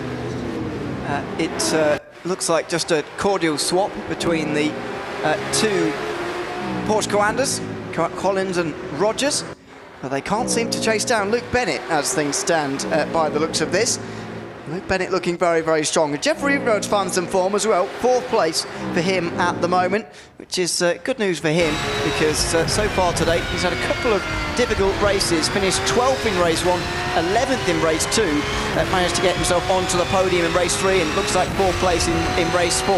If that is the sort of form that Rietveld is returning to, and we know Joby's still got the form because he got pole, then Redline will be even more of a force to be reckoned with than we already know that they are. Yeah, of course, the team's champions of 2024 at the Esports World Cup did so at the first race. They were in finalist mode. They took the victory and wrapped up the team's championship. Sebastian Job, though, on a recovery drive. He's going to look to go to the inside of Darren McCormack. That 41 Aston Martin just in front of him there as we ride on board with Sebastian. Job, of course, has driven a real-life Formula 1 car, will be driving a real-life Formula 1 car at the Goodwood Festival of Speed next weekend. He's got a very busy week ahead of him, but yeah, he's got that real-world experience. He's doing a very good job out there in real life. 2 times he's going to be driving a Formula 1 car. Is he driving that on Sunday? Yeah, on Sunday. Sunday? Flies home Sunday, drives the Formula 1 car on Saturday, and he's never driven Goodwood, so he's going to have to do some sim prep ahead of time as well. Oh my word, he has got a busy week. Crikey. This is Kevin Lewis Jr., 6th place. They've swapped him with Wojciech Fiala to try to get past Siggy. That was a change between Job and McCormack, although it doesn't really matter. I think McCormack's trying to slow down Job so that Statsenko can finish in front of him. Job has also got a 1-second penalty for an unsafe track re-entry after that incident with Darren McCormack in towards turn 1. So that's 2 points taken away from Redline, but that shouldn't affect their day. It will, though, give Statsenko that place. So Virtus.pro will get 10th. 2 points from Statsenko at the moment, 8 from Ellis Jr. and 6 from Fiala. That is 16 overall. Still not really very many for Virtus.pro, and certainly not as many as they would have liked. No, definitely not, and it's really going to put them on the back foot, and they're going to know they're on the back foot going into Hockenheim. We've been talking all week long thus far about the mental strength of a driver. At this level, they're so close. A lot of it depends on who arrives on the day, who is good in the rigs that we've got, in the environment that we've got, with all the lights, with all the sounds, with the camera people sort of, you know, getting up close and really, you know, maybe being a bit distracting. Who delivers under those conditions the best? And at the moment, Virtus.pro, with that added pressure of maybe ending their tournament early, that's going to loom large into Hockenheim and put ever more pressure onto a circuit where qualifying matters most, and that one-shot qualifying could actually determine the large part of the race result. It's only a 1-second penalty, so Job does need to get away, or can, I should say, get away from Statsenko and indeed deny Virtus.pro another point. One thing on that, by the way, Luke Bennett has not been one of those really in the past. He's really gotten used to LAN events too well compared to online. I remember in 2023 spring season, he won the online championship, came in with the most points into Munich. Even with that head start, he was overtaken pretty comprehensively by the others. In fact, he's only, even though he's been at all of the LAN events we've had here in R1's history, including both majors in 2023, all 3 now events here in Riyadh over the last 3 years, he's only won 1 race, and that was on day 2 in the 2024 Esports World Cup as well. It was his first race that afternoon. It's going to be his last race this evening, but that's a good omen for him. He'll be hoping that this is not his lot, because it was. And I think the statistic was something like 3 out of what is now 54 races at LAN or something in that vein, which is a very low percentage relative, around about 4%, give or take, overall of LAN events. But again, it's not just about winning overall, it's all about being that team player, because as a driver, the individuality in the team's championship is almost taken away. It's how good can you work together as a 4. Like a driver like Jeffrey Rivell won't often win a race, but he'll always be there or thereabouts in 4th, supplying some good points to the team, supplying some good positional power to the team, backing other drivers up, or squabbling with other drivers to create a bit of a blockade for those in front. It's not all about winning. However, at the moment, Luke Bennett is doing himself a lot of favours and delivering with some good points as well. Doesn't necessarily need to win, but equally it doesn't hurt not to deliver at the front level. Onto the final lap of the race, though, lap 10 of 10. Luke Bennett now 1.1 seconds clear of Charlie Collins and Josh Rogers just in behind. Jeffrey Rivell from Kevin Siggy. So, of course, Redline doing a very good job as to maximise their points all of the day. Will firmly be making their way into the upper bracket of tomorrow. Likely they're going to be joined, in fact definitely going to be joined by Porsche Coanda. The question is, which other team is going to be joining them up there? Well, that's all to come in race 8. At the moment, Virtus.pro are going to get that extra point for Statsenko, so they will be on 80. Mouz on 74, Vitality on 70 as things stand. Of course, there may be any more post-race penalties to come in for all of these guys, but that will be 3 teams covered by just 10 points fighting over the last 2 places in the lower bracket. It looks like Williams will be even pretty safe in the upper bracket unless one of those teams has a real stormer in the final race at the Hockenheim ring coming up next. But this is Luke Bennett coming through, perhaps to take his 2nd ever victory at a LAN event here in R1. He did it this time last year in 2024. He won on day 2 in the Esports World Cup. He looks like he's going to do it again here as Darren McCormack looks to do all he can to keep Job close. He's got a 1-second penalty, Job, and so that means he will be dropping behind Statsenko at the moment, but he's teetering on the edge of that. Here is Luke Bennett, though, out of the final turn, and he is going to win at a LAN event again. This time 1 year on from his last. This time in Riyadh, he gives a fist pump to the camera. He knows he's done enough for Redline, who have averaged 50 points per race here this afternoon, and they are safely into the upper bracket of the Esports World Cup. Job done for Team Redline, job done from Luke Bennett, who wins here in 2025. Rietveld just alongside him acknowledges his achievement as he finishes in 4th. Job maybe would be disappointed, but Team Redline have done what they needed to. They've managed to accumulate over 200 points in just 4 races, and they're through to tomorrow in the upper bracket. Insane stuff. I'd love to listen into their team radio actually, especially during the opening couple of laps as to their sort of reaction with all the carnage and stuff. But Redline have been the class. Coanda have been the class. They'll firm their seats into the upper bracket stage for tomorrow and give themselves the best ammunition possible going into finals day on Friday. But race 8 will decide it all. I cannot wait to see how we decide it in Hockenheim. And by nearly 30 points, they've beaten Porsche Coanda. That is a pretty big statement to put down ahead of tomorrow. Yeah, definitely. That again just cements their solidity as a team. That was not English by any solidify, whatever Yes. it is. Cements. They're strong going into Friday potentially if they make it there. Likely they will. Versus Porsche Coanda, the two tyrants really of R1. There's the race results. Hope not building a house with. Absolutely not. Luke Bennett takes the victory. His second at a LAN event in R1 ahead of wow. Well, there you go. Josh Collins, I was going to say. Charlie Collins and Josh Rogers. We're going mad. Jeffrey Rietveld is 4th ahead of Kevin Siggy. First of the Virtus.pros, only 6th, with Wojciech Fiala next up. Kevin S. Jr., the first of them.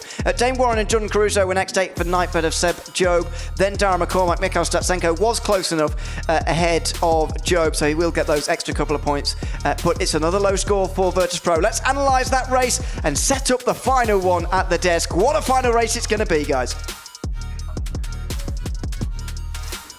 Oh, you have no idea. That race 8 is going to be nutty, but we're here for it. And the way it worked out is truly sensational, much like our top 3, right? Seed 1, 2, and 3 battling once again here on Fuji. Well, it ended in a way that we expected it to. Porsche Coanda, of course, put up a great fight, but Redline still took the victory, this time with Bennett. Wonderful job from him. But I first want to start off with the bad news of McCormack. Full sending it in that first corner very well, potentially costing Virtus.pro. Yeah, it was a move that didn't pay off. There was, here we go, we've got the replay now. So you can see McCormack in a net P3 at this stage. A gap appears, but it's not a big gap, and he goes very late and ends up on the grass, goes deep into turn 1. And it cost them so many points because he ended up finishing towards the back. He could have banked 2nd or 3rd there, definitely. Yeah, exactly. And I think, just a little bit of, probably pressure getting to him. He probably noticed, okay, my teammates are not quite at the front. I need to make something happen.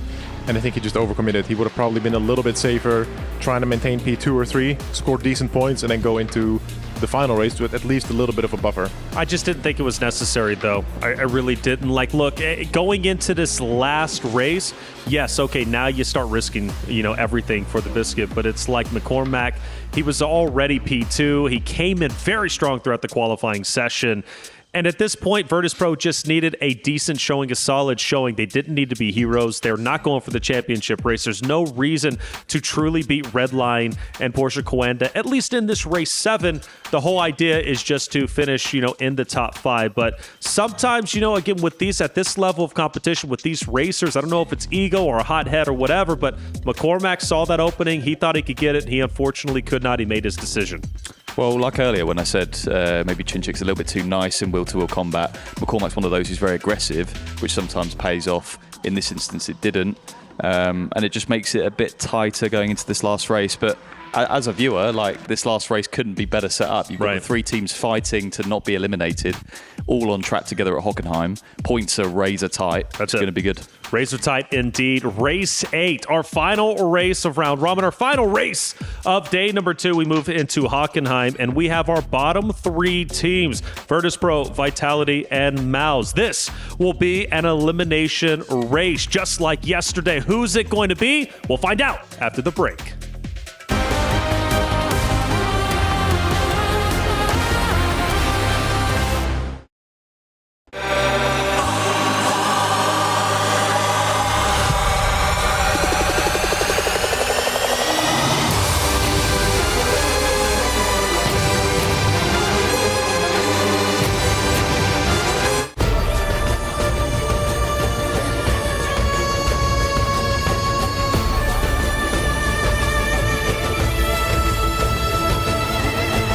This land is calling.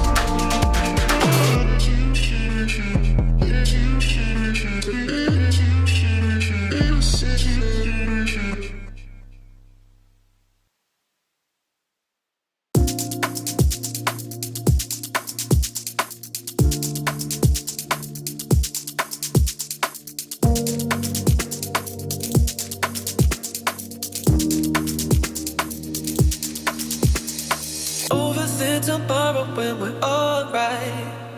That's when we forget just who we are. Make us come together and it's alright. That's when you remember who you are.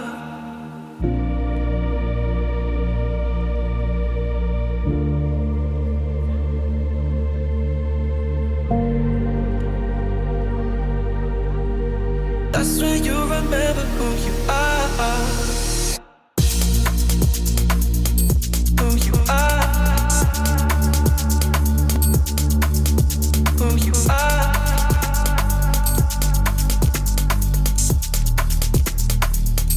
Who you are.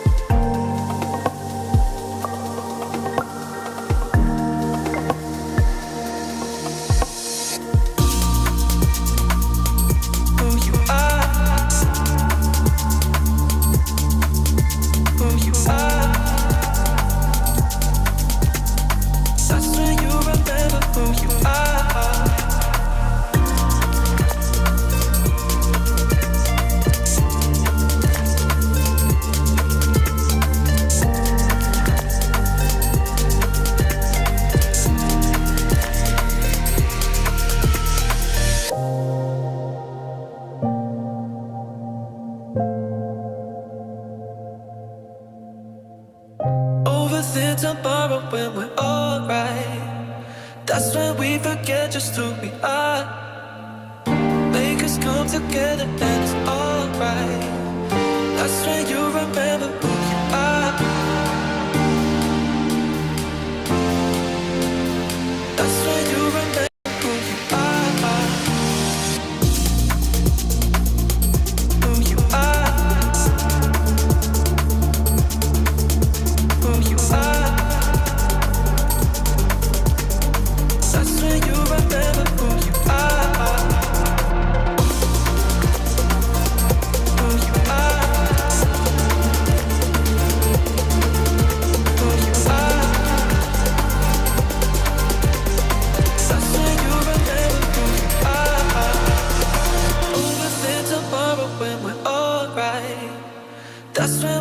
forget just who we are. Make us come together and all.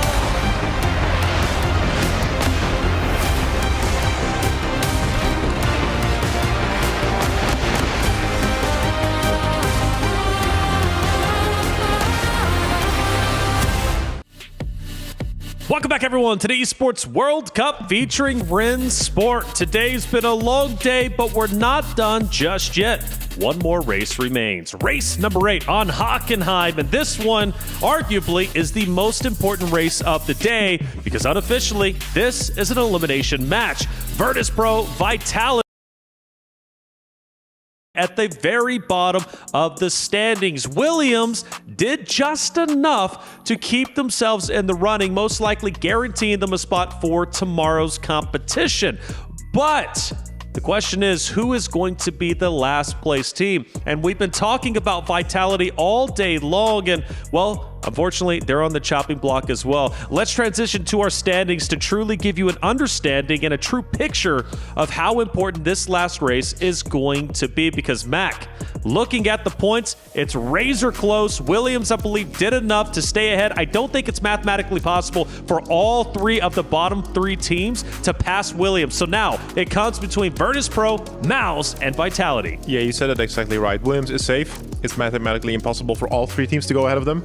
I think all the 3 bottom teams have kind of shot themselves in the foot at one point somewhere today, and now they're paying the price. They're essentially in a one-lap or a one-race shootout. They're really close on points. Whoever really comes out on top of this race is safe. Yes. Who comes out on bottom is going home. Well, it's a team effort, but I've got to do it only because I've got to set the storyline up. McCormick gets overly aggressive off the rip after qualifying in second place for Virtus.pro in the last race. You have to consider, is that the mistake that is going to cost Virtus.pro the opportunity to move forward to tomorrow, the number 3 seed? We had a hot take from somebody on the couch. I don't know who it was. Maybe, I don't know. Was it James? Yes, it was. Who said one of our top 3 teams won't be making it to tomorrow's competition. Well, I tell you what, James, you might be right. Well, Chem called me mad when I said that, but it could happen. It could happen. And I love it that, it basically it's winner takes all, and the worst performing team in this next race is going home. It's literally all down to one race,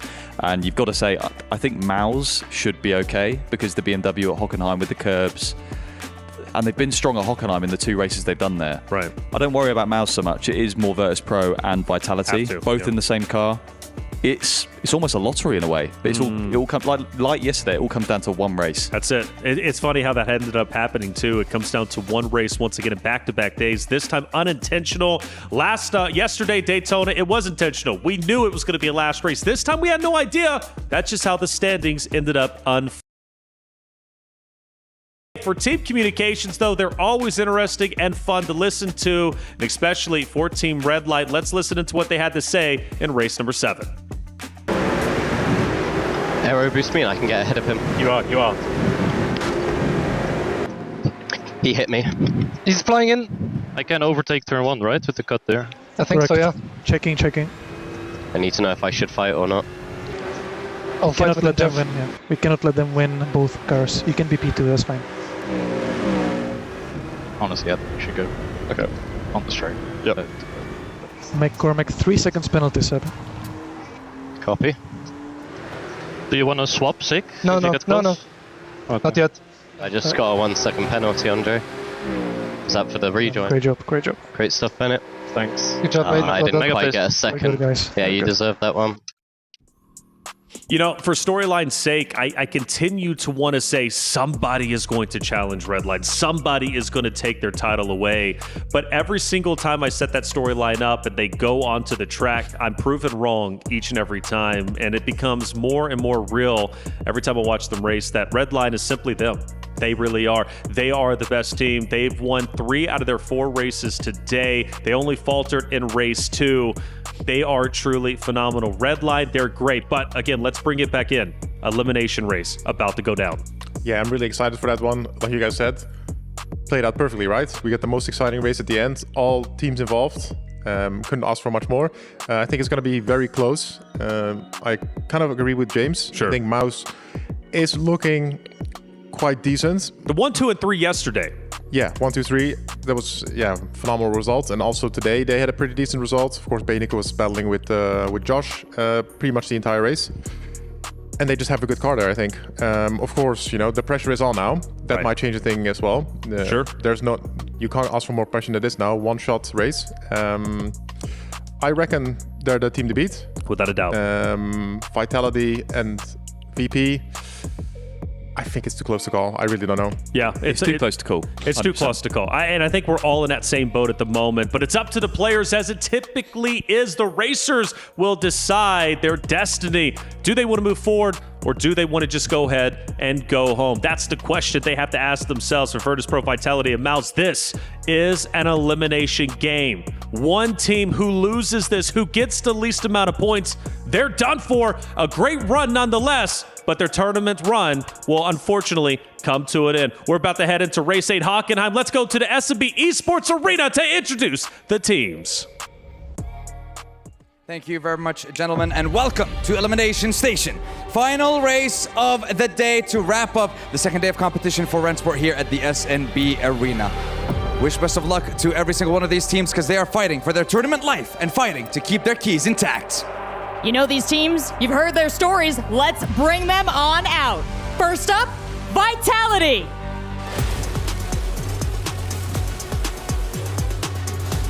And their opponents in this race, Mouz. And finally,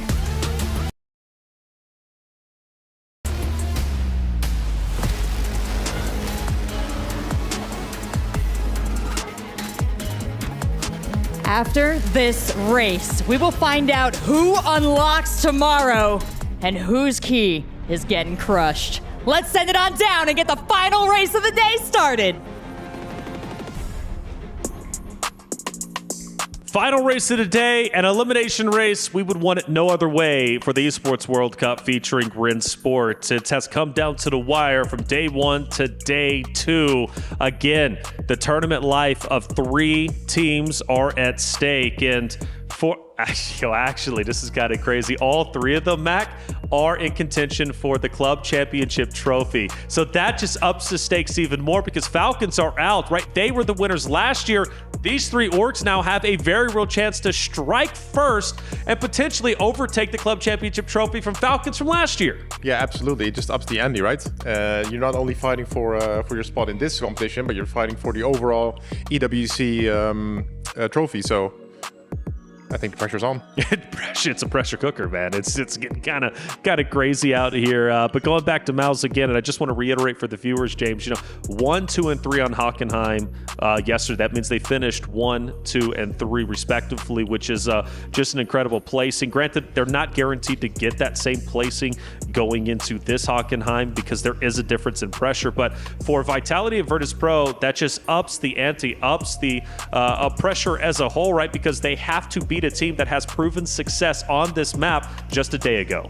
And Hockenheim is a qualifying track. I know we saw a big crash there that jumbled the grid order up yesterday, but this qualifying session is going to be massive. And, we've had races today like Monza, Jedha, where the qualifying's not been as important, but yeah, qualifying is half the battle here. So this is going to be an intense 10 minutes.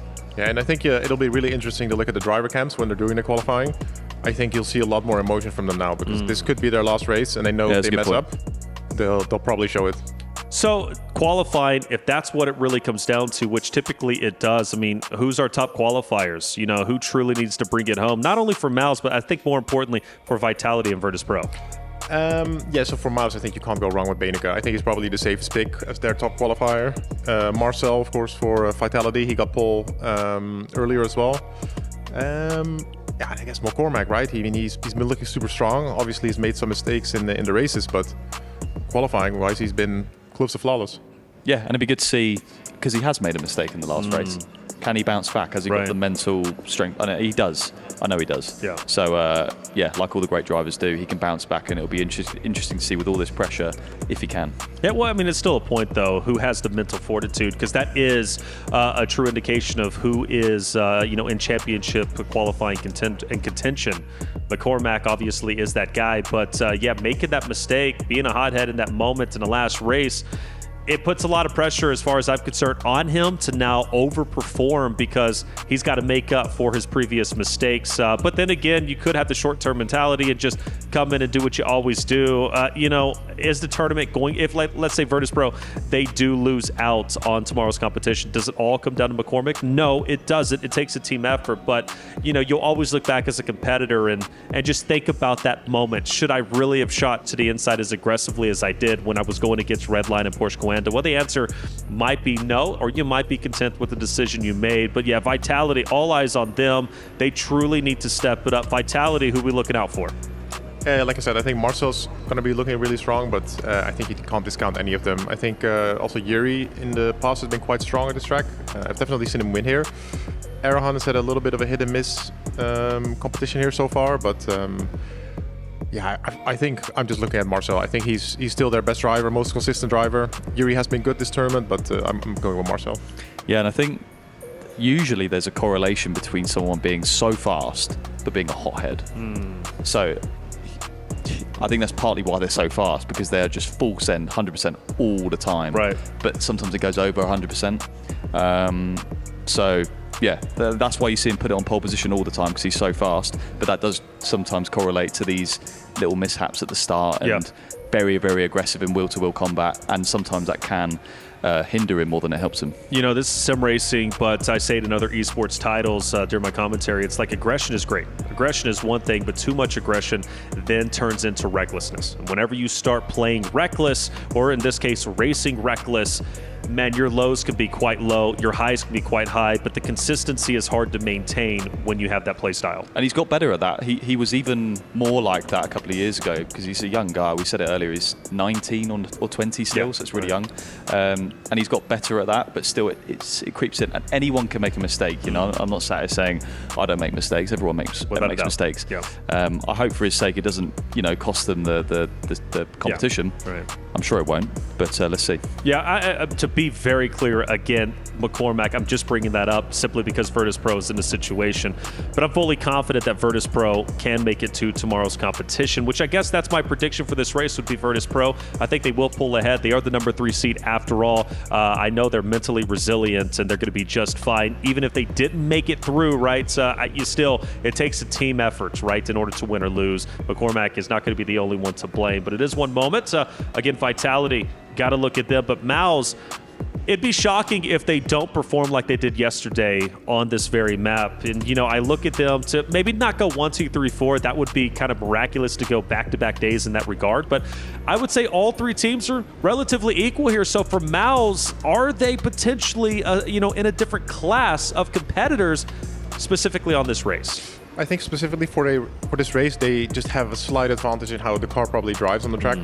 But still, in a high-pressure situation, it's also easy to make mistakes, right? Sure. So it could for sure swing anyway. Like I said, I think Mouz still, for me, the favorites. And if I have to make a prediction, I think Vitality is going to probably go home. Okay. Vitality going home. What do you think, James? I should probably stick by my hot take, really, shouldn't I? I guess you should. So I'm going to say VP. I really hope they don't, because I like them. Right. For the sake of the hot take. I hope none of them go home, but that's a fact. Someone's got to go. It's just unfortunate. Unless it's a draw. That's right. That's right. All of them. Then we get a qualifying one-lap race off. Oh, yeah. Could be interesting as well. That'd be good. That would be crazy. Well, the thing is, we've been theory crafting. That's all we've been doing. We've just been setting up storylines. That's our job. But the reality is, once qualifying is done, then we'll have a true understanding of who really is in the hot seat and who truly has to perform and work their way up the pack. In this case, the qualifying is just going to be a couple of seconds away. Again, race number 8, final race of today's competition. It's Hockenheim, Virtus.pro, Vitality, and Mouz. This is an elimination match. One of the teams who underperforms will unfortunately have their tournament life ended. The question is, who's it going to be? And well, with it being Hockenheim, you got to favor Mouz, who finished yesterday on Hockenheim with a 1-2-3 finish. Granted, doesn't guarantee success today, but it at least puts a feather in their cap, if you will, going into this Hockenheim on day number 2. But qualification is everything when it comes to Hockenheim, and qualifying poorly means you might be putting yourself and your team at risk of elimination. So I expect there to be a ton of pressure and it to be at an all-time high heading into this qualification on Hockenheim. Hey chat, get loud, let us know, support your favorite team, and let us know who you think will be eliminated or who is going to be moving forward. Let's get into it. Race number 8 on Hockenheim. We got Lewis McGlade and Zach Sweeney to call the action. Let's get to it then. It is one final race to decide it all. One of these 3 teams will be out of the competition in just, less than half an hour. We have 4.5 kilometers of the most important qualifying of their day. This is going to be critical for their competition. Qualify well around here and you can put yourself in position to move through into the brackets tomorrow and maybe even into the upper bracket as well. We've got Vitality, we've got Mouz, we've got Virtus.pro, and we ride on board with the pole sitter earlier on in the day. He said a 1:36.121. It is Marcel Chinchik. That was a quality lap earlier on in the day, and he needs to repeat it. The first sector, he is repeating it, Zach. This is exactly what you would expect from a driver like Marcel Chinchik. It is all on the line, and this is the pendulum and how it can swing in racing. All 3 of these teams are arguably on the cusp, and yet all 3 of these teams have an opportunity to, from this race, propel them to the very top of tomorrow's competition. To start the final sector of what is already looking to be a pretty decent lap. This is a very good lap from Marcel Chinchik, right on the money in the first sector, right on the money in the second. This could go faster than earlier on in the day. He set that 1:36.121. He could be setting a 0.0 here and laying down an unreal benchmark for the rest of the field. Let's see what this final sector is like from Marcel Chinchik. Vitality need a good result. It's been a disappointing day thus far. Through the final corner comes Marcel Chinchik, the hungry Hungarian, across the line, and he is going to set a 1:36.171. That is a quality lap time and a hard one to beat. Earlier on in the day, that would have been pole. That is the lap that Marcel Chinchik will deliver right when you need him most. Mikhail Statsenko is going to be the next one to set a lap. It's pretty poor through the first sector, pretty mid through the second sector. Let's see if we can keep it nice and tidy through the third and just consolidate a decent position on the grid for Virtus.pro. Hockenheim is so crucial to have that track position across the line. Of course, it'll be second and last.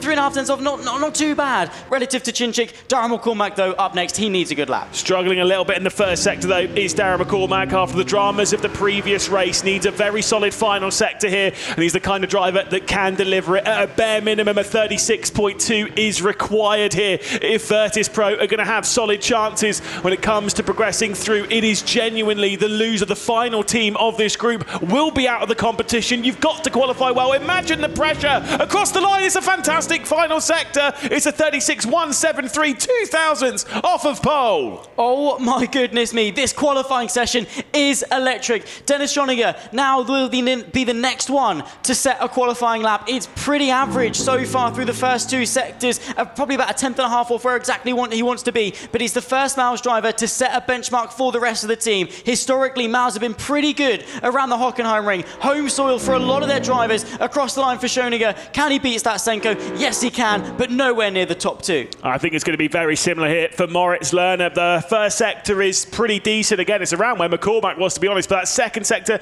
just about, it's kind of a 1/10, a 10th off. I know we're talking tiny margins, but qualifying is always close around the Hockenheim ring. Moritz Lerner works his way into the final corners. He goes through 15, he heads his way up to the Sud curve, and then across the line, what is Moritz Lerner going to set? I think it's going to be a 0.2, maybe a 0.3, if he's not quite nailed that final sector. It ends up being a 0.353. He's there with Schoninger, his teammate.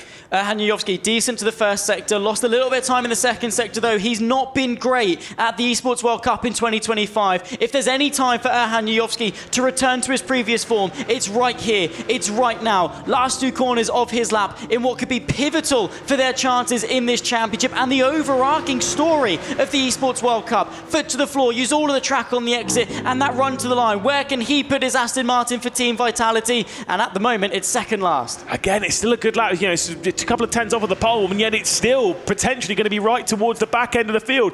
Wojtek Fiala, though, he is destined for one place on this field, and that will be right towards the back. A slowdown in the first sector, which is so painful, doubly so, because that middle sector is right on the money. It's going to be right at the back, unfortunately for Fiala, courtesy of that slowdown, but proving he absolutely has the pace, and that will be critical during the race to work his way through. Yeah, it will be indeed, and of course we saw that at Fuji, a really good qualifying result for Fiala, though Kevin Ellis Jr., look at those sector times, Sector 1, Sector 2, right on the 20.0, 46.0. This is going to be a good lap from Kevin Ellis Jr. Could he even beat his teammate of Dara McCormack? Now through the final corner, using all of the track, it's all about keeping your composure. He knows this lap is going to be good. Has he been able to keep it tidy through the final sector? Is it going to be pole position for Kevin Ellis Jr. across the line? And it's only 4th. Just a little bit slow in that final sector. It ends up being actually 3rd position by the time they cross the line, but a 36.233 there for Kevin Ellis Jr. Yuri Kazdorp, the next one to come through, a 10th or so off in the first sector, about half a 10th off in the middle. Is aiming towards his teammates, Dennis Schoeniger and Moritz Lerner, meaning he's going to be putting all the pressure on his teammate, on the big man, on Max Benneker. We'll see his lap in a few moments' time. Let's see what Yuri Kazdorp does, though, across the line. He works his way to it. What's it going to be? Ends up being a 4.14 behind even Yuyovsky. Wow, this qualifying session has had it all. This race is going to deliver in a few moments' time. Yuri Toman has brought some fantastic form already to the Esports World Cup, although the first 2 sectors not really anything to write home about too much. Pretty much bang average from what we've seen throughout the rest of the qualifying session. Let's see what he can deliver now as he exits through the Sud curve and that run to the line. He doesn't seem too happy. A snub of the nose across the line. Let's see where it puts him as he breaks the beam up onto the second row. Do you know what? That's better than I expected. He had quite a slide coming off of the Sachs curve in the arena section and still managed to put in a decent final sector. Final lap then. And do you know what? I was coming to this qualifying session, I was expecting Mouz, the BMW, the way it takes the curve, I was expecting it to be a little bit stronger. It's struggling here. Max Benneker had a podium here behind Joshua Rogers, ahead of Marcel Chinchik earlier on in the day, and these sector times are not looking like it's going to be challenging anywhere near the front of the field. He's going to be around his teammate Schoeniger unless he nails the final sector. He ends up on the second row of the grid at the moment with just Kazamon to go. Do you know what? That's actually not bad in the final sector from Benneker. Yeah, not bad at all. He recovered what was going to be a pretty average lap into what was in the end a pretty decent one. But Mouz in qualifying earlier on in the day, like you said, surprisingly shocking. That front engine BMW should be really strong on the curbs. Maybe it's going to come back into its own throughout the race. Let's see what Thibaut Kazabon can do. Not the greatest of qualifiers, but one of the best races in terms of gaining positions here in R1. He's the last one across the line. Not great sector 1. Pretty mid sector 2 again, like we've seen throughout the rest of the qualifying session. Can he get it off the back of the grid? Yes, he can, but it's only 11th. That qualifying session has told us absolutely nothing about how this is going to unfold. They're incredibly tight in the points, and the grid, they are spread out across it. The most important bit, though, for the second time today, and so importantly, Marcel Chinchik is on pole position here at the Hockenheim ring. He finished 3rd earlier on in the day, behind Max Benneker, behind Joshua Rogers. He needs to find out what went wrong in that race and capitalise by taking victory here. Vitality need it. They really do. Their chances, I mean, coming into this, they've been we've been split in the decisions in the commentary booth. Are they making it through? Are they not? Right now, though, they need a decisive attempt, as we'll go to some analysis ahead of the race. So now the question is, who truly has the advantage? With the points race being so very close and the qualifying now done, I got to go to my experts to see what they are thinking. Mac, we'll start with you. It was a close one at the top, right? And we saw one of our fastest time immediately, Chinchik, who's been rock solid for the team of Vitality, putting up pole position. But the question is, where's the rest of his roster? Yeah, I mean, it's Marcel obviously pulled it out of the bag, right? Another great lap. Not quite as fast as he was this afternoon, but not far off. I think Yuri was relatively close, but the rest is a little bit behind again. So they're not in the easiest position. I was expecting a little bit more from Mouz. Bainik is kind of up there, but also his lap was a little bit scruffy. I think it's going to be a difficult race for Mouz, if I'm really honest. Yeah, I think the two qualifying kings from this group shone, like McCormack and Chinchik, within 2,000ths of each other. McCormack with an absolutely blistering Sector 3. I don't think I've seen a Sector 3 that fast at this event so far. I think it's just lap one's going to be chaos. I think Mouz, because they have so many cars in the midfield, are going to use that to their advantage and basically bully the other teams. Because the way you look at the grid at the minute, it's points-wise, it's very close. Because VP have 2 cars at the front but 2 at the back. Same with Vitality, and then you got Mouz with 4 in the middle. So it's not really made it very much clearer for us as to who's going to go through at the minute. Yeah, it's a bit muddy, isn't it? But I mean, we expected that with how close these guys are in the standings. Mac, who is it that needs to cover the most ground, though, points-wise? Like, who's at the biggest disadvantage going into the final race? Yes, I believe Vitality is around 4 points behind Mouz, and then I think it's another 5 points towards Virtus.pro. So they have at least a little bit of breathing room, but 9 points really is not much. If you know, the difference between P1 and 3 is 9 points. So yeah, it's not too much. Should give them at least a little bit of confidence, knowing that they maybe don't have to secure the entire bag of points, but I mean, it is going to come down to the wire. Without a question, and we already knew that, right? It's coming down to the wire, an elimination match. It's race 8, the final race of day 2, to decide who moves forward and who goes home. 2 teams will qualify from this, but only 1 team will be eliminated. Let's go ahead and send it over to our Remco pole position to take a look at our fastest time, which was Chinchik once again. He's been stellar all day long.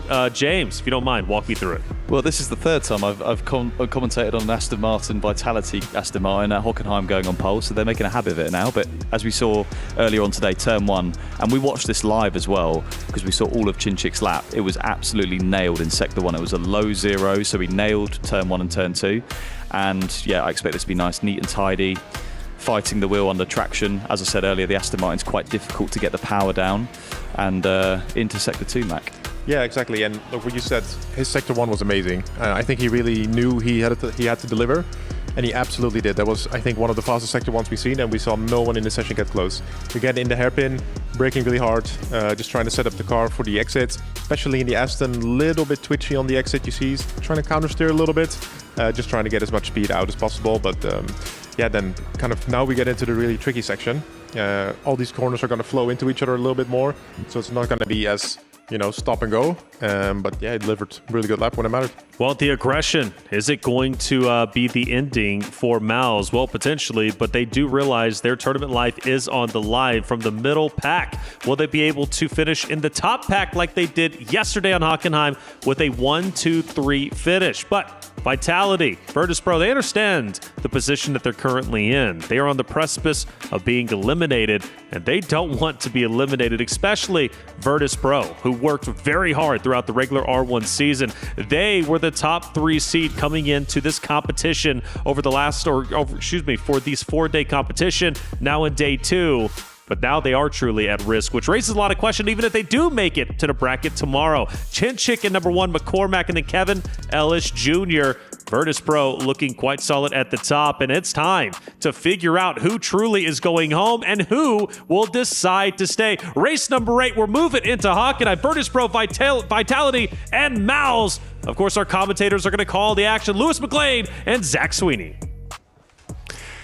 This is it. One last race. We'll have 10 laps of the Hockenheim ring to decide it all. At the moment, as things stand, if it was to finish as it has done at qualifying, and let me tell you, it will not, Virtus.pro would be in 4th position, Vitality would be in 5th, and Mouz would be the team going out of the Esports World Cup. It's not going to finish like that, though. I am absolutely sure. We have no idea. It's as open as it possibly could be. It's Marcel Chinchik on pole position. It's Darren McCormack alongside in the front row. Ellis Jr., Beneker, Toman, Joniger the top 6. Let's get this race started then with 10 laps ahead of us. Down towards the first corner we're going to go with Chinchik taking the inside line as they head their way through. Bit of side by side there between Ellis Jr. and Beneker, who goes to the outside of the first corner. Bit of contact between the pair of them, and Beneker's going full send. He has to, he needs to for Mouz. At the moment he goes around the outside, and this could be a critical move as they head their way out onto the backstretch and along the Parabolica. The slipstream is going to be mega though on this run to the heaviest braking zone on the circuit. We've seen carnage before this, and we're 3 wide. Dennis Joniger sandwiched between the 2 Aston Martins or Vitality, getting involved as well. Moritz Lerner, Yuri Kazdorp as well, sat idle in the background. We're nearly 4 wide to the heaviest braking zone on the circuit, and under pressure, Darren McCormack goes for the lead. McCormack then to the front. It was 4 wide going into the hairpin. It's McCormack from Beneker, from Chinchik. He's dropped back to 3rd from pole position for the 2nd time today. Can he hang on though as we go through the Mercedes arena section? He's onto the brakes on the inside. There's contact between the 2. Max Beneker's been pushed off wide. It's going to open the door for Ellis Jr. to come through if they're not careful. There's more contact, and Beneker goes round off the circuit goes Schoninger as well as they rejoin. It's Aston Martin first, it's Aston Martin second, it's Aston Martin third with McCormack, Chinchik and Ellis Jr. behind. The powerhouse of Mouz, Maximilian Benneker, one of the most successful drivers at the Hockenheim ring, plumb last in this race. And with it being a sprint race format, he's not got long left to recover. Dara McCormack now holds control at the front of the field and by a healthy margin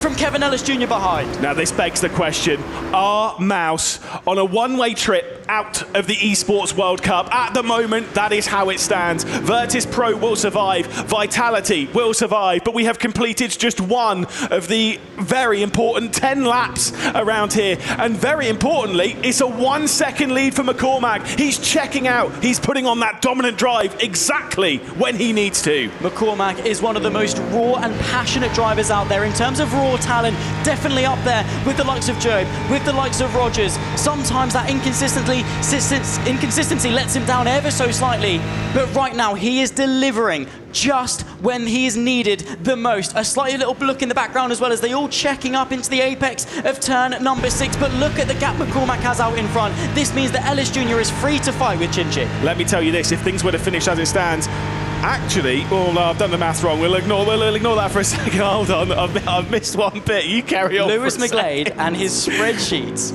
have never let him down until right now. Ladies and gentlemen, he's going to be nerding away. Has he got an answer? No, I've got an answer. Well, the answer is that Virtus.pro, I was thinking this out, Virtus.pro would actually be third, which means they would be in the upper bracket for tomorrow. Critical for tomorrow's racing to be in that upper bracket. It gives you 2 chances of going through into the final. For Mouz, 9 points behind Vitality at the moment. Vitality are on 108, Mouz are on 99. It is critical for Dennis Schoninger to channel some of those online drives that he's had, to find his way past Ellis Jr., to find his way past Marcel Chinchik, to drag Moritz Lerner with him as well, because Max Benneker at the moment isn't scoring anything, and he's 3 seconds behind even a single point. Or at the least very hope the likes of Kevin Ellis Jr. put some pressure onto Chinchik, because that's going to flip some points in favour of Mouz as well. This is how tight the margins are at this level. Yes, fair enough, one of them are getting eliminated, but by no means would they be the worst team on this field. Each and every single one of the 6 teams that have participated today deserve to go through, potentially all the way to the finals. All of them have the capacity to win. We're going to take a look back though. This was the drama at the Mercedes Arena. Bit of leaning there from Marcel Chinchik onto the side of Max Benneker. Bit of leaning back as he was trying to rejoin the circuit, and further contact. Race control, 100% will be looking at that. You could say potentially Benneker turned in there. You could say potentially Chinchik turned in here. You could say it's 6 or 10, half a dozen of the other, and Benneker not happy about it one bit. Yeah, I think you're right on the money there. It's just one of those things with how high the stakes are, how high the pressure is. I mean, Benneker was going in.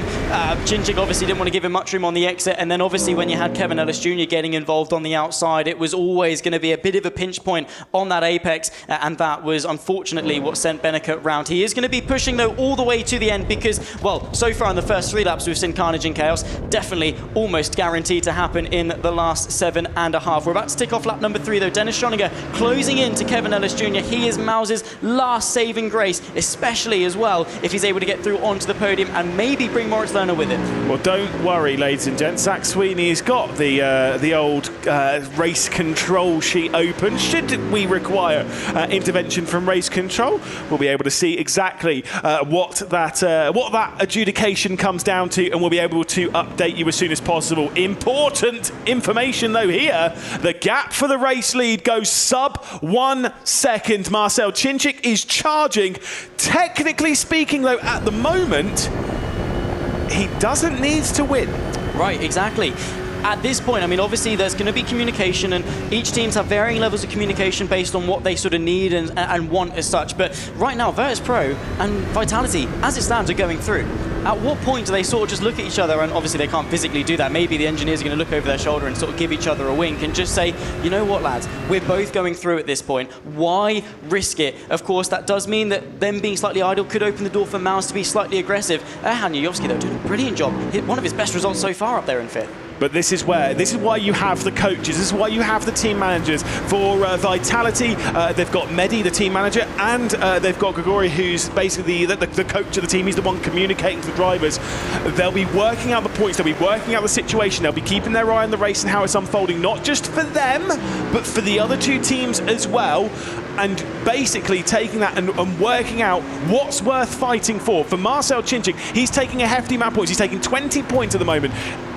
Personally, for me, I think it's worth closing up to McCormack and then not worth fighting. For Yayovsky against Schoeniger, 100% that's worth fighting. For Toman against Lerner, even more worth fighting. Mostly because you've got less, you're not scoring as many points right now. You've almost got like less risk.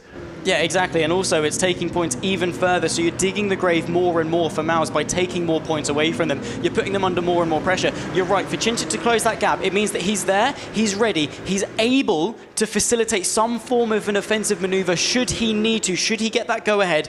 But right now, he's not really in any position to do that. If Chinchik and Vitality were in a position that they needed to do that. However, there's a look there to the inside from Dennis Schoeniger on the inside of Kevin Ellis Jr. Promotes his way into second place, but very momentarily, the switchback is there as Kevin Ellis Jr. finds his way back through into third. Yeah, third place then, Kevin Ellis Jr. Dennis Schoeniger had a bit of a look down the inside. It didn't quite work out, but again, this is a very important move for Mouz. It won't be enough to grant their survival, but it is seriously important. Mostly, to be fair, for Dennis Schoeniger, if he's able to get past Ellis Jr., it opens up the opportunity for him to maybe close down on Chinchik, and that could make sure that they survive here in the Esports World Cup. You can see there on the right-hand side of your screen in the inset, that's Yuri Kasdorp, who's currently running 8th position in this race, desperate to try and find a way past Yuri Toman. Again, the points in the group at the moment, it should be Virtus.pro on 123, Team Vitality on 108, and Mouz, the final of the 6 teams that's been in competition today. They'd be on 99 points and would no longer be competing in the Esports World Cup.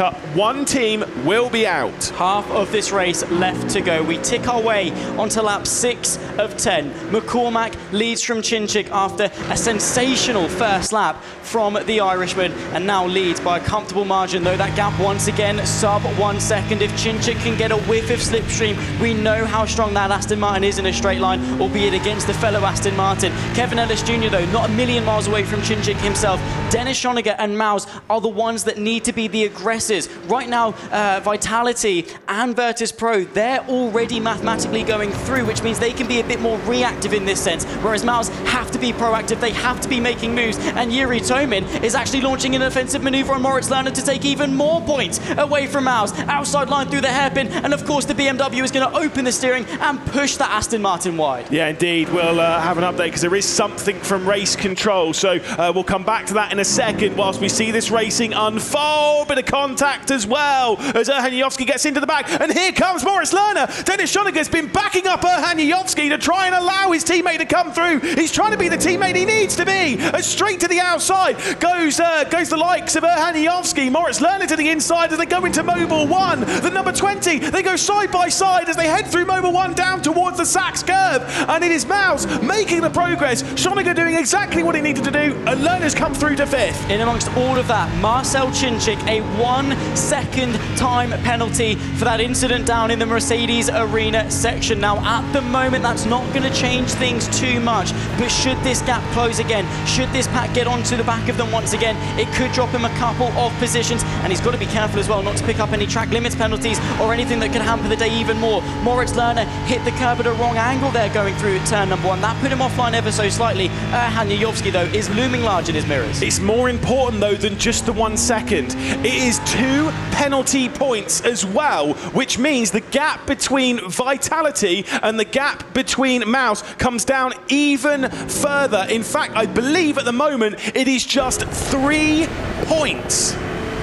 That is absolutely insane. That is a change of position, and that makes this battle. Yuri Kasdorp on the back of Yuri Toman. Toman and Yayovsky on the back of Lerner and Schoeniger. Wojtek Fiala getting in the mix as well. But look for Thibaut Casabon, who is a driver that is not scared to make up positions in R1 competition. At the moment, sat in 10th, scoring 2 points for Vitality's efforts. He needs to be making some ground forward. Lap 7 of 10, time is running out. Yeah, it really is. We are up against it, ladies and gentlemen. It is really ticking ticking down, and it'll be super important for Lerner to try and back up Jajowski, to try and back up Toman, to try and allow Kasdorp to work their way through. It's going to be very, very, very critical indeed. It's kind of one of those ones. You're watching this thinking, right, as a teammate, what more can I do? If you're Marcel Chinchik, what more can I do? All Marcel Chinchik has to do is focus on keeping that gap more than a second to Kevin Owens Jr. Hopefully they'll, I'm sure they will, inform him of that to make sure that gap is 1 second. This is high drama, because if he drops back, Vitality are out. The last race of the day, and it's coming down to the 3 teams. The 3 of them, I don't think we could even written or dreamed of a better sort of turnout of this day. It's been filled with drama, chaos, and excitement from start to finish. It's been a long day, but it's been a worthwhile day for the Esports World Cup in 2025. The stakes of this race at the end of the competition could come and decide millions of dollars. This is Moritz Lerner then to the outside as they'd work their way through. We're looking at Erhan Jajowski at the moment. We're seeing a little bit of leaning between the pair of them. That's where Moritz Lerner forced his way through. But I will say there, Jajowski chose to drive off the circuit. Moritz Lerner did not squeeze him off, so I don't think that's anything that will be required to have any analysis from race control. That said, I'm not in race control. I'm sure they will take a look regardless. There is 2.5 laps left to go to give you that final update on the points. Virtus.pro at the moment would be moving up to 3rd position. They've got 123 points to their name. Team Vitality with the 2 penalty points, they'd be on 104 at the moment, and Mouz would be on 101. This is going to come down to the last few laps. It's going to come down to the last few moves.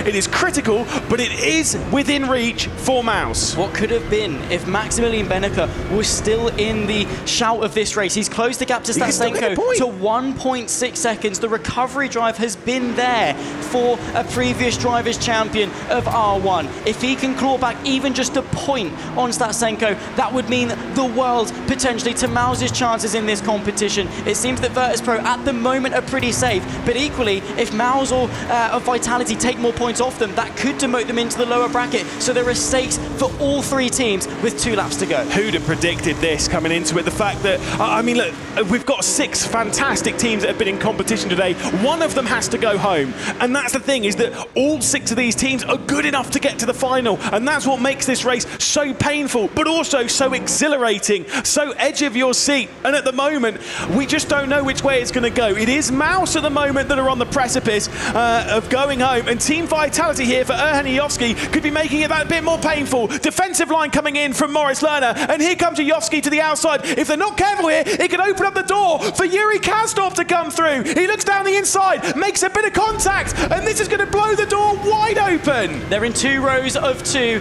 It's Vitality versus Mouz twice. Erhan Jajowski has to concede to Moritz Lerner. Looks once more to the outside of the Mercedes arena section as Yuri Toman tries to launch an attack on the number 4 of Kasdorp. Now as they exit their run towards the out of the Mercedes arena section towards the Mobile 1 curve, we've got a lap and a third left to go, and the points are close. The points are close, but it swung. That move from Kasdorp was critical. At the moment, Mouz are surviving by a single point. Of course, that's provisional. Of course, race control have to look into it. And of course, we have one final 4.5 kilometer lap to deal with here at the Hockenheim ring. Into the final complex they're going to go. Imagine the heart race between Mouz and Vitality at the moment. They are on the edge of proceeding in the competition. They are on the edge of going home. They have got the weight of their entire team on their shoulders right now. They have got the fate of their championship on their shoulders right now. And one final tour of the Hockenheim ring to decide it all, to decide who goes through to the bracket stage tomorrow for day 3 of competition. This is going to be the pivotal point of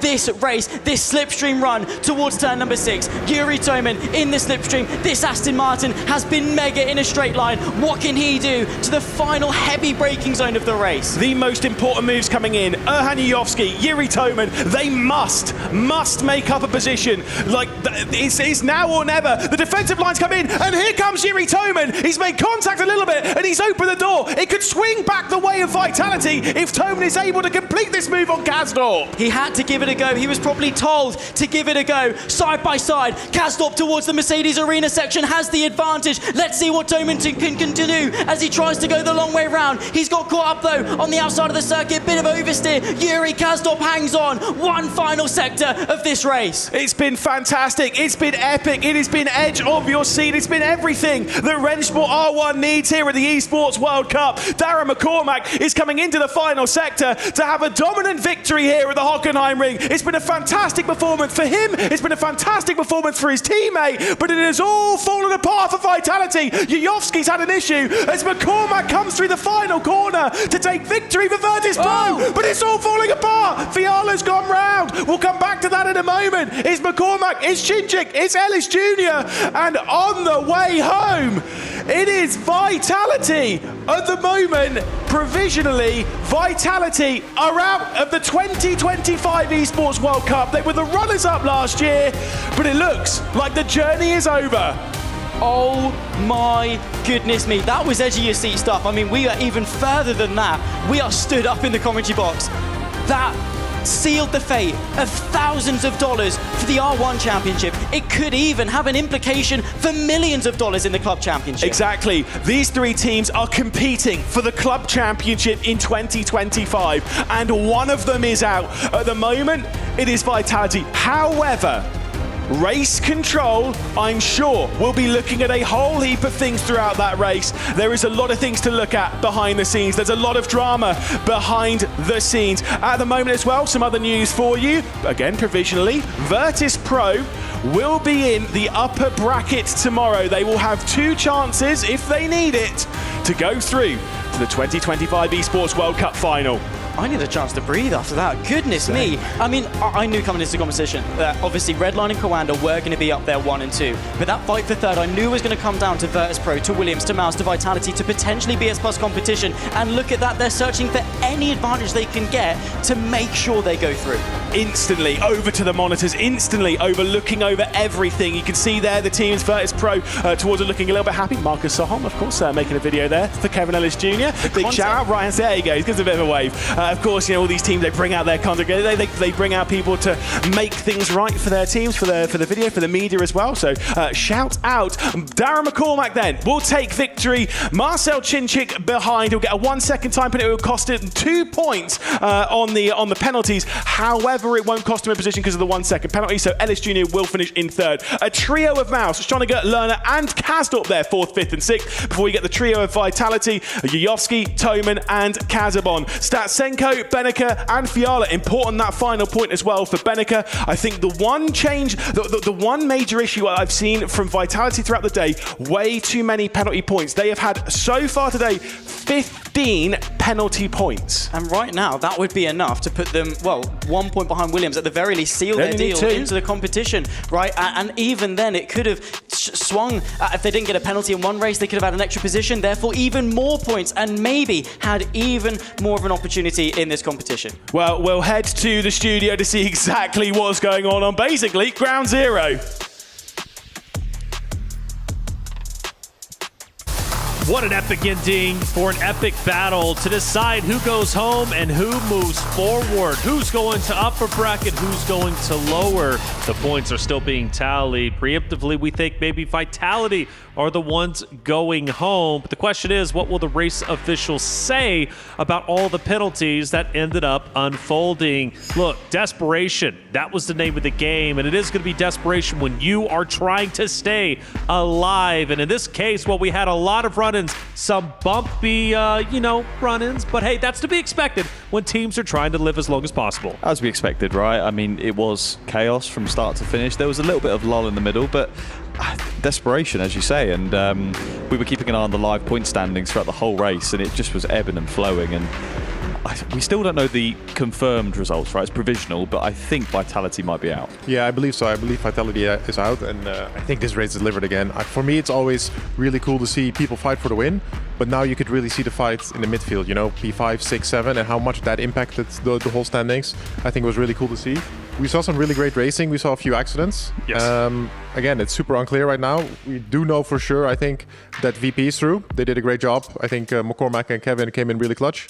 But yeah, I guess we just have to wait a little bit for some steward verdicts. That's right. Yeah, then we'll find out. Yeah, from what I'm hearing, there's still 2 incidents that are currently being investigated, and that could very well change the tide for Vitality, or I would believe it would be Mouz, right? That's what it kind of comes down to, Vitality and Mouz. If I'm not mistaken, Virtus.pro is pretty free and clear off of their performance. McCormack pulled up when he needed most. He gets the victory. He does a job well done, and you know, it'd be a shame if Vitality was gone. That's just the way tournaments go. As the commentators were saying, they came in as the second place finishers from last year. There was a lot of pressure on them to, you know, perform even better this year to potentially take down the Titans of Redline. But they started off in the 7th seed, which means they had to play in day 1 just to stay alive in the tournament. But they did so in great fashion. But the question was, how would they perform today? Well, it's been a bit of a struggle, despite Chinchik doing as best as he possibly could. In fact,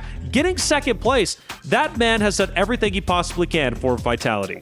Yeah, exactly. I think he's been the standout driver for them today. He's really put the team on his back, but I think, unfortunately, it might not be enough.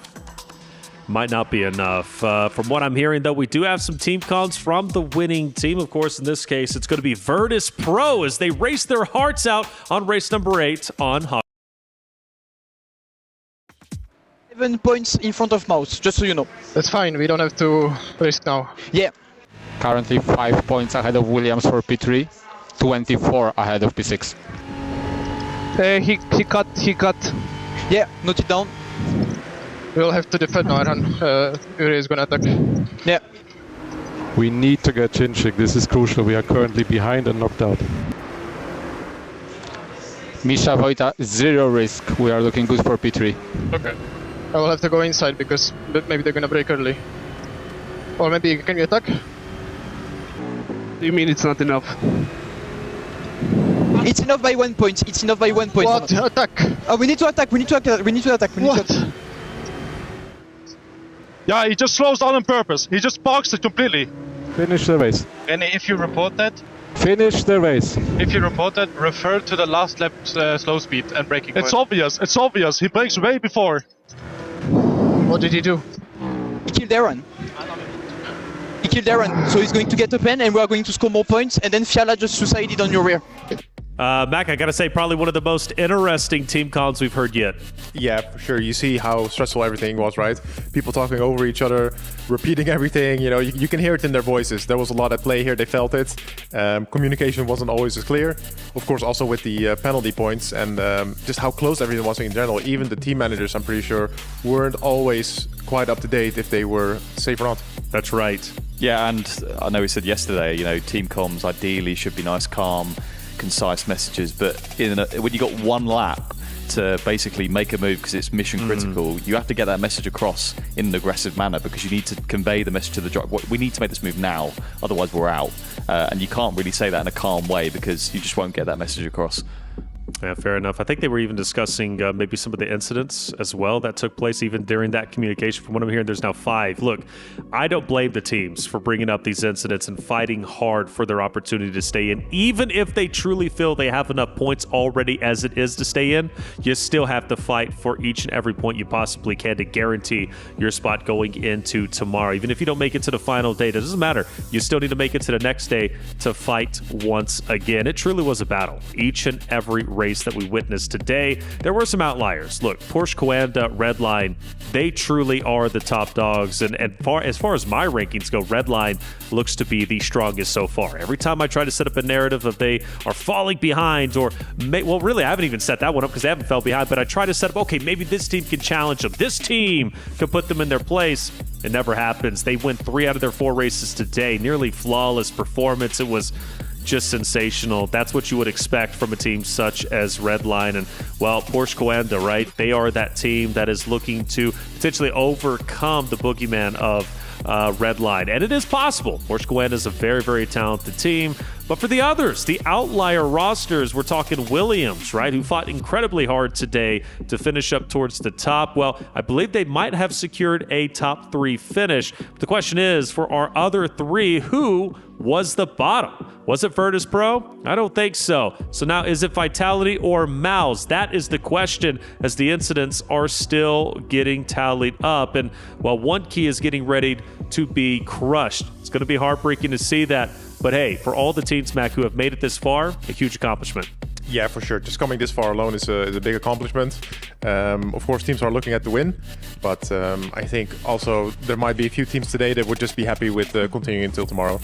Yeah, and let's not forget, VP did such a good job there. They actually went into the upper bracket. So Williams went back to the hotel, probably watched that race, and oh no, we're in the lower bracket tomorrow. So yeah, a really solid and clutch performance by Virtus.pro. Yeah, without a doubt. 3rd place, 3rd seed coming in.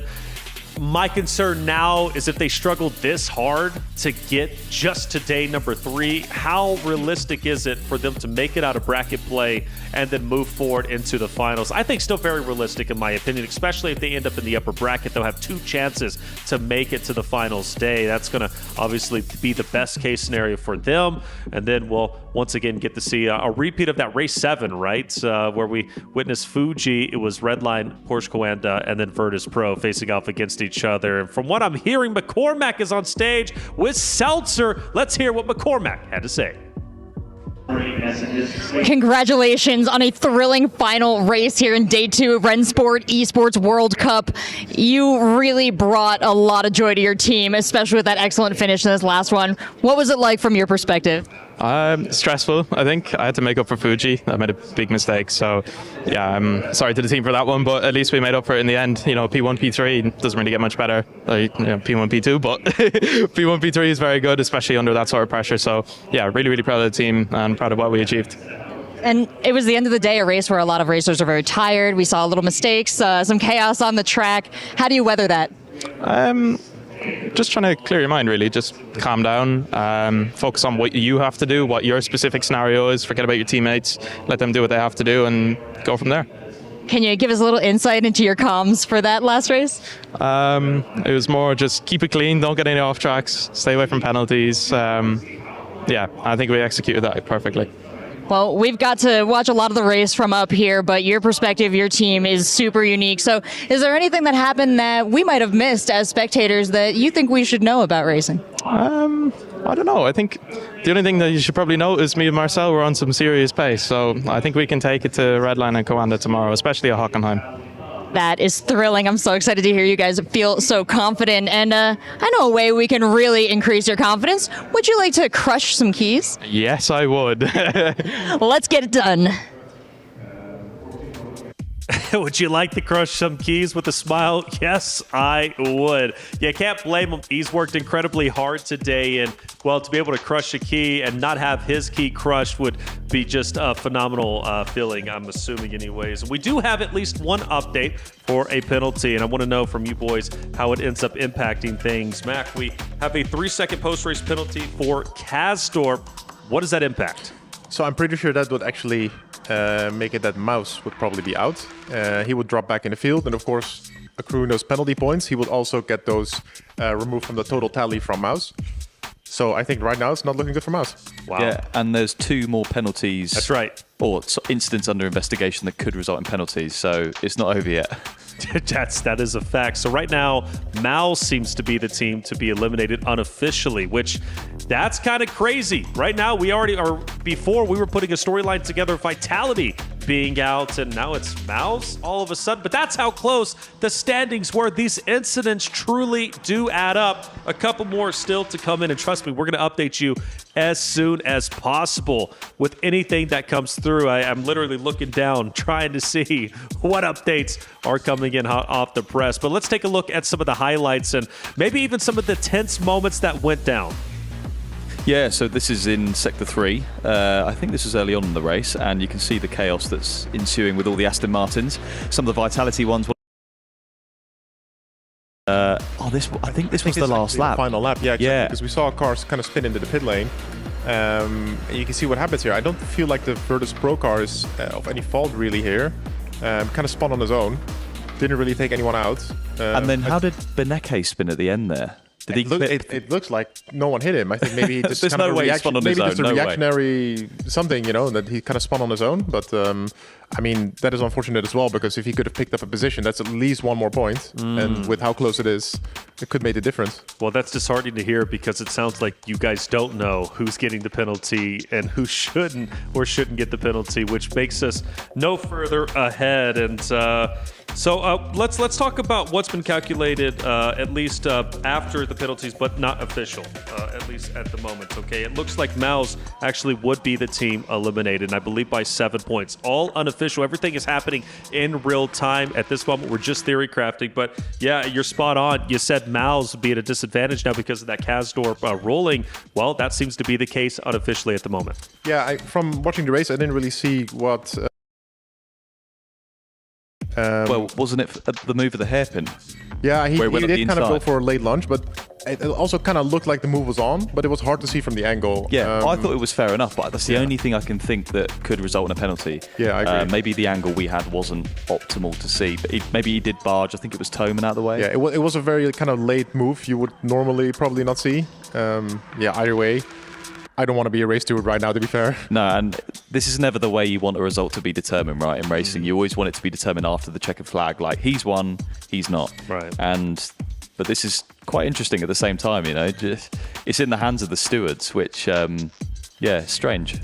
It is strange indeed, and I'm not going to say who said it, but on our talent team, who's typically tallying up the points, and he's got a big brain on him. He's saying Mouz is out according to his accounts as well.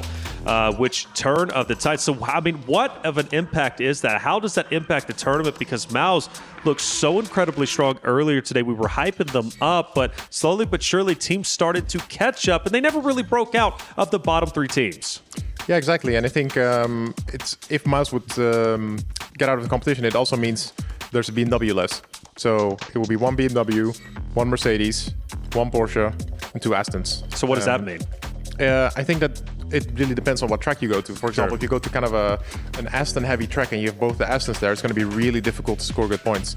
And yeah, especially if those teams make it, then might be trouble for the others. Well, what did Jamie Fluke say earlier? What's the car he would want to drive? Did he say the Aston, or was that track specific for Jedha? It was a long time ago now. I actually thought he said the Porsche. I was the Porsche. Yeah. He felt the Porsche was very good in the online season, and yeah. So it's a combination tomorrow of drivers and cars. You know, you need a quick car, and the best drivers have made it through. So yeah, and I'll go back to it. Virtus.pro getting into that upper bracket. Yep. It gives them 2 shots of getting through to the final, which is huge. It is, given the fact that, again, they're one of the top dogs in the scene for R1. They worked so very hard to get to this point. They came in as the 3rd seed. They avoided playing in day 1, which might have been a benefit. But the question is, are they truly going to be in that upper bracket? I think so. But will it be Vitality or Mouz going home?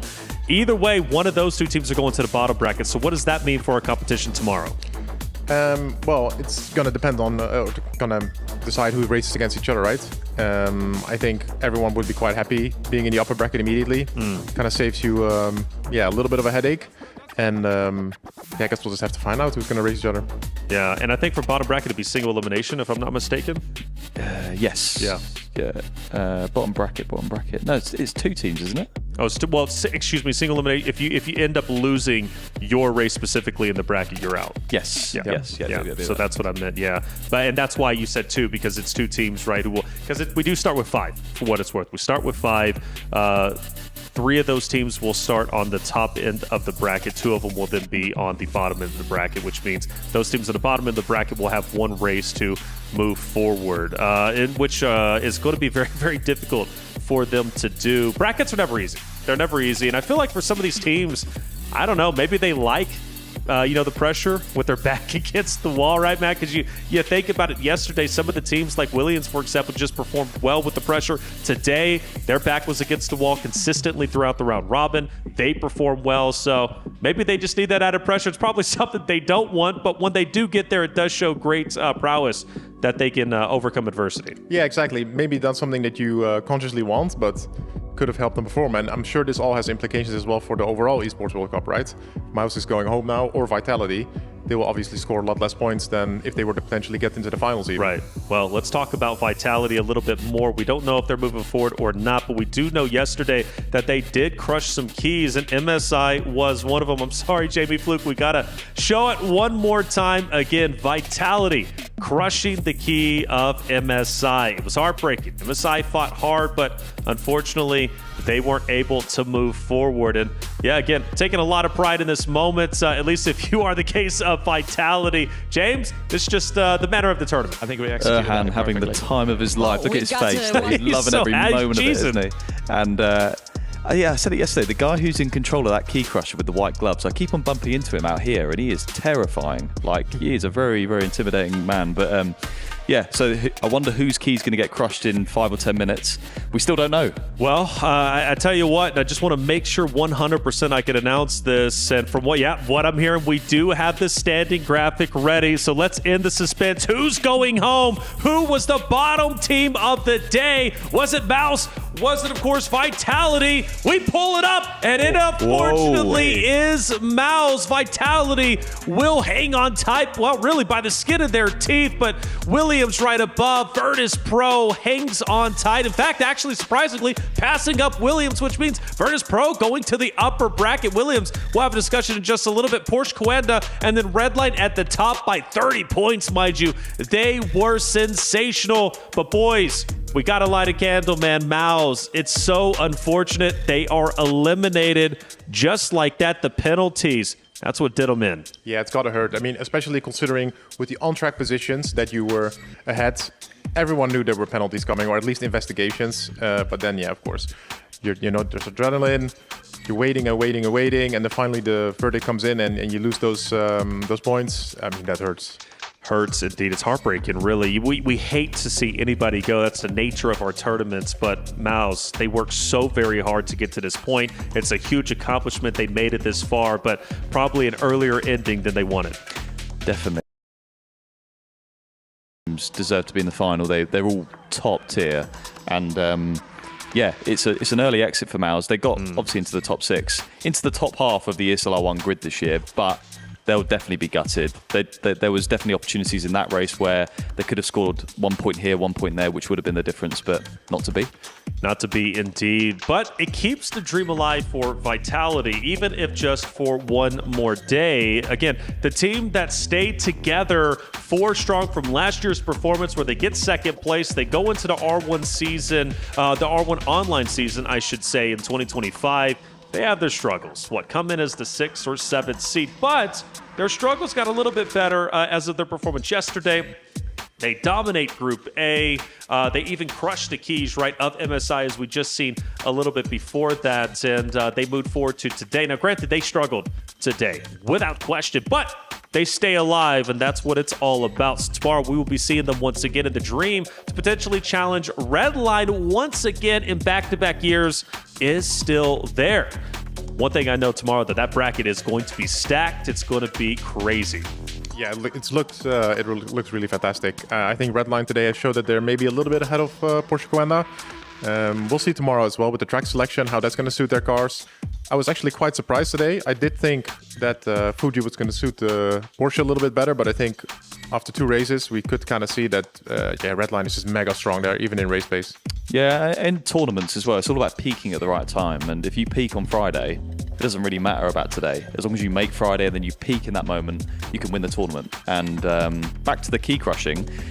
Do teams that have their key crushed have to stick around and watch that pain? Or can they just leave and go back to their hotel? Because that's what I would do. I'd be like, I'm not watching this, I'm going back. That is a good question. We'll have a video of it very shortly. We'll keep an eye out. We'll keep an eye out if Mouz is Mouz in the background. Like, yeah, sticking around, Mac. I mean, if no one was watching if I would be crushing, I'd probably just take a video myself and send it to them, Discord or something. You know, that's you gotta know. Crazy, look, hey, look here, buddy. This guy is a little bit sadistic, but they gotta know. A dark horse, isn't he? Yes, he is. I never would have expected that from him. He's been surprised to be in the green room too. Max got a bad side to him. You were dirty on the racetrack, weren't you? No. I was a clean racer. Yeah? For sure. Never in any incidents. Okay, I'm trying to remember back to an your incident eyes. or 2, but no, okay. For the most part, you were clean. I for sure cleaned up a little bit as I got a little bit older.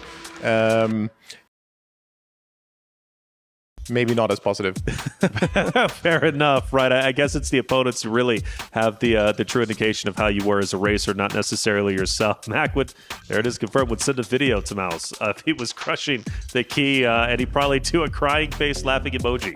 That's just his style at this point. Craziness, crazy talk. But yeah, for Mouz, seriously, again, hats off to you. What a run it was, and really fought to the very end, and well, that's what you would expect from them. They were one of the teams that had a pretty big gap from their last race to their last race. Maybe coming in a bit cold, I don't know. There was an opportunity for Mouz to win. In fact, I thought they were actually going to end up ahead. I thought Vitality was going to be the weakest, but now those penalties, they ended up adding up. But let's celebrate Mouz a little bit. I mean, a great performance, James, throughout. I mean, some top racers, I'm sure going into next season, if they stick around, Mouz, I think, still has a great opportunity to make an impact in future tournaments. Oh, definitely. And Dennis Schoeniger had a great online season. He was their arguably #1 driver in the online stages. Max Benecke turned up at the LAN, and Moritz and Yuri were pretty strong here as well, and definitely contributed to their decent tournament run. They have high standards, so they would be disappointed with 6th, but it's still not bad. Yeah, top 6. What the season started with, was it 15 teams, 16 teams? 12 teams? Oh, it started with 12. Excuse me, we came in with 9. So, yeah, top 6. You did better than 6 teams. You did better than 3 teams guaranteed who didn't even make it to this stage. Yeah, big accomplishment. Yeah, still a big accomplishment, but I don't think this is what they hope for. I know Mouz is an organization. They obviously strive for greatness. They're looking to be at the top end of pretty much any esport they compete in. So I think they have the tools, but was just something missing this year, I think. And sad to see them go home, but I think they can still be relatively happy that they beat out a lot of good guys still. Well, so far we've lost 2 club championship contenders. We've lost Falcons, we've lost Mouz. That leaves Virtus.pro and Vitality. I think it's, if you're going out at this stage of the competition, if you're in the bottom half and, you want to do Esports World Cup again, is there an argument you need to change something? Whether it's, the preparation, the drivers you have, or something, right? You can't just, that's the definition of insanity, do the same thing over and over again and get the same result. So these teams in the top half, they've already had a great run, and they can build from there. So it's just an interesting discussion to have, maybe. Yeah, without a doubt. Well, it's time to move into what could be bitter for Mouz, but also sweet for others. Let's move into our key crushing moment, as Mouz, unfortunately, will exit the tournament. Their key will be crushed, and man, I hope they're not around to see it like Mac was wanting. Yeah, I mean, it's heartbreaking, right? What James is saying, I haven't seen him walk through the hallways here, but he does look a little bit scary, right? He's scary. He's really scary. And Mac, I don't think I've seen you so happy. I saw someone was filming it behind there. I don't know, was it a camera guy or did someone actually with a phone? Oh, that's brutal. Oh, okay, it is a camera guy. And it snapped. It's like if it bends, it's what did you expect? But if it bends, some keys will bend. It's like, okay, but when it snaps, it's like it's over. It really is game over. It really is game over. Absolutely tough. Well, there it is. Mouz, 6th place. Still a great finish, but probably not where they wanted to be. Chris Tunn is on site. Let's hear what he had to say. So day number 2 of Rennsport is finished, and now we are whittling the teams down, pretty quickly. Not many of them left. I heard a couple of the drivers actually aren't necessarily feeling too great, and there's talk is there substitutes available, and I thought, who better than maybe myself?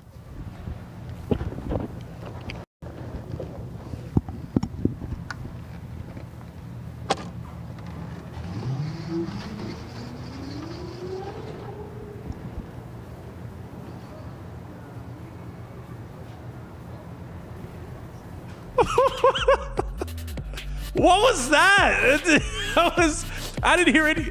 Anyways, Todd, well done. You smashing job out there. I'm sure you're setting a pace record out here on the Boulevard. Honestly, I hate this. It was one of the nerdiest things I've ever seen Todd do. That's hilarious. Let's move in to our Arcadia top plays of the day. And we'll be starting off first with Siggy with an incredible moment from himself. Arcadia top plays. I'm excited for it. I really am, because we had so many great moments today. And, well, this is only some of them. Mac, what do we got from Siggy? Yeah, so here you see the 1, 2, 3 start, right, from the very first race from Siggy. You see there's just a lot of touching. Has to catch the slide on the outside there as well. A lot of argy-bargy. Luckily, everyone made it through there, but yeah, that really set up for an exciting race. Yes, and this was the Vitality teamwork where I think it was Toman was going to go, or Chinchik was going to be spun round, but his teammate Toman saved him from being spun round. And whether that was intentional or not, impressive to watch. Yeah, it still happened, right? And that was something that apparently just really rarely happens, if ever. Phenomenal job, and Chinchik was absolutely happy for that. There it is, another angle of it. McCormick, what do we got from him? And here you see a lot of kind of weird slowing down in the final corner at Monza. Everyone's just trying to fight for the toe and fight for the position. And yeah, one of the Virtus.pro cars just comes out on top, as you can see here. This kind of goes clean through the middle, has a good run, and you see it's pretty much a double overtake. Yeah, a mixture of good avoiding action and a bit of luck, but gained 4 or 5 places there, McCormack. So that was a good play for sure. Good play indeed. McCormack, man, you know, tough to see him right now on the screen knowing what ended up unfolding after race number 8. Sebastian Job, though, whenever it comes to Redline, what was he up to? Yeah, here you see them just kind of drafting over the start-finish line. 2 Redline cars, they were able to work together. You can kind of see that the inside Redline car is just kind of boxing the Williams car out. He's just giving the room to his teammate on the outside to just make a really clean pass. Just perfect teamwork. Yeah, it's against Pfeffer and Bennett, I believe this. But as you say, the 2 Team Redline cars working together. They don't really care who emerges in the lead. But yeah, lovely double overtake into turn 1 at Daytona. Yep. Well, there it is. Your Kitty top plays of the day. Always wonderful to see him. Wonderful sponsor, and honestly a wonderful day. Day number 2 has come to an end. It was incredible all the way through. A long one indeed. I mean, 8 races. Talk about stamina from not only our production team, our talent crew, but also those great and wonderful competitors. You know, tomorrow's going to be just as long. We have bracket play. We now know who's going to be in our bracket and who's not. And well, unfortunately for Mouz, they are out. Before we do send, though, one more final word. I just want to get some quick check-ins with you for the end of the day. Final words. We'll start with you. I didn't think today would be as interesting as it was with that final eliminator race. And I can't wait to see who's going to make the final tomorrow night. It's going to be good. Without a doubt. Mac, what about you? Yeah, amazing day. Again, you couldn't have scripted it better with the final race. Just having all those 3 teams competing. Yeah, really beautiful to see. And yeah, also can't wait for tomorrow. 2 teams are going home tomorrow, so the stakes are even higher. Yep. It's probably going to be very good. That's right. Tomorrow is bracket play. We start with 5. We'll finish with 3, and those 3 will then go to the grand finals. We'll know who's that much closer to becoming a champion. But that's all we have for day number 2. For myself, Taylor Reflections, Noble, our production crew, our talent, of course, the competitors, and you in chat, thank you so much for being here. Make sure to hit that subscribe button if you haven't already, because we return tomorrow for day 3 bracket play. You do not want to miss it.